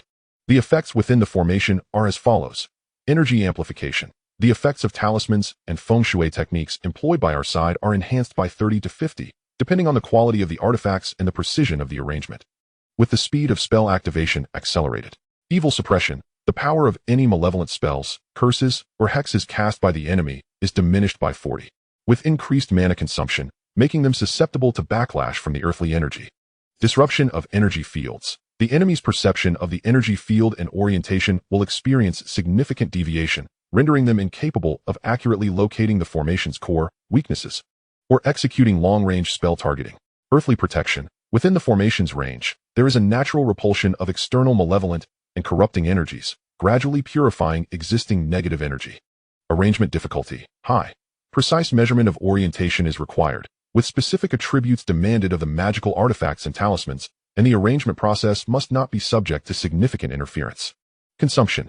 Initial arrangement consumes 15 fortune points, with an additional cost of 3 fortune points for every 10 minutes of maintenance. Learning requirement. Feng Shui Formation and Talismans Diagram Level 2, already satisfied. Reward 3. Intermediate Talismans, Thunder Summoning Talisman, 5 Thunder Exorcism Talisman. Thunder Summoning Talisman. Utilizing the talisman as a medium, it briefly borrows a trace of the heavenly thunder's lingering might, simulating a pure yang exorcism energy field akin to a heavenly thunder striking the ground within a span of approximately 35 seconds in the talisman's effective range. 5 Thunder Exorcism Talisman. Constructs a small, sustained 5 elements exorcism field, invoking the name of the 5 thunders, which in essence draws upon the energies of metal, wood, water, fire, and earth in a specific cyclical order, creating a continuous purification domain lasting approximately 13 minutes. Chen Jiu's breath momentarily faltered. The rewards were exceedingly generous. With 150 fortune points, combined with his previous accumulation, he now possessed 212 points to utilize. This was sufficient for him to engage in multiple instances of fortune infusion and fortune refinement. The 8 trigrams Dragon Lock Formation was indeed a strategic level formation. Sealing the earthly energy dragon vein and establishing domain suppression transcended the realm of mere Feng Shui, approaching the legendary category of formations. Although the consumption was considerable and the arrangement challenging, once successfully established, he would be virtually invincible within the formation. The 2 talismans would be immensely beneficial in combating malevolent forces in the future. Brother Jiu? Xiao Jiebā, noticing Chen Jiu's sudden silence, tugged at his sleeve with concern. Chen Jiu snapped back to reality, looking at the girl before him who was worried for him. A warm sensation surged within him, accompanied by a stronger desire to protect. With the system and these abilities, he not only aimed for self-preservation, but also to safeguard those he cherished. Brother Jiu, did you really kill a Zanwei all by yourself? Xiao Jiebā asked softly. Chen Jiu nodded, not denying it. Taking a deep breath, he candidly confronted the blood on his hands for the first time. Are you afraid? Xiao Jiebā bit her lip and shook her head vigorously. No, I'm not afraid. He wanted to harm us. He deserved it. Chen Jiu smiled, a newfound sense of relief evident in his expression. Indeed, the martial world operated in such a manner. If one did not kill, they would be killed. If one was not ruthless, others would be ruthless towards them. He gently ruffled Xiao Jiebā's hair. Rest assured, I will continue to grow stronger until no one dares to lay a finger on us. Really? Indeed, Chen Jiu affirmed with conviction. He valued his life more than anyone, which was precisely why he aimed to instill fear in others before they harbored murderous intentions. Whether it was Dongxing or any sorcerer, those who dared to extend their claws would find themselves severed. Xiao Jiebā lifted her head, her big eyes glistening under the dim light, biting her lip as she suddenly murmured, Brother Jiu, I somewhat miss the little house we used to live in. Chen Jiu was taken aback. They had only recently moved to this slightly larger residence due to the previous one being excessively small and dilapidated, with complicated neighbors. Missed that. It was cramped and noisy, and it leaked when it rained. Chen Jiu chuckled. Silly girl, isn't this place better? Well, it's nice, Xiao Jiebā replied, blushing slightly, her gaze evasive, but it's just too big. Too big is not good. Didn't you always say there was no place to put things? Not the things. Xiao Jiebā's voice dwindled to a whisper, almost like a mosquito's buzz. It's just that the sleeping area is too big. At first, Chen Jiu did not comprehend, but observing her flushed ears and fidgety demeanor, he suddenly understood. The previous cramped house had only accommodated a narrow bed, forcing them to share close quarters. After moving here, with 2 separate rooms, Chen Jiu's intention was to provide her with an independent space, making it more convenient for a girl. So it turned out this girl. Chen Jiu found himself amused, yet inexplicably warmed. He feigned a stern expression, leaning in closer. Oh? Too big. Who was it that always kicked me out of bed at night when we were crammed together? I didn't. Xiao Jiebā retorted in a fluster. Meeting Chen Jiu's mirthful gaze so closely that she felt scorched, her face reddening as she instinctively tried to retreat. However, Chen Jiu gently grasped her wrist. The young girl's wrist was slender and slightly cool. Ah, he spoke softly, it's not that you dislike the large house. Rather, you dislike being too far from me? Xiao Jiebā's body trembled slightly, her eyelashes fluttering rapidly, feeling so shy that she nearly buried her head in her knees, yet stubbornly nodded. Chen Jiu chuckled. He stood up and casually turned off the light, scooting a bit closer. He motioned for Xiao Jiebā to come over. Lie down. Xiao Jiebā obediently lay beside him like a compliant kitten. The bed was small, inevitably bringing them close together. Chen Jiu pulled a thin blanket over them and wrapped his arm around her shoulders. Xiao Jiebā contentedly nestled her face against his chest, listening to the steady, powerful heartbeat. Finally allowing her taut nerves to relax completely. Could you help me? My hand is pinned under you, and I can't move, Chen Jiu suddenly said. Xiao Jiebā paused, glancing at Chen Jiu, her face flushing. Then, she unbuttoned her shirt. What are you doing? Chen Jiu was taken aback and joked, I meant my hand is pinned, and I want to go to the bathroom. You. Xiao Jiebā, not expecting her misunderstanding, instantly turned crimson with embarrassment. She had been too proactive. Chen Jiu laughed heartily. Why are you so bold? Xiao Jiebā, flustered and angry, pouted and turned her head away. Unfortunately, Chen Jiu forcibly turned her back. Ugh. Xiao Jiebā was momentarily at a loss. The two engaged in a lively banter, resulting in them leaving the house more than an hour later than usual the next morning, missing several customers, and leaving Chen Xuan waiting at the stall for a long time. The next morning, in Temple Street, as Chen Jiu arrived at the stall, a black Mercedes that had been parked by the roadside for quite some time opened its door. Chen Xuan stepped out, his expression grave as he walked briskly over. Brother Jiu, something's gone awry, he said, his demeanor tense. A Zanwei was killed last night at Jinhui Huang. As he spoke, Chen Xuan discreetly scrutinized Chen Jiu. Really? Chen Jiu exclaimed in astonishment, looking even more shocked than he was. Chen Xuan nodded.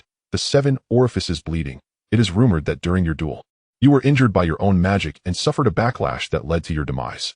Those who commit wrongful acts will inevitably meet their end. It is merely a matter of time. Chen Jiu lightly responded and continued to arrange his stall. Observing Chen Jiu's indifference, Chen Xuan shifted the topic. Additionally, our maintenance worker, Shi Gui, responsible for the air conditioning and ventilation systems at Gene Phoenix, did not show up for work today. He has vanished. Chen Jiu paused in his task of sorting coins. Shi Gui? He has been with Brother B for 4 to 5 years, managing the equipment in the venue. He has always been the one to inspect the ventilation system. Chen Xuan quickly explained. Initially, when you detected an unusual odor in the ventilation duct, we later discovered that someone had sprinkled powder in it. Last night, an incident occurred at Jinhui Huang, and this morning, Shi Gui fled. He isn't answering his pager, and no one is picking up at his home. Brother B sent someone to check his residence in Sunwan. The door was locked, and neighbors reported hearing moving sounds late last night. He has run away. Chen Jiu set down the coins and stood up, realizing that the ventilation system had been tampered with, and the person responsible for its maintenance had suddenly disappeared. Something was amiss.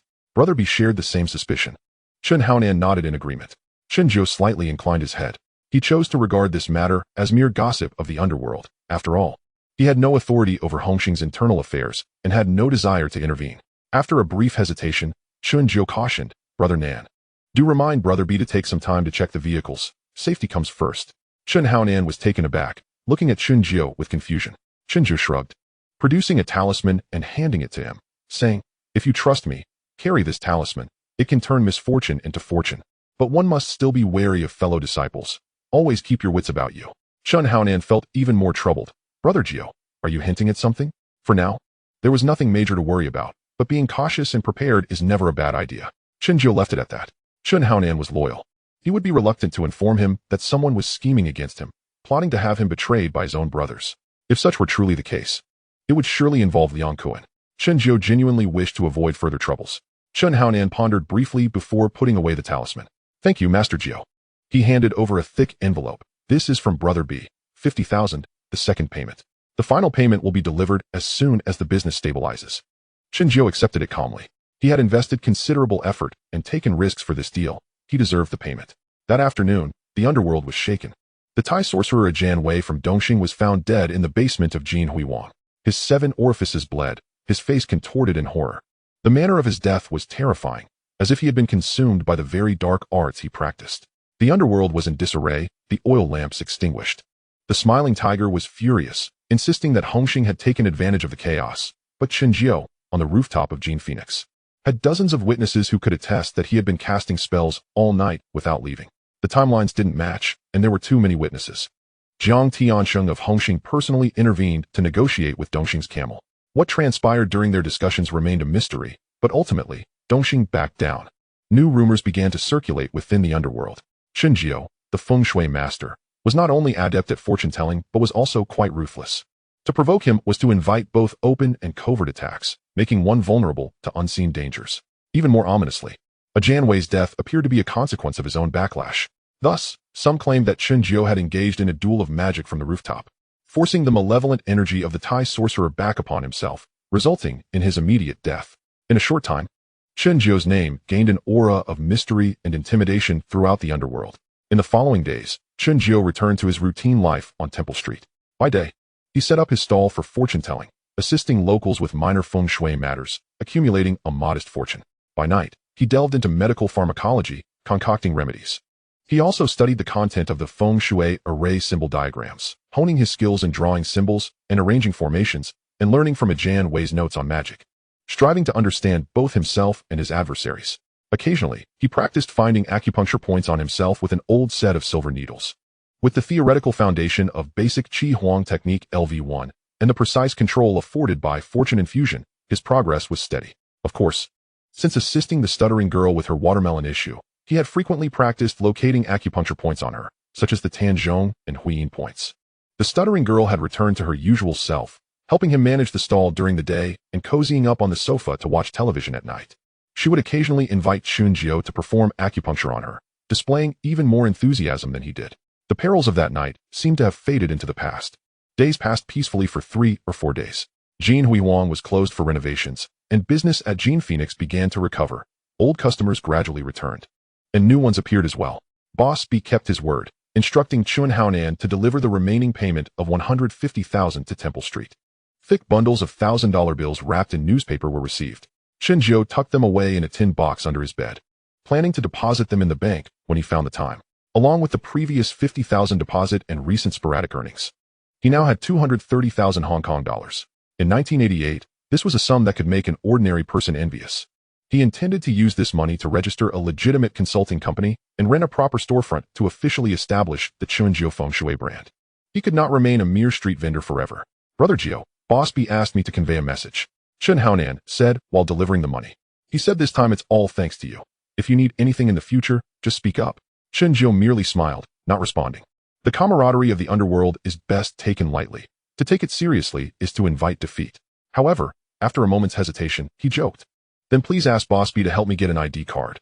I can't remain an illegal immigrant indefinitely. Chen Haonan was taken aback for a moment, then laughed. Clearly, Chen Jiao's request had never crossed his mind. Looking around Temple Street now, who would guess that the somewhat famous Master Chen Jiao still lacked legal status? Quite a stretch. As it turned out, in these times, those of status could expedite matters. The following day, Chen Haonan brought Chen Jiao his ID card, and he, along with the stuttering girl, deposited all the money into the bank. The days that followed returned to their monotony. He had thought that the matter concerning Jin Phoenix had concluded. He had received his payment. Dongxing had suffered a setback, and both parties had temporarily laid down their arms. Yet, on the afternoon of the 5th day, trouble arrived without warning. On Temple Street that afternoon, under the slanted sunlight, Chen Jiao had just completed a consultation with a customer. With time to spare, he immersed himself in the system. Current available fortune points, 232. A considerable fortune, not to be wasted. He gazed at the various skills unlocking or upgrading conditions on the panel, ultimately focusing on the upgrade option for 3-day fortune preview. LV1 to LV2 requires 50 uses, already satisfied, and 80 fortune points to unlock. Given the increasing complexity of the situation, 3 days foresight was sometimes insufficient. He chose to expend 80 fortune points. Current available fortune points, 152. Ding. 7-day fortune preview LV2. Upgrade successful. Description. Can preview key fortune segments for the next 7 days. Enhanced clarity of images, duration of 10 to 15 seconds, and an accuracy rate of 80. After the upgrade, Chen Jiao's thoughts shifted slightly. Time to test the new feature. Activate 7-day fortune preview. His gaze turned towards the stuttering girl and Zhang Hoen beside him. Suddenly, the scene transformed. A strong emotional premonition was triggered. In the flickering snippets of visuals, he saw the stuttering girl and Zhang Hoen being pursued and attacked. This was a harbinger of lethal danger within half an hour. The hairs on the back of Chen Jiu's neck stood on end. Knives and clubs, violence. As soon as a thought crossed his mind, he surmised that the members of Dongxing were approaching. Axi, Xiaozhong, Chen Jiu suddenly called out. Pack up, now at once. Little Stutter was taken aback. Brother Jiu. It's not time yet. Listen to me. Chen Jiu, rarely employing a commanding tone, instructed them to stow away everything. Copper coins, compasses, talismans, without exception. Axi, you take the bag and head to the Haotsai tea restaurant immediately. Call Chen Haonan and inform him that the Dongxing people are causing trouble in Temple Street. And tell him to gather his brothers at the end of Temple Street in Yongxing Lane for support. After you make the call, stay at the tea restaurant. Find Huanyo and do not come out. Do you understand? Little Stutter was intimidated by his serious expression but nodded vigorously, scrambling to tidy up. Xiaozhong, come with me. Chen Jiu turned to the pale-faced Zhang Hoen and called out to old Wang. Uncle Wang, trouble is brewing. You should hide and avoid getting embroiled in this. Brother Jiu, what is going on? Zhang Hoen asked, bewildered, still trying to grasp the situation. However, old Wang, having spent some time with Chen Jiu, was completely convinced. Upon hearing the warning to avoid trouble, he wasted no time dropping his customers and fleeing. Noticing Zhang Hoen still in a daze, he nudged him and urged, Brother Jiu wouldn't he say so if there wasn't he trouble? Just do as he says and stop asking questions. Chen Jiu chuckled. His pleasant rapport with old Wang stemmed largely from the latter's streetwise shrewdness, an acumen not commonly found. Speaking with intelligent individuals was remarkably straightforward. Regaining his focus, he swiftly helped Little Stutter cram the last few items into the cloth bag and advised Zhang Hoen, your face indicates misfortune. Stay close to me. I can perceive the fluctuations in your fortune and may help you avert danger. Remember, no matter what happens, follow my instructions without questioning. Zhang Hoen finally snapped back to reality, gritting his teeth and nodding. In 3 minutes, the stall was completely dismantled. Chen Jiu handed the cloth bag to Little Stutter, instructing, hurry, protect yourself. Little Stutter's eyes were reddened as she fiercely clutched the bag. Brother Jiu, you be careful. I am a Feng Shui master, capable of attracting good fortune and averting calamity. I fear nothing. Chen Jiu smiled at her, released his grip, and urged her to go. Watching Little Stutter weave into the crowd toward the tea restaurant, Chen Jiu finally exhaled in relief. He grabbed Zhang Hoen. Let us move. They avoided the bustling areas and instead slipped into the labyrinthine alleys of Temple Street. Chen Jiu was intimately familiar with the terrain, navigating skillfully until they arrived at a grocery store. Boss, I need 10 pounds of fresh lime. It must be newly opened, and the finer the powder, the better. Chen Jiu also pointed to the empty burlap sacks and a few small stones stacked at the door, requesting 2 sacks and half a bag of stones. The grocery store owner recognized Chen Jiu and, though puzzled, did not inquire further, quickly preparing the items. Chen Jiu paid and instructed Zhang Hoen to carry the lime and stones while he took the burlap sacks, continuing deeper into the alley. Eventually, they halted before a dead-end alley. The alley was narrow, flanked by the rear walls of old tenement buildings, culminating in a derelict shed at the end. Crucially, diagonally across the alley entrance stood a 3-story old building with an excellent vantage point from its rooftop. Xiaozhong, you go up to the rooftop of that building. Chen Jiu directed, dividing the lime powder into 2 packets and moving the stones up as well. Then wait for my signal. Signal? Zhang Hoen asked, confused. When you see me running into this alley being pursued, Chen Jiu explained, throw the lime powder down towards those chasing me. After you throw the first packet, toss the second, then prepare a few buckets of water to douse the area where the lime has been thrown. Finally, close your eyes and toss down the small stones. Don't worry about any mishaps, just throw them hard. If anything goes awry, Hongxing will cover for you. Understand? Zhang Hoen felt a shiver run down his spine, but nodded emphatically, I understand. After doing all this, exit immediately via the fire escape on the other side of the rooftop. Just take care of yourself. Don't worry about me. Chen Jiu patted his shoulder. Your misfortune may manifest through violence. Stay away from the epicenter of conflict. Follow my directions, and you may have a chance to avert it. Go now. Zhang Hoen gritted his teeth and staggered toward the old building with the burden. Chen Jiu then turned and entered the dead-end alley, standing still in the shadow beside the shed. He closed his eyes, took a deep breath, and plunged his mind into the system. Current fortune points, 152. Fortune refinement LV1 available. The fortune points were sufficient. Soon, he would enhance his strength, agility, and unleash a powerful strike. Now, all that remained was to wait. Time ticked away. The cacophony of Temple Street faintly echoed, underscored by an unusual unrest. Approximately 20 minutes later, A cacophony of footsteps and shouts grew nearer. Where's that fortune teller and his girl? They were just here. They vanished in an instant. Split up and search. Brother who said we must break that Chen's arm today and smash his stall. And the kid helping him. Take him down too. Over 20 ruffians clad in flamboyant shirts, wielding steel pipes and machetes, stormed into Temple Street, shouting profanities. Upon encountering this band of merciless thugs, the onlookers scattered, none daring to intervene. Hiding in the shadows. Old Wong was rendered speechless by the sight. It was truly astounding. Old Wong silently marveled, even contemplating asking Chen Jiao to predict the lottery numbers or partner in a horse race. However, for now, avoiding calamity was paramount. He swallowed hard and quickly ducked out of sight. On the main street of Temple Street, a group of thugs wielding weapons scoured for prey. Anyone caught and questioned faced dire consequences. Beatings and stall destruction were commonplace. Leading them was a brutish man with a face full of flesh. Adorned with a thick gold chain around his neck, he was Sang Biao, a prominent figure of Dongxing in the Causeway Bay area.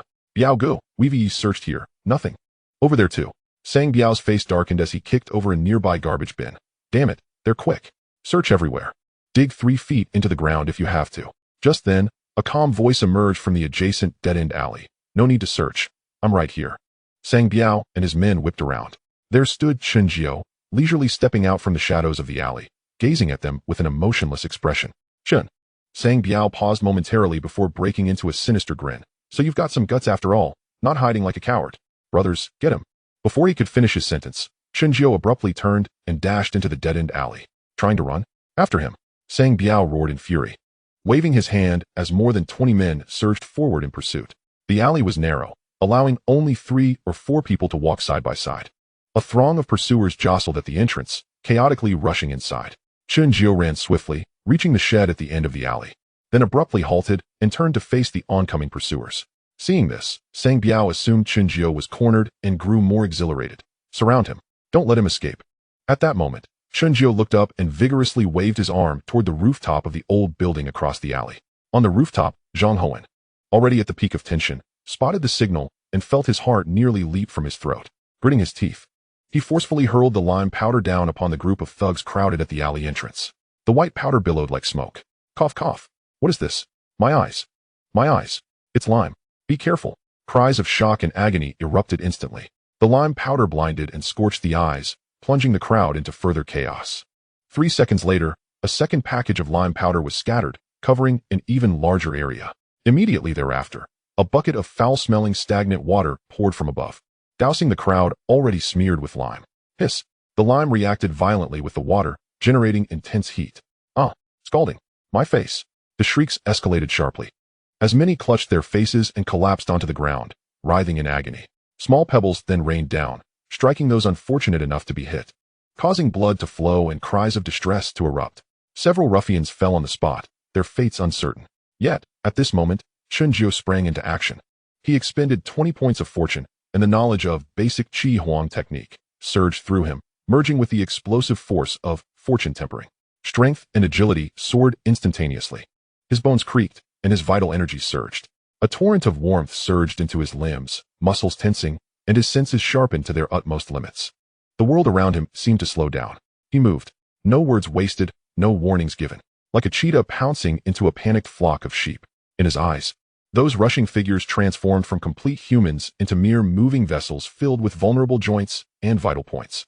The first, a yellow-haired man, had just raised his steel pipe when Chen Jiao slipped into his center line, his left hand striking precisely at the Kahuksha point, 3 inches below the collarbone. A dull thud echoed, akin to a balloon being punctured. The yellow-haired man's arm's strength dissipated instantly, and the steel pipe slipped from his grasp. Chen Jiao's right hand followed suit, gripping the outer side of his elbow at the Tsuchi point, exerting force in a twist and pull. Crack, crack. 2 crisp sounds followed as the joint capsule and ligaments were ruthlessly torn apart. The yellow-haired man's right arm drooped at a bizarre angle, never to grasp anything tightly again. Before a scream could escape, Chen Jiao darted toward the second assailant. The man swung a knife with wild, exaggerated motions. Chen Jiao crouched to evade, delivering a fierce palm strike to the Chimen point, nestled between the 5th and 6th ribs beneath his ribcage. This was a key point of the liver meridian. The impact transformed the man's face from crimson to ashen, and he spewed a mixture of blood and bile, collapsing into a crumpled, twitching heap, unable to even scream. A severe blow to the liver would render him a half-man, even if he survived. The third man, sensing danger, attempted to retreat, but Chen Jiao was swifter, stepping forward and striking with the tip of his foot at the doobie point on the outer side of the knee. A strange cracking sound echoed as the kneecap shattered, causing the leg to bend in the wrong direction. The man crashed to the ground, cradling his twisted leg and howling, his voice barely human. The fourth and fifth men fell victim as well. Chen Jiao moved through the chaos like a reaper in a field of wheat, his strikes swift, precise, and lethal. No longer seeking to merely knock down opponents, he aimed to incapacitate. His thumb dug into the scapular seam, severing the tendons of an entire arm. A brutal blow to the lower back struck the Mingmen point, damaging the spinal foundation. Even a simple palm strike to the center of the chest at the Shanzhong point sent hidden energy coursing through, directly injuring the heart's meridian. The alley echoed not with cries of battle, but with the chilling sounds of bones breaking and the anguished, distorted wails of the fallen. Nearly everyone who fell bore at least one joint or vital area permanently damaged. Even if healed, they would be left as cripples, unable to muster strength. In the blink of an eye, only Sang Biao remained standing. This East Star enforcer watched in horror as his subordinates fell like straw, each rendered utterly incapacitated. His face, flabby and trembling, was slick with cold sweat, and he dared not approach. Chen Jiao provided no time for hesitation, his form flashing before Sang Biao. The latter roared and swung his knife wildly, only to have Chen Jiao easily seize his wrist, yanking it forward. His other hand shot out like lightning, 3 fingers aligned, pressing heavily between the Feng Shui point at the side of the neck and the Yifeng point behind the ear. The dark energy penetrated deeply. Sang Biao trembled violently, his eyes glazing over, and the knife clattered to the ground. His entire body stiffened and fell backward, crashing heavily onto the ground. Yet he remained conscious. Chen Jiao crouched down, retrieving silver needles from a cloth bag. "Please, spare me. I swear I won't bother you again." Sang Biao was utterly terrified. This man before him was no mere geomancer. He was a harbinger of death. The most dreadful aspect was not the act of killing, but the act of rendering someone a burden. The thought of possibly becoming a cripple himself was more terrifying than death. "I'm sorry. You provoked someone you shouldn't have. It's too late to be afraid now." Chen Jiao drew a 3-inch needle, and in Sang Biao's horrified gaze, plunged it into a secret spot half an inch from the Bai Wei point atop his head. This was a forbidden point recorded in the Qi Huang technique that pertained to the spirit. The needle penetrated 3 points deep, and with a gentle twist, Sang Biao's pupils dilated, the last flicker of spirit extinguished, his breathing becoming weak and even, as if in slumber, yet his gaze was hollow, unresponsive to any stimulus. Chen Jiao withdrew the needle, wiped it clean, and stowed it away. As he stood, the alley lay strewn with bodies. The only sounds were faint groans and the eternal stillness of Sang Biao. At that moment, hurried footsteps echoed from the alley entrance. "Brother Jiao, are you all right?" Chen Haonan rushed in with Shan Ji and Chao Pai, urgency in his voice. Then, the group halted abruptly, frozen in place. The steel pipe in Shan Ji's hand clattered to the ground, his mouth agape in shock. Chao Pai inhaled sharply, his face paling, instinctively taking a step back. Chen Haonan stood stunned, his gaze sweeping over the alley. This scene was more shocking than any street brawl he had ever witnessed. This was not merely the aftermath of a fight. It resembled the cold, precise aftermath of a demolition. Not the destruction of objects, but of human beings. "Brother Jiao," Shan Ji stammered, his throat dry, pointing at the clearly incapacitated figures on the ground, then gesturing to the still breathing, yet vacant-eyed Sang Biao. "Did you do all this by yourself?" Chen Jiao bent down to retrieve his coat from where he had placed it against the wall, slipping it on calmly. As for Sang Biao, he is unconscious, nothing serious, Chen Jiao replied nonchalantly. "They came armed, intending to dismember me. I believe in reason. They aimed to ruin my later years, so I ensured they would never see another day again." He turned his gaze to Chen Haonan, his expression icy. "Especially the leader, who enjoys turning others into vegetables. Let him taste the same fate." Shan Ji and Chao Pai felt a chill run down their spines. They suddenly realized that this usually composed and serene Brother Jiao was a force to be reckoned with when angered. Chen Haonan took a deep breath, suppressing his shock, and nodded solemnly. "I understand, Brother Jiao." He looked at the East Star members sprawled in the alley, his eyes devoid of any sympathy, coldly stating, "I will clean up this trash." Chen Jiao nodded slightly and asked him, "I can anticipate East Star's retaliation, but something feels amiss. Wasn't Mr. Jiang supposed to have communicated last time? According to the rules of the Underworld, they should have approached Brother B first." Chen Haonan's expression turned grave as he produced an item from his pocket, handing it to Chen Jiao. It was a straw doll, resembling him and Xiao Jiebā at the street market, clearly a clandestine photograph. 3 black nails were driven into the doll's heart. The message from East Star was clear. Matters of the Underworld should remain within the Underworld, but since both parties are at odds, the master of Zhongwei, Pumi Peng, is discontent. That is a matter between him and you. Chen Haonan wore a grim expression and said, Tell Mr. Jiang that we shall engage in one final battle. With life and death at stake. Whoever loses shall not seek further conflict. After a pause, he added, they also delivered a package to Brother B's residence. Affixed with his family portrait, but the person who sent it was not apprehended. Chen Jiu gazed at the crude and malevolent effigy in his hand, his eyes growing icy. Zhang Wei's master, Pumapon, had arrived. The opposing party was indeed still defiant, first sending assassins and now resorting to such insidious curses and threats. Dongxing intended to strike with dual force, a physical assault coupled with psychological and metaphysical pressure, aiming to thoroughly dismantle the formidable Brother B and his meddlesome Feng Shui master. Chen Jiu turned to Chen Haonan and inquired, what did Brother B say? Brother B is furious, Chen Haonan replied. He insisted that I implore you, Jiu Go, to take action once more. This time, we're looking at 200,000. Brother B hopes you can resolve this predicament entirely. He stated that we cannot allow this venomous serpent to lurk in the shadows and bite again. Chen Jiu fell silent for a few seconds, observing the wailing Dongxing in the alley, then glanced at the effigy adorned with the family portrait. He had initially sought merely to earn a living and lead a stable life, yet the winds of fate were relentless. The Jianghu was not a realm one could escape from at will. If one refrains from seeking trouble, trouble will seek you.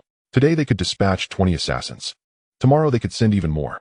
Today's threats might very well culminate in a real attack on Little Stutter. Pumapon had to be dealt with, and Dongxing's arrogance had to be quelled. Inform Brother B, Chen Jiu stated coldly, I shall take on this task.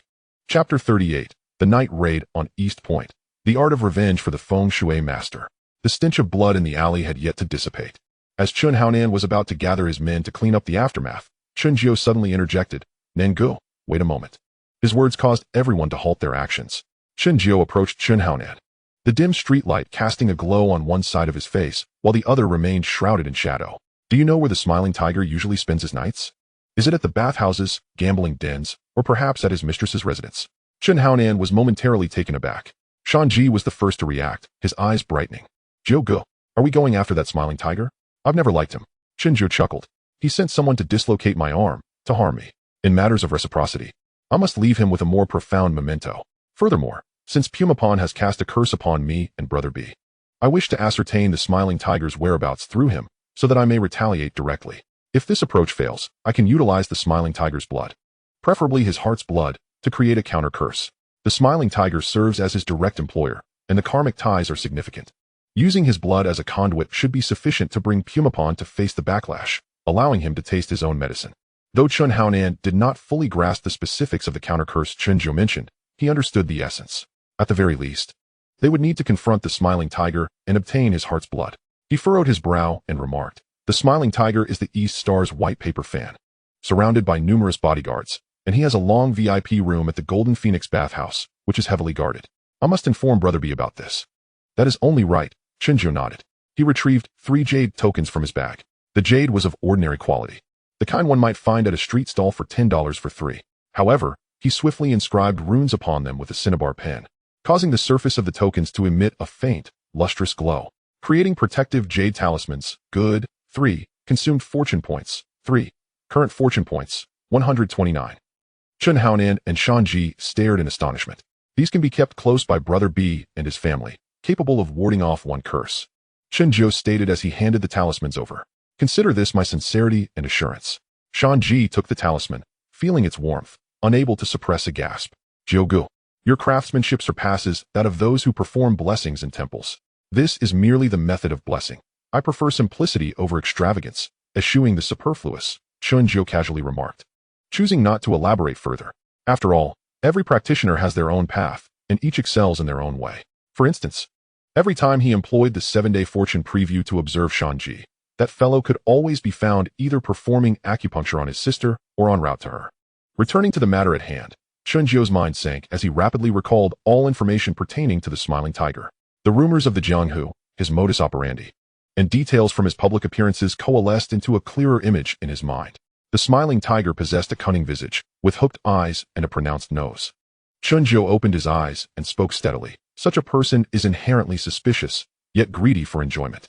Preferring to remain in his comfort zone, the Golden Phoenix bathhouse, where he is most vulnerable, he turned to Chen Haonan and said, after the hour of the rat, the bodyguards will be at their most fatigued, and he himself, having relaxed after his bath, will be in an optimal state for us to strike.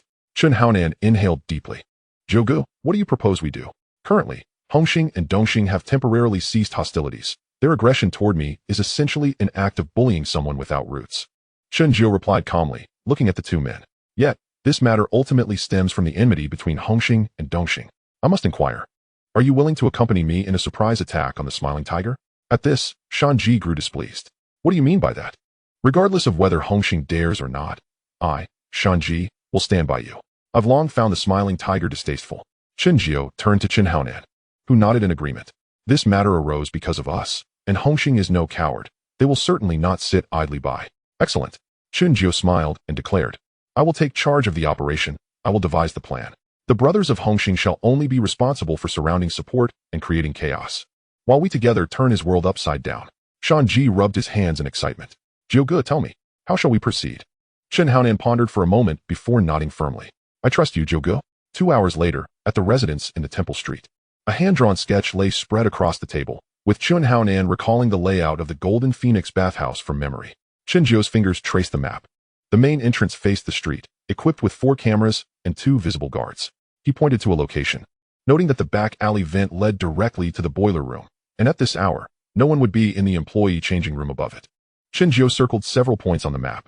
Here, and here, he indicated. Once the incense is ignited, the hot air within the bathhouse will rise, naturally creating a circulating airflow that covers the main areas. Chen Xuan, Shan Ji, and Xiao Pai listened in stunned silence. While they were accustomed to fighting and brawling, they had never encountered such meticulous technical work before. Chen Jiu then withdrew several packets of herbs from his bag. Mint, mandrake, and datura, common herbs.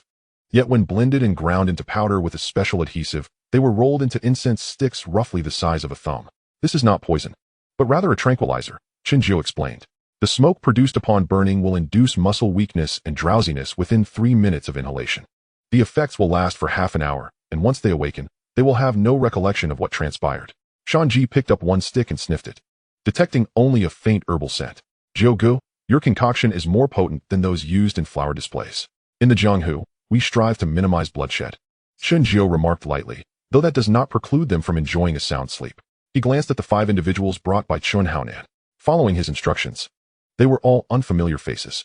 You 5 bear the heaviest burden, Chen Jiu stated, pointing at the map.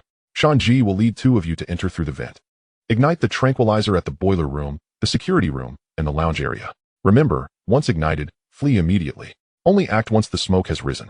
He turned once more towards Chen Xuan and said, Brother Nan, you take the remaining 2 and secure the front door. Xiao Pai will handle the back door. After the incense takes effect, sever the phone lines to ensure no one escapes to deliver a warning. And what about you, Brother Jiu? Chen Xuan inquired. Chen Jiu retrieved a century-old peachwood sword from the bottom of his bag. The blade gleamed a dark red, its intricate patterns exuding a warm luster under the light.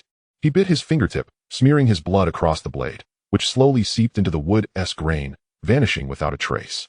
I will seek out the Smiling Tiger, he replied in a calm tone, to take blood, to interrogate him, and leave him a token.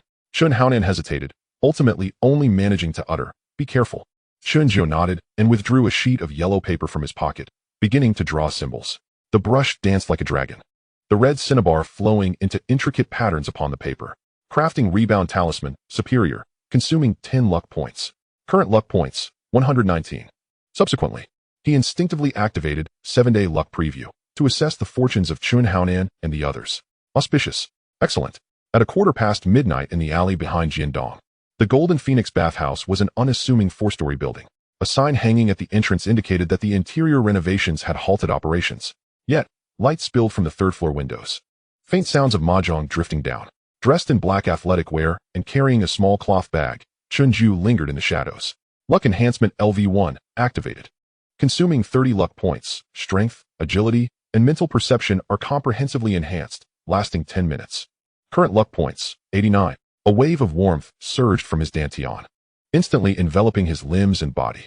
The world sharpened vividly in his perception, the glowing ember of a security guard's cigarette 20 meters away, the fleeting shapes behind the 2nd-floor window, and even the rusted markings on the iron grating of the ventilation shaft. Mountain Chicken, accompanied by 2 members of Hongxing, scaled the water pipes like geckos. Their claws gripped the iron grating of the ventilation shaft, and after considerable effort, the 3 of them squeezed into the dark tunnel. 5 minutes later, a white towel emerged from the 2nd-floor window, waving thrice. The incense had been ignited. 2 minutes later, Chen Xuan peeked around the corner of the alley. signaling with his hand that the front and back doors were secured and the phone line severed. Chen Xuan made his move. He circled to the side of the building, where aged drainage pipes and air conditioning units adorned the walls. Using both hands and feet, he swiftly ascended to the third-floor windowsill. The window was ajar, revealing a resting area within. 2 bodyguards slouched on the sofa, their heads bobbing, eyes glazed. 3 recently extinguished incense sticks stood in the ashtray on the coffee table, wisps of smoke still curling. Chen Xuan slipped through the window soundlessly, passing by the 2 bodyguards without even casting them a glance. He had calculated the dosage of the incense. They would remain unconscious for half an hour. At the end of the corridor, the luxurious bathing room emitted light and steam through the door crack. Chen Xuan paused at the entrance, the knowledge of basic Qi Huang technique flowing through his mind. He produced 3 silver needles, their tips coated with a specially formulated anesthetic capable of rendering muscles instantly weak and limp. Taking a deep breath, he pushed the door open. It was unlocked. The bathing room was thick with steam, and the smiling tiger reclined in the massage pool, his back turned towards the door. 2 personal bodyguards stood by the pool's edge, one sharpening a knife, the other lighting a cigarette. As Chen Xuan entered, his steps were neither heavy nor light. The bodyguard sharpening the knife turned abruptly, barking, "Who's there?" Chen Xuan swiftly extracted a small packet of lime powder from his bag with his left hand, flinging it forward with his right. "Damn, my eyes." Seizing the moment while the adversary's vision blurred, Chen Xuan closed the distance. He grasped the wrist of the bodyguard holding the knife, his thumb pressing precisely on the Naguan point. This acupoint, documented in the basic Qi Huang technique, when forcefully pressed, would induce numbness in the forearm. The bodyguard's wrist slackened, the knife clattering to the ground. Chen Xuan's right hand followed suit, the silver needle in hand, accurately piercing the Feng Shui acupoint at the side of the adversary's neck. The bodyguard stiffened, collapsing straight down.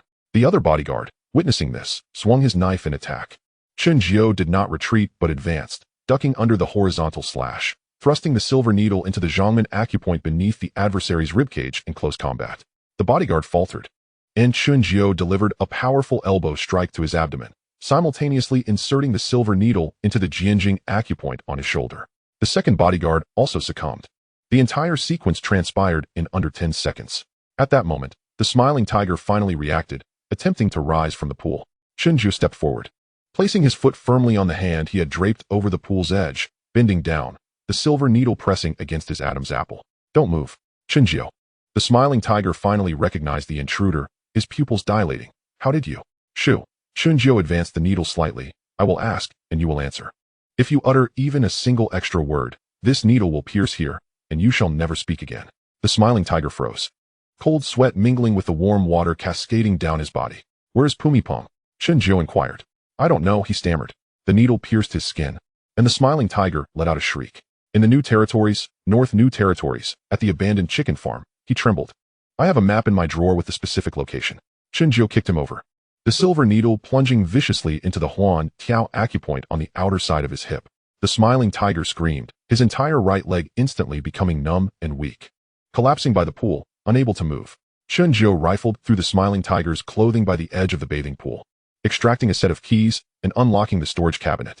Sure enough, there lay a hand-drawn simple map marked with a red circle. "Very well," Chen Xuan remarked, pocketing the map and producing a small glass vial and a specially designed knife. "What do you intend to do?" The smiling tiger's voice quavered. "To draw some blood." Chen Xuan replied flatly. "Did you not consider the price when you hired someone to sever my arm?" The knife's tip gently grazed the smiling tiger's chest, blood seeping forth. Chen Xuan collected it in the vial, filling it to the brim.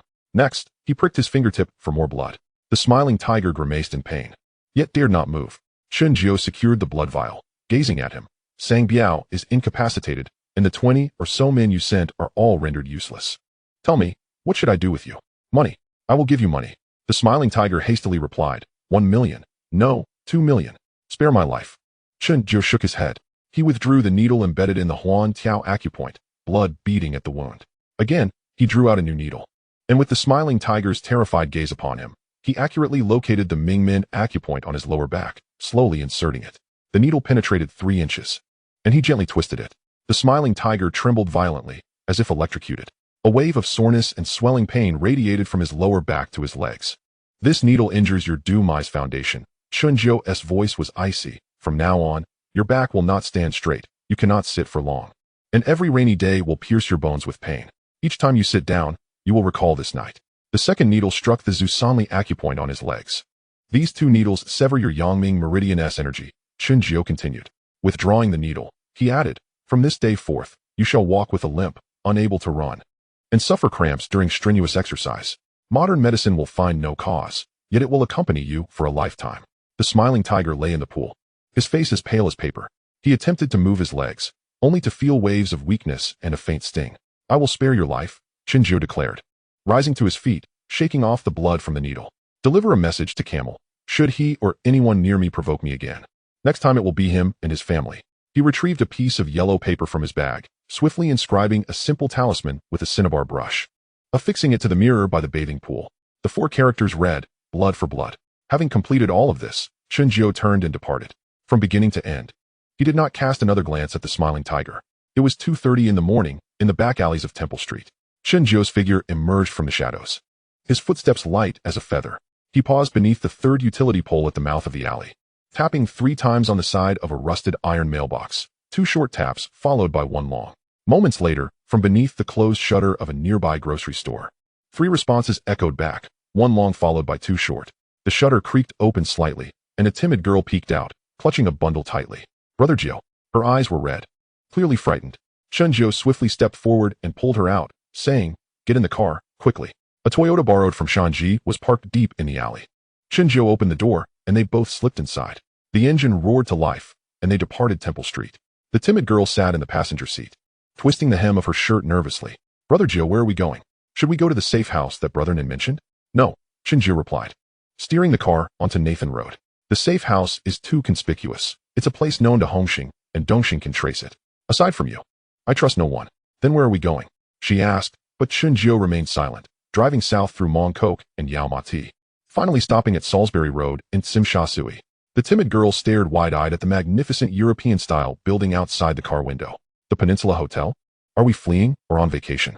She was utterly confused. Chapter 39. Unraveling the Pursuit of the Soul. The car came to a halt, and a bellboy in a white uniform jogged over to open the door, bowing respectfully. Good evening, sir.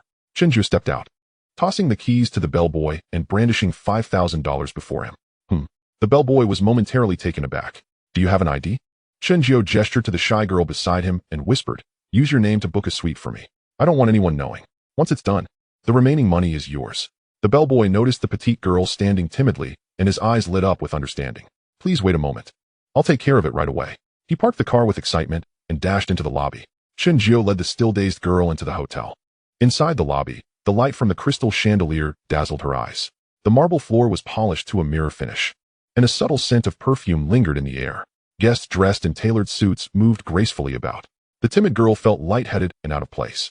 Moments later, the bellboy returned, bowing respectfully. Good day, sir. I've secured a room for you, a sea view suite on the 28th floor, at $3,800 per night. The timid girl gasped in shock. $3,800 for one night? The small room we rented in Temple Street only cost $800 for a month. Yet, Chen Jiu nodded without a flicker of hesitation. That is acceptable. As the elevator doors closed, she could no longer hold back her quiet voice. Brother Jiu, aren't we escaping? This is too much. Who said fleeing means staying in a cheap motel? That's what gangsters do. We are not gangsters. Chen Jiu smiled slightly. Dongxing will check budget hotels and Hongxing's territory, but they would never think we'd stay here. But it's so expensive. The timid girl lamented. It's fine, Chen Jiu replied nonchalantly. The purpose of earning money is to enjoy life, not merely to hoard numbers. He now had 230,000 in savings. Once he dealt with Pumi Pong, there would be another 200,000 coming in. If he couldn't resolve the matter, then keeping the money would be pointless. Soon, the elevator arrived at the 28th floor. As the suite door opened, the timid girl was again taken aback. The living room was larger than her entire dwelling on Temple Street. The floor-to-ceiling windows revealed the dazzling nightscape of Victoria Harbor, with neon lights casting shimmering reflections on the water. A genuine leather sofa, a wool carpet, and a marble coffee table adorned the room. A large television was playing the legend of the Condor Heroes. Everything exuded opulence. The bellboy placed their luggage down, accepted a tip, and respectfully exited. Chen Jiu closed the door, locked it, and drew all the curtains. Only then did he let out a sigh of relief, allowing himself to relax. Brother Jiu, the timid girl asked cautiously, what about the smiling tiger? Finished, Chen Jiu said, walking to the bar to pour himself a glass of water. He could no longer stand straight or walk steadily. On rainy days, pain pierced through him to the bone, a toll for Sang Biao and the 20-some others. He spoke lightly, but the timid girl could detect the underlying bloodiness in his words. Yet, She felt no fear. Instead, warmth surged within her. After all, the more formidable her man was, the safer she felt. Chen Jiu finished his water and retrieved 3 blood vials from his bag, placing them on the coffee table. He also took out the now darkened rebound talisman and the voodoo doll that Pumi Pong had used to cast a spell on him and the timid girl. As soon as the doll appeared, the room's temperature seemed to drop several degrees. She instinctively hugged her arms. "It's so cold. Stay away from me." "Just sit there," Chen Jiu instructed. He sat cross-legged on the carpet, spreading the voodoo doll and talisman before him. One by one, he opened the blood vials. Sang Biao's blood was dark red and viscous. The heart's blood of the smiling tiger was a bright, piercing red, while the finger blood was slightly lighter. Chen Jiu dipped his fingertip into the blood and began to sketch new runes on the back of the talisman. Consumption of 5 luck points, luck infusion, enhancement. Current available luck points, 84.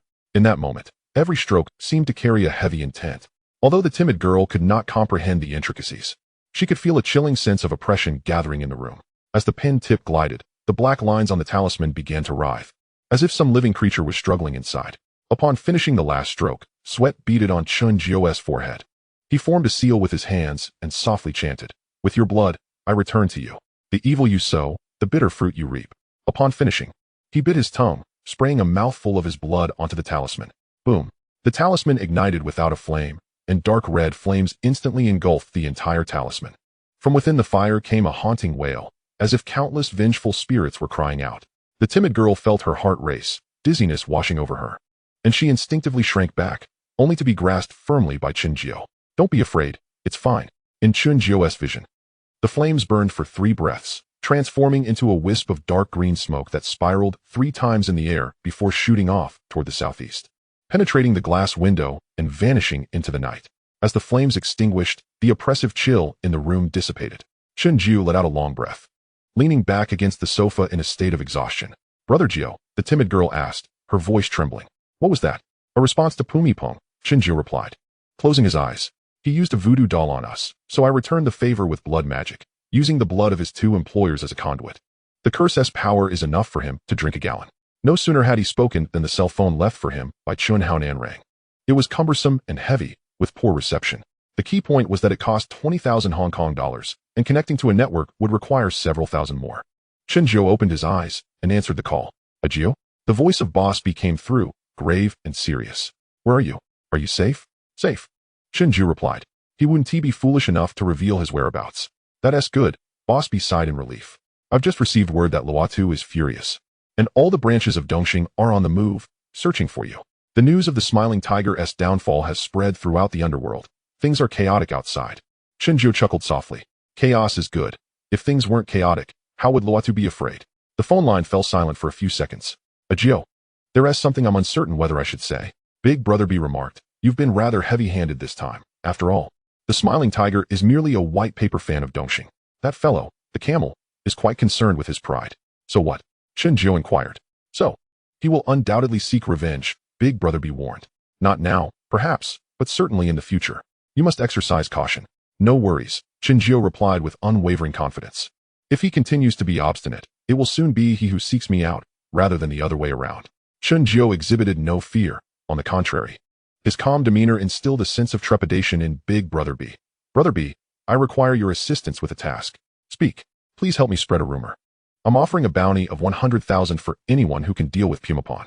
Big Brother B was clearly taken aback by Chen Jiu's audacity to not only refuse to hide, but also to contemplate a counterattack. "Does this put you in a difficult position?" Chen Jiu asked coldly. "Well," Big Brother B hesitated, then chuckled. "Not really, just somewhat surprised at your ruthlessness." Chen Jiu spoke with a nonchalance akin to discussing dinner plans. "From the moment I stepped into this world, I never intended to show mercy.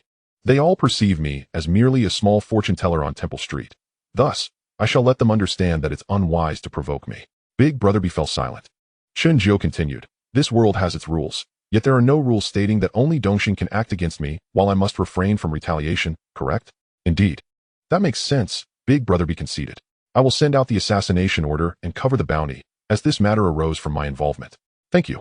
Chen Jiu didn't dispute Big Brother B's offer. He paused before explaining. "There's a reason for my actions. I want Pumapon to become paranoid. He has likely already experienced my backlash and is at his most vulnerable and suspicious. If he discovers that someone is offering a bounty on his life, chaos will ensue. When chaos reigns, flaws will abound. Engaging in Feng Shui battles is akin to warfare. Psychological warfare is also a tactic. Brilliant. Big Brother B exclaimed. I shall set the wheels in motion immediately. After hanging up, Chen Jiu gazed out the window towards the southeast, towards the new territories. He could sense that the backlash had arrived. Simultaneously, in the north of the new territories, beneath an abandoned chicken farm, Pumapon sat cross-legged before an altar, performing a ritual. The altar was adorned with 7 oil lamps, their flames emitting an eerie green glow. At the center stood a pitch-black statue of an infant. Crafted from the skulls of deceased infants, its surface etched with Tai incantations. Suddenly, he felt a jolt. All 7 oil lamps began to tremble violently, and the leftmost lamp extinguished with a puff. The second and third followed suit. As the lamps flickered out, the black statue cracked with a sharp sound. Pumapon spat out a mouthful of black blood, collapsing to the ground, his face as pale as a sheet. Struggling to rise, his eyes burned with fury. Chen Jiu, how dare you? He gritted his teeth, retrieving a palm-sized bronze mirror from his pocket. The mirror's surface was murky, reflecting nothing but a swirling mass of black energy. At that moment, the black energy within the mirror roiled violently, its edges tinged with dark red, a sign of blood malice invading the artifact. Wiping the blood from the corner of his mouth, Pumapon's gaze turned venomous. Very well, if you wish to play, he hissed, I shall accompany you until the end. He resumed his position before the altar, pulling out a small cloth pouch containing a lock of hair, brown, slightly curled, with split ends.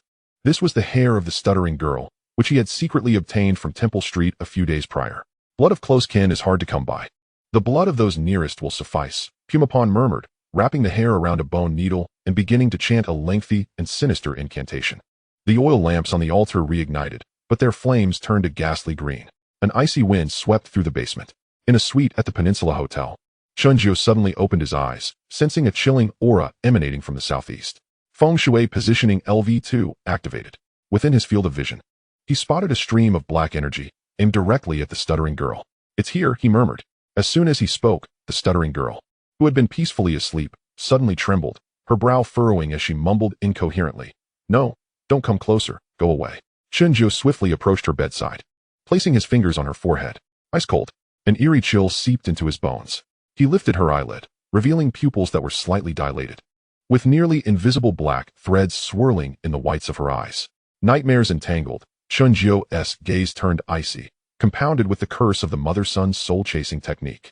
During this time, he had been studying Ajan Wei's notes, aware that this was a particularly malevolent trick within the realm of curses. By using the target's hair or blood, one could create a dream substitute that slowly eroded the victim's psyche. Over time, the result could be severe illness or even a damaged soul, rendering them a mere shell of their former self. Chen Jiu did not panic. He first retrieved a house-settling talisman, affixing it to the headboard. Once the talisman was placed, the chill in the room lessened slightly. But the stuttering girl's brow remained tightly furrowed. Not enough. He then produced 3 ancient coins, threading them together with red string to form a bracelet, which he placed on the girl's wrist. The coins warmed upon contact, and her breathing steadied somewhat. Yet, it was still insufficient. The curse's power had already invaded her dream. He needed to sever it at the source. Chen Jiu sat cross-legged on the carpet, closing his eyes, fully activating Feng Shui positioning LV2. Within his perception, he could see a faint black thread extending from the southeast, passing through the window and connecting to the girl's brow. The thread pulsed with a chilling energy, akin to a snake flicking its tongue. This was the connection of the curse. To sever it, there were 2 methods. One could either trace the thread back to the caster and deal with them directly, or one could use a stronger force to forcibly break it. Chen Jiu chose the latter. He bit into the fingertip of his right hand, using the blood to swiftly draw a rudimentary bagua diagram on the carpet. He then placed a peachwood sword horizontally at the center of the bagua, its tip pointing southeast. Consumption of 15 luck points, luck infusion, enhancement. Current available luck points, 69. With both hands forming seals, he recited the dispelling incantation. Heaven and earth's righteous energy, sun and moon's clarity. Evil spirits retreat. Let the curse cease. As his words fell, the peachwood sword trembled violently. A warm golden light emanated from the sword, shooting forth from its tip, flowing upstream along the black thread. 100 miles away, in the underground chicken farm, Pumapon was fully engrossed in his ritual when suddenly his expression changed. He felt a surge of pure, yang energy rushing back through the connection of the curse, its speed astonishing. Not good. He hastily attempted to sever the connection, but it was too late. Boom. The golden light surged into the basement, crashing violently against the altar. All 7 oil lamps exploded simultaneously. The black infant statue shattered into 7 or 8 pieces with a series of cracking sounds. Pumapon coughed up blood once more, this time mixed with black fragments. Those were shards of his life-bound artifact. He collapsed to the ground, convulsing, his eyes filled with terror. "No, this is impossible," he cried out. How could his cultivation be so high? At the Peninsula Hotel, Chen Xuan opened his eyes, the golden light on the peachwood sword gradually dimming. The sword's tip turned black. However, the black thread connecting to the stuttering girl's brow had been severed inch by inch, dissipating into the air. The little stammerer on the bed relaxed her furrowed brow, her breathing becoming steady and prolonged, the color returning to her face. Chen Xuan let out a sigh of relief, wiping the sweat from his forehead as he gazed at the ruined peachwood sword. Indeed, the merchandise from the street vendors fell short of expectations. This bout of remote confrontation had taken a toll.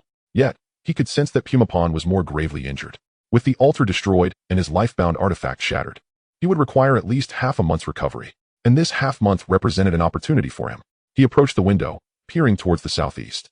The sky was faintly brightening, the darkness before dawn receding. Pumapon, Chen Xuan murmured to himself, it is time to settle this. He retrieved the hand-drawn map from his bag. The location of the chicken farm provided by the smiling tiger. Glancing once more at the still sleeping little stammerer, he realized he needed to prepare before heading directly to the new territories. However, there was one more task to attend to first. He picked up the phone and dialed Chen Xuan's number.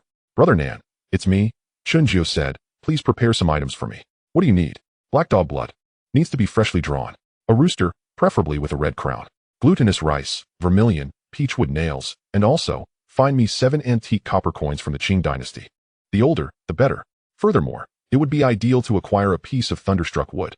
On the other end of the line, Chen Xuan paused for 2 seconds. "Brother Xiao, what are you planning?" "Heading to the new territories," Chen Xiao replied calmly, "to pay a visit to that Thai friend."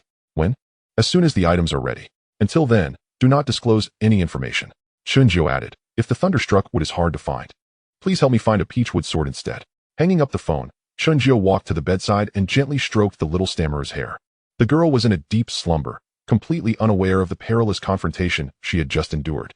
Chen Xiao smiled, tucking the blanket around her snugly before moving to the living room to begin drawing talismans. This time, he was not preparing a backlash talisman or a protective charm, but rather destruction talismans, evil-repelling talismans, and soul-settling talismans. He aimed to ready every available offensive talisman, for he was about to face a formidable battle. Outside the window, the sky grew increasingly bright. A new day was dawning. Victory in the remote spell duel, successfully breaking the mother-child soul chase. Luck points, 30. Deepened understanding of talisman application. Unlocking new insights. Current luck points, 99. Chen Xuan stared at the system interface, taking a deep breath. 99 luck points, thankfully, but they were crucial. He needed to earn more luck points. However, he could not set up a stall now, which posed a significant inconvenience. He picked up his brush, dipping it in vermilion. The characters on the yellow paper began to take shape, stroke by stroke. Chapter 40, the 13th sister of Hung Hing, the beautiful Zhang Meiran. On the 28th floor of the Peninsula Hotel, the morning view of Victoria Harbor unfolded outside the window. Chen Xuan sat cross-legged on the carpet. 3 freshly drawn, house-settling talismans laid out before him. The vermilion was still wet, glimmering with a dark red hue under the light. With 99 luck points, he needed to accumulate more, preparing for unforeseen needs. Yet, he could not set up a stall, and returning to Temple Street was not an option. His avenues for earning money and luck were largely cut off. His mobile phone on the coffee table vibrated. Chen Xuan answered, "Brother Nan?" "Brother Xiao, we have some leads." Chen Xuan exclaimed excitedly. Brother B has enlisted the help of a sister from Mongkok. She has extensive connections and mentioned 2 possible sources for the thunderstruck wood you need. Sister? 13th sister? Chen Xuan paused, not due to unfamiliarity, but rather because he was too well acquainted. The image of the spirited 13th sister from the movies was still vivid in his mind. What exactly did she say? 13th sister is the one in charge of Hung Hing in Mongkok, a junior disciple of Brother B, one of our own. Chen Xuan pondered for a moment. Arrange a meeting place. I will go over. Understood. Sim Sha Sui Pier, near the Star Ferry. It's a crowded area. How about in an hour? That works. After hanging up the phone, Chen Xuan moved to the window. The morning light reflected off Victoria Harbor, with Victoria Peak faintly visible. He needed the thunderstruck wood. Needed a more powerful artifact. The backlash from Pumapon had been delivered, but it was insufficient. That wounded serpent would only grow more frenzied. It needed to be dealt with before he could recover. "Brother Xiao, are you going out?" The little stammerer peeked her head out from the bedroom, her eyes still heavy with sleep. "Yes, to gather some items," Chen Xuan replied, returning to her side and stroking her hair. "Stay here, lock the door, and do not open it for anyone but me." The little stammerer nodded, hesitating for a moment. Be careful. Chen Xuan smiled. Retrieving the ruined peachwood sword from his bag, along with a stack of yellow paper, vermilion, and a compass. Finally, he placed the hotel room key card and a $500 Hong Kong note into the little stammerer's hand. If you're hungry, call room service, keep track of the charges. But do not open the door easily. Just let them leave the food at the entrance and be cautious before eating. MHM. The little stammerer nodded vigorously. 40 minutes later, Chen Xuan appeared at Sim Sha Sui Pier. He did not head directly to the designated Star Ferry entrance, but instead circled around to the viewing platform on the east side of the pier. It was just past 9 in the morning, and there were quite a few tourists here. The sunlight danced upon the sea's surface, scattering into shimmering golden scales. Chen Xuan stood at the edge of the crowd, seemingly admiring the scenery, but in reality, Feng Shui positioning LV2 was fully activated. In his line of sight, the energy field at the pier flowed like tides, mingling with the vitality of the tourists. The shouts of street vendors, the horns of boats, and the whispers of couples all intertwined, creating a symphony of sounds and energies. He needed to confirm whether there were any members of Dongxing lying in ambush nearby. His gaze swept across the area. At the entrance of the Star Ferry, Chen Xuan and Shan Ji stood beneath the signboard, accompanied by two unfamiliar faces. One was a short-haired, capable-looking woman, and the other, a gentle-looking young girl. The short-haired woman exuded a formidable aura, carrying the essence of a person from the underworld. Yet the edges of that aura were rounded, indicating she was not one prone to indiscriminate violence. The girl beside her had a softer aura, yet there was a subtle hint of ethereal energy, an innate sensitivity to the spiritual realm, suggesting she might easily perceive changes in spirits or energy, even without having trained. Further out, on the west side of the pier, two young men dressed like gangsters squatted smoking, occasionally glancing towards the entrance. Their energies resonated vaguely with those of Chen Xuan's group, likely indicating they were from Hungheng. Near a trash can on the east side, an elderly man selling candy had a calm energy about him, devoid of the malevolence typical of Dongxing. Chen Xuan waited another 5 minutes, confirming there was no unusual activity before he made his way from the viewing platform towards the entrance, blending into the crowd. Brother Jiao. Chen Xuan spotted him first and approached. Shan Ji grinned. Brother Jiao, you appear to come and go like a ghost. We thought you swam over from the sea. Chen Jiao did not respond, his gaze fixed on 13th Sister. You are Master Chen, I presume? 13th Sister extended her hand readily. I am 13th Sister, sent by Brother B to assist. Her grip was firm, her palms calloused from years of wielding a knife. Sister. Chen Jiao shook her hand, courteously greeting her. This is my sister, Arun. 13th Sister indicated the young woman beside her, Zhang Meiran, who, hearing that Chen Jiao was seeking thunderstruck wood, had curiously accompanied them. Is that all right? Zhang Meiran gave a slight nod, her gaze lingering on Chen Jiao's face for a moment before quickly averting, her ears turning slightly red. No problem. Chen Jiao replied, then turned his attention back to Chen Xuan. Do you have news? Yes. Chen Xuan whispered, according to the address you provided. We have pinpointed the hideout of Fumafan, indeed located in the northern New Territories, at an abandoned poultry farm that once served as a mass grave. He excavated a cellar to create a ritual altar. Chen Jiao's gaze sharpened slightly as he rifled through the notes left by a Jan Wei in his mind. At noon, when the sun is at its zenith, nurturing corpses in such a place of extreme darkness requires considerable mental fortitude to maintain the balance of yin and yang. That presents a flaw. He must be nurturing the corpses in the most shadowy part during this time, when his yang energy is at its weakest, and the formation is most vulnerable. Chen Jiao elucidated, cautioning the brothers assigned to surveillance to keep their distance and not to alarm the target. Understood. Chen Xuan nodded. What about the thunderstruck wood? Chen Jiao inquired. There are 2 leads, Sister 13 interjected.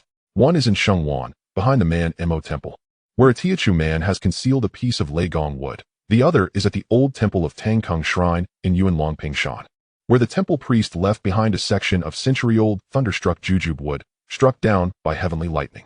She paused, however. The Tangkung Shrine has been abandoned for 2 years, and the priest has passed away. Whether the wood remains is uncertain. Chen Jiao pondered. Let us go to Yuanlong, he decided. Oh, Sister 13 raised an eyebrow. Shengwan is closer, and the price can be negotiated. Yuanlong is a remote place. Even if the wood is there, dealing with the villagers won't be easy. The offerings in the shrine, steeped in incense for 100 years, differ from what is stored in private cabinets.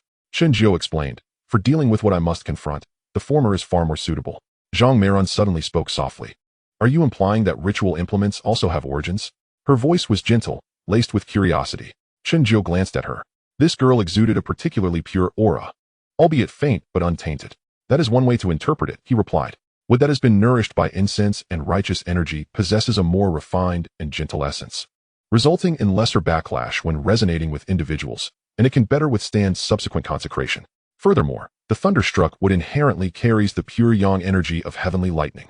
If it is further nurtured by offerings, the harmony of yin and yang will be more seamless, and its power will be amplified.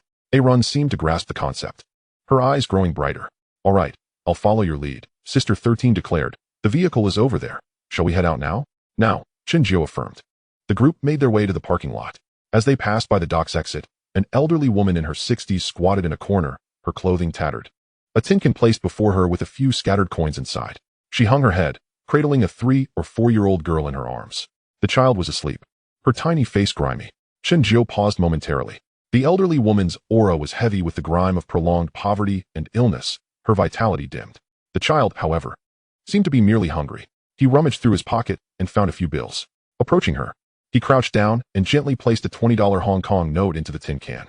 The old woman raised her head, her murky eyes regarding him, her lips moving without producing a sound. Chen Jiu said nothing and stood to leave.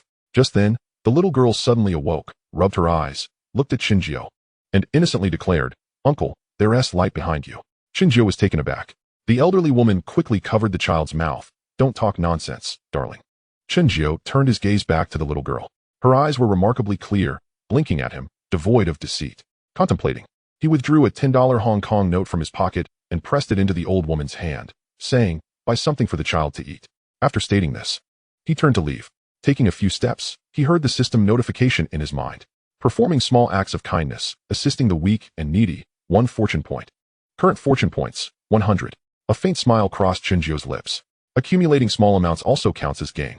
Yet, such scattered acts of kindness accumulate too slowly. Nevertheless, it is a path nonetheless. "Brother Jiu, you truly have a kind heart," Shan Ji approached, remarking, "Many of these beggars are frauds." Chen Jiu turned to him, chuckling. "As a Feng Shui master, can I not discern truth from deception?" Shan Ji paused, feeling the logic in his words. After a moment, he suddenly turned back and also gave money to the old woman and the little girl. Sister 13 and Aaron exchanged glances and followed suit, contributing as well. Several members of the Hung Hing gang, feeling somewhat embarrassed, also offered money. "Thank you. You are all good people." Ding. Teaching others to do good, 1 fortune point. Current fortune points, 2. In a short while, Chen Jiu had accumulated 11 fortune points. Current available fortune points, 111. Chen Jiu looked at the others, equally astonished. Is this really possible? On the way to Yuan Long, Sister 13 drove while Aaron sat in the passenger seat. Chen Jiu and Chun Haonan occupied the back seat, with Shanji and several brothers following in a van behind. "Brother Jiu," Chun Haonan whispered, "what did that child mean when she said there was light behind you?" Chen Jiu gazed out at the fleeting nightscape beyond the window. Children's eyes are pure. At times, they can see things that adults cannot. What did she see? "Perhaps it is my aura," Chen Jiu replied lightly. As one cultivates Feng Shui practices, their personal aura gradually transforms.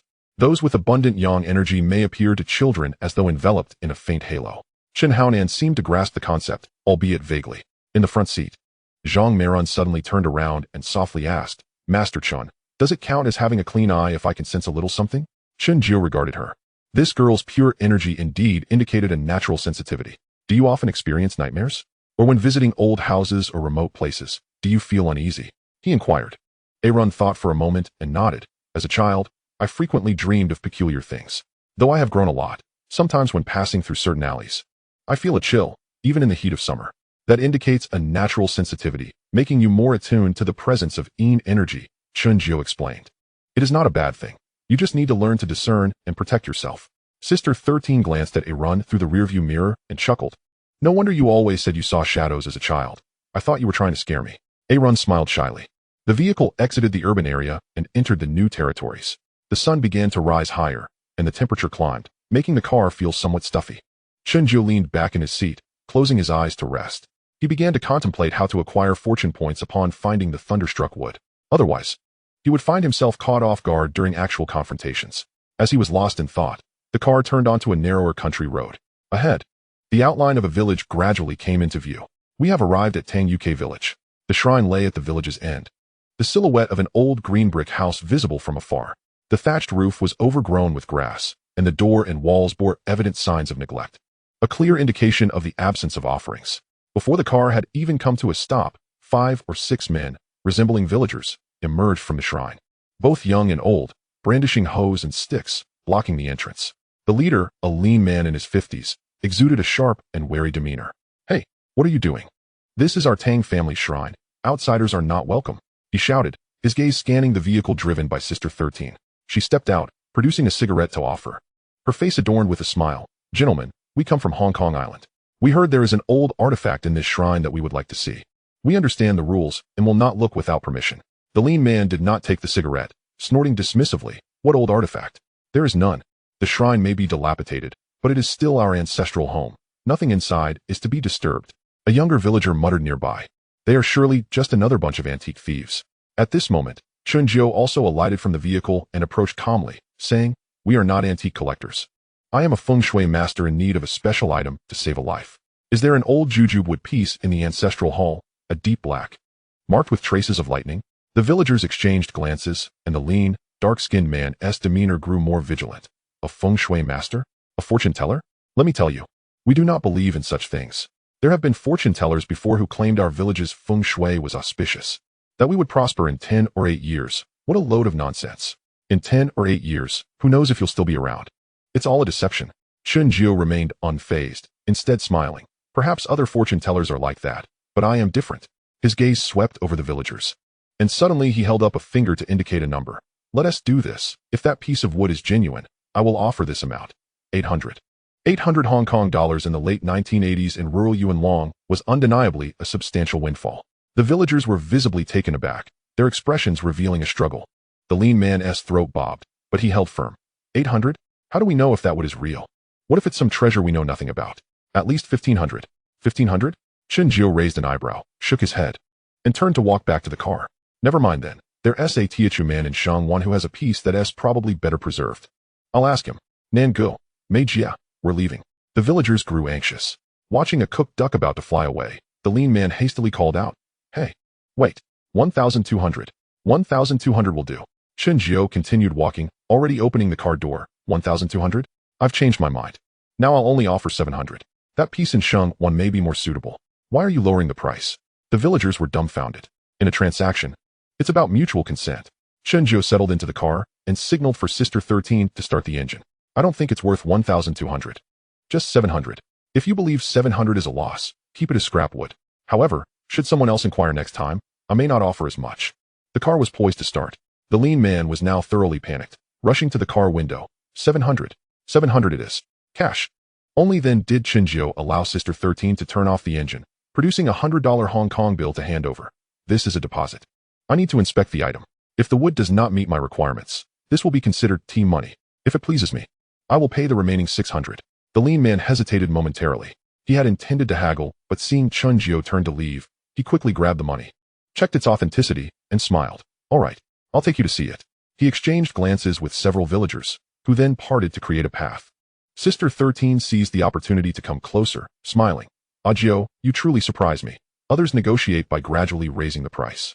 Yet you've done the opposite by lowering it."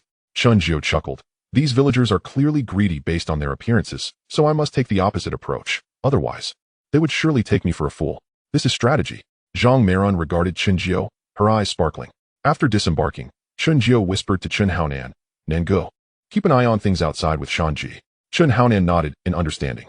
Only then did Chen Xuan follow the lean man toward the ancestral hall, with Sister 13 and a run trailing behind.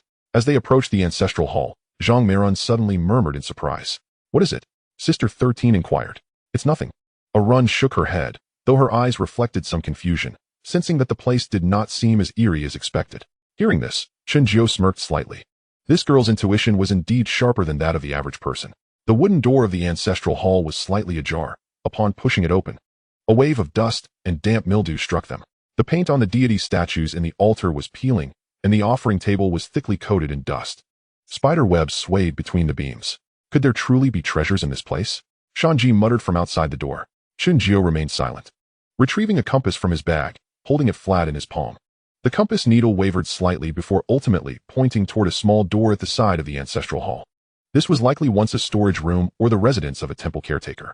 The needle stabilized, showing no violent tremors or erratic movements, indicating that despite the desolation and stagnation of energy, there was no strong malevolent aura lingering here. A good omen. He pushed open the small door. Inside was even darker. cluttered with old tables, chairs, and farming tools. In the corner stood a decrepit altar, significantly smaller than the main one outside, also covered in dust. Chen Jiu's gaze fell upon the area beneath the altar. There lay a long object wrapped in dark red cloth, approximately a foot long, quietly resting on the dust-laden offering platform. He carefully brushed away the dust and unwrapped the now brittle red cloth. A piece of jet black, glossy wood emerged. The wood exhibited a deep, rich black hue, yet at certain angles, one could discern faint silver-white veins within, twisting and winding like the shape of lightning. The surface bore several irregular cracks and scorch marks, deep and natural, clearly not imitative of artificial carving. One end even showed an old wound from a hard impact. Chen Jiu scrutinized the wood grain and lightning strike marks, confirming they matched the natural characteristics of lightning-struck wood. Then, he closed his eyes and slowly activated his Feng Shui Orientation LV2, concentrating to sense the energy of this piece of wood. In an instant, a remarkably pure and gentle warmth emanated from it.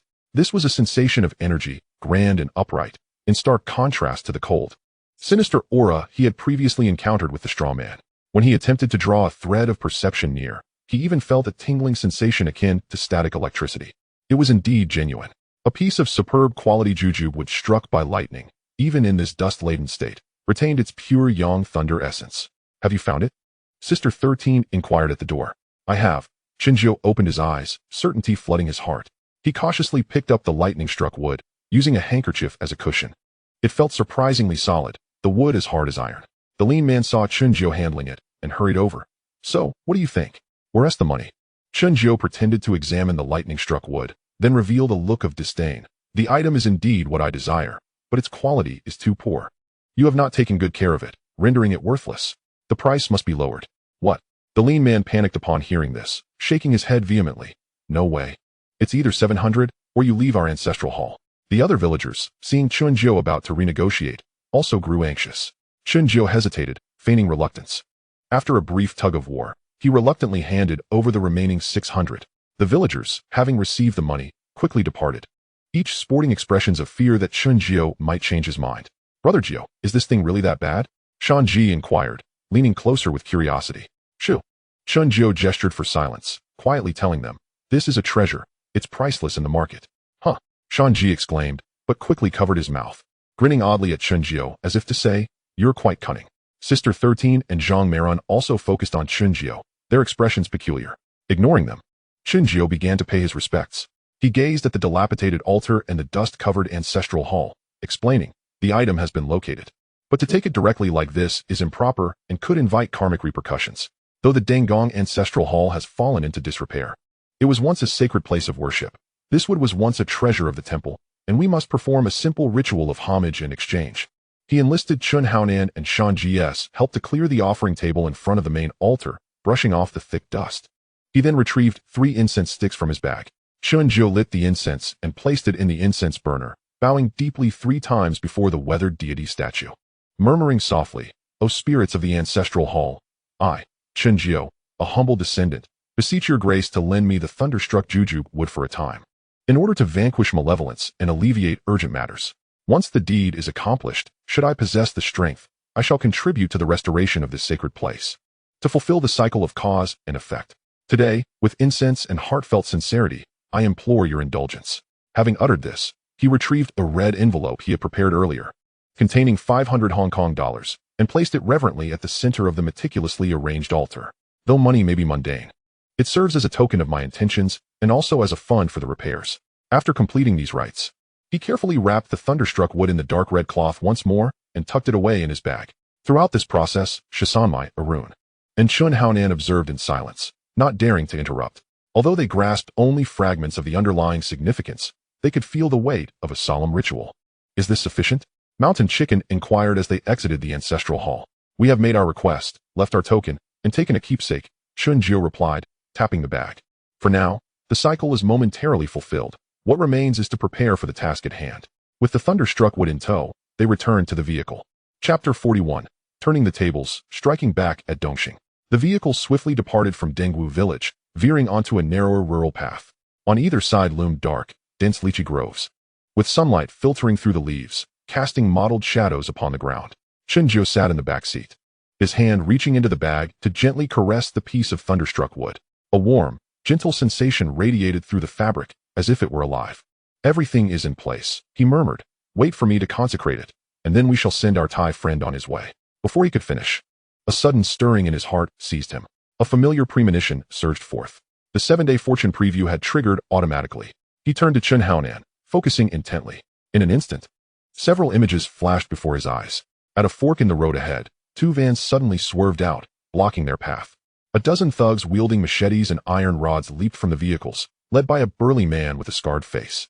Mountain Chicken's vehicle came to an abrupt halt, and the Hongxing brothers disembarked to resist, but they were quickly outnumbered and plunged into a fierce struggle.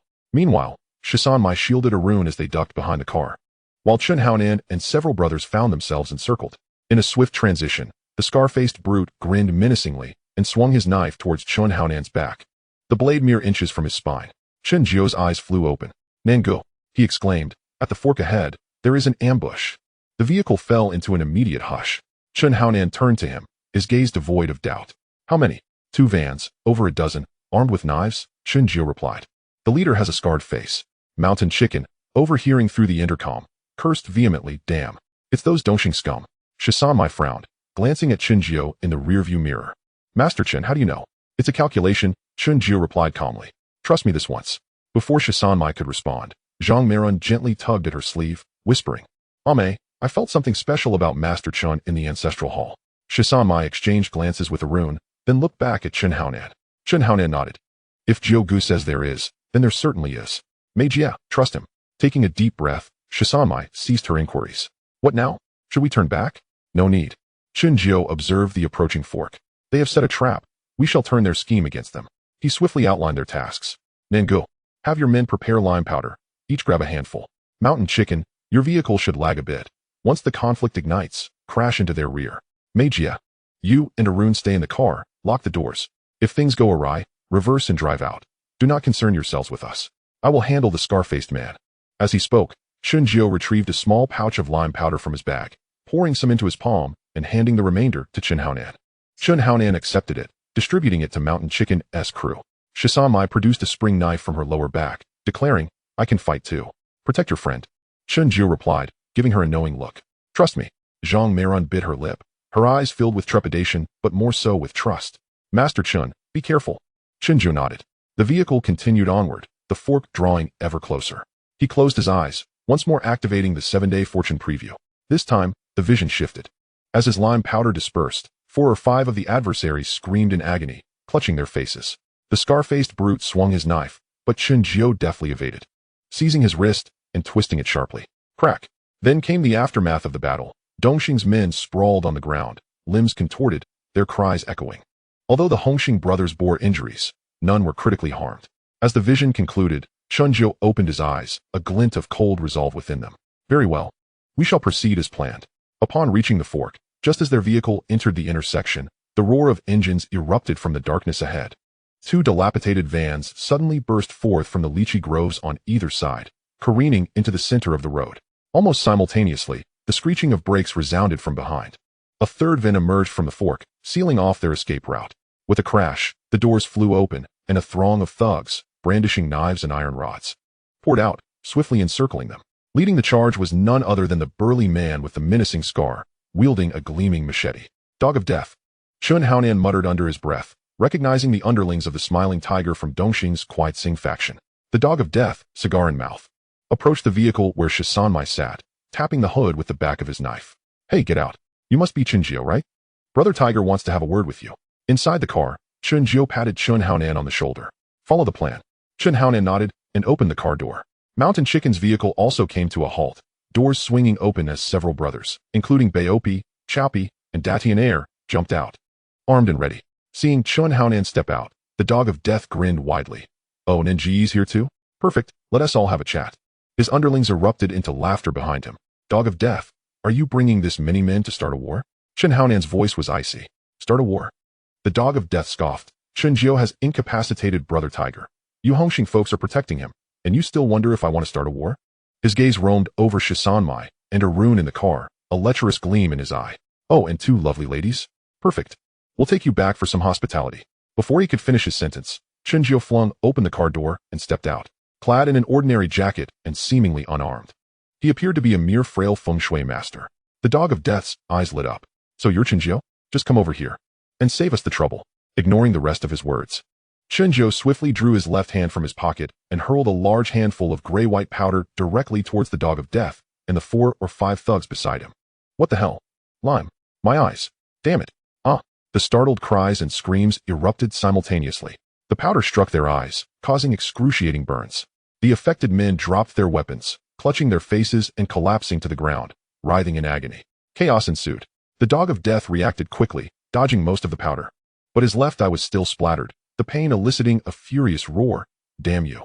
Boom. Chen Jiao was already in motion. Consumption of 10 fortune points, activating fortune refinement.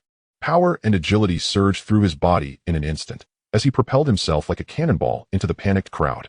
With unwavering focus, he charged straight at the rabid dog. The creature's vision was blurred, perceiving only a dark shadow lunging forth, instinctively slashing wildly with its blade. Chen Jiao deftly sidestepped the erratic strike, his left hand seizing the wrist of the assailant with precision, his thumb pressing firmly on the Naguan point. The force was bone deep, directly stimulating the hand's pericardium meridian. The rabid dog felt its entire arm instantly turn numb and weak, the heavy blade clattering to the ground. Without a moment's hesitation, Chen Jiao's right fist hammered down like a sledgehammer on the Zhongmen point beneath the ribcage. This crucial point of the liver meridian, when struck, disrupted the flow of qi and blood, causing the rabid dog's eyes to bulge as it expelled a mouthful of bile, curling up like a shrimp. Seizing the opportunity, Chen Jiao delivered a swift hand strike to the Tianding point at the side of its neck, controlling the force perfectly. It was non-lethal but sufficient to slightly dislocate the cervical vertebrae, compressing the nerves. The rabid dog emitted no sound, collapsing lifelessly to the ground, unconscious. From the scattering of lime to the taking down of the leader, merely 3 seconds had passed. It was only at this moment that the Dongxing members reacted, roaring as they rushed forward. Chen Haonan and Shan Ji also sprang into action simultaneously. Let's take them down. Shan Ji howled, flinging more lime powder, incapacitating another 2. Chen Haonan swung his baton with precision, targeting joints and wrists, striking swiftly and ruthlessly. However, Dongxing had the advantage in numbers. The remaining 7 or 8, consumed by rage, flailed their blades indiscriminately. Chen Jiao moved like a wraith, weaving through the chaotic throng. He wielded no weapon, relying solely on his hands. Each strike landed with pinpoint accuracy on the most vulnerable acupoints of the human body. As one individual swung a blade at him, he sidestepped gracefully, his index finger like a sword, striking the opponent's elbow at the Tsuchi point. The man's arm went limp instantly, the knife clattering to the ground. Another assailant lunged from behind, and he pivoted, delivering a kick to the opponent's calf at the Chen Xuan point. The man screamed, his calf muscles seizing, collapsing to the ground. Gradually, more and more individuals fell victim to Chen Jiao's strikes. Each person he struck suffered severe damage to their acupoints and meridians, ensuring that even if healed, they would bear permanent repercussions, be it weakened arms, unsteady legs, or disrupted organ functions, just like the rabid dog and the smiling tiger. Rendered utterly incapacitated, Chen Jiao's gaze was frigid, showing no mercy. Since Dongxing enjoyed playing dirty, repeatedly provoking and bullying him, he would retaliate with the harshest methods, rendering them disabled. They would remember the consequences of provoking someone they ought not to have. The battle erupted suddenly and concluded even quicker. In less than 5 minutes, the country road was littered with Dongxing members sprawled in disarray. The only ones still standing were 5 from Chen Jiao's side. Chen Jiao clapped his hands, his breath steady, as if he had merely taken a leisurely stroll. On the ground, including the rabid dog, all those who had directly engaged him were contorted in grotesque positions, their limbs visibly bent unnaturally, groaning in agony. A few were still convulsing, foam at the mouth. The scene was eerily silent, save for the sounds of moans and gasps. Shan Ji leaned on a steel pipe, panting heavily, witnessing the grim state of the Dongxing members, unable to restrain a gulp. Brother Jiao, your techniques are ruthless. Chen Jiao remained silent. Brother Jiao. Chen Haonan approached, several cuts on his body, though not deep. Are you all right? I'm fine. Chen Jiao shook his head. Glancing at the others, Shan Ji, Bao Pai, and a few others bore injuries, but all were superficial. Sister 13 and A Run descended from the vehicle. Sister 13 still held the spring knife, though she had not had the chance to use it. She looked at the wailing Dongxing members, then back at Chen Jiao. Her expression complex. Jiao, your skills. Are you truly not a trained fighter? Not really. Chen Jiao replied blandly. Just quick reflexes and a bit of strength. Just a bit? Sister 13 smiled wryly. The rabid dog was a red stick of Dongxing, and you took him down in a single encounter. I suspect even the strongest prince of Hongxing might not match your prowess. Chen Jiao chuckled, saying, I truly did not deceive you. I only capitalized on that surprise with the lime powder. If we had fought for 10 minutes, I would not have won. Sister 13 gazed at Chen Jiu with a knowing look, as if saying, I don't believe you. Chen Jiu shrugged. If no one believed the truth, he could do nothing about it. Zhang Meiran stood behind Sister 13, her eyes fixated on the thunderstrike wood in Chen Jiu's hand. Master Chen, she whispered. That piece of wood seemed to glow just now. Chen Jiu turned to her. The girl's perception was indeed keen. You saw it? He inquired. Arun hesitated before nodding. Just a faint light, but it's gone now. Chen Jiu pondered. It appeared Arun's innate sensitivity was even stronger than he had anticipated. Not only could she sense the aura, but she could also perceive the traces of energy flow. It was a valuable asset. However, now was not the time to discuss this. We should leave, Chen Jiu advised. Dongxing might still have hidden reinforcements. Chen Haonan nodded, calling for the brothers to get into the vehicle. Just before boarding, Shanji grinned at Chen Jiu. Brother Jiu, that lime powder is truly effective. Can you save some for me next time? Before Chen Jiu could respond, Sister 13 retorted, You rascal, your wallet is stuffed with tricks. Can it hold anything else? Laughter erupted among the crowd, especially from Zhang Meiran, whose face flushed as she covered her mouth, giggling. Shanji, embarrassed, shot back, Sister, don't say that. My sister and I share a deep connection. I never wear protection. Huh. Sister 13 spat, pulling a run back to the vehicle. The laughter continued. The vehicle restarted, maneuvering around the obstructing van, departing from the intersection. In the rearview mirror, the Dongxing members lay strewn on the ground, their pitiful moans fading away. Inside the vehicle, an air of silence prevailed. After a moment, Sister 13 spoke up. Jiu, thank you for earlier. For what? Chen Jiu asked. For your early warning, Sister 13 replied, gazing into the night ahead. Without you, we might have been caught off guard. Arun can't fight. I might not have been able to protect her. Chen Jiu shook his head. You came to help me. It's only right. Sister 13 glanced at him through the rearview mirror, suddenly smiling. I've decided to keep you as a friend, she said earnestly. In Mong Kok, if there's anything, just mention my name, Sister 13. Chen Jiu nodded. All right. Zhang Meiran quietly added, Master Chen, could you really foresee their ambush? Yes, Chen Jiu did not conceal the truth. When a Feng Shui master reaches a certain level, they can sense impending danger, though it rarely manifests so clearly. Arun's eyes brightened, eager to inquire further, but upon glancing at Sister 13, she held her tongue. Chen Jiu leaned back in his seat, closing his eyes to rest. In his mind, the system notification echoed, successfully averted ambush, preventing severe injuries to allies. Gaining 3 fortune points. Current fortune points, 104. He had just expended 10 points using fortune infusion, and now regained 3, resulting in a net loss of 7 points. Furthermore, after overexertion, a brief sense of weakness or mental fatigue would arise. This was backlash, yet it was worth it. This battle not only resolved the pursuit, but also further intimidated Dongxing, diminishing its strength while solidifying his relationship with Sister 13. Next, it was time for enlightenment. Followed by breaking the formation, he caressed the thunderstrike wood in his arms. Its warmth was constant, akin to a steady heartbeat. Returning to the Tsim Sha Sui Pier, it was already afternoon. Chen Jiu parted ways with the others and made his way back to the Peninsula Hotel alone. Upon entering his room, he found Xiao Jiebā curled up on the sofa, absently flipping through television channels. Brother Jiu, she exclaimed joyfully upon seeing him, leaping to her feet. Are you all right? I'm fine, Chen Jiu replied, producing the struck wood and placing it on the coffee table. I found what I was looking for. Xiao Jiebā gazed curiously at the dark piece of wood. Is this really the one that was struck by lightning? Indeed, Chen Jiu nodded. Tomorrow, we will go to the Man Mo Temple for the consecration, then head to the new territories. Biting her lip, Xiao Jiebā hesitated for a moment. Can I go with you? No, Chen Jiu shook his head. The consecration ceremony cannot be disturbed, and there is a possibility that the Dongxing gang might cause trouble. It's safer for you to stay here. Xiao Jiebā looked somewhat disappointed, but nodded nonetheless. Then please be careful. Chen Jiu observed her and suddenly inquired. Has anyone come by today? No, Xiao Jiebā answered. I followed your instructions, and didn't he open the door for anyone who knocked? Good. Chen Jiu ruffled her hair. Have you eaten? Xiao Jiebā gently shook her head. Chen Jiu called for room service, and the two shared a meal together. Later that evening, after Xiao Jiebā had gone to bed, Chen Jiu sat alone in the living room, gazing out at the night view of Victoria Harbor. The consecration required 20 points of fortune, and he currently had only 39 points. After the ceremony, there would be just 19 points left. Even drawing a few talismans might not suffice. He needed to devise a plan. Chen Jiu moved to the window and looked down at the street below. In the deep of the night, there were still a few pedestrians.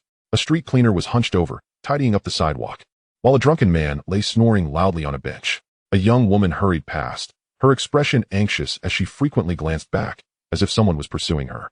Chen Jiu's gaze fixed on the woman. She darted into a narrow alley, and indeed, Two unsavory-looking men followed closely behind her. Chen Xuan frowned. He took out his mobile phone and dialed the hotel front desk. "Hello, I'm a guest in room 2808. I see a woman being followed by two men in the alley downstairs. Could you please notify security to check it out or call the police?" The receptionist replied politely. "Certainly, sir, we will handle it immediately." After hanging up, Chen Xuan continued to watch. A few minutes later, two hotel security guards entered the alley. Shortly thereafter, the two men emerged, cursing, with the woman safely following the guards. Small acts of kindness, preventing potential crime. Fortune points 2. Current fortune points, 106. Chen Xuan's gaze flickered. Doing good deeds, accumulating merit, seldom goes unnoticed. It had to be this way. In truth, Chen Xuan yearned to set up a stall in the lobby. The clientele here were affluent, far more promising than Temple Street. However, with great visibility comes great danger. He feared that if he laid out his stall, the Dongxing gang would come knocking. In these extraordinary times, he must exercise restraint. He needed to focus on Pumapon's matters first. Returning to the coffee table, he began preparing the items needed for the consecration the following day. Cinnabar, yellow paper, unrooted water, and 5 colored silk threads.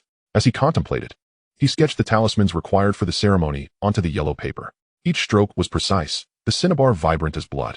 Outside, the night deepened. The neon lights of Victoria Harbor gradually dimmed as the city slipped into slumber. Only the lights in this suite remained illuminated.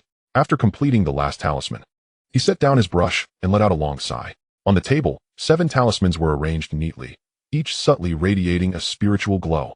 He glanced at the struck wood. The dark wood glimmered with a profound sheen under the light, the silver-white lightning patterns faintly visible. "Tomorrow," he murmured softly. "It all depends on you." The struck wood lay quietly, exuding a constant warmth, as if in response. Chapter 42, Blood-Stained in Man M.O. The consecration to see the dragon. At 6 in the morning, on the 28th floor of the Peninsula Hotel, Chen Xuan stood by the window, watching the sun rise over Victoria Harbor. The morning light streamed through the glass, casting elongated shadows on the carpet. In his hand, he held the piece of struck wood. The mobile phone rang. "Brother Xiao, everything is arranged." Chen Xuan's voice came through. The small courtyard on the east side of the Man Mo Temple. 3 hours before and afternoon. The rooster's blood is ready, freshly slaughtered this morning from a red-crowned rooster. Brother B and Sister May will both be arriving soon.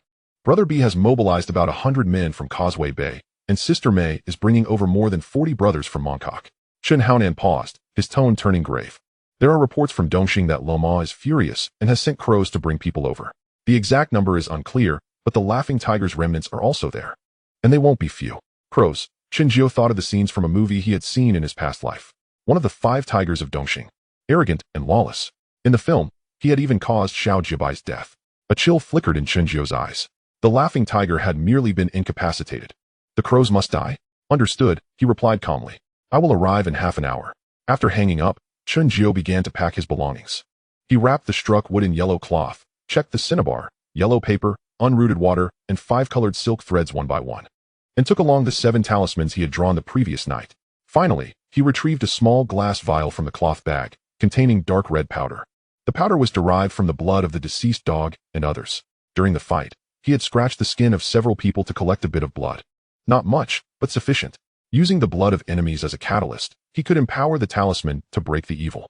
This was a method mentioned in Ajarnway's notes. A blend of the righteous and the sinister. Chen Xuan had no qualms about employing it. Brother Xiao Jiebā emerged from the bedroom, her eyes slightly red, clearly having not slept well. She approached Chen Xuan, pulling out a small red cloth pouch from her pocket, embroidered with the somewhat crooked characters for peace. I sewed this last night, she said softly, pressing the pouch into Chen Xuan's hand. Inside is the peace talisman I obtained from the Mazu Temple, along with some of my hair. Chen Xuan grasped the pouch, feeling its warmth. Wait for me at home, he instructed. Xiao Jiebā nodded vigorously. At 10 in the morning, at the Man Mo Temple on Hollywood Road, incense burned abundantly, and smoke wafted through the air. It was the 15th day of the lunar month, and the number of people coming to offer incense was greater than usual. Chen Xuan did not enter through the main gate. Instead, he slipped in through a side alley, where one of Shi May's subordinates was waiting to assist him. After passing through 2 corridors, he arrived at the small courtyard on the east side. The courtyard was not large but serene, with an ancient banyan tree flourishing, beneath which stood a stone incense burner and 2 meditation cushions. Chen Xuan, Brother B, Shi May, and a run were all present. A Xiao, Brother B greeted him, his expression solemn. The situation outside is not looking good. The crows have brought at least 200 men, approaching from 3 directions. Although we have a considerable number of people here as well, it's still. I understand. Chen Xuan interrupted him, stating directly, "It's all right. Allow me to assess the situation." He closed his eyes, concentrating as he scanned the faces of those present. 7-Day Fortune Preview LV2 activated. In his vision, scenes flashed like fragments. Chen Xuan clashed with the crows, someone sneaking up behind him. Xiao Jiebā was surrounded by 3 or 4 people, a knife in his arm. Shan Mei was retreating while protecting a run, and the courtyard gate was being battered open. But the images continued to unfold. Just as the Hongxing defense line was about to collapse, a new batch of reinforcements suddenly surged forth from the flank. Led by an unfamiliar face, but they were all Hongxing members. Simultaneously, the sound of police sirens echoed from afar. The images shattered. Chen Zhou opened his eyes. He understood. The Hongxing faction still has reinforcements. However, since even the formidable boss B is uncertain, he speculates that it must be the prominent figure Jiang Tiansheng from Hongxing who has come to their aid. This serves not only as a show of strength, but also to gauge the audacity of Dongxing. Given the police's significant commotion, their arrival is inevitable. 10 minutes. Chen Xuan and his companions need only to withstand the fiercest onslaught for the first 10 minutes, after which the tide will turn. Observing Chen Zhou's grave demeanor, his tightly furrowed brow gradually relaxed, prompting Boss B to inquire, "What do you think? Will today bring fortune or misfortune?" Chen Zhou did not respond. Instead, he turned to Chen Xuan and asked, "Brother Nan, with your men, how long can you hold out?" Chen Xuan clenched his jaw. "If we defend with all our might, we should manage 20 minutes, but that madman Wuing. 10 minutes. Chen Zhou gazed at him. "You need only to endure the fiercest for the first 10 minutes. After that, the situation will change." Chen Xuan paused. "Brother Zhou, what have you calculated?" Chen Zhou replied calmly, "Speaking too much may invite uncertainty. Just trust me." Boss B and Sister Shan exchanged glances, each sensing the other's doubts. Chen Xuan, having witnessed Chen Zhou's remarkable abilities multiple times, cast aside his misgivings and nodded earnestly, "Very well. We shall defend for 10 minutes at all costs." Chen Zhou nodded, his gaze sweeping across the courtyard. Feng Shui Positioning LV2 activated. In his view, the courtyard exuded a clean energy. The incense and righteousness from the Guandi temple flowed like a gentle stream, converging to create a calm atmosphere. It was an auspicious place for consecration. He walked to the center of the courtyard, unwrapped the yellow cloth, and retrieved the thunderstruck wood, placing it upon a stone table draped in yellow silk. He mixed the cinnabar with the formless water. The rooster's blood was neatly contained in a small bowl, set aside. He also took out the vial of enemy blood. "Brother Nan, you all go set up defenses." Chen Zhou glanced at his watch. It was 10:50, and they would arrive soon. Chen Xuan asked no further questions, leading Shanji and others out of the courtyard to prepare the perimeter. Sister Shan and Arun remained at the entrance. Sister Shan gripped a spring knife, while Arun anxiously watched Chen Zhou. "Master Chen," Arun suddenly whispered, "I sense a heavy and chaotic energy outside. It's very ominous." Chen Zhou glanced at her. The girl's innate intuition was sharper than he had anticipated. "It is the aura of killing," he said, "but there is no need to fear. The righteous shall prevail over the evil." Arun nodded vigorously. At precisely 11 o'clock, noon arrived. Chen Zhou cleansed his hands and lit incense, bowing 3 times towards the main hall to pay homage to the Emperor of the Gods. He then inserted 3 new incense sticks into the stone incense burner, and the blue smoke rose straight up. The consecration ceremony began. He picked up a new brush, dipped it in the cinnabar mixed with formless water, and let the tip fall onto the thunderstruck wood. He softly chanted the golden light divine incantation, "Heaven and earth's mysterious origin, the root of the myriad energies. Cultivate for eons, and verify my divine power." Outside the courtyard, Wu Ying stepped down from the speeding car, his long hair billowing in the wind. Behind him, over 200 Dongxing members gathered at the street corner, brandishing long weapons wrapped in newspaper. The remnants of the Smiling Tigers gang were also present, their eyes filled with venomous intent. "Listen up, Hongxing." Wu Ying strode to the forefront and shouted at the temple gates, "Hand over Chen Zhou. Otherwise, today we will wash the Onewood Temple in blood." The temple doors swung open. Chen Xuan emerged, followed closely by Shanji, Baopi, Daishoner, and more than 50 brothers from Hongxing. Boss B and Sister Shan's forces were also positioned around, totaling around 150 men. Though not a small number, they were still at a disadvantage compared to Dongxing. "Wu Ying, this is not your territory." Chen Xuan stood firm with his sword. "To enter, you must step over my dead body. Then let us see how tough you are." Wu Ying sneered, waving his hand, "Attack. Kill." The Dongxing crowd surged forward like a black tidal wave. Almost simultaneously, Dongxing members charged out from the alleys on both sides of the temple.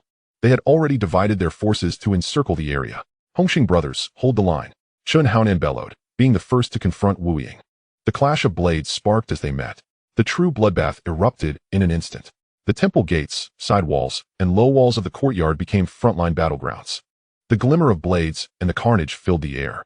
Hongxing, relying on their advantageous position and prior preparations, gritted their teeth in defense, but Dongxing's numerical superiority, fueled by pent-up rage, surged in relentless waves. Shanji, Baopi, and the others fought fiercely, drenched in blood, staunchly holding their assigned gaps. Yet, the disparity in numbers proved insurmountable. Within 3 minutes of combat, Hongxing's defenses began to falter. "Brother Nan, we can't hold out much longer," Daishoner cried, a gash on his arm bleeding profusely. Chen Xuan gritted his teeth, glancing at his watch. Only 4 minutes had passed. 6 minutes remaining. Even if we cannot hold out, we must persevere. He forced Wu Ying back with a strike and shouted to his brothers. Brother Jiao said 10 minutes. After 10 minutes, the situation will change. Trust him. Though the Hongxing members did not understand the reasoning, Chen Jiao's prior feats had instilled profound respect in them.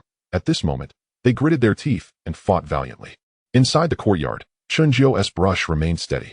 The shouts of battle, the clanging of metal, and the cries of agony seemed to drift through layers of water. Indistinct and distant. His mind was wholly absorbed in the ritual. Upon completing the second rune, he set down the brush and took the vial of enemy blood, dripping 3 drops onto the thunderstruck wood. The moment the blood touched the wood, it emitted a soft, sizzling sound, as if evaporating into a faint red mist, which was then absorbed by the wood. The silver-white lightning patterns within the thunderstruck wood glimmered momentarily. Chen Jiao pressed on. The third and fourth runes followed. The battle outside grew increasingly intense. Bang! The courtyard door was struck with a resounding thud. Sister Shersan, leaning against the door, called out to Chen Jiao, Master Chen. They are about to break in. Chen Jiao did not respond. He was in the midst of inscribing the 5th rune, the most crucial one, Thunder Summoning Talisman. This rune required a high concentration of his mental energy to channel the heavenly thunder contained within the thunderstruck wood, merging it with the righteous energy of Guandi. He could not afford to be distracted. Boom! The courtyard door was slammed against again, and cracks appeared in the door latch. Arun, frightened, stepped back, but quickly steadied herself. Biting her lip as she watched Chen Jiao's back, she noticed a faint aura surrounding him, like the shimmering air during a heat wave. That was the outward manifestation of his highly concentrated mental energy. Hold on just a bit longer. Sister Shersan braced herself against the door. But there were too many Dongxing members outside. Wu Ying personally led his men to the courtyard door. Break it down. He sneered. I want to see for myself what that Feng Shui master is up to. Several Dongxing members charged against the courtyard door with their bodies. Crack. The latch shattered. A gap opened in the courtyard door. One Dongxing member squeezed through, swinging a machete toward the nearest Sister Shersan. She sidestepped to evade, her spring knife thrusting towards his ribs. The blade pierced flesh, but he seemed impervious to pain, retaliating with a strike. Sister, Arun gasped. Just then, atop the stone table in the courtyard, the thunderstruck wood trembled violently. Buzz. Chen Jiao finished inscribing the 5th rune. He opened his eyes and glanced at his watch. It was 10:09, 9 minutes into the battle. Almost there. He picked up the brush, dipped it in the rooster's blood, and began to inscribe the final 2 runes. Outside the courtyard, Wu Ying was about to charge in when suddenly, a furious roar came from the flank. Hongxing Chen Yao is here. Scum of Dongxing, prepare to meet your doom. Suddenly, over 40 formidable men emerged from the side alley, led by none other than Chen Yao. Armed with short clubs, their movements were synchronized, striking like a sharp blade into the flanks of Dongxing. Concurrently, the piercing wail of police sirens grew louder, approaching swiftly. Wailing. Wailing. At least 5 or 6 police cars were racing towards them. Damn. Chen Yao. And the cops. Wu Ya's expression shifted dramatically. He glanced at the courtyard gate. Then at the oncoming Chen Yao and the increasingly near police vehicles, gritting his teeth. Retreat. Quick, retreat. The Dongxing crowd surged backward like a receding tide, abandoning their injured comrades and scattering in panic. Meanwhile, on the Hongxing side, Chen Xuan and the others breathed a sigh of relief, swiftly aiding their wounded brothers and retreating through the back alley. The courtyard gate was closed once more. Inside, Chen Jiao completed the final rune. Consumption of 10 fortune points. Infusion of luck, enhancement. Consecration ceremony completed. Activation of Thunderstruck Sisyphus, century-old incense consecration, successful. Remaining fortune points, 96. Item characteristics. Pure Yang Thunder intent fully awakened. Efficacy against evil enhanced by 38. Suppression efficacy increased by 42. Stable mental link with the host. Additional characteristic. Blood feud mark. Damage to bloodline targets increased by 15. On the stone table, the thunderstruck wood suddenly erupted with an invisible wave of energy. The wave swept across the courtyard, and both 13 Sister and Arun felt a clarity in their hearts, as the earlier tension and fear dissipated significantly. Chen Jiu reached for the thunderstruck wood. The sensation in his hand was entirely different now. Previously warm and gentle, it now carried a latent, thunderous power, as if he were grasping not wood, but a tamed bolt of lightning. A feeling of mutual understanding arose. Holding the wood, he approached the courtyard gate. Outside, Chen Xuan, Shanji, and others gathered. Wounded but determined. Chen Yao also approached, with several bloodstains on his body. Brother Jiu, you truly are remarkable. Shanji grinned, though his arm bore a wound. His spirit was high. 10 minutes is 10 minutes. Brother Yao truly has arrived. 13 sister and a run gazed at Chen Jiu, their eyes sparkling as they witnessed the miracle for the second time. This Feng Shui master is indeed extraordinary. Chen Yao looked at Chen Jiu, his gaze inquisitive. Master Chen, how did you know I would come? It was calculated. Chen Jiu replied nonchalantly. Mr. Jiang would not allow Dongxing to wreak havoc here. Chen Yao regarded him with a deep look. No further questions asked. Master Chen, Mr. Jiang has a message for you. He says Hongxing owes you a favor. If you need anything in the future, do not hesitate to ask. Chen Jiu nodded. Please convey my thanks to Mr. Jiang. I shall ensure matters are resolved by tomorrow. That evening, in a tea-house private room in Causeway Bay, Big Boss B, Chen Yao, 13 sister, Chen Xuan, and Chen Jiu were all present. The tea had gone cold, and the ashtray was overflowing with cigarette butts. Big Boss B spoke first. Although we didn't suffer major losses in today's skirmish, the feud has deepened. Wu Yu will surely embellish the tale upon his return, and Luatu will not let this go easily. Chen Yao interjected. Mr. Jiang believes that now that matters have escalated to this point, a decisive resolution must be made. Luatu is stubborn. He must feel significant pain before negotiations can begin. Whatever support you require, just say the word. Chen Jiu did not respond immediately. He lifted the teapot, pouring half a cup of cold tea. Watching the tea leaves slowly settle to the bottom. After a few seconds, he spoke, his voice calm yet imbued with undeniable certainty. Tomorrow night at midnight. At the poultry farm in the New Territories. Pumapong must die. Midnight. Chen Xuan furrowed his brow. Isn't that when the Yin energy is at its peak? His dark arts will be most potent. Indeed, Chen Jiu set down the teacup, his gaze sweeping over the group. I am confident that even if he possesses full power, he will only be able to exert 30% of it. Oh, the others looked at him with curiosity.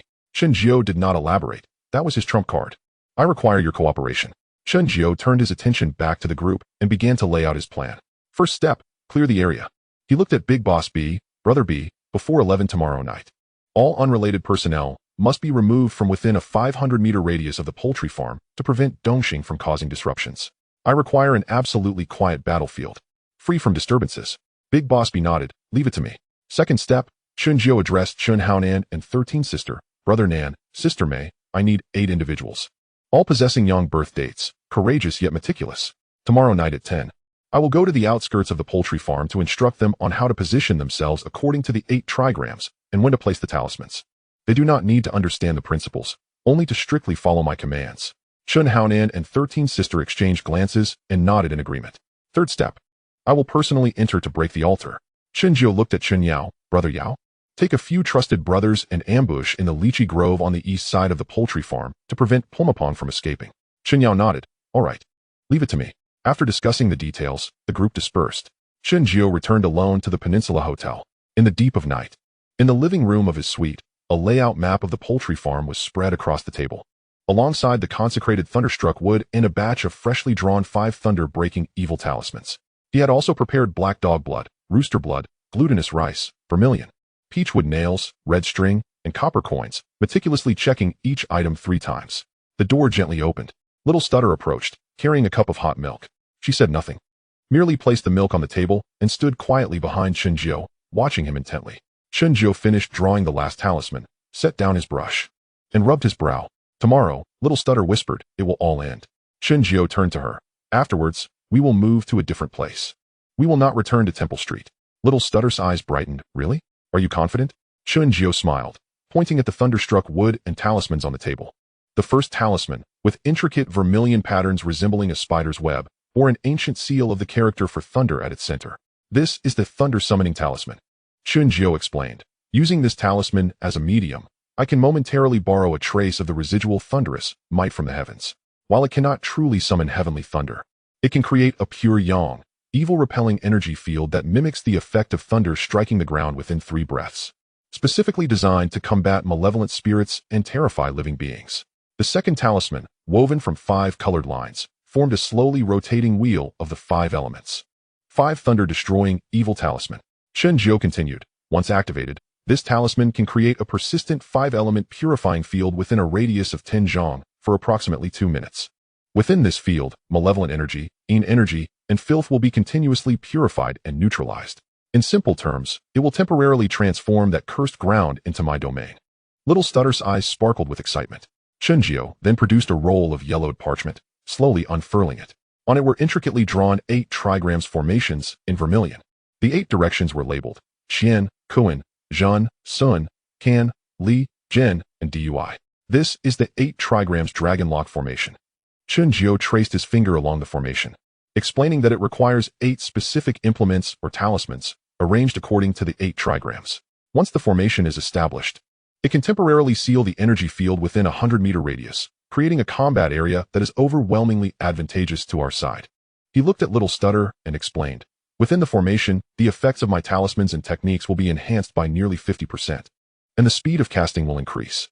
Conversely, Pomapong's dark arts will be suppressed by over 40%, with a significant increase in energy consumption, making him susceptible to backlash from the Earth's energy. Little Stutter gasped in awe. Is it really that powerful? However, the arrangement is exceedingly difficult. Chen Jiu collected the formation diagram, noting that it requires precise measurements, specific requirements for the implements and talismans, and that the arrangement process must not be subjected to strong interference. If disrupted, the backlash could be significant. Little Stutter's expression turned slightly anxious. Chen Jiu gently shook his head and smiled. It's all right. I have already instructed them to make the necessary preparations. However, regarding the specifics of the arrangement, I will only share it with you. I trust no one else. The little stutterer was deeply moved. Chen Jiu grasped her hand and said, once this matter is resolved and we acquire the funds, we shall move into a better house. Sooner or later, we will live in mid-levels or Repulse Bay. This was his plan, to break free from the lower status of Temple Street and ascend. In the field of Feng Shui, the clientele determines the level of income. Residing in mid-levels means mingling with the wealthy elite, where a single deal could be worth tens of millions. In the Hong Kong films he had watched in his past life, weren't all the top Feng Shui masters living in luxurious mansions and driving extravagant cars? The path he intended to tread was still long. The little stutterer nodded vigorously, her eyes shining with determination. You must return safely, she whispered, her voice soft yet earnest. Chen Jiu cast a glance at the thunderstrike wood, a cold glint flashing in his eyes. Pumi Fong, clean your neck and wait. Chapter 43, Midnight Dragon Lock. Yang Thunder exterminates evil. At 11:55 at midnight, in the North New Territories, an abandoned poultry farm lay under the pale moonlight, casting a ghostly glow upon the dilapidated structures. Rusted barbed wire surrounded crumbling brick buildings. The night breeze carried the mingled scent of rust and decay. Chen Jiu stood on the eastern slope of the poultry farm, his clothes fluttering in the wind. He closed his eyes, and when he opened them again, his gaze was sharp. Feng Shui positioning LV2, fully activated. The terrain outline of the entire poultry farm became distinctly visible, resembling a map constructed by perception. Black lines marked the pathways of malevolent energy, while white areas indicated residual vitality. The deepest node was a solid black, the very core of the altar. Brother Jiu. All 8 of them have arrived. Chen Xuan approached, followed by 8 members of Hung Hing, each wielding a piece of red cinnabar talisman paper. Chen Jiu nodded. Have you memorized the positions? He unfurled a hand-drawn map, with red markings indicating points 1 to 8. Point 1, the broken water tank in the northwest corner. Point 2, the base of the southwest wall. Clear? The gang members, not particularly bright, required comparison to remember the cardinal directions like Qian, Kan, Zhen, Zhan. And Chen Jiu understood better how to communicate with them. Understood, Brother Jiu. At the sound of the first whistle, they affixed the talisman at point 1, placed a stone, and raised the red cloth. The second whistle signaled point 2, and so on. Once the 8th whistle sounded, everyone retreated 50 meters to find cover. Instructed not to approach if they heard anything. Understood? Understood. The 8 dispersed into the night. Chen Xuan whispered, the perimeter is cleared. Brother B's people are guarding the route back, and Sister May's people are watching East Star. Your extermination order seems to be effective. East Star is silent. Pumi Fong, having gained fame for a long time, trusted only his own esoteric practices. The more he feared, the less he dared to let outsiders approach. Inadvertently clearing the area for us. Chen Jiu replied. Shanji hesitated for a moment and suggested, Brother Jiu, we don't need to go through all this trouble. I can get a batch of grenades from Taiwan and finish him off in one go. Chen Jiu abruptly lifted his head to gaze at Shanji, remaining silent. Shanji was taken aback, scratching his head. Did I say something wrong? Oh, not at all. Chen Jiu shrugged and smiled. Shall I go? You take my place? Upon hearing this, Shanji wilted. Chen Jiu explained. Firstly, Pumi Fong's altar location is unclear. The destructive power of grenades is limited. A single explosion could alert him and provoke a more severe backlash. Moreover, Luo Tua has stipulated that this time we only engage in magical combat. Are you aiming to perish with East Star? Or do you wish to attract the police's attention and have them hound you? Roll up your mat and flee. Shanji paused, quickly stepping aside. Heh, then it's best you handle it. I'll keep my mouth shut. Shinjo glanced at his watch. 11:55. He retrieved a yellowing formation diagram from his bag, reconfirming the distance of the points. Each point was 33 meters from the center, subtly aligning with the concept of 3 threes. Nangu. Take Shanji and retreat to the slope behind. Use binoculars to observe the signals, and report back to me promptly. Be careful, Brother Jiao. Chen Haonan and Shanji withdrew.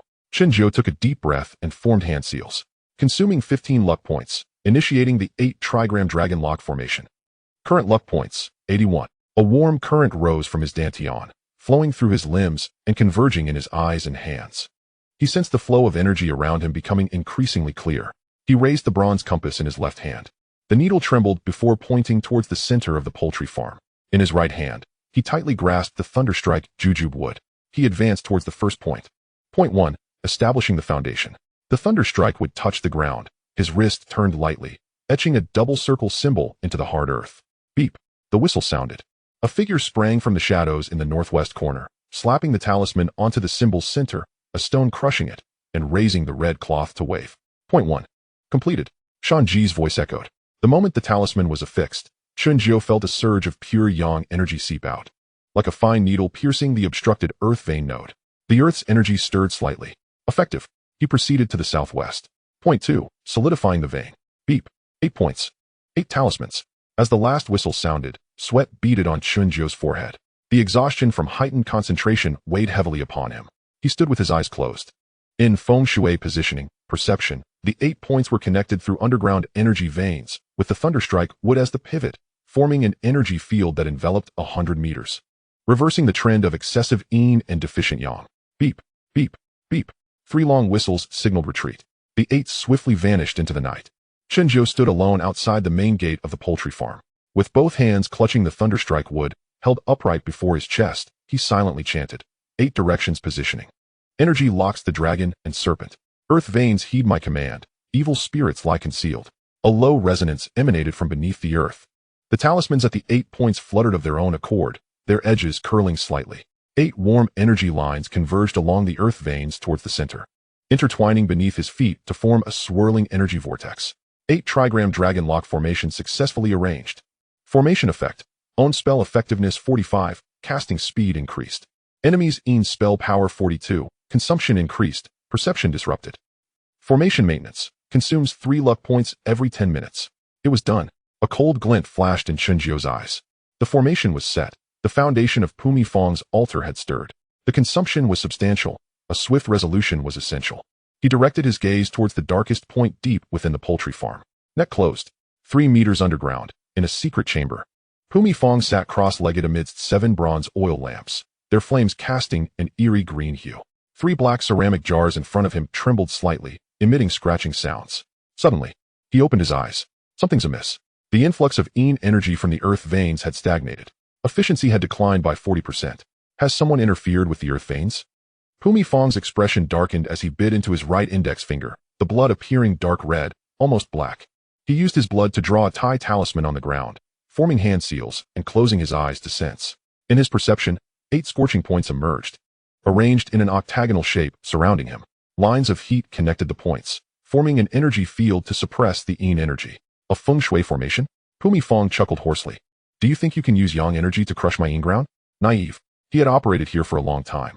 The altar was deeply bound to the earth vein nodes. How could a temporary formation disrupt it? But the one who set the formation had already entered. Pumi Fong rose and walked to the back of the secret chamber. There stood a black lacquered wooden coffin, the lid leaving a palm-width gap, emanating a bizarre mixture of medicinal herbs and rotting flesh. It's your turn to go out. Pumapon murmured softly in Thai, then bit his finger, and a drop of black blood splashed into the coffin seam. Go, tear apart those who intrude, and bring back the heart. Heh. A breath, reminiscent of a broken bellows, emanated from within the coffin. Creak. The coffin lid was pushed open from the inside. A hand, muscular and sinewy, with skin as dark as iron and claws long and curved, gripped the edge of the coffin. On the ground, Chen Jiao stepped through the rusted iron gate. A potent stench of decay assaulting his senses. 30 fortune points consumed, fortune infusion activated, lasting 10 minutes. A wave of heat enveloped his body. Strength, speed, reflexes, and mental perception surged instantly. Almost simultaneously, the ominous premonition of 7-day fortune preview LV2 pierced his mind like an ice pick. Directly ahead, approaching rapidly, he suddenly dove to the right, rolling. Whoosh! A shadow brushed past him, crashing into the spot he had just occupied, sending dust flying. Chen Jiao half knelt, his right hand gripping the 5 thunder exorcism talismans, while his left hand held the thunderstrike staff, focusing intently. Under the moonlight, that creature turned around. Towering over 1.90 meters, robust yet stiff in its movements. Clad in tattered tie-coarse cloth, its exposed arms and calves bore a dark, mottled hue, as if repeatedly soaked in some potion, presenting a matte finish. Its face was unrecognizable, features blurred, with only a pair of murky, glaring eyes remaining. Most horrifying was its chest. The ragged clothing revealed a gaping cavity the size of a bowl, devoid of bones or organs, only a mass of black connective tissue, writhing blood vessels, and a pulsating tumor-like entity entangled within, resembling an exposed second heart. A zombie puppet, Chen Jiao whispered. The notes of a John Wei documented, using sorcery and drugs to twist the life force of the living or recently deceased, enhancing muscle rigidity. Implanting a ghostly tumor to animate a living puppet. Pain is unknown, strength is boundless. Heh! The zombie puppet emitted a strange sound from its throat and lunged again. Its speed was astonishing, closing the distance in mere steps, its dark claws aimed directly at his face. Chen Jiao did not retreat but advanced, lowering his body. The thunderstrike staff struck like a viper, aiming for the writhing, ghostly tumor in its chest. Sizzle! Like a red-hot iron bar searing damp leather. The scent of charred flesh filled the air. Hiss! The zombie puppet shrieked, its chest-black tumor convulsing violently, releasing a foul-smelling black smoke as it staggered backward. Chen Jiao raised his right hand. The 5 thunder exorcism talismans flew forth, igniting spontaneously, transforming into a pale golden wave that enveloped the zombie puppet. Hiss hiss hiss. The puppet's dark skin rapidly faded, blistered, and peeled away, revealing dark red muscle beneath. The secret medicinal runes on its surface dimmed and twisted. Yet the zombie puppet did not fall. Instead, it became enraged, its arms outstretched as it lunged to embrace Chen Jiao. A glint of determination flashed in Chen Jiao's eyes. He sidestepped to evade the bear hug, the thunderstrike staff twisting from a point into a thrust, aimed with full force at the puppet's forehead. 3 inches above the brow. According to a John Wei's notes, that was the location of the puppet's spiritual node. 10 fortune points consumed, fortune infusion, strengthening. Break. The thunderstrike staff harbored pure yang energy capable of destroying evil, erupting under the infusion of fortune and the formation's enhancement. Bang! A muffled sound akin to a watermelon bursting. The zombie puppet's forehead visibly caved in, its skull shattered. Its entire body stiffened, eyes glazed, falling straight back with a thud. The black tumor in its chest ceased writhing, shriveled and darkened. Chen Jiao took a breath, gazing at the corpse. Tiny black insects were emerging from the puppet's mouth, nose, and ears, curling up and dying upon contact with the air. He retrieved a small glass vial from his bag, containing a special concoction of cinnabar, strong liquor, and rooster comb blood. Unscrewing the cap, he carefully poured it over the insect carcasses and the shriveled tumor. Sizzle! Amidst the gnashing sound, the corpse insects transformed into a foul-smelling black liquid that seeped into the earth. Killed the evil puppet, severed the ghostly node, fortune points gained, 8. Formation consumed, 3 points. Current fortune points, 46. Chen Jiao calmed his breathing, wiping the grime from the thunderstrike staff, and continued deeper into the shadows. The further he ventured, the heavier the cold, decaying atmosphere became. Animal bones were scattered across the ground, some bearing bite marks. The air was thick and viscous. Within the vision of Feng Shui positioning LV2, the black vortex drew nearer, situated before the still relatively intact brick house at the deepest point. The doors and windows of the brick house were nailed shut with thick wooden planks, a dim greenish glow seeping through the gaps beneath the door. Chen Jiao halted 10 meters from the entrance. First, he retrieved 5 thunder exorcism talismans, placing them on the ground at the left, right, and rear, creating a triangular protective zone. He then pinched the final 5 thunder exorcism talismans in his left hand, raising the thunderstrike staff with his right, focusing his mind. Come upon. Chen Jiao called out. The energy of the altar has been disturbed. Are you still hiding inside? Silence lingered within for a few seconds. A hoarse, Thai-accented Cantonese voice emerged. Dark and foreboding. Feng Shui master? Chen Jiao, you have killed a John Wei. He was lacking in skill, seeking his own demise. Chen Jiu replied in a flat tone. You are no different. The 8 trigrams dragon lock has been established. The Earth's Yin energy has been redirected and suppressed by me. Your altar's absorption efficiency has significantly diminished. The time of Yin's peak has passed halfway. Arrogant. Pumapon's voice strained to contain his fury. A temporary formation can shake my months of hard work? I am already connected to the Earth's nodes. You dare force me out? Do you have the courage to enter? What is there to fear? Chen Jiu scoffed. Before I step in, I wish to see how much of your foundation remains. No sooner had the words left his mouth than an urgent, bizarre incantation in Tai erupted from within the brick house. Sharp and piercing, it drilled into his very skull. The ground shook violently. Crack, crack. Chen Jiu's surroundings split open with several fissures. One by one, dark green arms emerged, clawing at the earth, pulling rigid bodies from the soil. 1 corpse, 2 corpses, 3 corpses. 6 zombie puppets crawled out, encircling Chen Jiu. Simultaneously, the dark, sinister energy surrounding the brick house surged violently, the air resonating with countless overlapping moans, whispers, and cries. This sound did not reach the ears but directly affected the mind, inducing dizziness and a surge of fear and despair. In Chen Jiu's Feng Shui positioning vision, the black Yin energy mingled with faint, fragmented, ever-shifting, blurry images. The remnants of animals that had died here over the years, even the spirits of the wrongfully deceased, had been stirred into a psychic pollution fueled by sorcery. Before him were 6 pain-immune zombie puppets, surrounding him while the spiritual pollution weakened his yang energy and disturbed his mental clarity. Pumapon was desperate. Chen Jiu's gaze turned icy. There was no time to waste. His left hand slammed the 5 thunder exorcism talismans to the ground. The 5 elements revolved, breaking evil and cleansing the source. Open. The talisman ignited upon touching the ground. A pale golden wave of purification emanating, exponentially stronger than before. Instantly, a purification area with a diameter of 10 meters formed. The first 2 zombie puppets charged into the area, thick black smoke billowing from them, their dark skin rapidly peeling away. Yet they pressed on through the corrosion, roaring as they lunged forward. Chen Jiu swung the Thunder Strike staff horizontally, repelling one, but another's claw was already at his face. 15 fortune points consumed, further enhancing strength, agility, and mental power. Poof! Continuous overexertion resulted in a backlash, causing him to spit blood. Yet in this moment of crisis, he had no choice. In an instant, a buzzing sound filled Chen Jiu's mind. A heightened concentration of spirit and the pressure from Feng Shui positioning LV2 triggered a transformation. His perspective shifted. The movements of the zombie puppet seemed to slow. The pathways of the Yin energy driving its muscles and joints emerged clearly, like fireflies in the night. Chen Jiu's mind sharpened, no longer blocking head-on. He adjusted the Thunder Strike staff from a sweep to a precise thrust, targeting the inner side of the zombie puppet's elbow joint.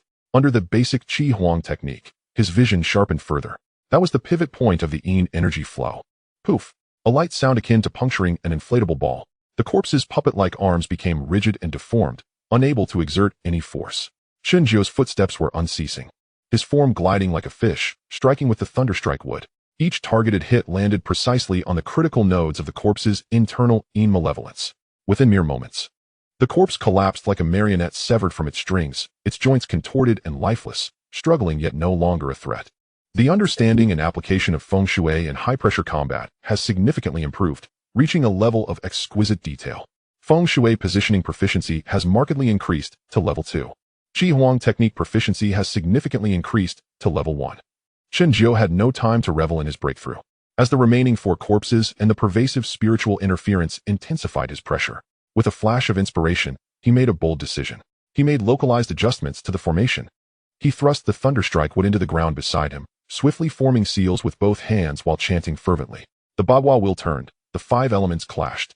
The locking dragon formation, though not dead, could still be offensive. With the fire of Li in the south, yang energy converged, dispelling evil and revealing the righteous. If not now, then when? Open. As the incantation was uttered, the southern point, 5 thunder-breaking evil talisman, erupted with a sudden blaze of crimson light. The highly concentrated yang malevolence manifested as a radiant shadow. Instantly, the energy flow of the entire Bagua locking dragon formation shifted, with most of its power redirected towards the southern leaf fire position. Boom! An invisible yet intensely felt wave of scorching yang energy surged out in a fan shape. Centered on the southern point, the 4 corpses lunging forward were met head-on by the explosive wave of yang energy, their residual Yin malevolence igniting like gasoline meeting fire. Erupting in a violent conflagration, billowing thick smoke, they emitted a chilling wail, their movements becoming grotesquely slow and distorted, their surfaces rapidly carbonizing. The surrounding sounds of spiritual pollution, akin to boiling water on melting snow, quickly diminished and dissipated. Within the brick house, a muffled groan escaped. The localized explosion of energy in the formation caused the entire Earth's aura to violently fluctuate, the backlash causing Pu Meeping's chi and blood, closely linked to the altar, to surge and disrupt the malevolent arts. Now is the moment. Chen Jiu's eyes gleamed with intensity as he pulled up the thunderstrike wood, his form shooting towards the brick house's entrance like an arrow released from its bow. With a kick, he forcefully struck the door, nailed shut with wooden planks. Bang! Crack! The decayed door and its latch splintered apart. Chen Jiu barreled into the room, rolling onto the ground, crouching midway. Thunderstrike wood held horizontally before him, warily surveying the interior. The sight within sent chills down his spine. Buried about 20 square meters underground, the walls were smeared with a mixture of straw and earth, adorned with dark red paint depicting twisted tie symbols and bizarre patterns. At the center of the floor lay a complex formation outlined with black powder and white bone dust.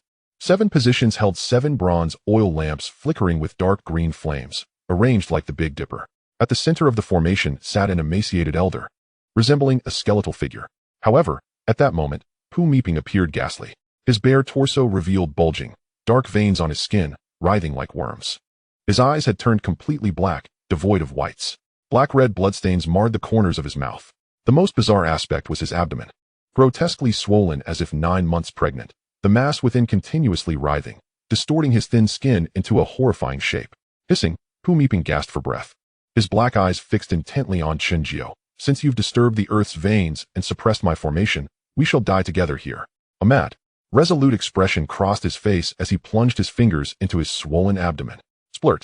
Thick, black-red blood gushed forth, accompanied by an inhuman shriek. A creature, covered in layers of hard, keratinous scales and entirely black, roughly the size of an infant, crawled out from his torn abdomen.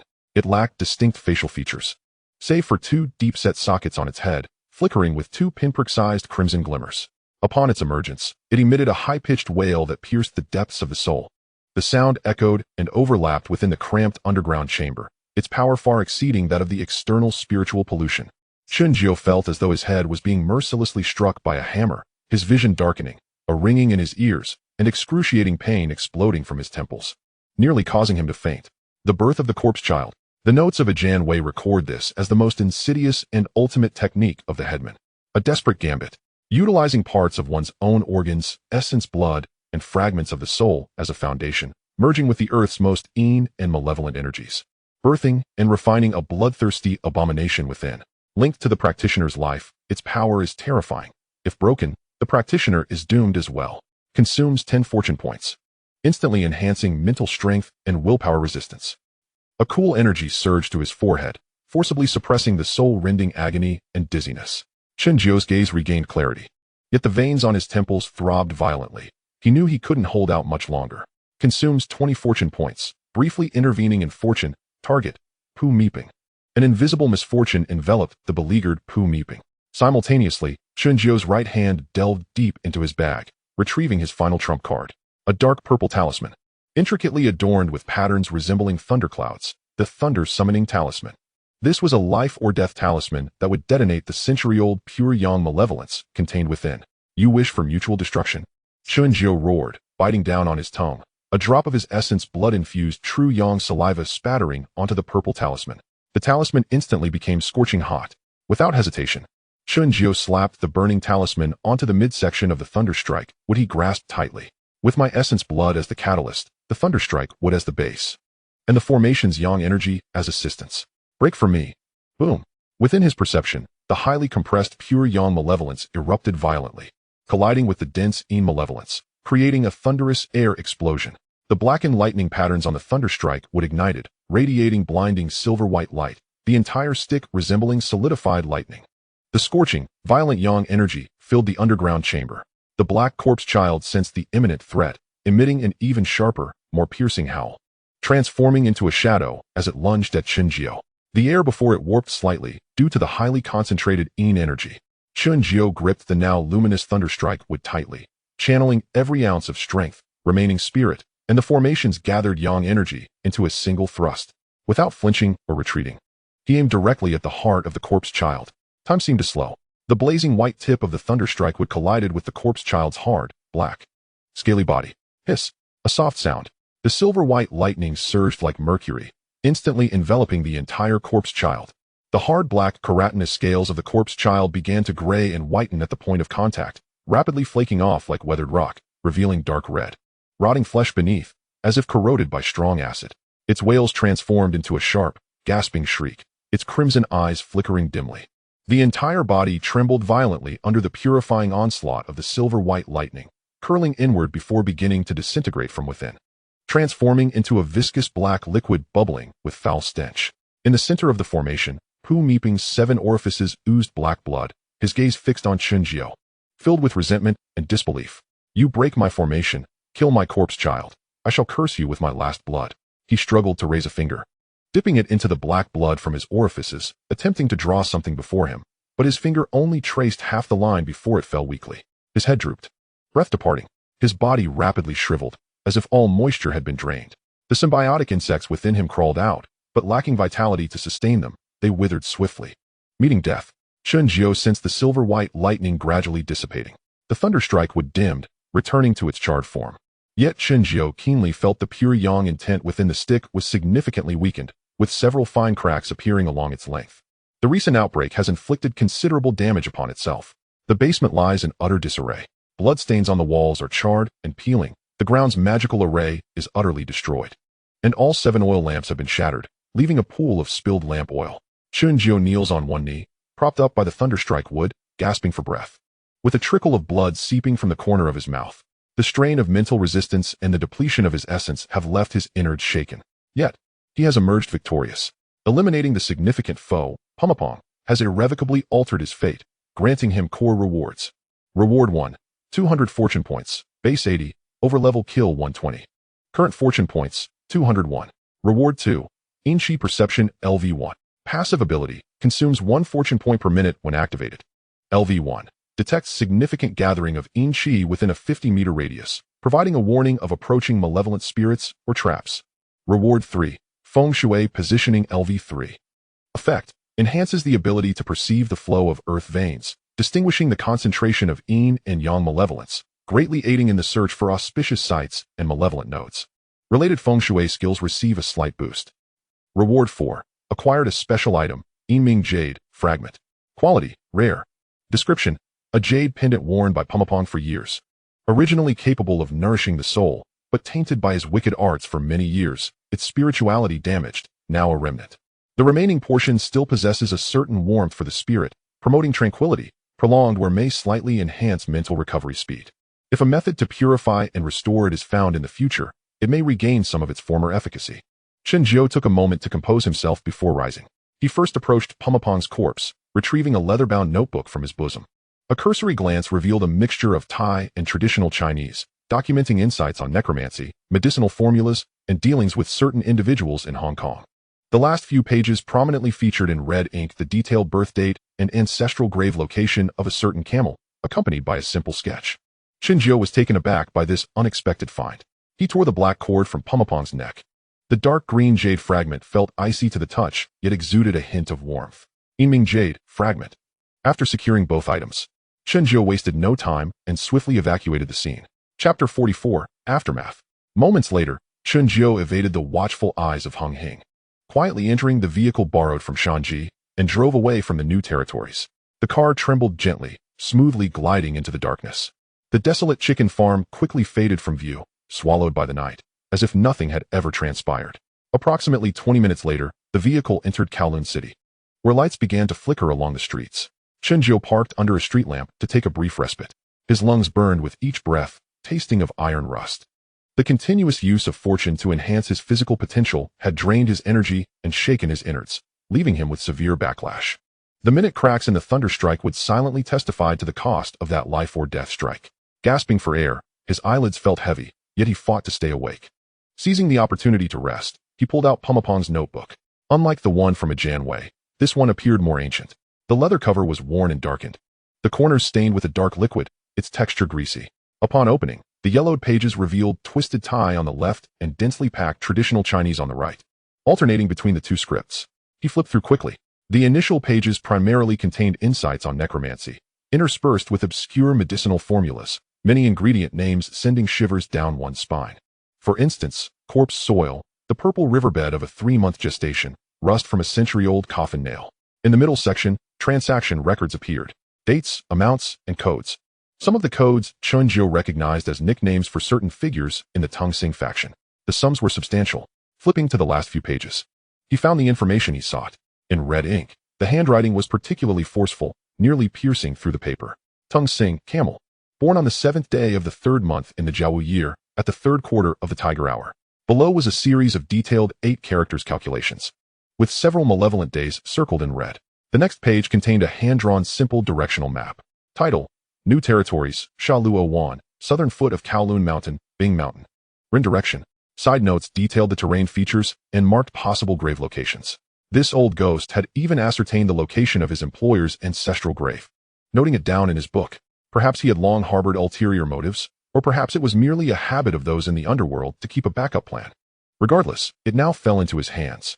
Chen Xuan closed the notebook and tucked it into his inner pocket. This item was worth more than a dozen machetes. He then took out the Yinming jade fragment, the dark green remnant gradually dispelling the chill and fatigue from his palm. A fine treasure indeed. Keeping the jade close, Chen Xuan retrieved a cigarette, lit it, and took a drag. The nicotine stimulation offered him a semblance of relief, and after downing half a bottle of water, he felt somewhat better. He pulled out his mobile phone and dialed Chen Xuan. Hello? Chen Xuan answered, sounding somewhat anxious.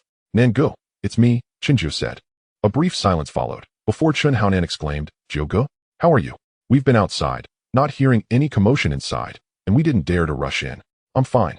Chen Xuan reassured, the situation has been resolved. Pumapong has been defeated, and he has vanished without a trace. Vanished? Chen Xuan repeated, replying.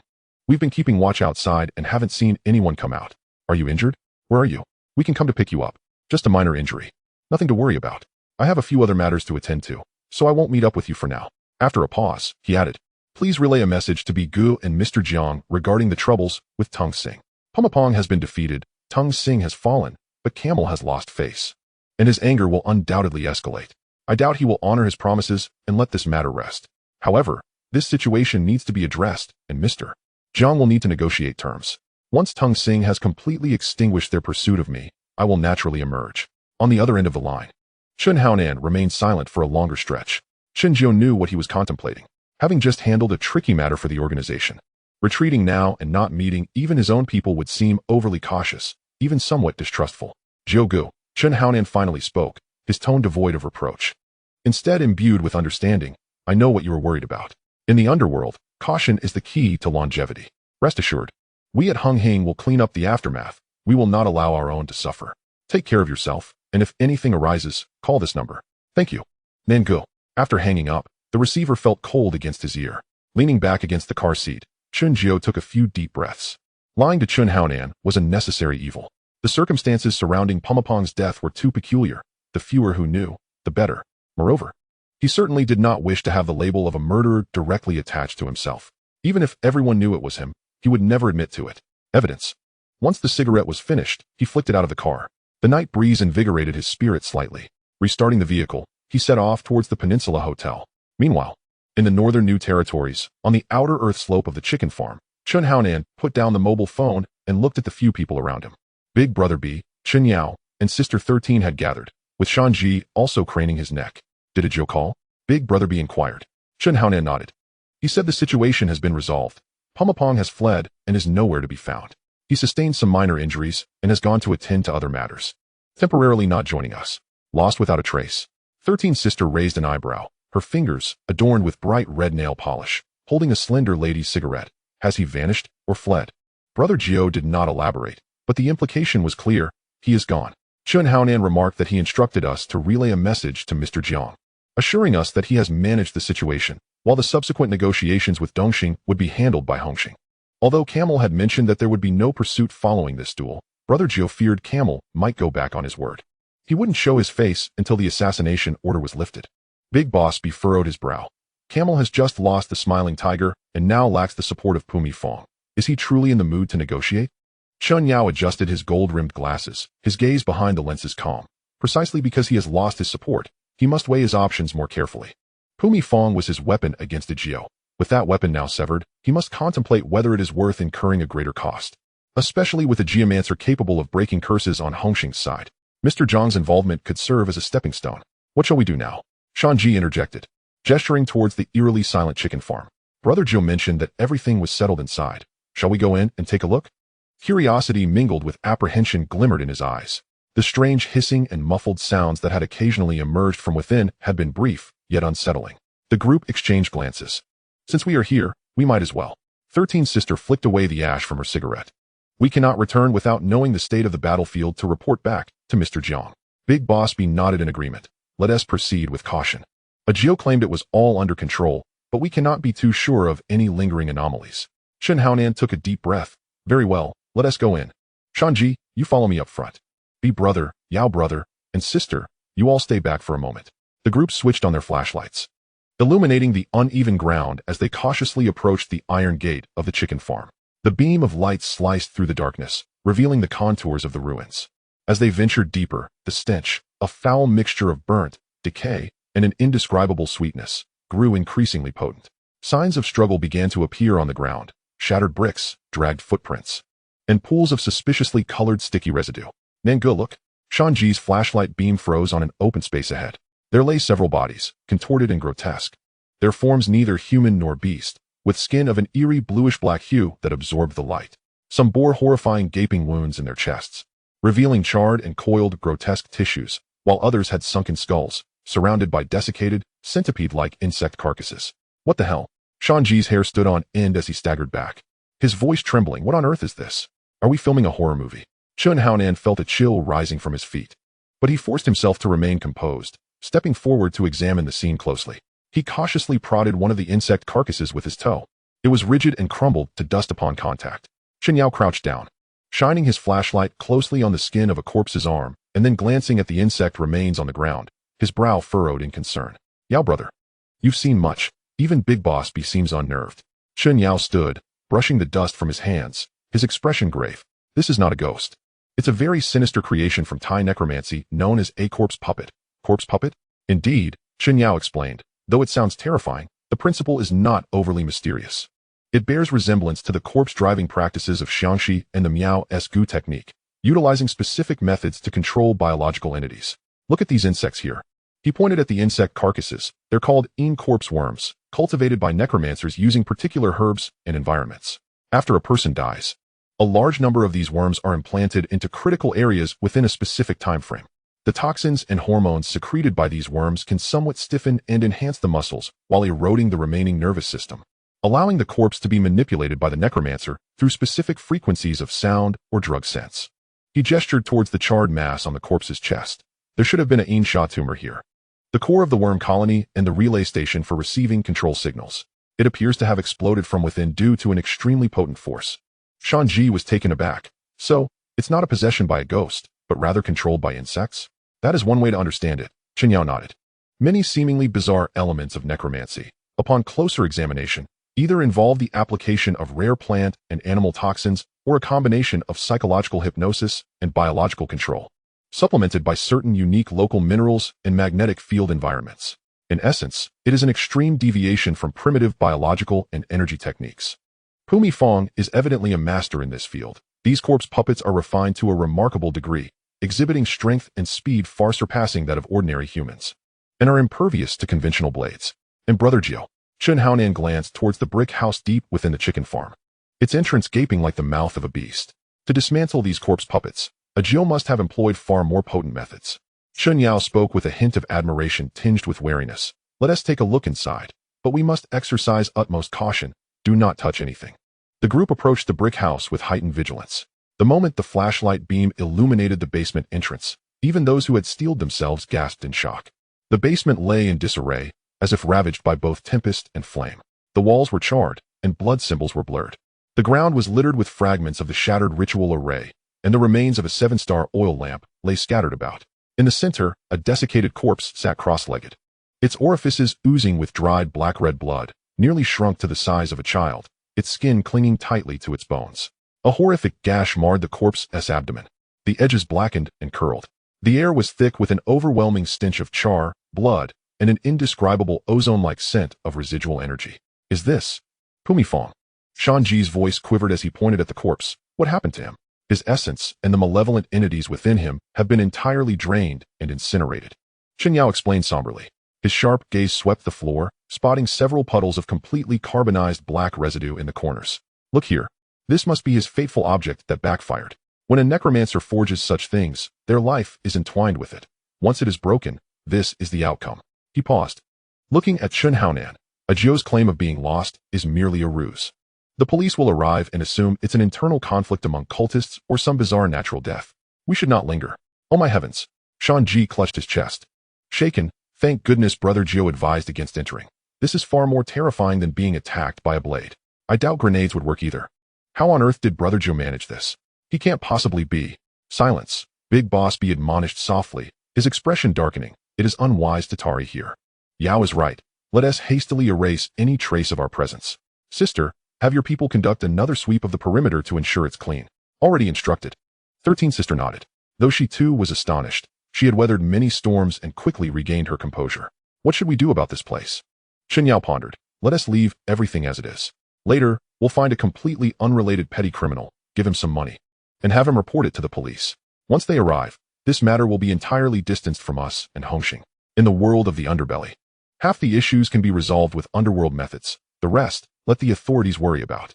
Excellent idea. Big Boss B concurred. Let us proceed with that plan. Retreat. The group no longer cast a lingering glance at the heart-stopping scene, swiftly exiting. Only when they stepped outside the chicken farm and inhaled the relatively fresh air did they feel the weight of oppression on their hearts begin to lift. Settling back into the car, Shan Ji continued to mumble. You scared me to death, Yao Ge. How do you know so much about these sinister Thai practices? Chen Yao leaned against the seat, removing his glasses to wipe them. You all know Mr. Zhang's brother, Jiang Tianyang, right? He has resided in Thailand for many years and has built quite a successful business. We occasionally visit him for discussions or leisure. And we've heard the locals mention these things. He continued, in Thailand, such ancient mystical arts genuinely exist, but they are rarely seen by outsiders. Over time, they have become mere ghost stories. Upon hearing this, Shan Ji relaxed, his eyes suddenly brightening. Thailand? Are there many beautiful sisters there? Bang. Boss B, irritated, smacked the back of his head. After just witnessing such nauseating things, you still have the mind to think of that? This place reeks. Let us leave quickly. Go home. Take a shower, and wash away this bad luck. The convoy started and swiftly departed from the desolate ruins that had returned to silence. Although Hongxing had suppressed the news, the world is not devoid of the observant. That very night, the news spread like wildfire throughout the corners of the Hong Kong and Kowloon underworld.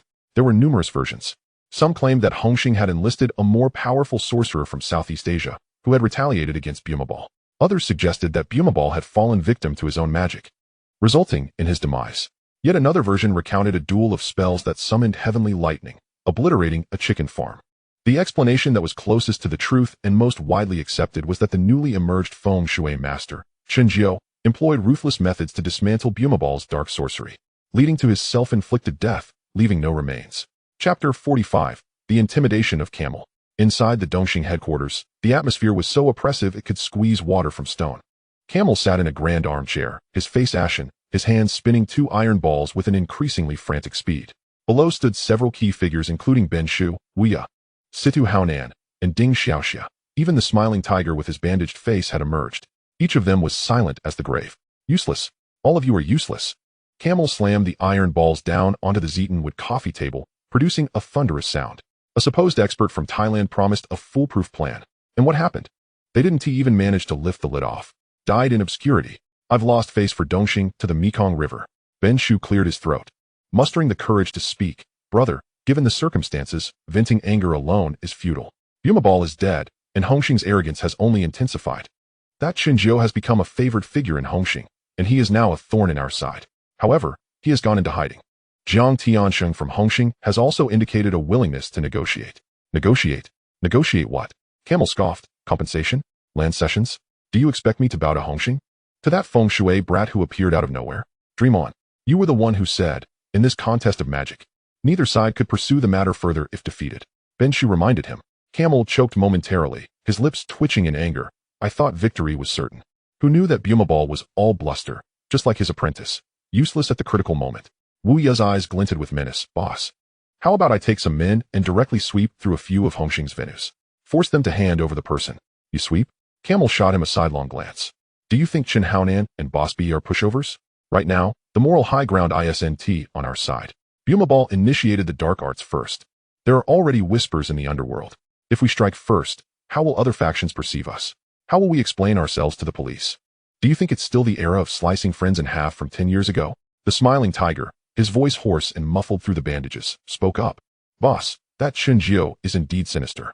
I have personally experienced Bumabal's methods, and they were nearly impossible to guard against. If Chen Jiao can unravel his arts, he may prove even more formidable. A hard approach may lead to even greater losses. Are we just going to let it be? Camel roared in frustration. Suddenly, Situ Haonan, who had been silent until now, interjected. Brother, what if we feign negotiation first? Test the waters with Hongxing and that kid. Although Bumabal is dead, does he not have allies in Thailand? Perhaps we can. At that moment, a Zhong, Camel's close aide, hurried in from the back room, his expression peculiar, holding a plain brown envelope without a postal stamp. Boss, a street child just delivered this, specifically addressed to you. Camel furrowed his brow as he took it. The envelope felt light. Upon tearing it open, he found only a piece of grid paper torn from a notebook, folded in half. Unfolding it, Camel's pupils constricted at the sight. Gripping the paper tightly, the veins on the back of his hand bulged. There was no salutation, no signature, just 2 lines. The first line contained a detailed birth date, the 7th day of the 3rd month in the year of Jiwu, at the hour of the tiger. The second line indicated a location, the southern foothills of Kowloon Mountain at Sha Luo Wan in the New Territories, with a specific orientation. Next to it, a simple circle was drawn in red, marked with a dot. Puffed. Camel spat out his tea, his complexion rapidly shifting from ashen to pale, then to crimson. His chest heaving violently. Boss. The others were astonished. Camel's gaze was fixated on the paper, as if he intended to burn it with his stare. After a full minute, he slowly lifted his head, his eyes filled with shock, fury, trepidation, and a hint of fear that he desperately tried to conceal. He waved his hand. His voice hoarse and weary. Everyone leave. Boss. Out.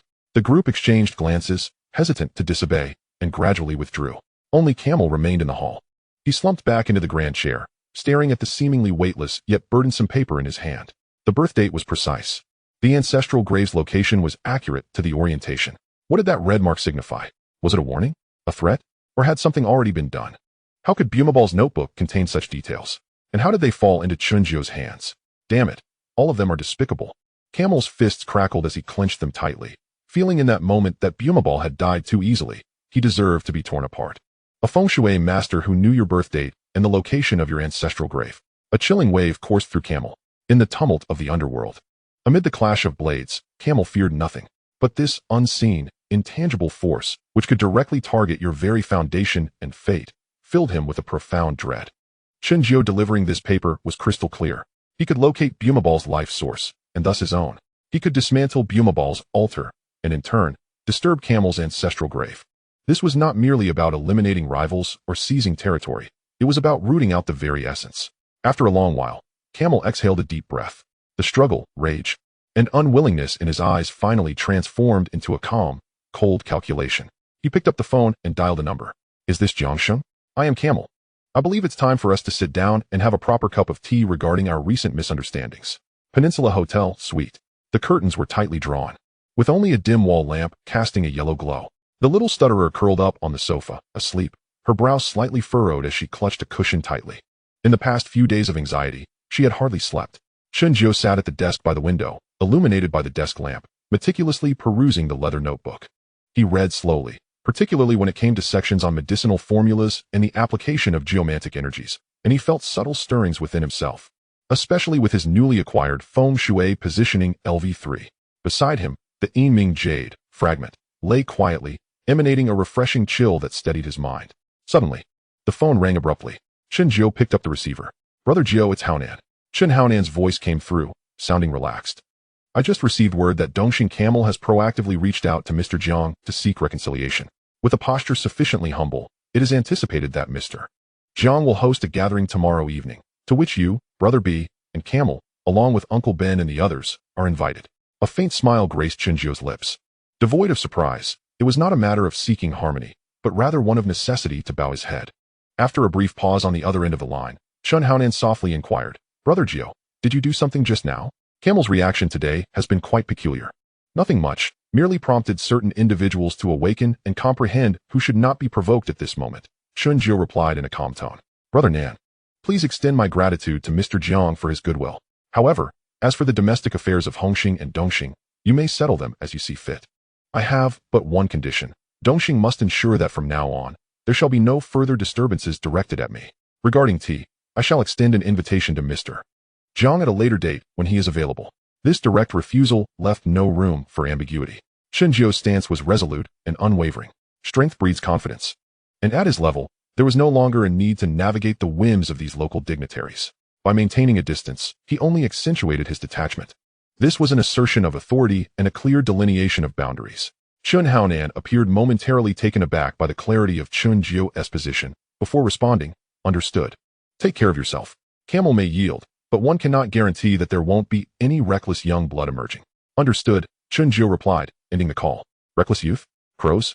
Ding Xiaoxia? Whoever dares to extend their neck shall meet with dire consequences."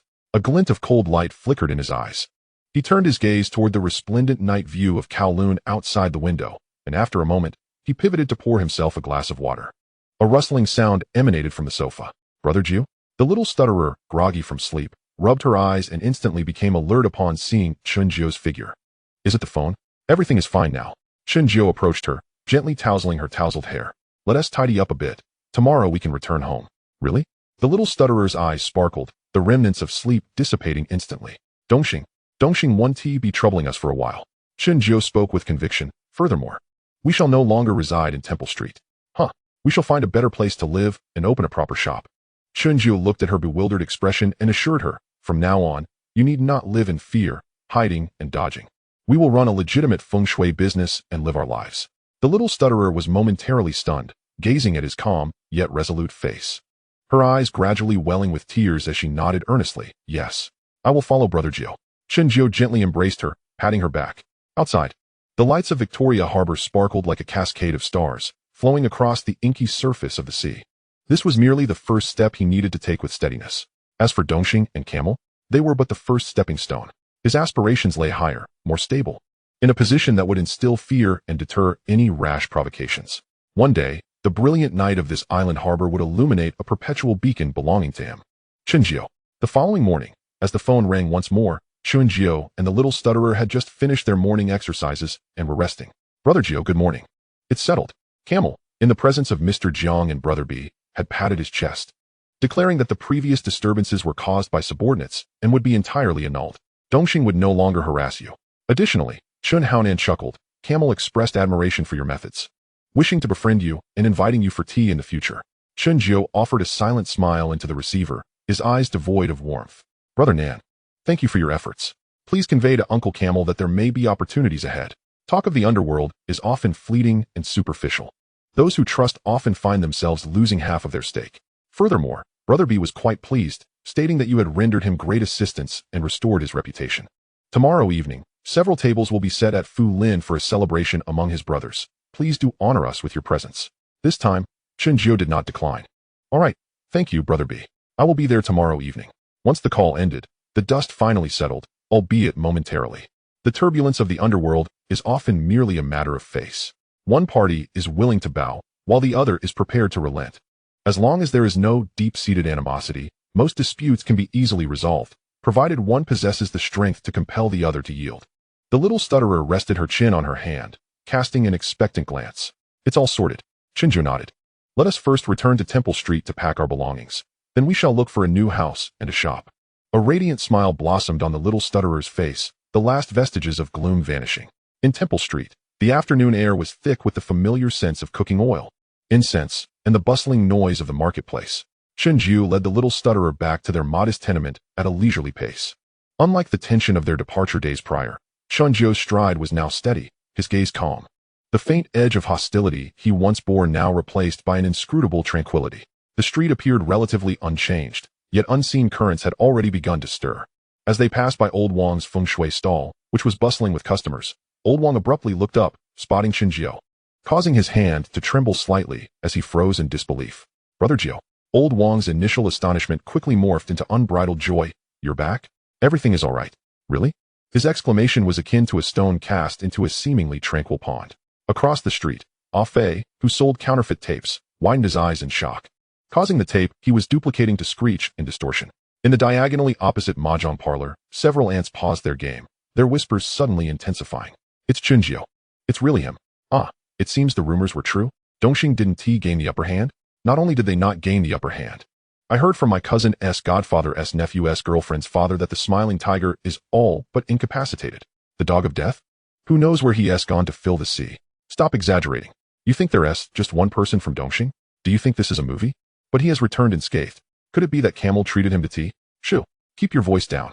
Doesn't he seem a bit different now? The murmurs buzzed with curiosity, skepticism, fear, and a hint of flattery. Eyes from all directions converged upon Chen Jiao. Just days ago, Dongxing's forces had surged in a threatening wave, only for Chen Jiao to vanish, spawning a myriad of bizarre speculations throughout the neighborhood. Some claimed he had been sunk, while others whispered of him hiding in the mainland, severed limbs and all. Of course, there were also exaggerated tales of a counterstrike, yet few believed them. Now, as he stood before them, calm and composed, his presence served as the most powerful rebuttal to all rumors. The little stutterer instinctively leaned closer to Chen Jiao, yet he seemed oblivious to the whispers, merely nodding to old Wang. Uncle Wang, is business still good? Yes, yes. Old Wang's face radiated with smiles. Thanks to Brother Jiao. Everything is peaceful. Peace is what matters. He leaned in closer, lowering his voice. Brother Jiao.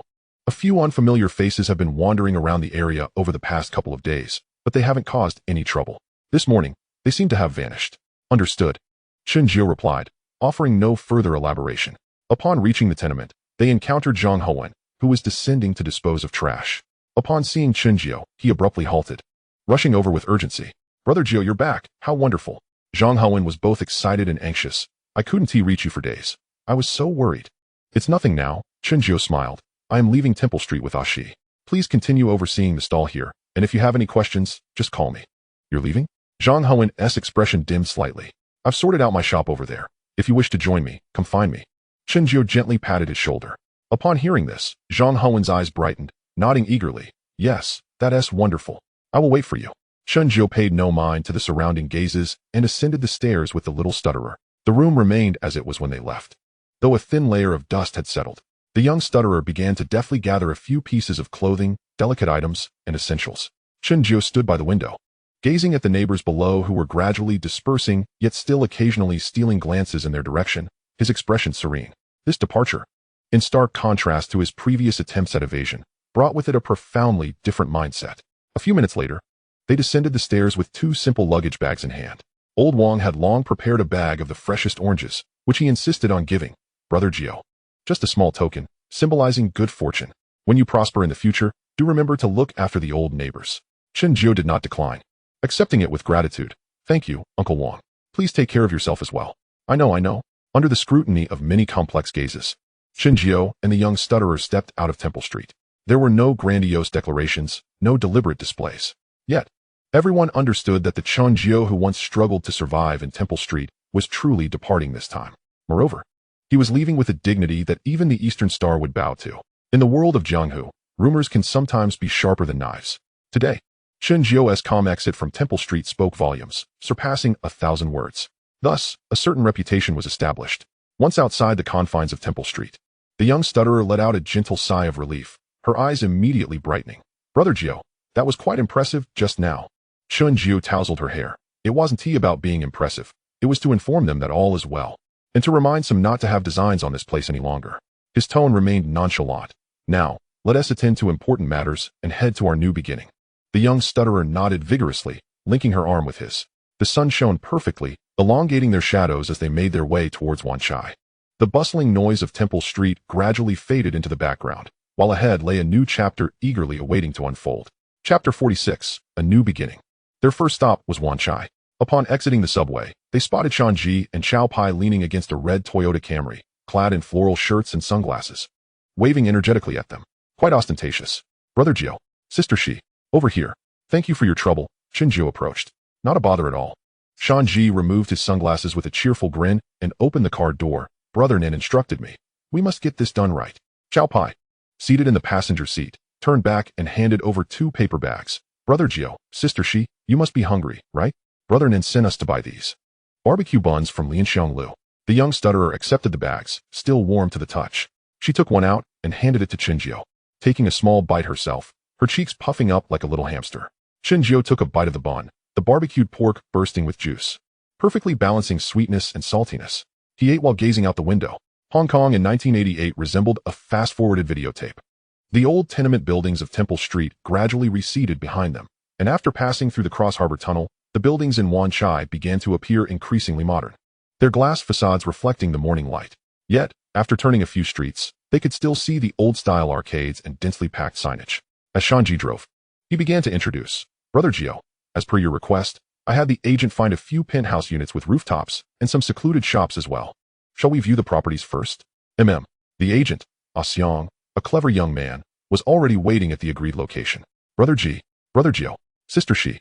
Xiang approached briskly. "Shall we look at the one on Jianna Road first? A penthouse with a rooftop. The owner is in urgent need of rent, and the price is negotiable."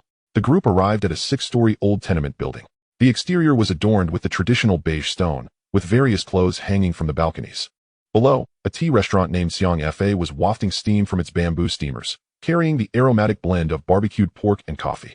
The owner awaited upstairs, and Xiang led the way. Though the building was old, it boasted high practicality, referred to by experts as a toothbrush building, with a square layout that wasted no space.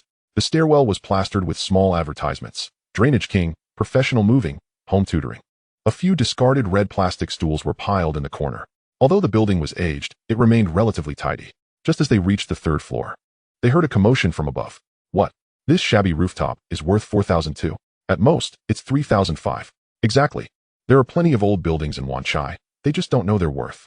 Following the sound, they saw 4 or 5 unruly young men surrounding a pale-faced middle-aged man, loudly arguing.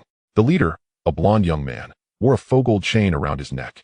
Xiang's expression changed subtly as he whispered, "They're from Hixing Sheng, always pressing down on prices in this area." Shanji frowned. "Hixing Sheng? So brazen? This is Wan Chai, the territory of Hung Hing. I heard they have a small leader named Yutu Biao, who specializes in acquiring old buildings." Xiang spoke softly, and sometimes employs underhanded tactics to lower prices. At that moment, the middle-aged owner spotted Xiang, as if he had found a lifeline. "Xiang Zi, you've brought clients? This way, this way." The group of young men turned in unison. The blond young man's gaze swept over Chen Jiao and the others, lingering momentarily on Shanji and Chao Pai. Finally, his eyes landed on the young stutterer, who was half hidden behind Chen Jiao, and he whistled appreciatively. "Oh, there's a pretty girl here too." The young stutterer instinctively shrank back behind Chen Jiao. Chen Jiao, wishing to avoid confrontation, refrained from responding and said to Xiang, "Let's look at another place." He turned to leave. "Hey, old man," the blond young man shouted at the owner. "I'm telling you, 3,005, signed today. Cash. After today, no one will rent it for 3,000. The owner was in a panic, beads of sweat forming on his forehead. "That's too low." One of the young man's lackeys chimed in with a grin. "Boss, the guy brought a pretty girl to see the apartment, of course. He wouldn't settle for your shabby place." His words were flippant, eliciting laughter from the other young men. The blond young man laughed too, his gaze drifting back to the young stutterer. Chen Jiao halted his steps. He turned around, addressing the owner. "This penthouse, does it include the rooftop?" The owner nodded eagerly. Yes. Would you like to take a look? Though it's old, it's well maintained." "What are you looking at?" the blond young man interrupted, casting a sidelong glance at Chen Jiao. "Who are you?" "I'm talking to you." Only then did Chen Jiao raise his eyes to meet his tone flat. "You're blocking my view of the apartment." "Blocking you?" The blond young man scoffed. "I was here first. Do you know the rules?"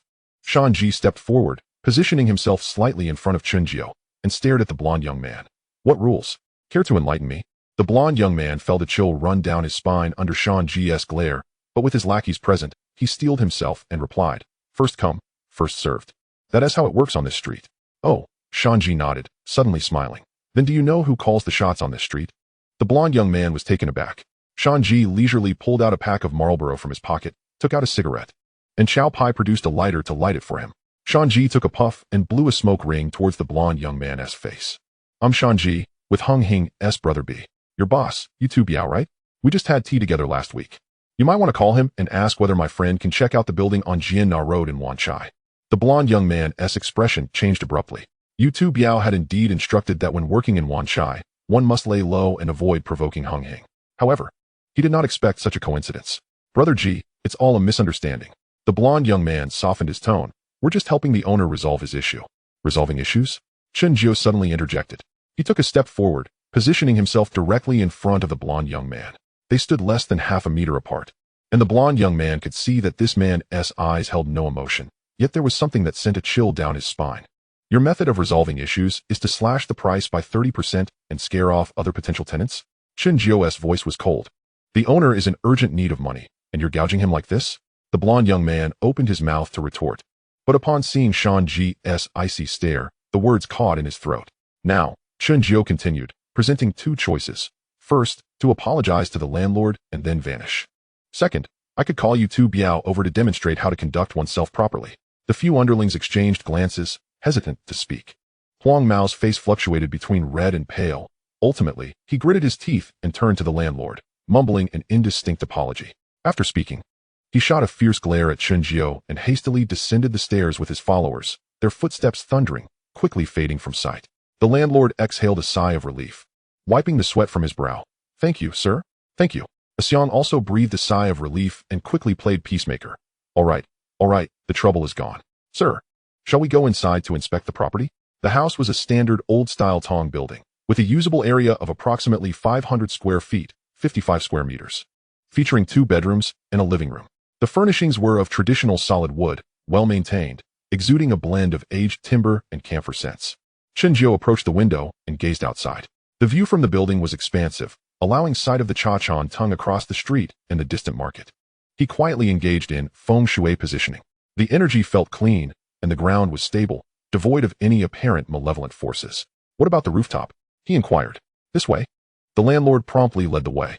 As soon as the iron door to the rooftop swung open, a gust of wind rushed in. The platform was quite spacious, with a concrete floor and a railing about half a person's height surrounding it. Indeed, in the southeast corner, there was a gap approximately 2 feet wide, seemingly left unsealed from a previous plumbing repair, directly facing a narrow alley below. Chen Jiao approached the edge of the gap and peered down. The alley was narrow and deep, resembling an invisible arrow shooting upward. Jiao, what do you think? Shan Ji inquired, leaning closer. Chen Jiao refrained from answering directly and instead looked at the stuttering boy. She, what are your thoughts? The stuttering boy, who had been leaning against the railing admiring the scenery, turned his head, pondered, and softly said, the wind is quite strong. Clothes should dry quickly in the sun. Chen Jiao smiled. Anything else? The boy glanced back at the gap. But there is a strong wind here. It might be cool in summer, but could be very cold in winter. The landlord nodded in agreement. Yes, this young lady is correct.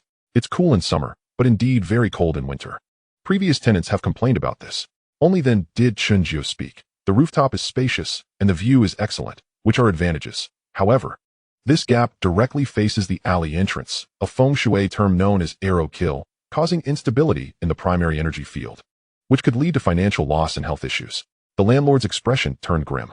However, Chen Jiao swiftly shifted the conversation, offering a solution, placing a large, broadleaf plant, such as a dragon bone or lucky bamboo, at the gap can block the malevolent energy and attract positive energy. Furthermore, positioning a water tank or small pond in the northwest corner of the rooftop with a few goldfish can harmonize the excessive energy and attract wealth. He looked at the landlord. If you are willing to reduce the rent, I can personally address these issues. The landlord's eyes brightened. You understand Feng Shui? Xiang quickly chimed in. This is Master Chen, a renowned Feng Shui master from Temple Street. After some haggling, Chen Jiao signed a 2-year lease at a monthly rent of 3,800, nearly 1,000 below the market rate. The landlord agreed to leave all the furniture and waive the first month's rent. Master Chen, feel free to contact me if there are any issues. The landlord grinned broadly, clutching the deposit. The next destination was the inner street near Johnston Road. This street wasn't particularly bustling, but was quiet. On one side were several residential buildings, while the other side featured a row of old shops. Xiang pointed to 2 adjacent stores. The one on the left used to be a bone-setting clinic, and the one on the right is a grocery store, both for rent. The clinic's storefront was narrow but bore an old wooden sign, faintly indicating the words Huang Ji Min Bone Setting. An old banyan tree stood at the entrance, its shade nearly enveloping half of the storefront. On the grocery store side, a plump middle-aged woman was dusting the counter with a feather duster. Upon noticing customers, she immediately set her things down and greeted them with a broad smile. Looking for a shop, ladies and gentlemen? The plump woman exclaimed with a booming voice. Take a look at my place. It's well located, spacious, just became available. And the price is negotiable. As she spoke, she attempted to usher Chen Jiao into her store. However, Chen Jiao waved his hand, first heading to the clinic's entrance and pushing open the partially ajar door. The interior was slightly dim, but deep enough. The air retained a faint aroma of traditional Chinese medicine, mingled with the scent of aged wood and dust. Behind the counter was a row of traditional medicine cabinets, each drawer adorned with yellowing labels. The plump woman followed him in, continuing her sales pitch. Boss, this place isn't good. The storefront is narrow. And that banyan tree blocks the light. Previous tenants never lasted long. Just look at my place. It's bright and well ventilated. Sister, Chen Jiu interrupted her, turning to ask, how much is this place for rent? A thin, elderly man who had been squatting under the banyan tree, smoking, quickly stood up. Sir, I am the landlord. The monthly rent is 1,800, with utilities paid separately. The plump woman grew anxious. Hey, Huangbo, it's not good business to steal customers like this. They came to look at my place first. Sister, Chen Jiu looked at her. Your shop faces directly into the alley, which is known as roadkill. And your sign protrudes a foot beyond the eaves, creating a hanging needle kill. He approached the wall separating the two shops and tapped the base of the wall with his foot. There's an old water pipe underground here, which has been leaking for a long time, causing dampness and creating a negative energy trap with the debris piled in the corner. Have you been experiencing insomnia or vivid dreams lately, with your change at the counter mysteriously disappearing? The plump woman's face changed, and she opened her mouth but couldn't utter a word. A few onlookers who had been watching began to murmur among themselves. Yes, Feng just mentioned losing over $100 in change a few days ago. Her dark circles are quite pronounced. She said she can't sleep at night. No wonder she is always fatigued. The plump woman's face flushed crimson. She wanted to retort, but didn't know where to begin. Chen Jiu turned to Huangbo. This shop used to be a pharmacy, which retains the medicinal energy, making its foundation clean. Though the entrance is narrow, the depth is adequate, resembling a pocket that can gather energy and wealth. Although the banyan tree slightly obstructs it, the tree possesses vitality, which can mitigate some incoming negative energy. He paused. 1,800, I'll sign for 3 years, but you must help me clear this place out. I need the medicine cabinet to remain. Huangbo was overjoyed. No problem. Thank you, Master Chen. Country bumpkin, lacking discernment. The plump woman realized she had no chance. Muttering to herself, and reluctantly returned to her store. Bang! The door slammed shut. Shan Ji chuckled and shook his head. This old hag. Her own shop has poor feng shui, yet she blames others for stealing her business. After signing the letter of intent and paying the deposit, Chen Jiu told Huangbo, I'll come to collect the shop in a couple of days. Please find a worker to check the utilities and pry open a few bricks at the base of the wall to inspect the water pipe. It needs to be repaired if necessary. Absolutely. On the way back, the stuttering boy sat in the back seat and quietly asked Chen Jiu, why keep the medicine cabinet? Chen Jiu held her hand. You'll understand in due time. Shan Ji, glancing through the rearview mirror, exclaimed, wow, Jiu, she. Could you spare a thought for the driver's feelings while you're feeding each other dog food? My eyes are going blind. Xiao Pai scolded playfully. Just focus on driving. The stuttering girl blushed and pulled her hand back, turning to gaze out the window. Chen Jiu chuckled softly, also looking outside. The car passed through Causeway Bay, where the enormous neon signs had begun to illuminate. Parking shop, Chow Tai Folk Jewelry. These signs stood out vibrantly against the darkening sky. The street-side newsstand was closing up, the vendor bundling unsold copies of the Oriental Daily and Ming Pao. This city is always so fast, so bright, so crowded. Yet finally, he and she had carved out a little corner of their own in this dense sea of buildings.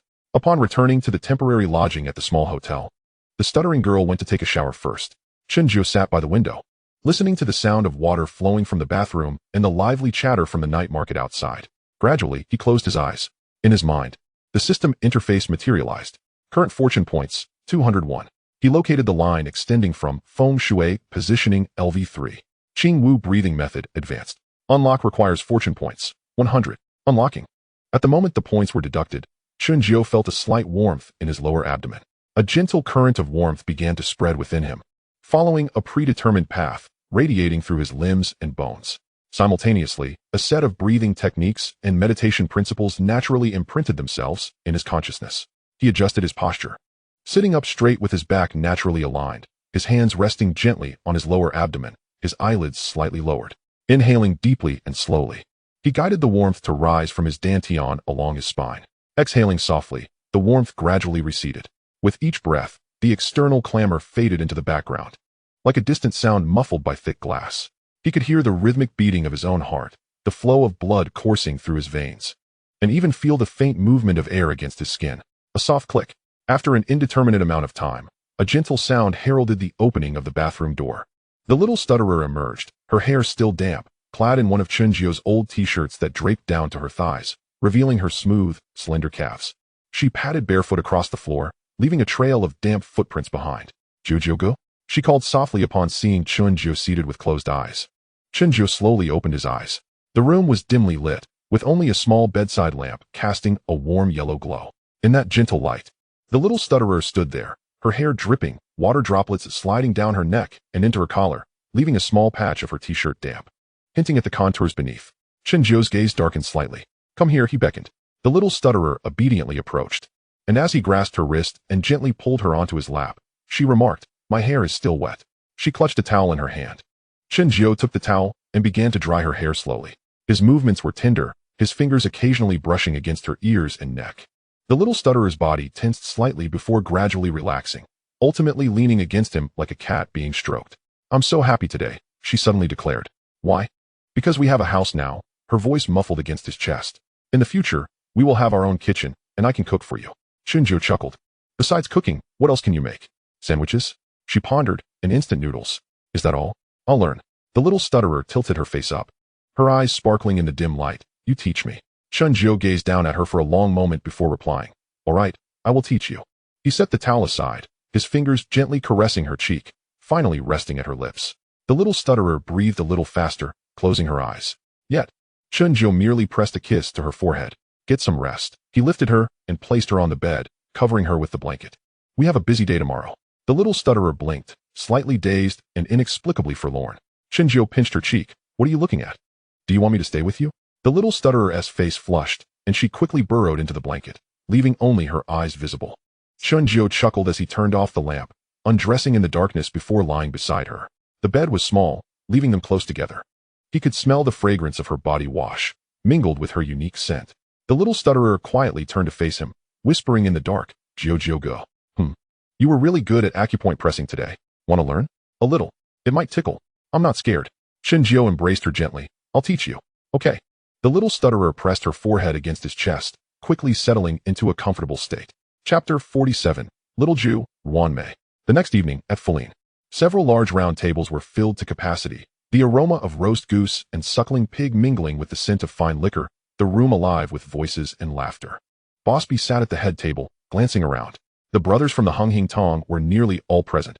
Even Ba Ji had brought people to show support. "Bigu, has a Jiu arrived yet?" Ba Ji inquired, cigar in mouth. "He'll be here soon." Just as Bosby finished speaking, a commotion arose at the staircase. Chen Zhou appeared in a light gray collared shirt, his hair neatly combed, accompanied by the little stutterer clad in a simple dress. The little stutterer was also holding onto Fong Ting's hand. Fong Ting had her head down, fingers gripping the hem of her clothes, her eyes fixed on the floor, as though she had stepped into another world. "Don't be afraid," the little stutterer whispered into her ear, her voice soft. "Bigu is a good person. Just sit beside me." Fong Ting managed a faint smile, her palms slick with sweat. "Jiu, over here." Bosby stood up and waved. With that call, half the room fell silent, dozens of curious eyes turning their way, some filled with admiration, others scrutinizing Fong Ting and the little stutterer. Chen Zhou led the two of them to the main table, greeting Bosby and Ba Ji before turning to Fong Ting. "Bigu, this is Miss Fong. You've met her before. To break the Tai Man's hex, we owe her a great deal of thanks."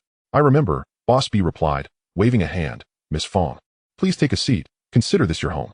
Finding the aerial roots of the 100-year-old banyan tree was quite a challenge. If it weren't for Miss Fong's guidance, it would have been difficult to locate. Chen Zhou added. Now that the issue with the Golden Phoenix had been resolved, the task concerning the Fong family could be prioritized. The Fong and Ding families were archenemies, and Ding Xiao's men would eventually come knocking. His current aim was simply to have Fong Ting make an appearance before the Hunghing leader, fostering goodwill so that when trouble arose, at least someone would know who she was. Bosby laughed heartily, clearly in high spirits. "Miss Fong, thank you. No need for that," Fong Ting replied, somewhat shy. "Please. Everyone sit." Bosby gestured. "Jiu, sit next to me." Chen Zhou signaled for the little stutterer to guide Fong Ting to a nearby table. Sister 13 was chatting with her friend Zhang Mei Run and brightened upon seeing them approach. "Oh, new faces? Sister, this is Fong Ting. A friend of mine, and Jiu go," the little stutterer introduced. Sister 13, with her straightforward nature, immediately began to ask Fong Ting a barrage of questions. A Run handed her a cup of tea, gentle and soothing, and Fong Ting's tense shoulders gradually relaxed. With everyone present, the feast commenced. Bosby raised his glass, and the room fell into complete silence. Everyone understood the significance of the occasion. Bosby proclaimed loudly, "Dongxing sent a Tai man to use underhanded tactics against us, harming our brothers. But thanks to a Jiu's intervention, we shattered their hex, even exposing his master. Now both Tai men have met their doom, and Jin Hui Huang has been forced to shut down operations. All of this was due to a Jiu's efforts. Cheers to Jiu Go." The room erupted into cheers and applause as Chen Jiao raised his glass in response. Boss B sat down, clapping Chen Jiao on the shoulder with great camaraderie. Jiao, you have helped Hung Hing more than once. From now on, you are practically one of us. If there's anything you need, do not hesitate to ask. The brothers will not hold back. Indeed, Jiao, please don't be polite with us, Ba Ji chimed in jovially. Chen Jiao smiled slightly, raising his glass. Bi Gu and Ji Gu are too kind. I am merely fulfilling my duties for the remuneration I receive. Ha! Boss B laughed heartily, then pulled out a slightly smaller envelope and pushed it toward him. This 30,000 is a personal reward for your hard work. I apologize for the trouble with Dongxing. Consider it my thanks for those 3 jade talismans. Ever since I wore them, I have felt much more at ease. Chen Jiao smiled. 3 thin jade pieces, sold for $10 each on Temple Street. After a ritual and the drawing of a talisman, their value multiplied 1,000-fold. A lucrative venture indeed. Chen Jiao accepted the envelope with a slight nod. Thank you, Brother B. As the drinks flowed, the atmosphere grew increasingly lively. Baki approached with a drink in hand. Jiao, you've truly outdone yourself this time. The East Star gang is utterly green with envy. Brother Ji chimed in. And Chen Jiao stood to clink glasses. If there's anything you need in the future, just speak up. I'll handle it in Saiwan. Baki thumped his chest in assurance. By the way, Brother Nan, Chen Jiao turned to his side, addressing Chen Xuan. Do you know any masters who teach martial arts? I wish to learn some self-defense techniques. Having utilized fortune refinement several times for temporary boosts, he found himself somewhat addicted. However, cheating is ultimately still cheating. The effects are temporary, and the side effects are significant. After each encounter, he would feel drained for an entire day. In his last match against Pumapon, he overextended his potential twice, nearly leading to dire consequences. Furthermore, if he were to truly encounter a skilled adversary, he would surely falter. Now that he had acquired the Qingwu Tana method for strengthening his body, he desired to learn a few techniques, seeking a balance of internal and external training. Brother Jiao, even though you're quite formidable, you still wish to learn martial arts? Shanji remarked. Leave some opportunities for the younger generation, will you? Laughter erupted. Chen Jiao laughed heartily. My skills are merely rudimentary. If it comes to a real fight, I wouldn't stand a chance against you. I still have much to learn. Shanji rolled his eyes, clearly unimpressed. Others might be unaware, but he had witnessed Chen Jiao in action. Chen Haonan remained silent, contemplating. There's an uncle in Hongxing who teaches martial arts, known as Master Ding, running a dojo in Xiao. I can take you to meet him sometime. Thank you, Brother Nan. At that moment, Chen Haonan raised his glass and stood. Looking at Chen Jiao, Brother Jiao, I toast to you. Chen Jiao stood. The two clinked glasses and downed their drinks in one go.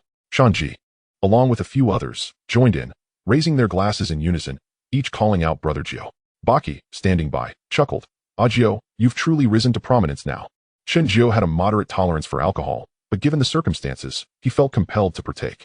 After a few rounds, he felt a slight warmth in his cheeks. Meanwhile, Fong Ting gradually loosened up. The stutterer had been attentive to her, serving her dishes and quietly introducing her to the others at the table. Sister 13, in high spirits, pulled Fong Ting to drink nearly half a glass of beer, causing her to cough vigorously. Take it slow, Arun said with a smile, handing her a tissue. The stutterer quickly leaned in, offering a tissue to Fong Ting while gently patting her tense knee under the table, whispering words of comfort. It's all right. Just sip some tea. As Fong Ting wiped her mouth, she felt a warmth in her heart from the kindness shown to her, easing her previously taut nerves. Out of the corner of her eye, she stole a glance at Chen Jiao at the main table, who was engaged in conversation with Brother B. She felt grateful, albeit slightly dazed, that Chen Jiao had brought her to such an occasion to help her. This kindness would not be forgotten. Halfway through the drinks, another figure appeared at the staircase. Dressed in a suit with gold-rimmed glasses, he exuded an air of sophistication that starkly contrasted with the surrounding roughnecks. Chen Yao? Brother B expressed mild surprise upon seeing the newcomer. As Jiang Tianxing's top aide, the white fan of Hongxing, his personal visit bore significant weight. Brother B. Chen Yao nodded with a smile, his gaze settling on Chen Jiao. Good to see you, Master Chen. Yao Gu. Chen Jiao responded, rising to acknowledge him. Chen Yao produced an invitation card from his pocket, presenting it with both hands. Mr. Jiang holds you in high regard, Master Chen. He wishes to invite you for tea tomorrow afternoon at 3 o'clock at the Lu Yu Tea House. The golden embossed invitation glimmered under the lights, and the room fell silent. The earlier sounds of laughter and banter abruptly ceased, with dozens of eyes fixated on the card in Chen Jiao's hand. An invitation from Jiang Tianxing himself. To the Lu Yu Tea House, a venue reserved for discussions among the elder generation and gentlemen of prestige, where Hongxing seldom entertained outsiders, let alone extend an invitation. Baki, momentarily forgetting to ash his cigar, watched in disbelief as a long ash fell onto the table. Oblivious, he stared wide-eyed and whispered to Brother B beside him. Did Jiang Sheng really invite you? Brother B, I don't even have that privilege. Chen Xuan and Shan Ji exchanged astonished glances, equally taken aback. Brother B was the first to recover, giving Chun Jio's shoulder a hearty pat, exclaiming, "Ah Jio, mister. Jiang seldom meets outsiders. This is a tremendous honor. Seize the opportunity. Your future is boundless." Chen Jio maintained a calm demeanor as he accepted the invitation. "Thank you for your kindness, Mr. Jiang." Chen Yao nodded in response. "Master Chen, you are young and accomplished. Mr. Jiang appreciates talented young individuals. Tomorrow, I will send a car to collect you. I can go by myself. Please extend my gratitude to Mr. Jiang." Chen Jio replied modestly. Chen Yao did not linger, exchanging brief farewells with Brother B before descending the stairs. Once he left, the private room erupted in excitement. "Mr. Jiang personally invited you for tea. Brother Jio, this is your chance to shine." Chen Jio chuckled, but said little. For he understood that Jiang Tianxing was merely another stepping stone. His path to success was gradually taking shape. Sooner or later, he would rise above all, no longer reliant on anyone else. The gathering continued until after 10 o'clock that night. Brother B instructed his underlings to drive Chen Jio and the others home. In the car, the stutterer leaned against Chen Jio's shoulder, feeling a bit woozy. Fong Ting sat beside him, gazing out at the flowing neon lights, and suddenly said softly, "Brother Jio, thank you for today." "It's nothing," Chen Jio replied. They first stopped at Fong Ting's building. Chen Jio turned to the stutterer. "Wait here in the car. Chow Pai will keep you company while I escort Miss Fong upstairs." The stutterer nodded obediently. Chen Jio then turned to Chen Haonan and Shan Ji. "Brother Nan, Shan Ji, could you accompany me?" Without much thought, they agreed, "Sure." Fong Ting felt a bit shy. "There's no need to trouble you." "It's no trouble," Chen Jio said softly. "I just want them to familiarize themselves with your place. In case of any future needs, they will know you are my friend and can look out for you." Fong Ting paused, her eyes misty, and she no longer insisted. The four of them ascended the stairs. The dimly lit staircase of the old Tang building echoed with their footsteps.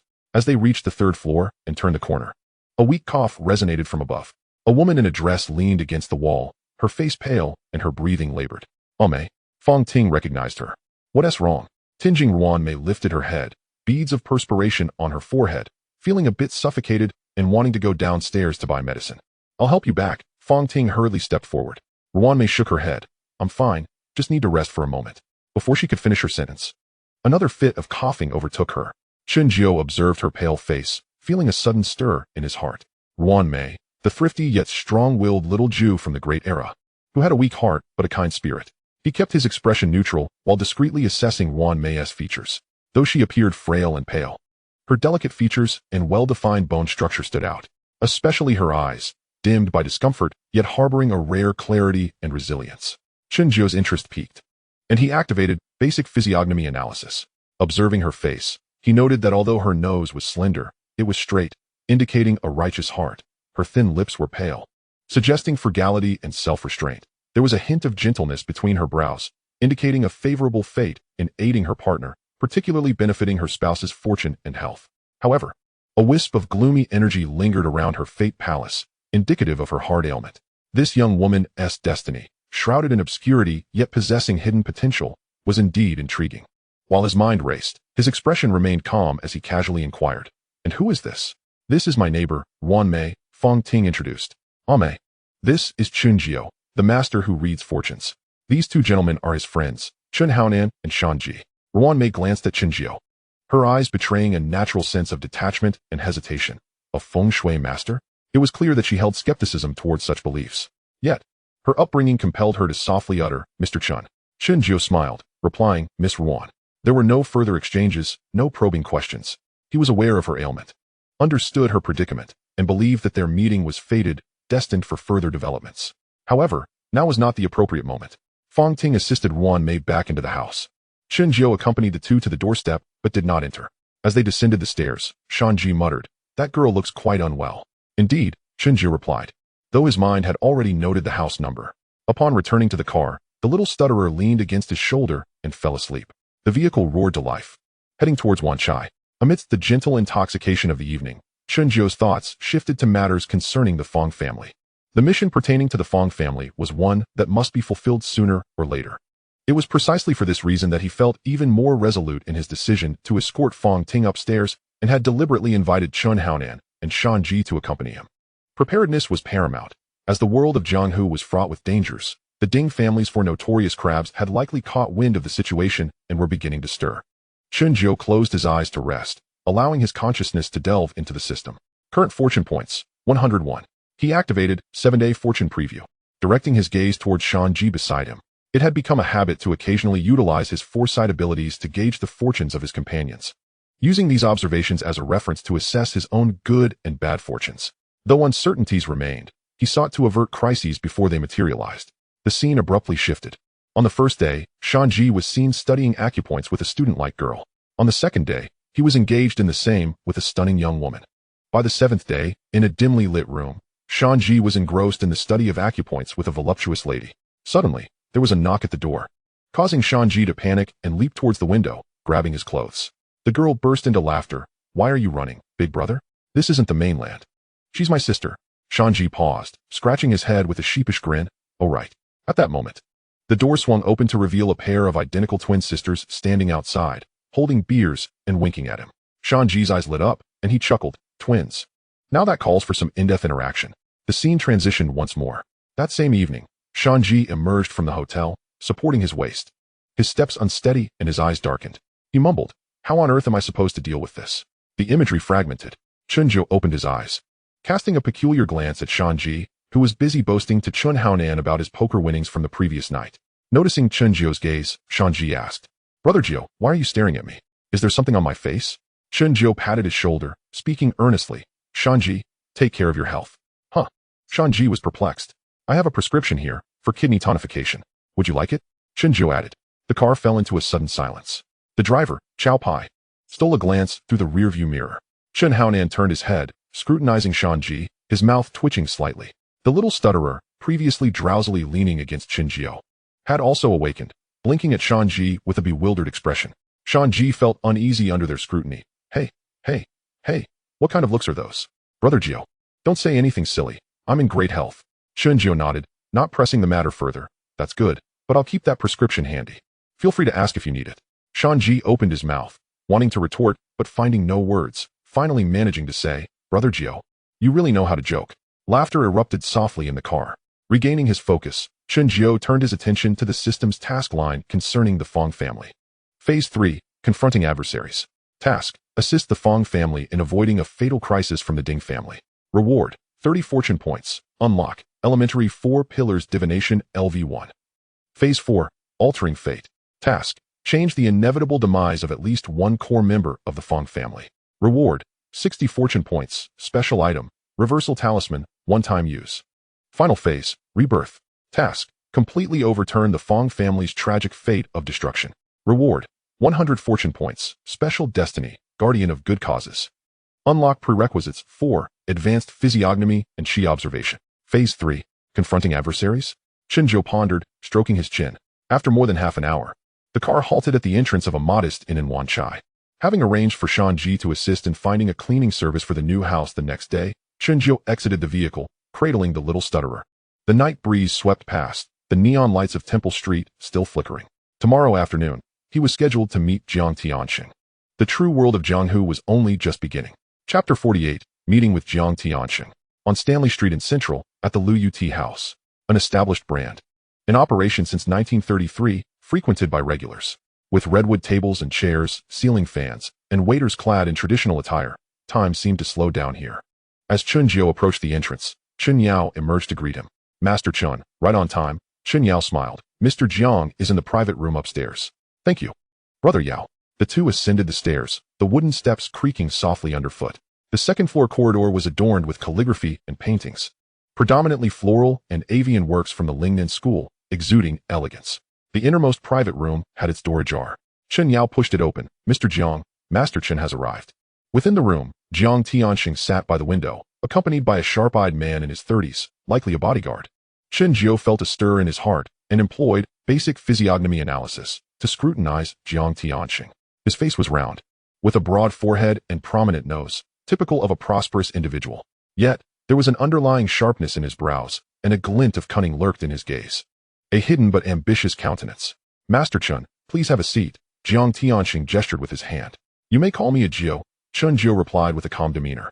As he sat down, he discreetly surveyed his surroundings. The tea house's layout was meticulously designed. The door opened to the southeast, sun position, facilitating easy entry for guests. The window faced northwest, Qian position, allowing natural light to pour in. The arrangement of tables and chairs formed a character resembling the Chinese ideogram for person, harmonizing the elements of heaven, earth, and humanity. This was a classic old-school tea house feng shui, conducive to fostering positive energy while minimizing conflict, ideal for discussions.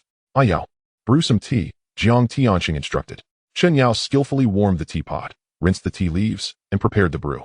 The aged pu'er tea exhibited a bright red hue. Jiang Tianxing did not rush into business matters. Instead, he initiated conversation about tea. Master Chen, do you know much about tea? I know a little, Chen Jiu replied candidly. I drink infrequently, but I am aware that Luyu Tea House serves some of the finest pu'er in Hong Kong. Oh, what makes it so good? The water quality. Chen Jiu stated, the tea house likely uses deep well water, not tap water. Deep well water is rich in earth energy, making it perfect for brewing aged tea. Moreover, he glanced at the teapot. This set of Zisha teapots has been well cared for, exhibiting an even patina, indicative of frequent brewing with the same type of tea. Jiang Tianxing chuckled slightly, quite interesting. What do you think of the water in Hong Kong today? The implication was clear. Chen Jiu lifted his teacup, took a sip, and replied, the water flowing through the pipes is Dongjiang water, supplied by the motherland, but some individuals always seem intent on adding foreign substances. Jiang Tianxing's gaze deepened. Such as? For instance, some external additives. Chen Jiu placed his teacup down. The Dongxing invitation of a time master is a case in point. Local matters should be resolved by locals. Bringing in outsiders can lead to incompatibility. That is indeed accurate. Jiang Tianxing nodded and inquired whether Master Chen considered himself a local or an outsider, and what his future plans were. Chen Jiu met his gaze, but did not respond directly. He lifted his teacup and took a sip before slowly articulating. Mr. Jiang asks about my origins. Beneath my feet lies Hong Kong. I drink from the Dongjiang River, and I practice the arts of the Huaxia people. The rivers and lakes are boundless. Yet roots must have a source. I stand here, and the source is right here. Jiang Tianxing regarded him, his smile deepening, signaling him to continue. As for his plans, Chen Jiu set down his teacup and replied candidly, selling trinkets in Temple Street is merely a means of survival, while establishing a company is a way to secure my standing. The world of rivers and lakes is fraught with storms, and I wish to apply my modest skills more towards healing than conflict. After all, harmony breeds prosperity. Jiang Tianxing lightly tapped the table with his fingertips and chuckled. A camel is no gentle creature, one capable of compelling it to negotiate. Are you and I discussing harmony and prosperity? Chen Jiu sipped his tea, smiling silently. Jiang Tianxing did not press further but cautioned, I am unaware of the means you employed, but the camel possesses profound depths, outwardly amiable. It may not relent behind the scenes. You have dealt with the smiling tiger, yet his offspring are not innocents. Exercise caution in all matters. I appreciate Mr. Zhang's concern. Chen Jiu replied gratefully. Jiang Tianxing waved his hand dismissively, saying, ultimately, you entered the fray due to matters concerning Hongxing, as a key figure within Hongxing.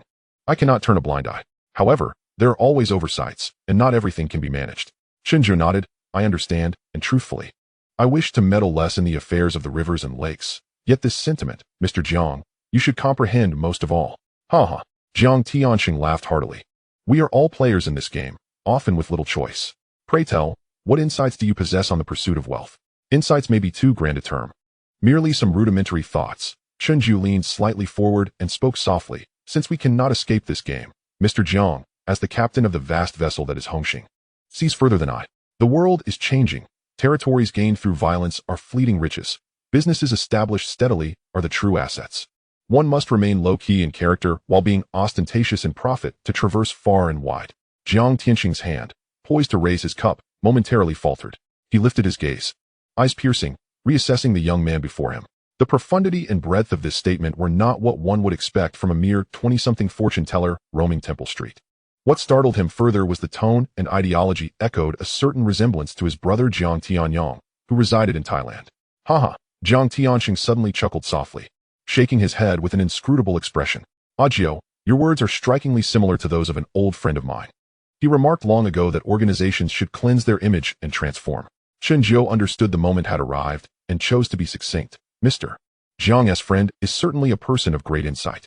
I simply believe that with Hongxing's solid foundation and numerous brothers, if we can gradually pivot towards a righteous path, the future holds limitless potential. Of course, a large tree attracts the wind. The more prosperous one becomes, the more one must be wary of those around them. While overt threats are easily dodged, hidden daggers are far more perilous. Beware of those nearby. Jiang Tianxing pondered over this statement, his gaze deepening. He ceased his inquiries and instead said, "You mentioned a desire to open a consulting firm for feng shui arrangements. I have numerous wealthy acquaintances who believe in this and are willing to invest. I can assist in introducing business opportunities." "Thank you, Mr. Jiang," Chen Jiu replied with measured humility. Jiang Tianxing smiled genuinely this time. Having nearly finished their tea, he rose, stating, "Today was not about any grand affairs. I merely wished to become acquainted with you. I have a meeting to attend, so I shall take my leave. Adieu. Enjoy your tea at your leisure and charge it to my account."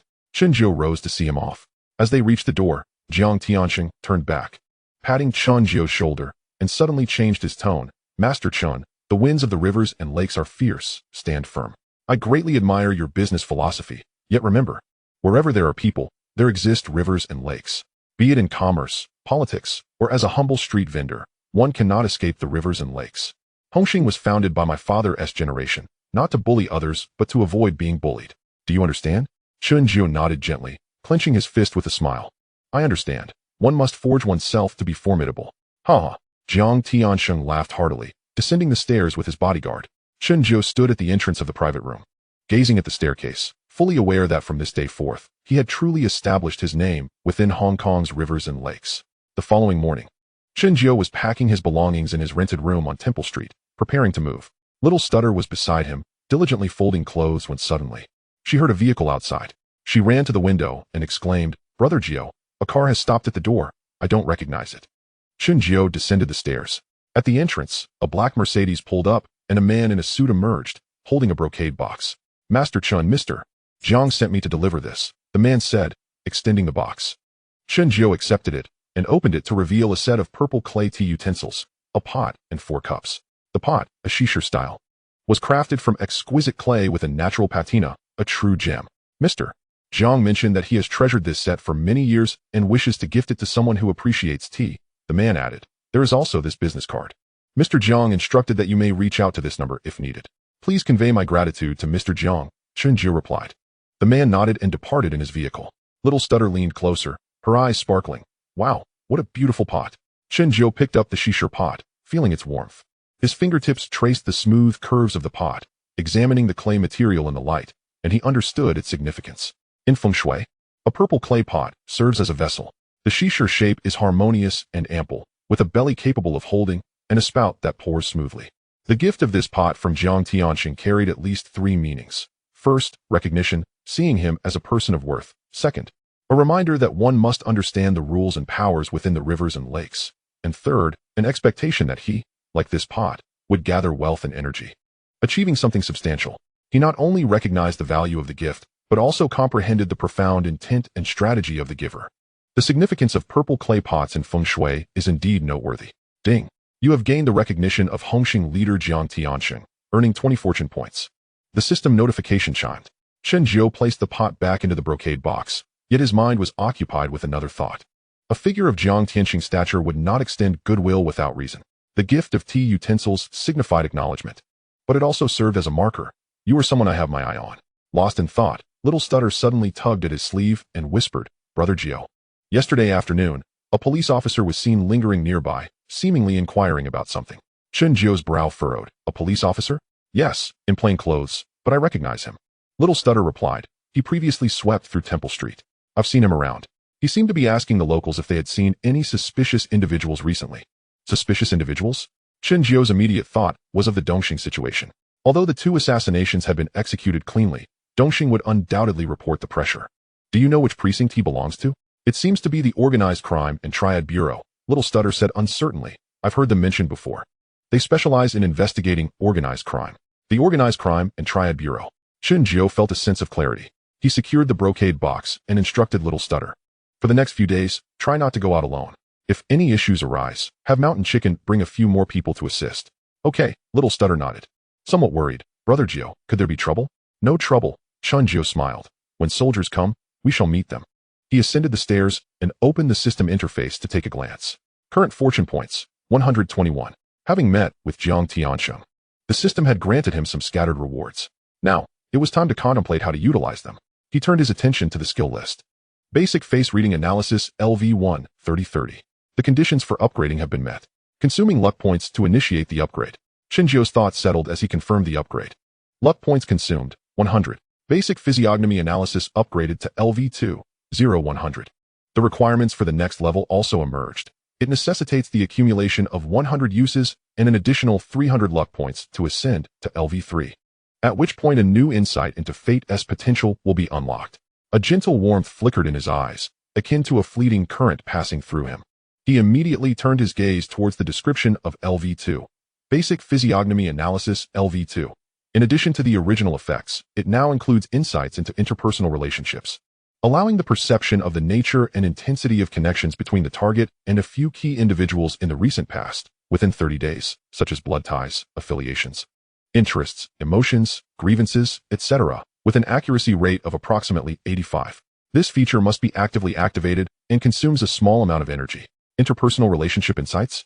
Chen Xuan pondered over this new functionality, his eyes naturally landing on the petite stutterer busily folding clothes. With a subtle shift in thought, he activated the skill. Within his field of vision, the details of the stutterer's features became distinctly clearer. Beside her, several almost transparent lines faintly materialized. The most pronounced of these was a soft pink hue, steadfastly connecting to himself next to her. This likely represented a bond of intimacy and trust. Additionally, several gray lines stretched vaguely into the distance, indistinct, possibly indicative of some ordinary social connections from her past. A faintly undulating dark yellow line, uncertain in its destination, seemed to symbolize a connection fraught with potential trouble. Is this what interpersonal relationship insights entail? Chen Xuan mused. The pink line was easily comprehensible, while the gray lines probably represented old acquaintances. The dark yellow line, however, piqued his interest. It might allude to some past entanglements, such as debts or old grievances. He averted his gaze, feeling a slight dryness in his eyes. This feature, it appeared, should not be used frivolously, but rather in critical moments to observe pivotal individuals. He glanced at the system. Current available luck points, 21. Luck points were akin to capital, potentially life-saving in crucial moments. He would need to work diligently to accumulate more luck points. In the afternoon, Chen Xuan went to Wanchai to oversee the renovations. Master Huang, introduced by Shan Ji, was well aware of Chen Xuan's affiliation with Heng Hing and did not dare to be negligent, executing meticulous work. With a growing reputation, clients began to seek him out. While keeping an eye on the renovation timeline, Chen Xuan also sporadically accepted some small business ventures, primarily involving fortune-telling and physiognomy. These were not burdensome and allowed him to earn while accumulating luck points. Over the course of the afternoon, he earned an additional 12 luck points. Current available luck points, 33. By the time he returned to his new abode in Wanchai, the sky had completely darkened. This two-bedroom, one living room Tang-style apartment was considerably more spacious and brighter than his old place on Temple Street.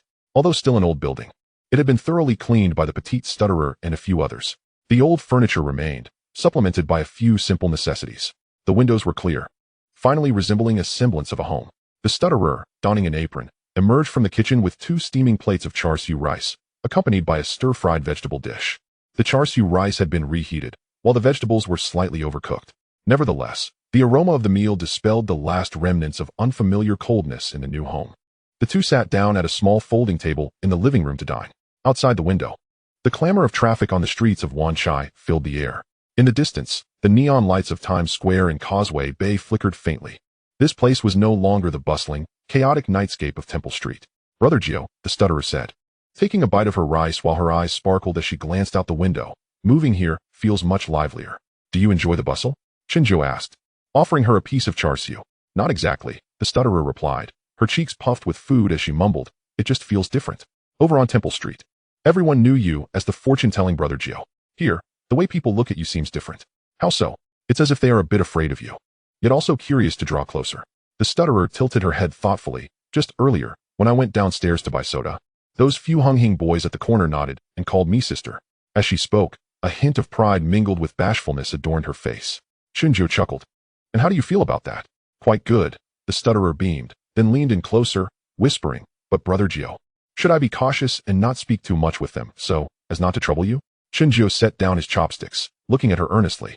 There's no need to be overly cautious or to seek their approval. Remain as you are, as you always have been. If someone respects you, accept it. If someone troubles you, let me know. Remember, you are mine, not just a part of Heng Hing, understood? The stutterer nodded firmly, understood. I know what to do now. Let's eat.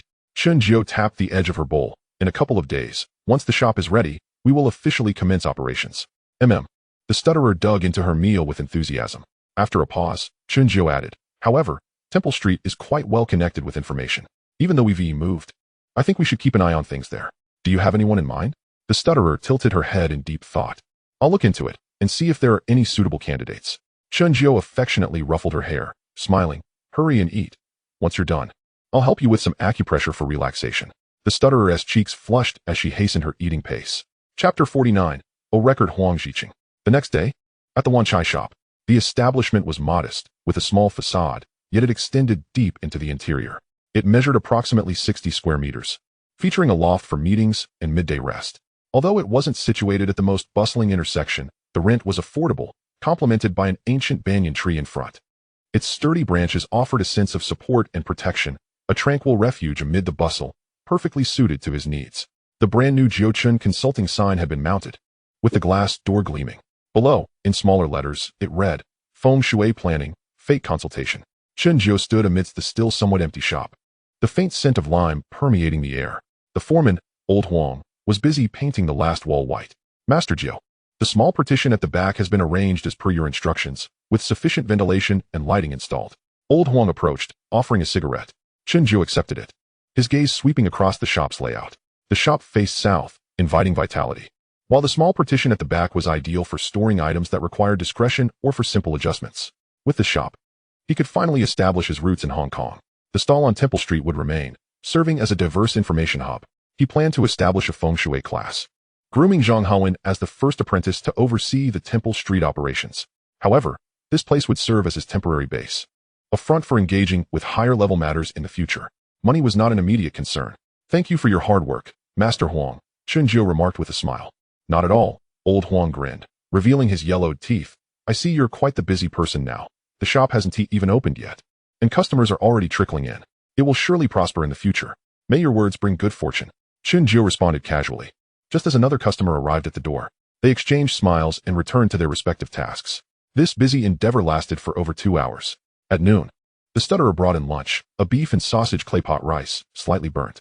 The young girl felt a bit embarrassed under Chen Jiu's gaze, fidgeting as she said, It's my first time cooking. I turned the heat up too high. Chen Jiu chuckled, opening his mouth to dig into the rice. No worries, I'm not picky. There was no way around it. That girl, initially clumsy in her attempts to prepare pig liver soup, had now taken the commendable step of learning to cook for him. Yet, for reasons unbeknownst to him, the image of Ruan Mei surfaced in Chen Jiu's mind, and he recalled her exceptional culinary skills. Suddenly, the wind chime at the entrance jingled. They both looked up to see two figures standing at the door. The man in the front, appearing to be in his early 40s and clad in a gray suit without a tie, had a gaze as sharp as a knife. Following him was a young police officer, notebook in hand. Mr. Chen Jiu? The man produced his identification. Inspector Huang Jiqing from the Organized Crime Unit. Chen Jiu felt a stir of recognition. Huang Jiqing, the police officer from Infernal Affairs. Maintaining a composed demeanor, he nodded slightly. Inspector Huang, is there something you need? Routine questioning. Huang Jiqing stepped inside, casting a glance at the shop's arrangement, compasses, copper coins, and the Bagua chart on the wall. Finally, his gaze settled on Chen Jiu and the girl with a speech impediment, regarding the events of that fateful night at the Jin Hui Huang nightclub, as well as the deaths of the Time Master, a Jan Wei, and Pumapon. The young officer had already taken out his notebook, ready to record. Chen Jiu rose and gestured to a nearby chair. Please, have a seat and enjoy some tea. No need. Huang Jiqing remained standing. Mr. Chen, someone from Dongxing has identified you as the one responsible for a Jan Wei and Pumapon's deaths. He spoke directly, without circumlocution. Chen Jiu chuckled. Inspector Huang, I was performing a ritual on the rooftop of Jin Feng Huang that night, and dozens of witnesses can attest to my whereabouts. Dongxing claims I harmed someone? Am I supposed to possess the ability to curse someone across the street? His tone was light, laced with jest. If I had such power, I would have already ventured to Central to assist others with stock trading, rather than peddling my wares on Temple Street. Huang Jiqing fixed his gaze on him, remaining silent. Seizing the opportunity, Chen Jiu discreetly employed his skill in basic physiognomy analysis. The prominent brow, strong cheekbones, and a straight, narrow nose indicated a tenacious character unwilling to relent until his goals were achieved. Yet, a faint vertical line between his eyebrows hinted at long-term anxiety and unresolved inner turmoil. Chen Jiu understood Huang Jiqing's obsession. The undercover officer Chen Yongren. Recollecting his thoughts, he subtly activated 7-day fortune preview once more. The images flickered before him. Scene 1. Huang Jiqing in the police station office, angrily shouting into the phone, though the words were indistinct. Scene 2. Huang Jiqing entering a laboratory, where a short-haired woman in a white coat handed him a report detailing the analysis of a powder's composition. Scene 3. In the dead of night. Several plainclothes officers lay in wait in a car, the camera focused on the shop. The image is fragmented. Chen Xuan opened his eyes, gaining clarity. Huang Ziqing would not relent, listening, monitoring, investigating, applying pressure. These were standard tactics. But the woman in the lab? She seemed familiar. Chen Xuan racked his brain. A ponytail, efficient demeanor, and a calm disposition. Liang Xiao, the senior forensic analyst from Forensic Pioneer. If it truly was her, then Huang Ziqing was serious this time, even involving forensics. However, it was 1988, not the 21st century. The convergence of these individuals in this era due to a butterfly effect led to a regression of technology by 2 or 3 decades. He doubted they could uncover anything substantial. Regaining his composure, he looked at Huang Ziqing and instantly grasped his intentions. How intriguing. Chen Xuan, fully aware, spoke up, Inspector Huang. Have you been suffering from insomnia lately? It seems you are under considerable stress. Huang Ziqing's eyes narrowed. What did you say? Just a casual observation. Chen Xuan waved his hand dismissively. It's merely a basic skill of mine, Huang sir. You have a faint vertical line on your forehead, indicating a troubled mind, burdened with unresolved matters. Moreover, he deliberately paused, gauging Huang Ziqing's reaction. Moreover, this burden is connected to someone. Chen Xuan spoke vaguely. Your profession is not an easy one, filled with too many secrets. You dare not sleep beside anyone for fear that a slip of the tongue in your dreams might lead to trouble. Huang Ziqing's expression shifted slightly, but he quickly regained his composure. Mr. Chen, let us focus on the case. Very well, let's discuss the case. Chen Xuan nodded. How did a Janwei die? And what about Pumapon? The forensic team initially determined that a Janwei had suffered from poisoning compounded by external injuries. As for Pumapon, Huang Ziqing did not elaborate, as Chen Xuan was aware that the scene was so chaotic that even the divine could not discern the truth. With a slight frown, he continued. We discovered a peculiar powder in a Janwei's stomach, the composition of which is still under analysis. Additionally, he bore bruises on his chest and forehead, indicative of a severe blow, yet the scene was remarkably clean, with all fingerprints wiped away. So you suspect me, Huang sir? Chen Xuan laughed. A mere Feng Shui practitioner sneaking into Dongxing territory to poison someone, then meticulously erasing all evidence and escaping unscathed? You truly overestimate my capabilities. You are not just an ordinary Feng Shui practitioner, Huang Ziqing countered. You are someone whom Hongxing's Jiang Tianxing holds in high regard, capable of contending with a Jan Wei from afar. Stop. Chen Xuan raised his hand to interrupt. Huang sir, performing rituals is merely a trick of the trade, a means to provide reassurance and earn a little money. Do you genuinely believe I possess the ability to soar through the skies and kill from a distance? If I had such prowess, I would have long since become a guest of Li Shoufu, renowned among the 4 great families. Rather than engaging in this verbal sparring with you, Huang Ziqing found himself momentarily at a loss for words. Seizing the moment, Chen Xuan pressed on. Huang sir, I understand that the organized crime unit is under immense pressure to solve the case, but investigations must be based on evidence. My whereabouts that night are crystal clear. With dozens of witnesses, Dongxing identifies me. They could just as easily name Jiang Tianxing. Would you believe that? The young officer nearby stifled a laugh. Huang Ziqing fell silent for a few seconds, then retrieved a business card from his pocket and placed it on the table. If you remember anything, feel free to contact me. He approached the door, glancing back at the girl washing dishes and coldly added, by the way, Mr. Chen, your friend has a history of selling drinks in Lan Kwai Fong. Her background is rather murky. Be cautious in your dealings with her. Chen Jiu's smile gradually faded. He rose and approached Huang Ziqing, standing less than a meter away. Huang sir, he raised his voice deliberately so that the girl could hear clearly. Axie is now my woman. I do not concern myself with her past, but from this day forth, anyone who lays a hand on her will have to contend with me. He locked eyes with Huang Ziqing. I will cooperate with the organized crime unit in the investigation. But should anyone attempt to use her to create trouble, he left his statement unfinished, yet the implication was clear. Huang Ziqing met his gaze for several seconds before nodding in understanding. The 2 men departed. The wind chime jingled once more. Chen Xuan stood in the shop, his expression darkening. He walked to the window, watching Huang Ziqing's car drive away. The girl emerged with red-rimmed eyes, pouting. Chen Xuan took hold of her, gently pinching her nose with a smile. Why are you crying? You look dreadful. The girl, feeling wronged, clung tightly to Chen Xuan. I don't want to be involved in this life, but my mother is gone, and I have nothing left. Chen Xuan said nothing, merely holding the girl close. After a moment, as her emotions stabilized, he returned to the table, glancing at the business card left by Huang Ziqing. Organized Crime Unit Chief Inspector, Huang Ziqing. He chuckled softly and tossed the card into the trash bin. The appearance of Huang Ziqing signified that his life had officially entered a new realm. Yet, he was unafraid. With a system of foreknowledge and his adept Feng Shui skills, he was eager to see who would prevail in this game. Over the next 3 days, Huang Ziqing lurked around Temple Street like a specter. On the first day, when Chen Jiao went to a cha-chan tong for breakfast, he found Huang Ziqing seated at the adjacent table, perusing the newspaper. The following day, Chen Jiao purchased cigarettes at the street corner, while Huang Ziqing's vehicle was parked across the road. On the third day, as dusk fell, Chen Jiao closed his shop and noticed Huang Ziqing conversing with a vendor at the street corner, his gaze occasionally drifting in Chen Jiao's direction. It was an overt psychological pressure. The stuttering young man was so anxious that he dared not venture out alone, even needing Chen Jiao's company to buy groceries. Brother Jiao, what does he truly want? He inquired on the fourth morning, unable to contain his curiosity. He seeks to unsettle me, to provoke a mistake. Chen Jiao replied calmly while sipping his porridge. In police work, sometimes it's not about evidence, but psychological warfare. What should I do then? Counter his moves with composure. In the morning, Chen Jiao placed a call to Boss B. Half an hour later, Boss B arrived. Jiao, what is so urgent? Boss B inquired as he entered. Brother B, do you know any retired police officers? Chen Jiao got straight to the point, preferably those who had served in the organized crime unit or criminal investigation. Boss B paused. There are some. Have you gotten yourself into trouble? Huang Ziqing from the organized crime unit is watching me. Huang Ziqing. Boss B furrowed his brow. That guy is notoriously difficult to deal with. Wait for my news. In the afternoon, Boss B returned the call. It's sorted. Xiao Jiebā, Uncle Lin. He was a criminal investigation sergeant before retirement and now runs a grocery store. I'll take you there. The two drove to Xiao Jiebā. At the street corner stood an old-fashioned grocery shop with a faded sign. Inside sat an elderly man in his 60s, peering through reading glasses at horse racing news. Uncle Lin, Boss B greeted.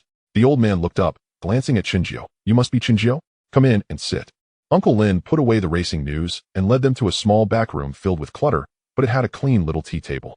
Huang Ziqing has set his sights on you? Uncle Lin poured tea and got straight to the point. Yes. Is it because of the two-time Men's case? Chen Jiao nodded. Uncle Lin took a sip of tea and said slowly, I know Huang Ziqing. He once worked under me. He is stubborn and sticks to his principles. But he values evidence. As long as you don't give him anything to hold against you, he can't do much. He is currently exerting pressure. That is typical.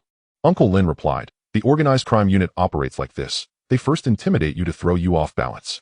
Once you panic, mistakes are easily made. And that gives him an excuse to bring you in for questioning. During questioning, he can extract something. What should I do then? For words, maintain calm and composure. Uncle Lin raised a finger. First, continue your normal activities. Don't hide or evade. The more ordinary you appear, the less he can do. Second, be cautious in your speech. Think carefully before answering any questions. Don't let him trap you with his words.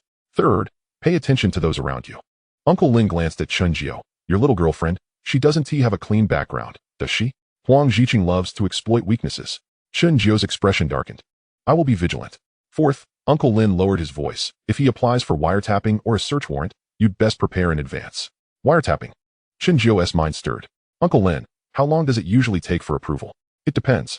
For major cases, 2 to 3 days. If it's just suspicion, it might take a week, Uncle Lin explained. Huang Ziqing currently lacks evidence, but he could write a report suggesting you are involved in organized crime activities, endangering public safety. Such reasons typically receive approval. Understood, Chen Jiao nodded. Thank you, Uncle Lin. After leaving the grocery store, Boss B drove Chen Jiao back to the shop. On the way, Boss B couldn't help but ask, Jiao, are you truly confident? Yes, Chen Jiao replied, gazing out the window. Brother B, I need a favor from you. What is it?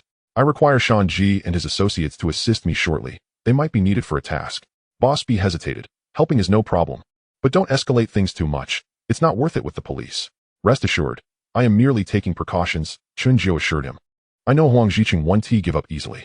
Upon returning to the shop, it was already evening. Chen Jiao did not rush upstairs, but instead sat inside, observing the small cars outside. Suddenly, he smiled and called out, Ashi, what would you like for dinner? Huh. The stuttering young man looked up from behind the counter. Anything, Brother Jiao, what do you want to eat? Roast goose, perhaps. Chen Jiao fished out some change. I'll go to the tea restaurant across the street and buy 2 portions, plus an extra bowl of soup. He pushed the door open and walked straight towards the gray car, tapping on the passenger window. The glass slowly rolled down, revealing a young, inexperienced face, eyes slightly flustered. Officer, here is some change. Chen Jiao handed over the money. Could you do me a favor and buy 2 portions of roast goose rice at the front? 1 with char siu, and please get an extra dish of sour plum sauce. The remaining money is for your trouble. The young officer was taken aback, instinctively glancing towards the back seat. The rear window rolled down, revealing Huang Ziqing, whose expression was inscrutable. Officer Huang, Chen Jiao feigned surprise, smiling. What a coincidence. Please allow me to treat you and this brother to dinner. It must be quite exhausting tailing us. As he spoke, His gaze lingered on Huang Ziqing's face. A subtle thought crossing his mind. 7-day fortune preview activated. The images before him flickered. Scene 1. Huang Ziqing was in his office signing documents. The title reading application for communication surveillance of suspect Chen Jiao. The date was set for around 3 o'clock the following afternoon. Scene 2. In the telephone bureau's equipment room. A technician wearing black-framed glasses with a mole on his left ear was adjusting devices. Scene 3. Late at night, in a shop in Wanchai, the technician pried open the base of a telephone and installed a button-sized black listening device. The images shattered, the entire process taking no more than 10 seconds. Huang Ziqing looked at Chen Jiao. Mr. Chen, we are performing our duties. There is no need for concern. Even duties require sustenance, Chen Jiao replied, shoving the money into the young officer's hands. Off you go, and please bring Officer Huang a cup of iced lemon tea, less sweet. The young officer looked bewildered at Huang Ziqing. After a moment of silence, Huang Ziqing nodded. The young officer exited the vehicle. Chapter 50, A Battle of Wits. Chen Jiao stood outside the car window, his hand resting on the roof, a benign smile adorning his face. Huang Ziqing scrutinized this visage for several seconds before stepping out of the car, his expression as cold as ice. Chen Jiao, what exactly are you trying to pull? Pulling tricks? Chen Jiao replied. Officer Huang, that's rather hurtful. I simply noticed you and your colleagues enduring the sun and rain, tirelessly patrolling this street. Thus, I bought 2 portions of roast goose rice to show my appreciation. Chen Jiao shrugged, smiling, and to express my gratitude for your concern for my safety. Having sent people to protect me around the clock, given that the Dongxing gang harbors a deep-seated hatred for me. Having your brothers from the organized crime unit nearby allows me to sleep soundly at night. Huang Ziqing's eyes twitched slightly. Having handled numerous cases, he had encountered arrogant Triad members and treacherous house demolishers, but he had never met someone like Chen Jiao, fully aware that he was under surveillance. Chen Jiao not only remained unfazed but seemed to relish the situation, exuding a demeanor of gratitude. This was far more infuriating than a direct provocation. Protecting citizens is a police responsibility. Huang Ziqing suppressed his anger, adopting an official tone. I hope Mr. Chen will truly abide by the law and not give us any grounds for arrest. Of course, I am a law-abiding citizen, dutifully paying my taxes. Chen Jiao replied with utmost nonchalance. Huang Ziqing was exasperated, yet the other party had indeed done nothing out of line. Just then, the officer who had gone to buy the roast goose returned. Chen Jiao received the food, cheerfully handing over the money, his smile radiant. Roast goose is best enjoyed while hot. Once it cools, the skin loses its crispness. See you later, Officer Huang. With that, he took his portion of the meal and ambled back to his shop, closing the door behind him. Huang Ziqing stood rooted to the spot, gazing at the money and roasted goose rice in his hands, an unsettling weight pressing against his chest. After many years of handling cases, he experienced for the first time an absurd sensation akin to striking a fist against cotton, only to have the cotton retaliate by stuffing his mouth with sweets. Huang, sir? A young plainclothes officer, holding 2 additional meals, cautiously inquired. Taking a deep breath, Huang Ziqing tossed the money to him. Register it, seal it, treat it as evidence. Everything he just told me, word for word, must be included in the report. Yes, sir. In the shop, the young officer received the meal box and, peering through the curtains gap at the vehicles still lingering outside, quietly asked, Brother Jiao, are you really treating them to a meal? What else? Chen Jiao replied, breaking apart his chopsticks and picking up a glossy piece of roasted goose. They're standing guard for us free of charge, driving away those pesky flies looking for trouble. Isn't it only right to treat them to a meal? The young officer blinked, processing the implications of his words, and suddenly burst into a laugh. You're right. Brother Jiao, you're clever, using them as bodyguards. As they ate, Chen Jiao tapped her forehead lightly, though his eyes held no mirth. He had already lost interest in the meal. Huang Ziqing's next step would undoubtedly be to apply for a wiretap order and then install the equipment under the cover of night. Based on the footage from the 7-day preview, it would happen deep into the night. They would play along, but could not afford to be merely reactive. A bold plan began to take shape in Chen Jiao's mind. Shanji. Chen Jiao picked up his newly acquired mobile phone. Brother Jiao, what is up? Shanji's voice crackled on the line, accompanied by the sound of rustling, suggesting the presence of a woman's soft breaths. Tomorrow night. Bring a few brothers over to help me put on a show, Chen Jiao whispered. Shanji perked up with interest. A show? Are you filming a movie, Brother Jiao? Is there a leading lady? Cut the small talk. This is serious, Chen Jiao chided with a laugh, meticulously outlining his plan.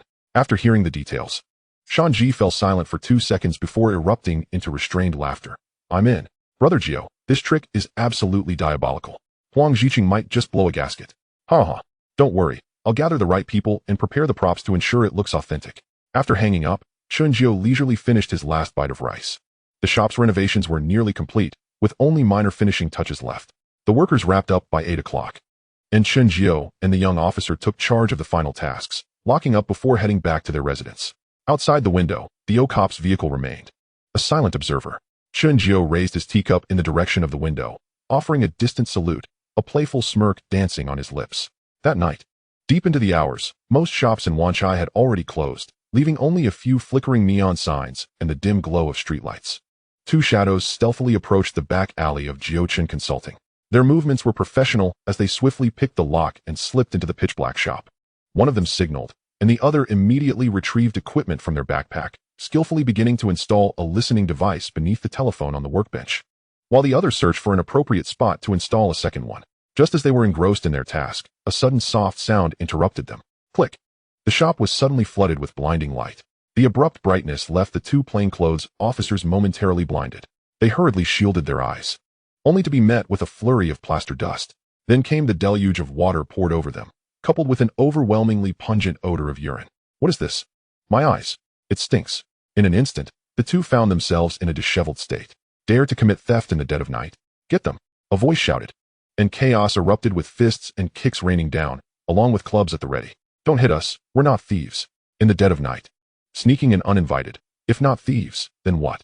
The two plainclothes officers fell silent, bursting with frustration, yet unable to reveal their identities. Hit them. A burlap sack was thrown over their heads, wooden clubs fell upon them, and they were ultimately bound tightly with ropes. The scene was utterly chaotic. Nearby residents were stirred awake, with lights popping on one after another. Moments later, Chen Jiao arrived, and, upon witnessing the scene before him, found it hard to suppress a laugh. Shanji approached with a sense of triumph. Brother Jiao, these two scoundrels tried to steal while you were away. Thankfully, the brothers were vigilant and have apprehended them, and we've already called the police. Chen Jiao exchanged glances with Shanji, both stifling laughter. He forced a scowl, advancing towards the two men and delivering a kick to each, scolding, "Damn it! Who sent you to cause trouble? Is it Dongxing's smiling tiger? No, we're not thieves." The two, still shrouded in burlap sacks, desperately denied. "Liars, hit them!" Chen Jiao barked, and Shanji led the charge with another round of punches and kicks. "Speak. Are you thieves?" Chen Jiao demanded angrily. "No. Still not cooperating? Hit them again." Just as the first word escaped their lips, Chen Jiao had already commanded the next assault. After several rounds, when Chen Jiao inquired again, no matter the question, the two could only meekly concede, not daring to utter a negative response. The first batch of uniformed officers arrived on the scene and were immediately taken aback. The two plainclothes officers looked upon them as if they had seen a savior. Bursting into tears, "Sir, these two thieves broke in, and I had several tens of thousands stored in the shop. It's all gone." Chen Jiao fabricated a story on the spot, pointing at the two men sprawled on the ground. "They just admitted to being thieves, and many of us can testify." "Yes, we heard it firsthand. I can testify. I can testify. So can I." Several voices chimed in. The two uniformed officers stood dumbfounded. Before arriving, they had received orders from Huang Ziqing to intervene, but now, faced with this situation, they truly felt helpless. They could only control the scene, and one of them sneaked away to report to Huang Ziqing. When Huang Ziqing received the call and arrived with a thunderous expression, he was immediately taken aback. Upon meeting, Chen Jiao instantly activated the 7-day fortune preview. The images flickered. The first scene, Huang Ziqing in a coldly lit office, conversing with Liang Xiao, who was clad in a white lab coat and exuded a competent demeanor. Both wore serious expressions. The second scene, Liang Xiao meeting a young woman dressed in a modernized cheongsam, her demeanor classical and gentle, with Huang Ziqing in a tea restaurant. The third scene, Huang Ziqing speaking to the young woman, who listened with keen interest, occasionally nodding, her fingers unconsciously sketching patterns on the table. The images shattered. With a rough idea of his adversary's next move, Chen Jiao regained his composure and began to bombard Huang Ziqing with complaints. "Huang, sir, you must stand up for us, ordinary citizens." He wore a face of fear and anger, lamenting how brazen today as thieves had become. "If it weren't for the kind-hearted neighbors passing by tonight, my shop would have been emptied. Just look at all the strange tools they brought." Huang Ziqing stared into Chen Jiao's sincere eyes, then glanced at his disheveled subordinates and the utterly wrecked equipment, a lump forming in his throat, his temples throbbing. He realized this was a well-crafted play directed by Chen Jiao, but what could he say? To admit that his subordinates were secretly installing listening devices?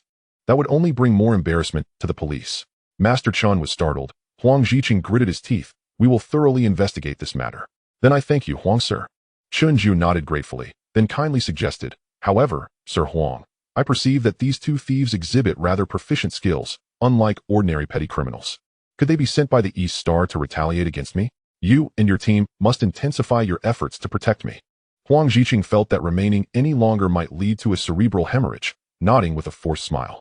Fall back, he declared tersely, departing with his visibly disgruntled subordinates and the pile of evidence. Once back in the vehicle, Huang Ziqing slammed his fist against the steering wheel.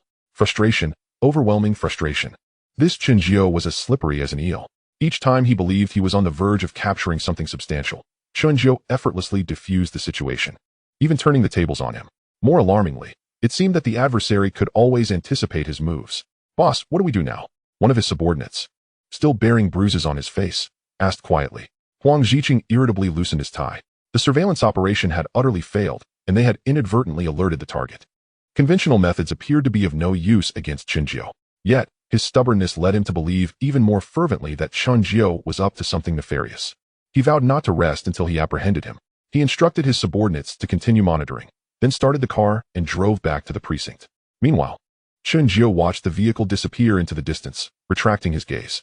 He recalled the image of the woman in the qipao, seemingly engaged with a compass-like device. A new adversary? A practitioner of Feng Shui? He mused to himself. Interesting. Let them come. I shall meet force with force and let the waters cover the earth. He was curious to see what other figures Huang Ziqing could summon. The following afternoon, in a quiet corner of a tea restaurant, Huang Ziqing stared at the steaming cup of milk tea before him, his appetite waning. Sitting across from him, Liang Xiao set down her document folder, raising an eyebrow. Sir Huang, it's rare to see you take the initiative to invite me for afternoon tea. Is there yet another peculiar specimen you wish for me to examine? Huang Ziqing rubbed his face and selectively recounted the encounters with Chen Jiao over the past 2 days, particularly the debacle from the previous night. That fellow is uncanny. It's as if he can foresee every move I make. Liang Xiao, upon hearing this, did not react as one might expect, with disbelief or skepticism. Instead, she wore an expression of contemplation. Are you suggesting that he might possess some extraordinary ability to acquire information beyond the ordinary? I don't believe in those fortune-telling nonsense. Huang Ziqing replied irritably. Sometimes, science cannot explain everything, Liang Xiao remarked, stirring her coffee leisurely. I have dealt with cases where the evidence defied logic, only to discover connections to ancient customs or Feng Shui taboos. You may choose not to believe, but you cannot deny their influence within certain demographics and contexts. She glanced at Huang Ziqing. If this Chen Jiao is indeed as formidable as you suggest, perhaps conventional police reasoning may not suffice in confronting him. Huang Ziqing pondered for a moment before inquiring. Regarding that case, did the forensic team uncover any leads? Liang Xiao gently shook her head. We have examined everything that could be examined. Our methods are simply not as advanced as those abroad, even if we conceive of certain possibilities. We lack the technical means to pursue them. Huang Ziqing fell silent. Noticing his disappointment, Liang Xiao thought for a moment, then retrieved a notepad from her bag, scribbling down a name and number before sliding it across the table. I have a close friend named Lu Baochai, whose family has been practicing Feng Shui and fortune-telling for 3 generations. She is the current heir and possesses genuine skills, not the charlatans you find on Temple Street. If you're truly at your wit's end, perhaps you could consult her for a different perspective on the matter. Huang Ziqing regarded the note without making a move. Liang Xiao pretended to retract it. Forget it. Consider it as if I never mentioned it. Wait. Huang Ziqing ultimately reached out, pressing his fingers on the note with a wry smile. Let us see if a dead horse can be treated as a live one. An hour later, in the same spot, Huang Ziqing found himself seated opposite Lu Baochai. The young woman, appearing to be in her 20s, had her dark hair elegantly styled in an updo. Dressed in a white and blue qipao adorned with tassels at the cuffs, her features were exquisite, and her eyes sparkled with playful curiosity. After listening to Huang Ziqing's general description of Chen Jiao, she did not immediately express her opinion. Instead, she requested Chen Jiao's public information, such as his name and approximate age, as well as Huang Ziqing's own birth date and time. Miss Lu, what is this for? Huang Ziqing asked, puzzled. Just a preliminary examination, Lu Baochai replied with a slight smile, dipping her finger into the tea and gently tracing patterns on the table, mentally calculating. Moments later, she lifted her gaze, a flicker of surprise in her eyes. Mr. Huang, have you recently felt that events often do not align with your wishes, and that you are constantly constrained, particularly in matters related to this Chen? Huang Ziqing felt a chill run down his spine. Lu Baochai continued. From the analysis of your birth chart and its current influences, you are currently encountering the herd officer phase, which signifies conflicts, verbal disputes, and obstacles in your career. Especially concerning this Mr. Chen. She paused, seemingly weighing her words. While I do not know his exact birth chart, based on your description of his behavioral style, it appears he possesses a prophetic ability to evade risks and adeptly utilize rules against his opponents. navigating turbulent waters with remarkable ease. This person's fate is far from ordinary. He either possesses unique opportunities or has attained a level of Feng Shui mastery that allows him to glimpse the workings of destiny, subtly influencing the trajectories of his own fate and those connected to him. She looked intently at Huang Zhiqing, her gaze clear and earnest. To confront someone like this, if you insist on using conventional reasoning and authority, it will only result in futile efforts, akin to rowing against the current. Perhaps it is time to reconsider your approach. Huang Zhiqing remained silent for a long while before asking, what approach should that be? Lu Baochai lifted her teacup, a faint smile gracing her lips, one filled with a hint of eager anticipation. I am quite eager to meet this Chen Jiao, who hails from Temple Street. Chapter 51, Testing and Betting. The next day, in Wanchai, at the Jiuchen Consulting Company, the space had been tidied up. Although it had yet to officially open its doors, it was beginning to take shape. The reception area featured faux mahogany tables and chairs, with a display shelf showcasing several common feng shui ornaments. The overall ambience sought to convey professionalism and stability. Renovation workers were finishing up, while Xiao Jiebā, assuming the role of the proprietress, was inspecting the premises. Chen Jiao was attending to an elderly gentleman, half reading fortunes and half engaging in casual conversation. At that moment, the wind chime at the door jingled as it swung open. Huang Zhiqing stepped inside, flanked by two distinctly styled young women. One was Liang Xiaoro, dressed in a sharp, tailored shirt and trousers, her keen eyes filled with scrutiny. The other was Lu Baochai, clad in an elegant qipao, her classical demeanor infused with lively curiosity. Master Chen, business seems to be thriving, Huang Zhiqing called out. Chen Jiao looked up, surveying the three faces before him, and understood immediately. He had already foreseen this moment through his 7-day fortune preview. After exchanging a few words with the elderly client, he bid him farewell before turning his attention to Huang Zhiqing. Sir Huang graces us with his presence, and he's brought friends. Truly an honor, Chen Jiao said, rising to greet them. Simultaneously, the basic face analysis LV2 quietly activated, drawing his focus onto the two unfamiliar women. He first examined Liang Xiaoro. Her features were well defined, exuding a sense of vigor. Her family aspect, Tian Zhai Gong, appeared stable, yet her sibling aspect, Tong Bei Gong, bore a hint of darkness, indicating potential minor conflicts with colleagues in recent times. Her nose was straight, and her cheekbones, though imposing, were not ostentatious, suggesting a strong sense of principle, ambition, and considerable drive. Most notably, a distinct light gray line extended from her interpersonal relationship line, connecting her to Huang Zhiqing, clearly indicating a colleague relationship. Marked with annotations, profession, forensic police. Another slightly fluctuating light red line subtly points towards him. Chen Jiao speculated that this was likely due to Huang Zhiqing's influence, as the latter had developed a curiosity about him, thus creating a causal relationship. Shifting his gaze from Liang Xiaoro, he turned to the lively and charming Lu Baochai beside him. Her countenance was exquisite, her forehead full and smooth, indicating intelligence and a prosperous early life. Her eyes were clear and restrained, with bright black pupils, reflecting a stable mind and heightened perceptiveness according to physiognomy. The root of her nose was well defined, suggesting a favorable family background. However, what was most remarkable was the gentle aura of clarity that faintly enveloped her palace of destiny, the area between the eyebrows. This was not innate, but rather a result of long-term exposure to specific environments, such as scholarly atmospheres, ancient artifacts, and serene spiritual venues, or perhaps the effects of practicing certain health-preserving methods. Her interpersonal connections appeared more intricate, intersecting with Huang Zhiqing through only a newly formed light gray line. Yet, it seemed as though several stable golden and azure lines extended from behind her into the distance.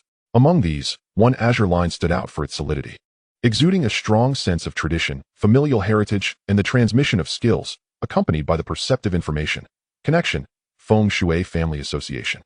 In a flash, Chen Jiao had formed an initial assessment of the two. Maintaining a composed demeanor, he gestured, "Ladies and gentlemen, please take a seat. Axi, brew some tea." "No need for formalities, Master Chen," Huang Zhiqing replied. Taking his seat, he directly addressed the matter at hand, pointing to Lu Baochai. "This young lady is my niece, surnamed Lu. Her family is engaged in traditional industries, and she herself holds a keen interest in Feng Shui and metaphysics. Upon hearing about your remarkable talents, Master Chen, she insisted that I bring her to witness your expertise." He then gestured towards Liang Xiaoro, "And this is Miss Liang, a friend of mine, who happened to join us." Lu Baochai promptly displayed a slightly bashful yet curious smile, leaning slightly forward.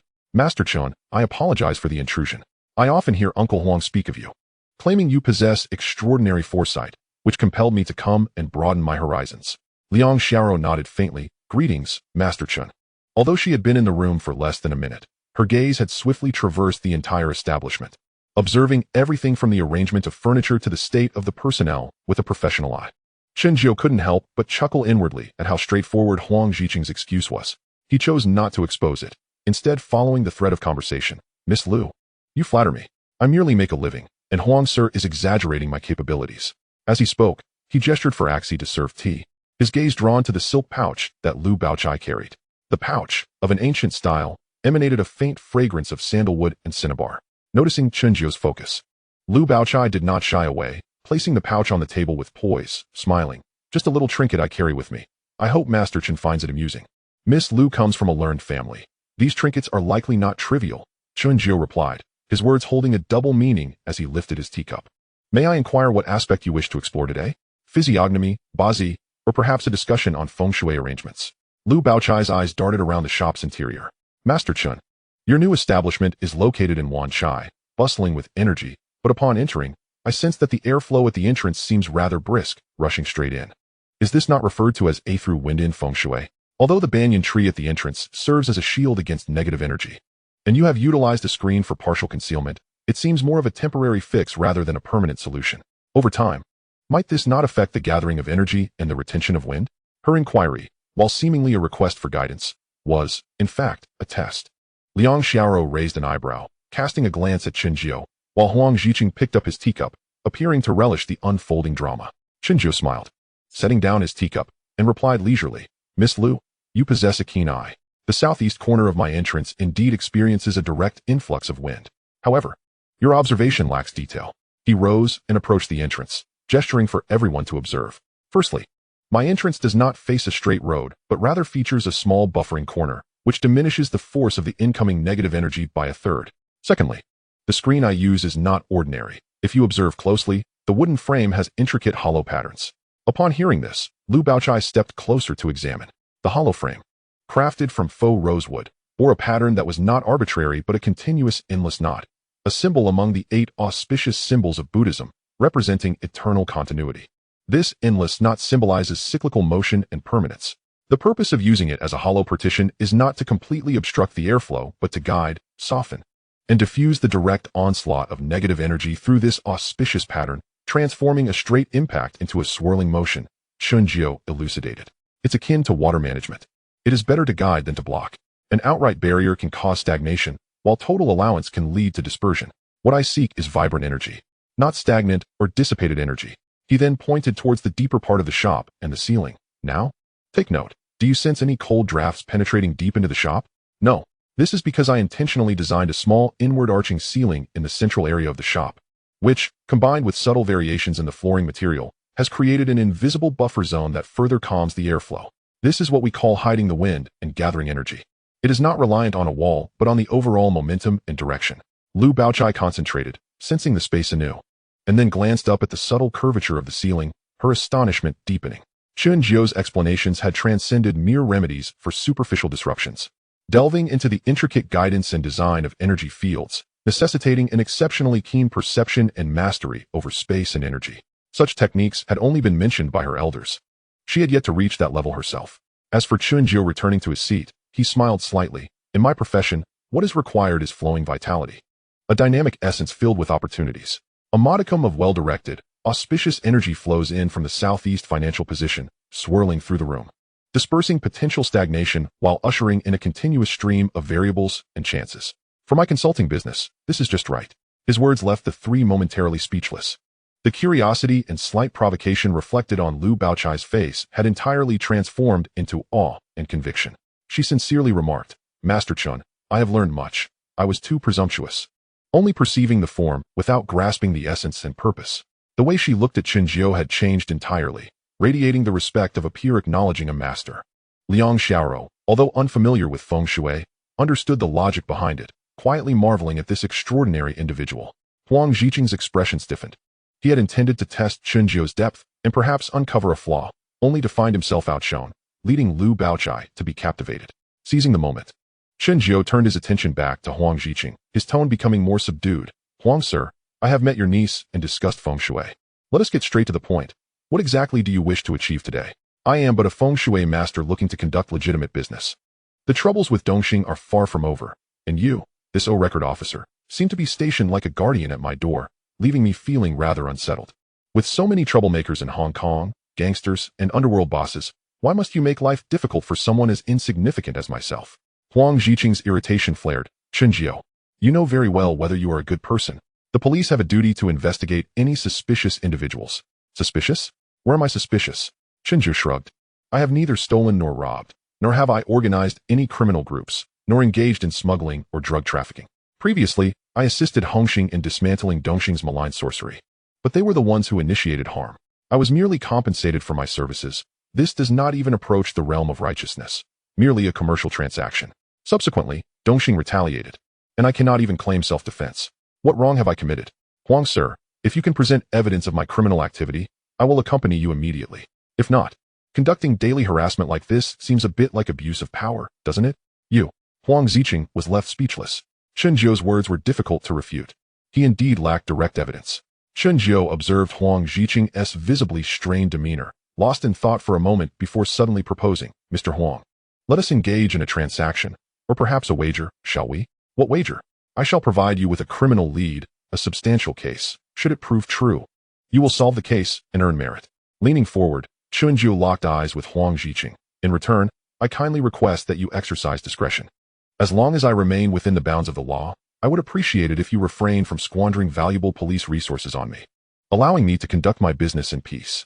What say you? Liang Xiaoro and Lu Baochai exchanged astonished glances at Chen Jiao's audacity. Huang Ziqing's gaze sharpened. On what grounds should I trust you? How could you possibly know such a lead? That is subject to interpretation.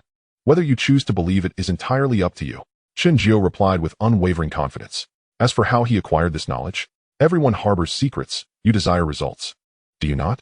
Lu Baochai interjected, her eyes sparkling with curiosity. Master Chen, did you employ a method of divination or some form of fortune-telling just now? I noticed you were lost in thought only for a brief moment. She whimsically imagined Chen Jiao's contemplation as a profound metaphysical calculation. Chen Jiao neither confirmed nor denied her assumption, instead addressing Huang Ziqing. Will you take the bet? I offer you an opportunity for merit, while I seek tranquility. A win-win proposition. Huang Ziqing grappled internally. Trust Chen Jiao? That seemed utterly absurd. Yet, Chen Jiao's prior conduct compelled him to concede that the man possessed an uncanny knack. What if this lead were genuine? That would indeed be a significant case. However, should it prove false and he utilized resources to investigate, it would be a grave error. Liang Xiaoro whispered, Mr. Huang, this is of paramount importance. Proceed with caution. Yet Lu Baochai quietly asserted, Uncle Huang, Master Chen does not strike me as someone who speaks without thought. I just witnessed his abilities. Huang Ziqing regarded Chen Jiao's calm visage, reflecting on his own frustrations over the past few days, and ultimately steeled his resolve. He had enough burdens to bear. One more would not make a difference. At worst, he would write a report and face reprimand. But if it succeeded, very well. What does this lead? Huang Ziqing asked coldly. Chen Jiao did not respond immediately. Instead, he rose and declared, let us go to Causeway Bay. For what purpose? You will find out upon arrival. Mr. Huang, if you wish to hear the lead, follow me, drive your car, and stay behind. The two vehicles proceeded, traversing Wanchai towards Causeway Bay. Throughout the journey, Chen Jiao remained silent. The young stutterer felt anxious and inquired softly, Brother Jiao, where are we headed? To meet someone. Chen Jiao replied nonchalantly. The car finally halted at a street corner in Causeway Bay, opposite a gaming hall adorned with the Starlight Entertainment sign. A group of young men with dyed hair loitered at the entrance, clearly affiliated with Dongxing. What brings us to Dongxing's turf? Huang Ziqing asked, stepping out and approaching with an unamused expression. Chen Jiao, are you toying with me? Patience, Chen Jiao retorted, lighting a cigarette and leaning against the car. His gaze fixed on the gaming hall entrance, awaiting a person. Who are we waiting for? Crow. Huang Ziqing furrowed his brow, while Liang Xiaoro and Lu Baochai also exited the vehicle, standing at a distance. Lu Baochai curiously scanned the surroundings, while Liang Xiaoro instinctively observed the environment.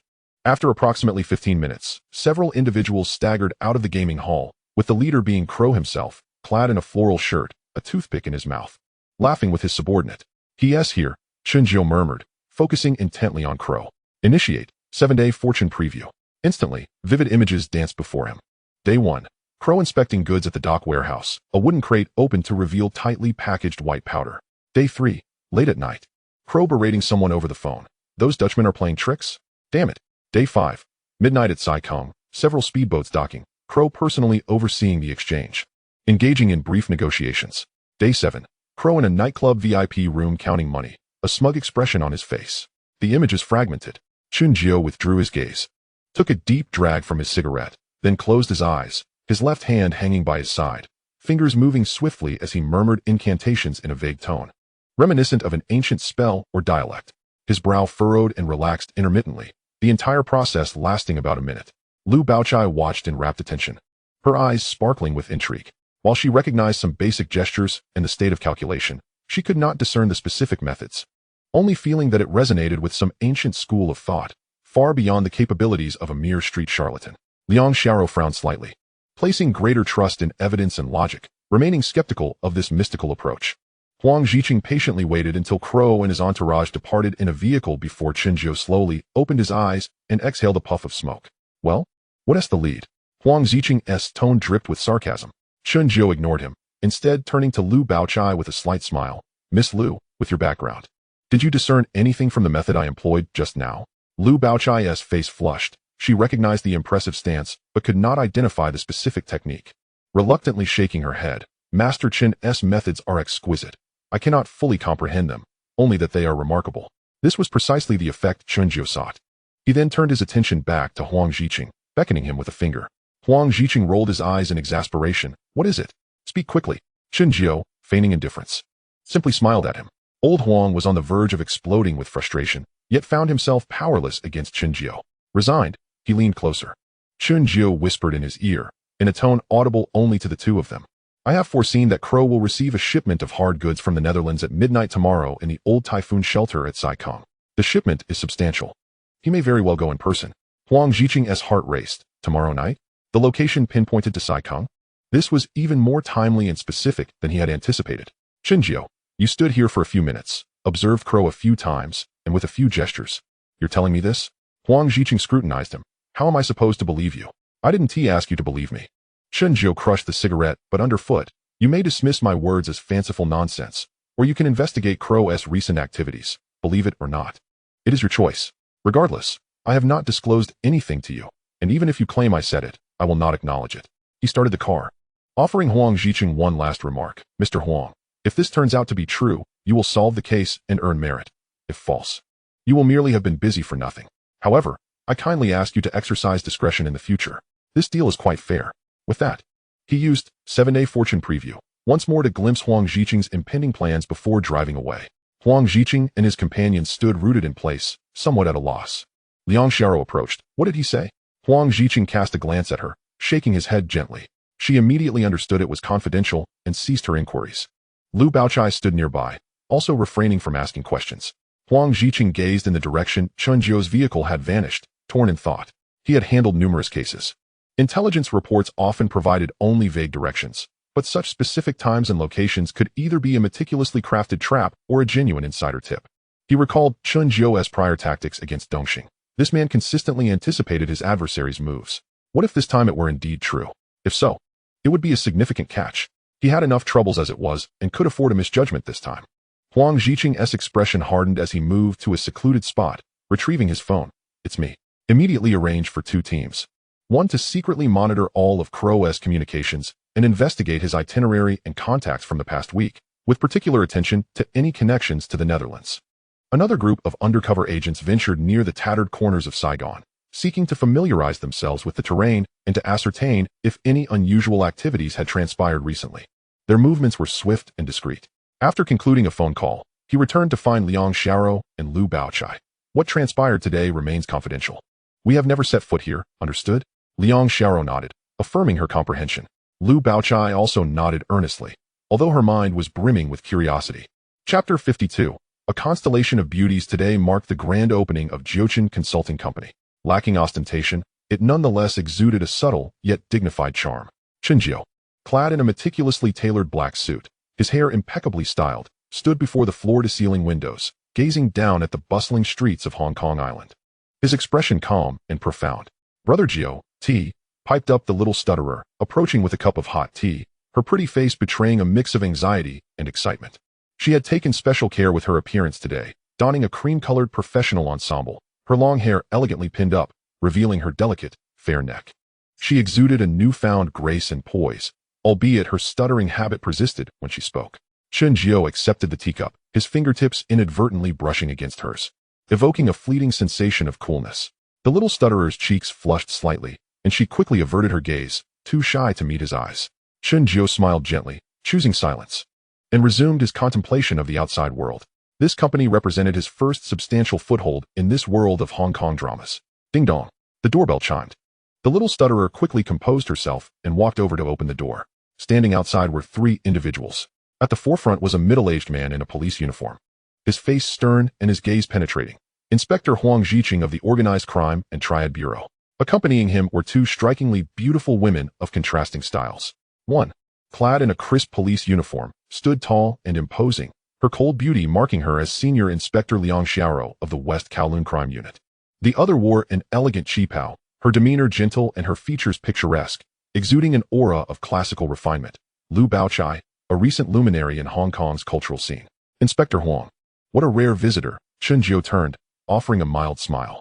Huang Ziqing scrutinized Chen Jiao momentarily, then surveyed the intricately decorated office, which hinted at an enigmatic charm.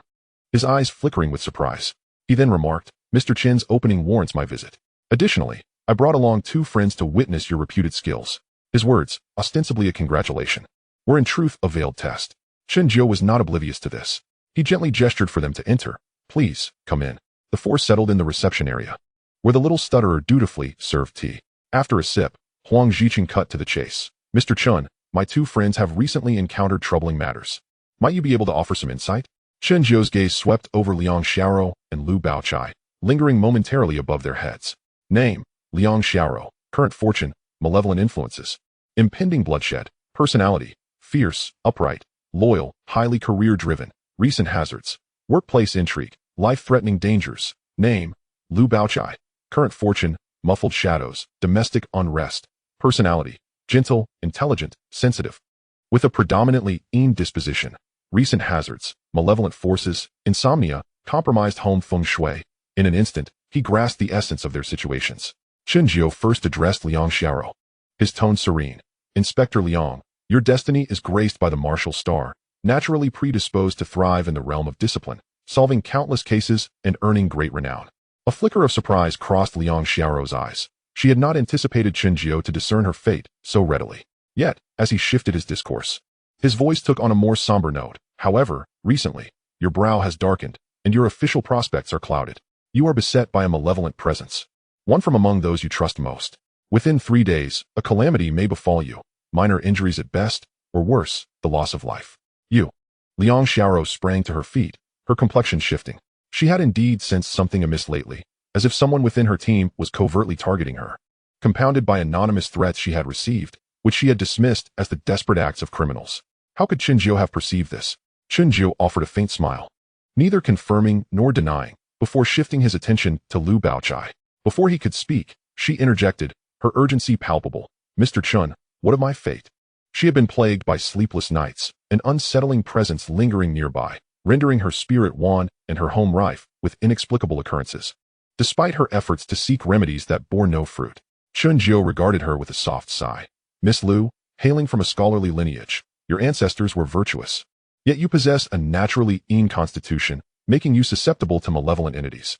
Have you been dreaming of departed relatives, beset by nightmares that hinder your repose? Lu Baochai's eyes widened in astonishment, nodding vigorously. Yes. Yes. You are remarkably accurate, Mr. Chen.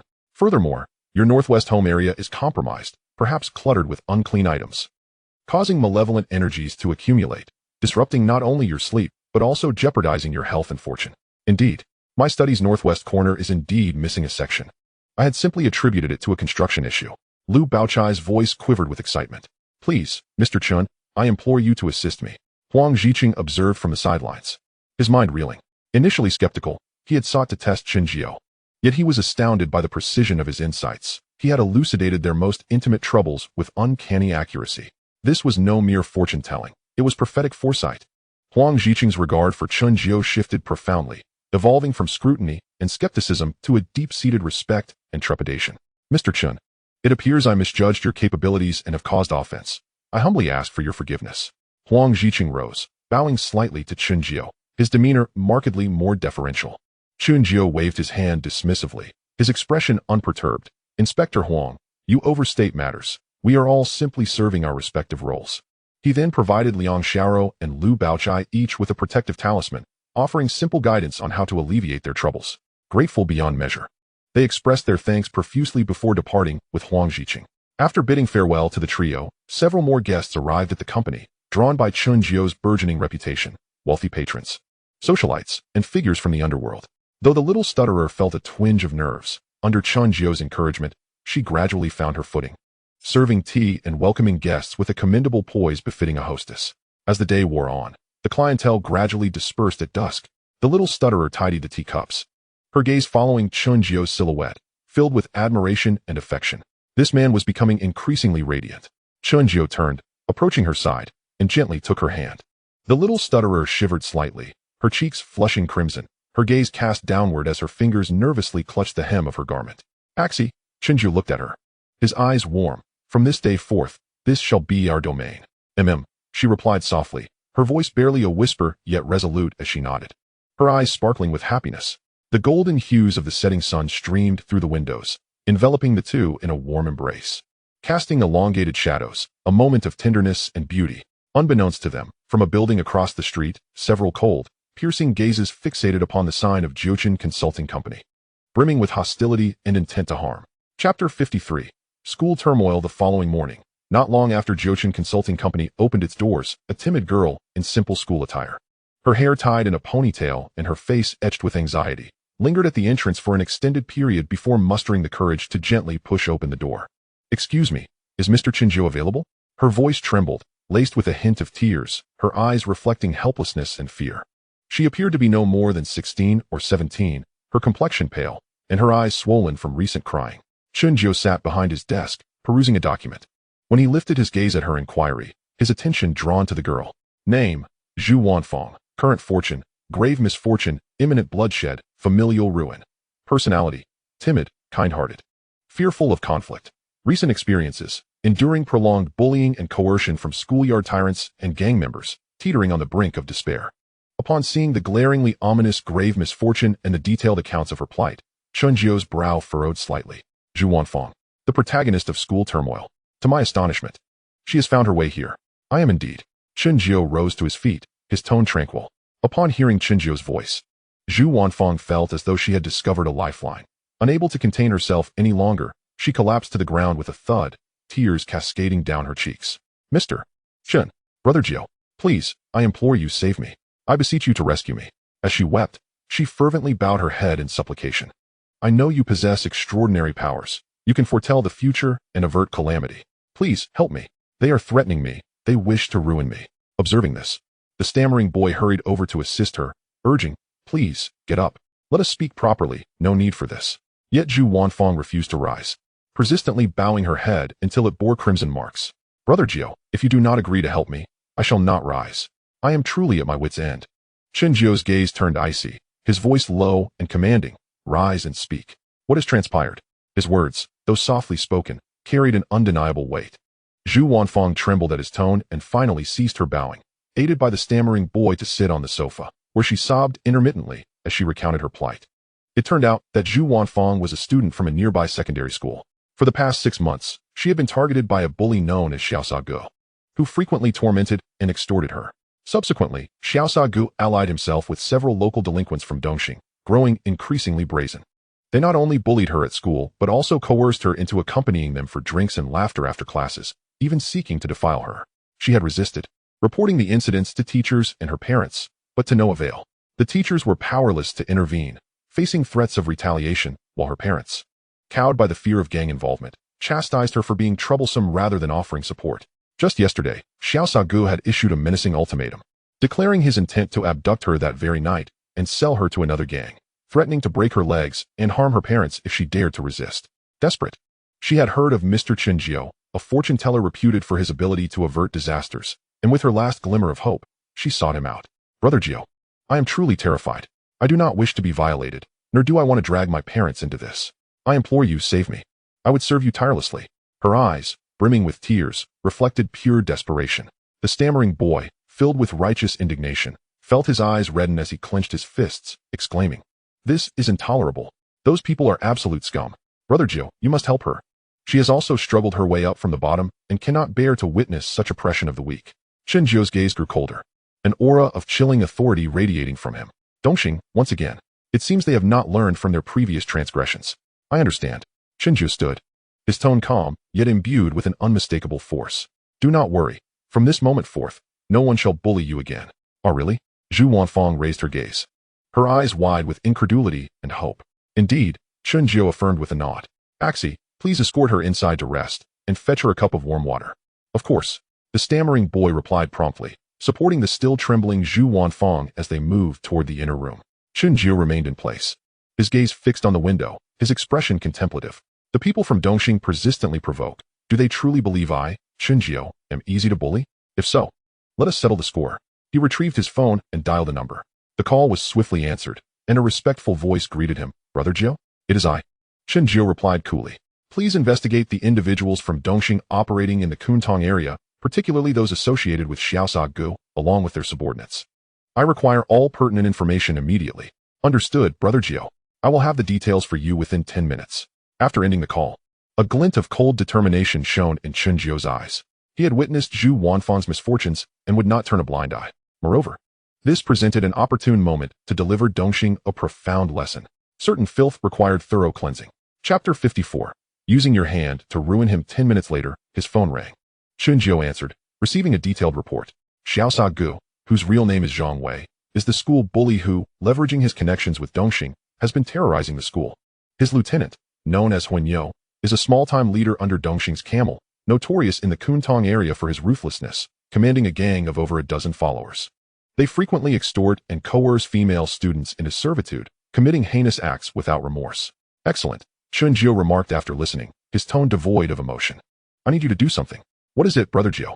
Please reach out to Inspector Yazi in West Kowloon and inform her that I, Chen Jiu, have a significant case to present regarding Huanyo's gang from Dongxing, involving charges of forced prostitution, intentional harm, and extortion, among other offenses. I will provide the evidence. Ensure she sets up an ambush at the abandoned Xinguang factory tonight. Understood. I will contact Inspector Yazi right away. After hanging up, a cold smile curved Chen Jiu's lips. Dealing with a gang like Dongxing did not necessitate him getting his hands dirty. Utilizing the police to cleanse the filth was the most fitting course of action. Furthermore, it would allow him to repay Yazi a favor. He had previously helped her when she was cursed, and they had established a connection. This was the perfect opportunity for collaboration. As evening fell, Chen Jiu instructed the stammering boy to remain at the office to care for Zhu Wanfang while he ventured alone to the designated location, the abandoned Xinguang factory. Inside the factory, Xiao Jiebā, accompanied by Huanyo and several of Dongxing's lackeys, impatiently awaited her arrival, cigarette in hand. Damn it, why hasn't that Zhu Wanfang shown up yet? Does she dare to toy with me? Xiao Jiebā cursed. Huanyo exhaled a cloud of smoke, his demeanor sinister. Rest assured, that girl won't dare to defy us. Even if she doesn't come, we can track her down at her home. We must finalize this tonight, and sell her to Changgu in Wanchai for a tidy sum. Heh, you're still the best, Nyogu. That girl is quite a looker. We'll have some fun tonight. The group erupted into lewd laughter. At that moment, the factory doors creaked open, and Chen Jiu strode in alone, moving deliberately. Upon seeing only Chen Jiu, Xiao Jiebā and his companions were taken aback. Who are you? How dare you intrude on my affairs? Xiao Jiebā scowled, his arrogance palpable. Huanyo scrutinized Chen Jiu from head to toe, a flicker of caution crossing his eyes. You're the fortune teller who has been making waves lately, Chen Jiu, right? He had heard of Chen Jiu and knew this young man possessed a certain mystique. Even the O's Huang Ziqing had suffered at his hands. It is I, Chen Jiu affirmed, coming to a halt as his cold gaze swept over the group. The Zhu Wanfang you seek will not be coming. Huh. Huanyo's expression darkened. You little punk, what do you mean? Are you trying to disrupt our plans? I mean no disrespect, Chen Jiu replied coolly. I merely wish to remind you that those who engage in wrongdoing ultimately face retribution. You prey upon the weak and commit numerous evils. Today marks the day of your reckoning. Ha ha. Retribution? Xiao Jiebā guffawed, as if he had heard the most absurd joke. I see you've lost your mind. How dare you play tricks in front of me? Brothers, take him down. At his command, several of Dongxing's lackeys brandished iron rods and knives, charging at Chen Jiu with wild shouts. Chen Jiu remained unfazed, his expression indifferent as he subtly shifted his weight to evade their attacks with precision.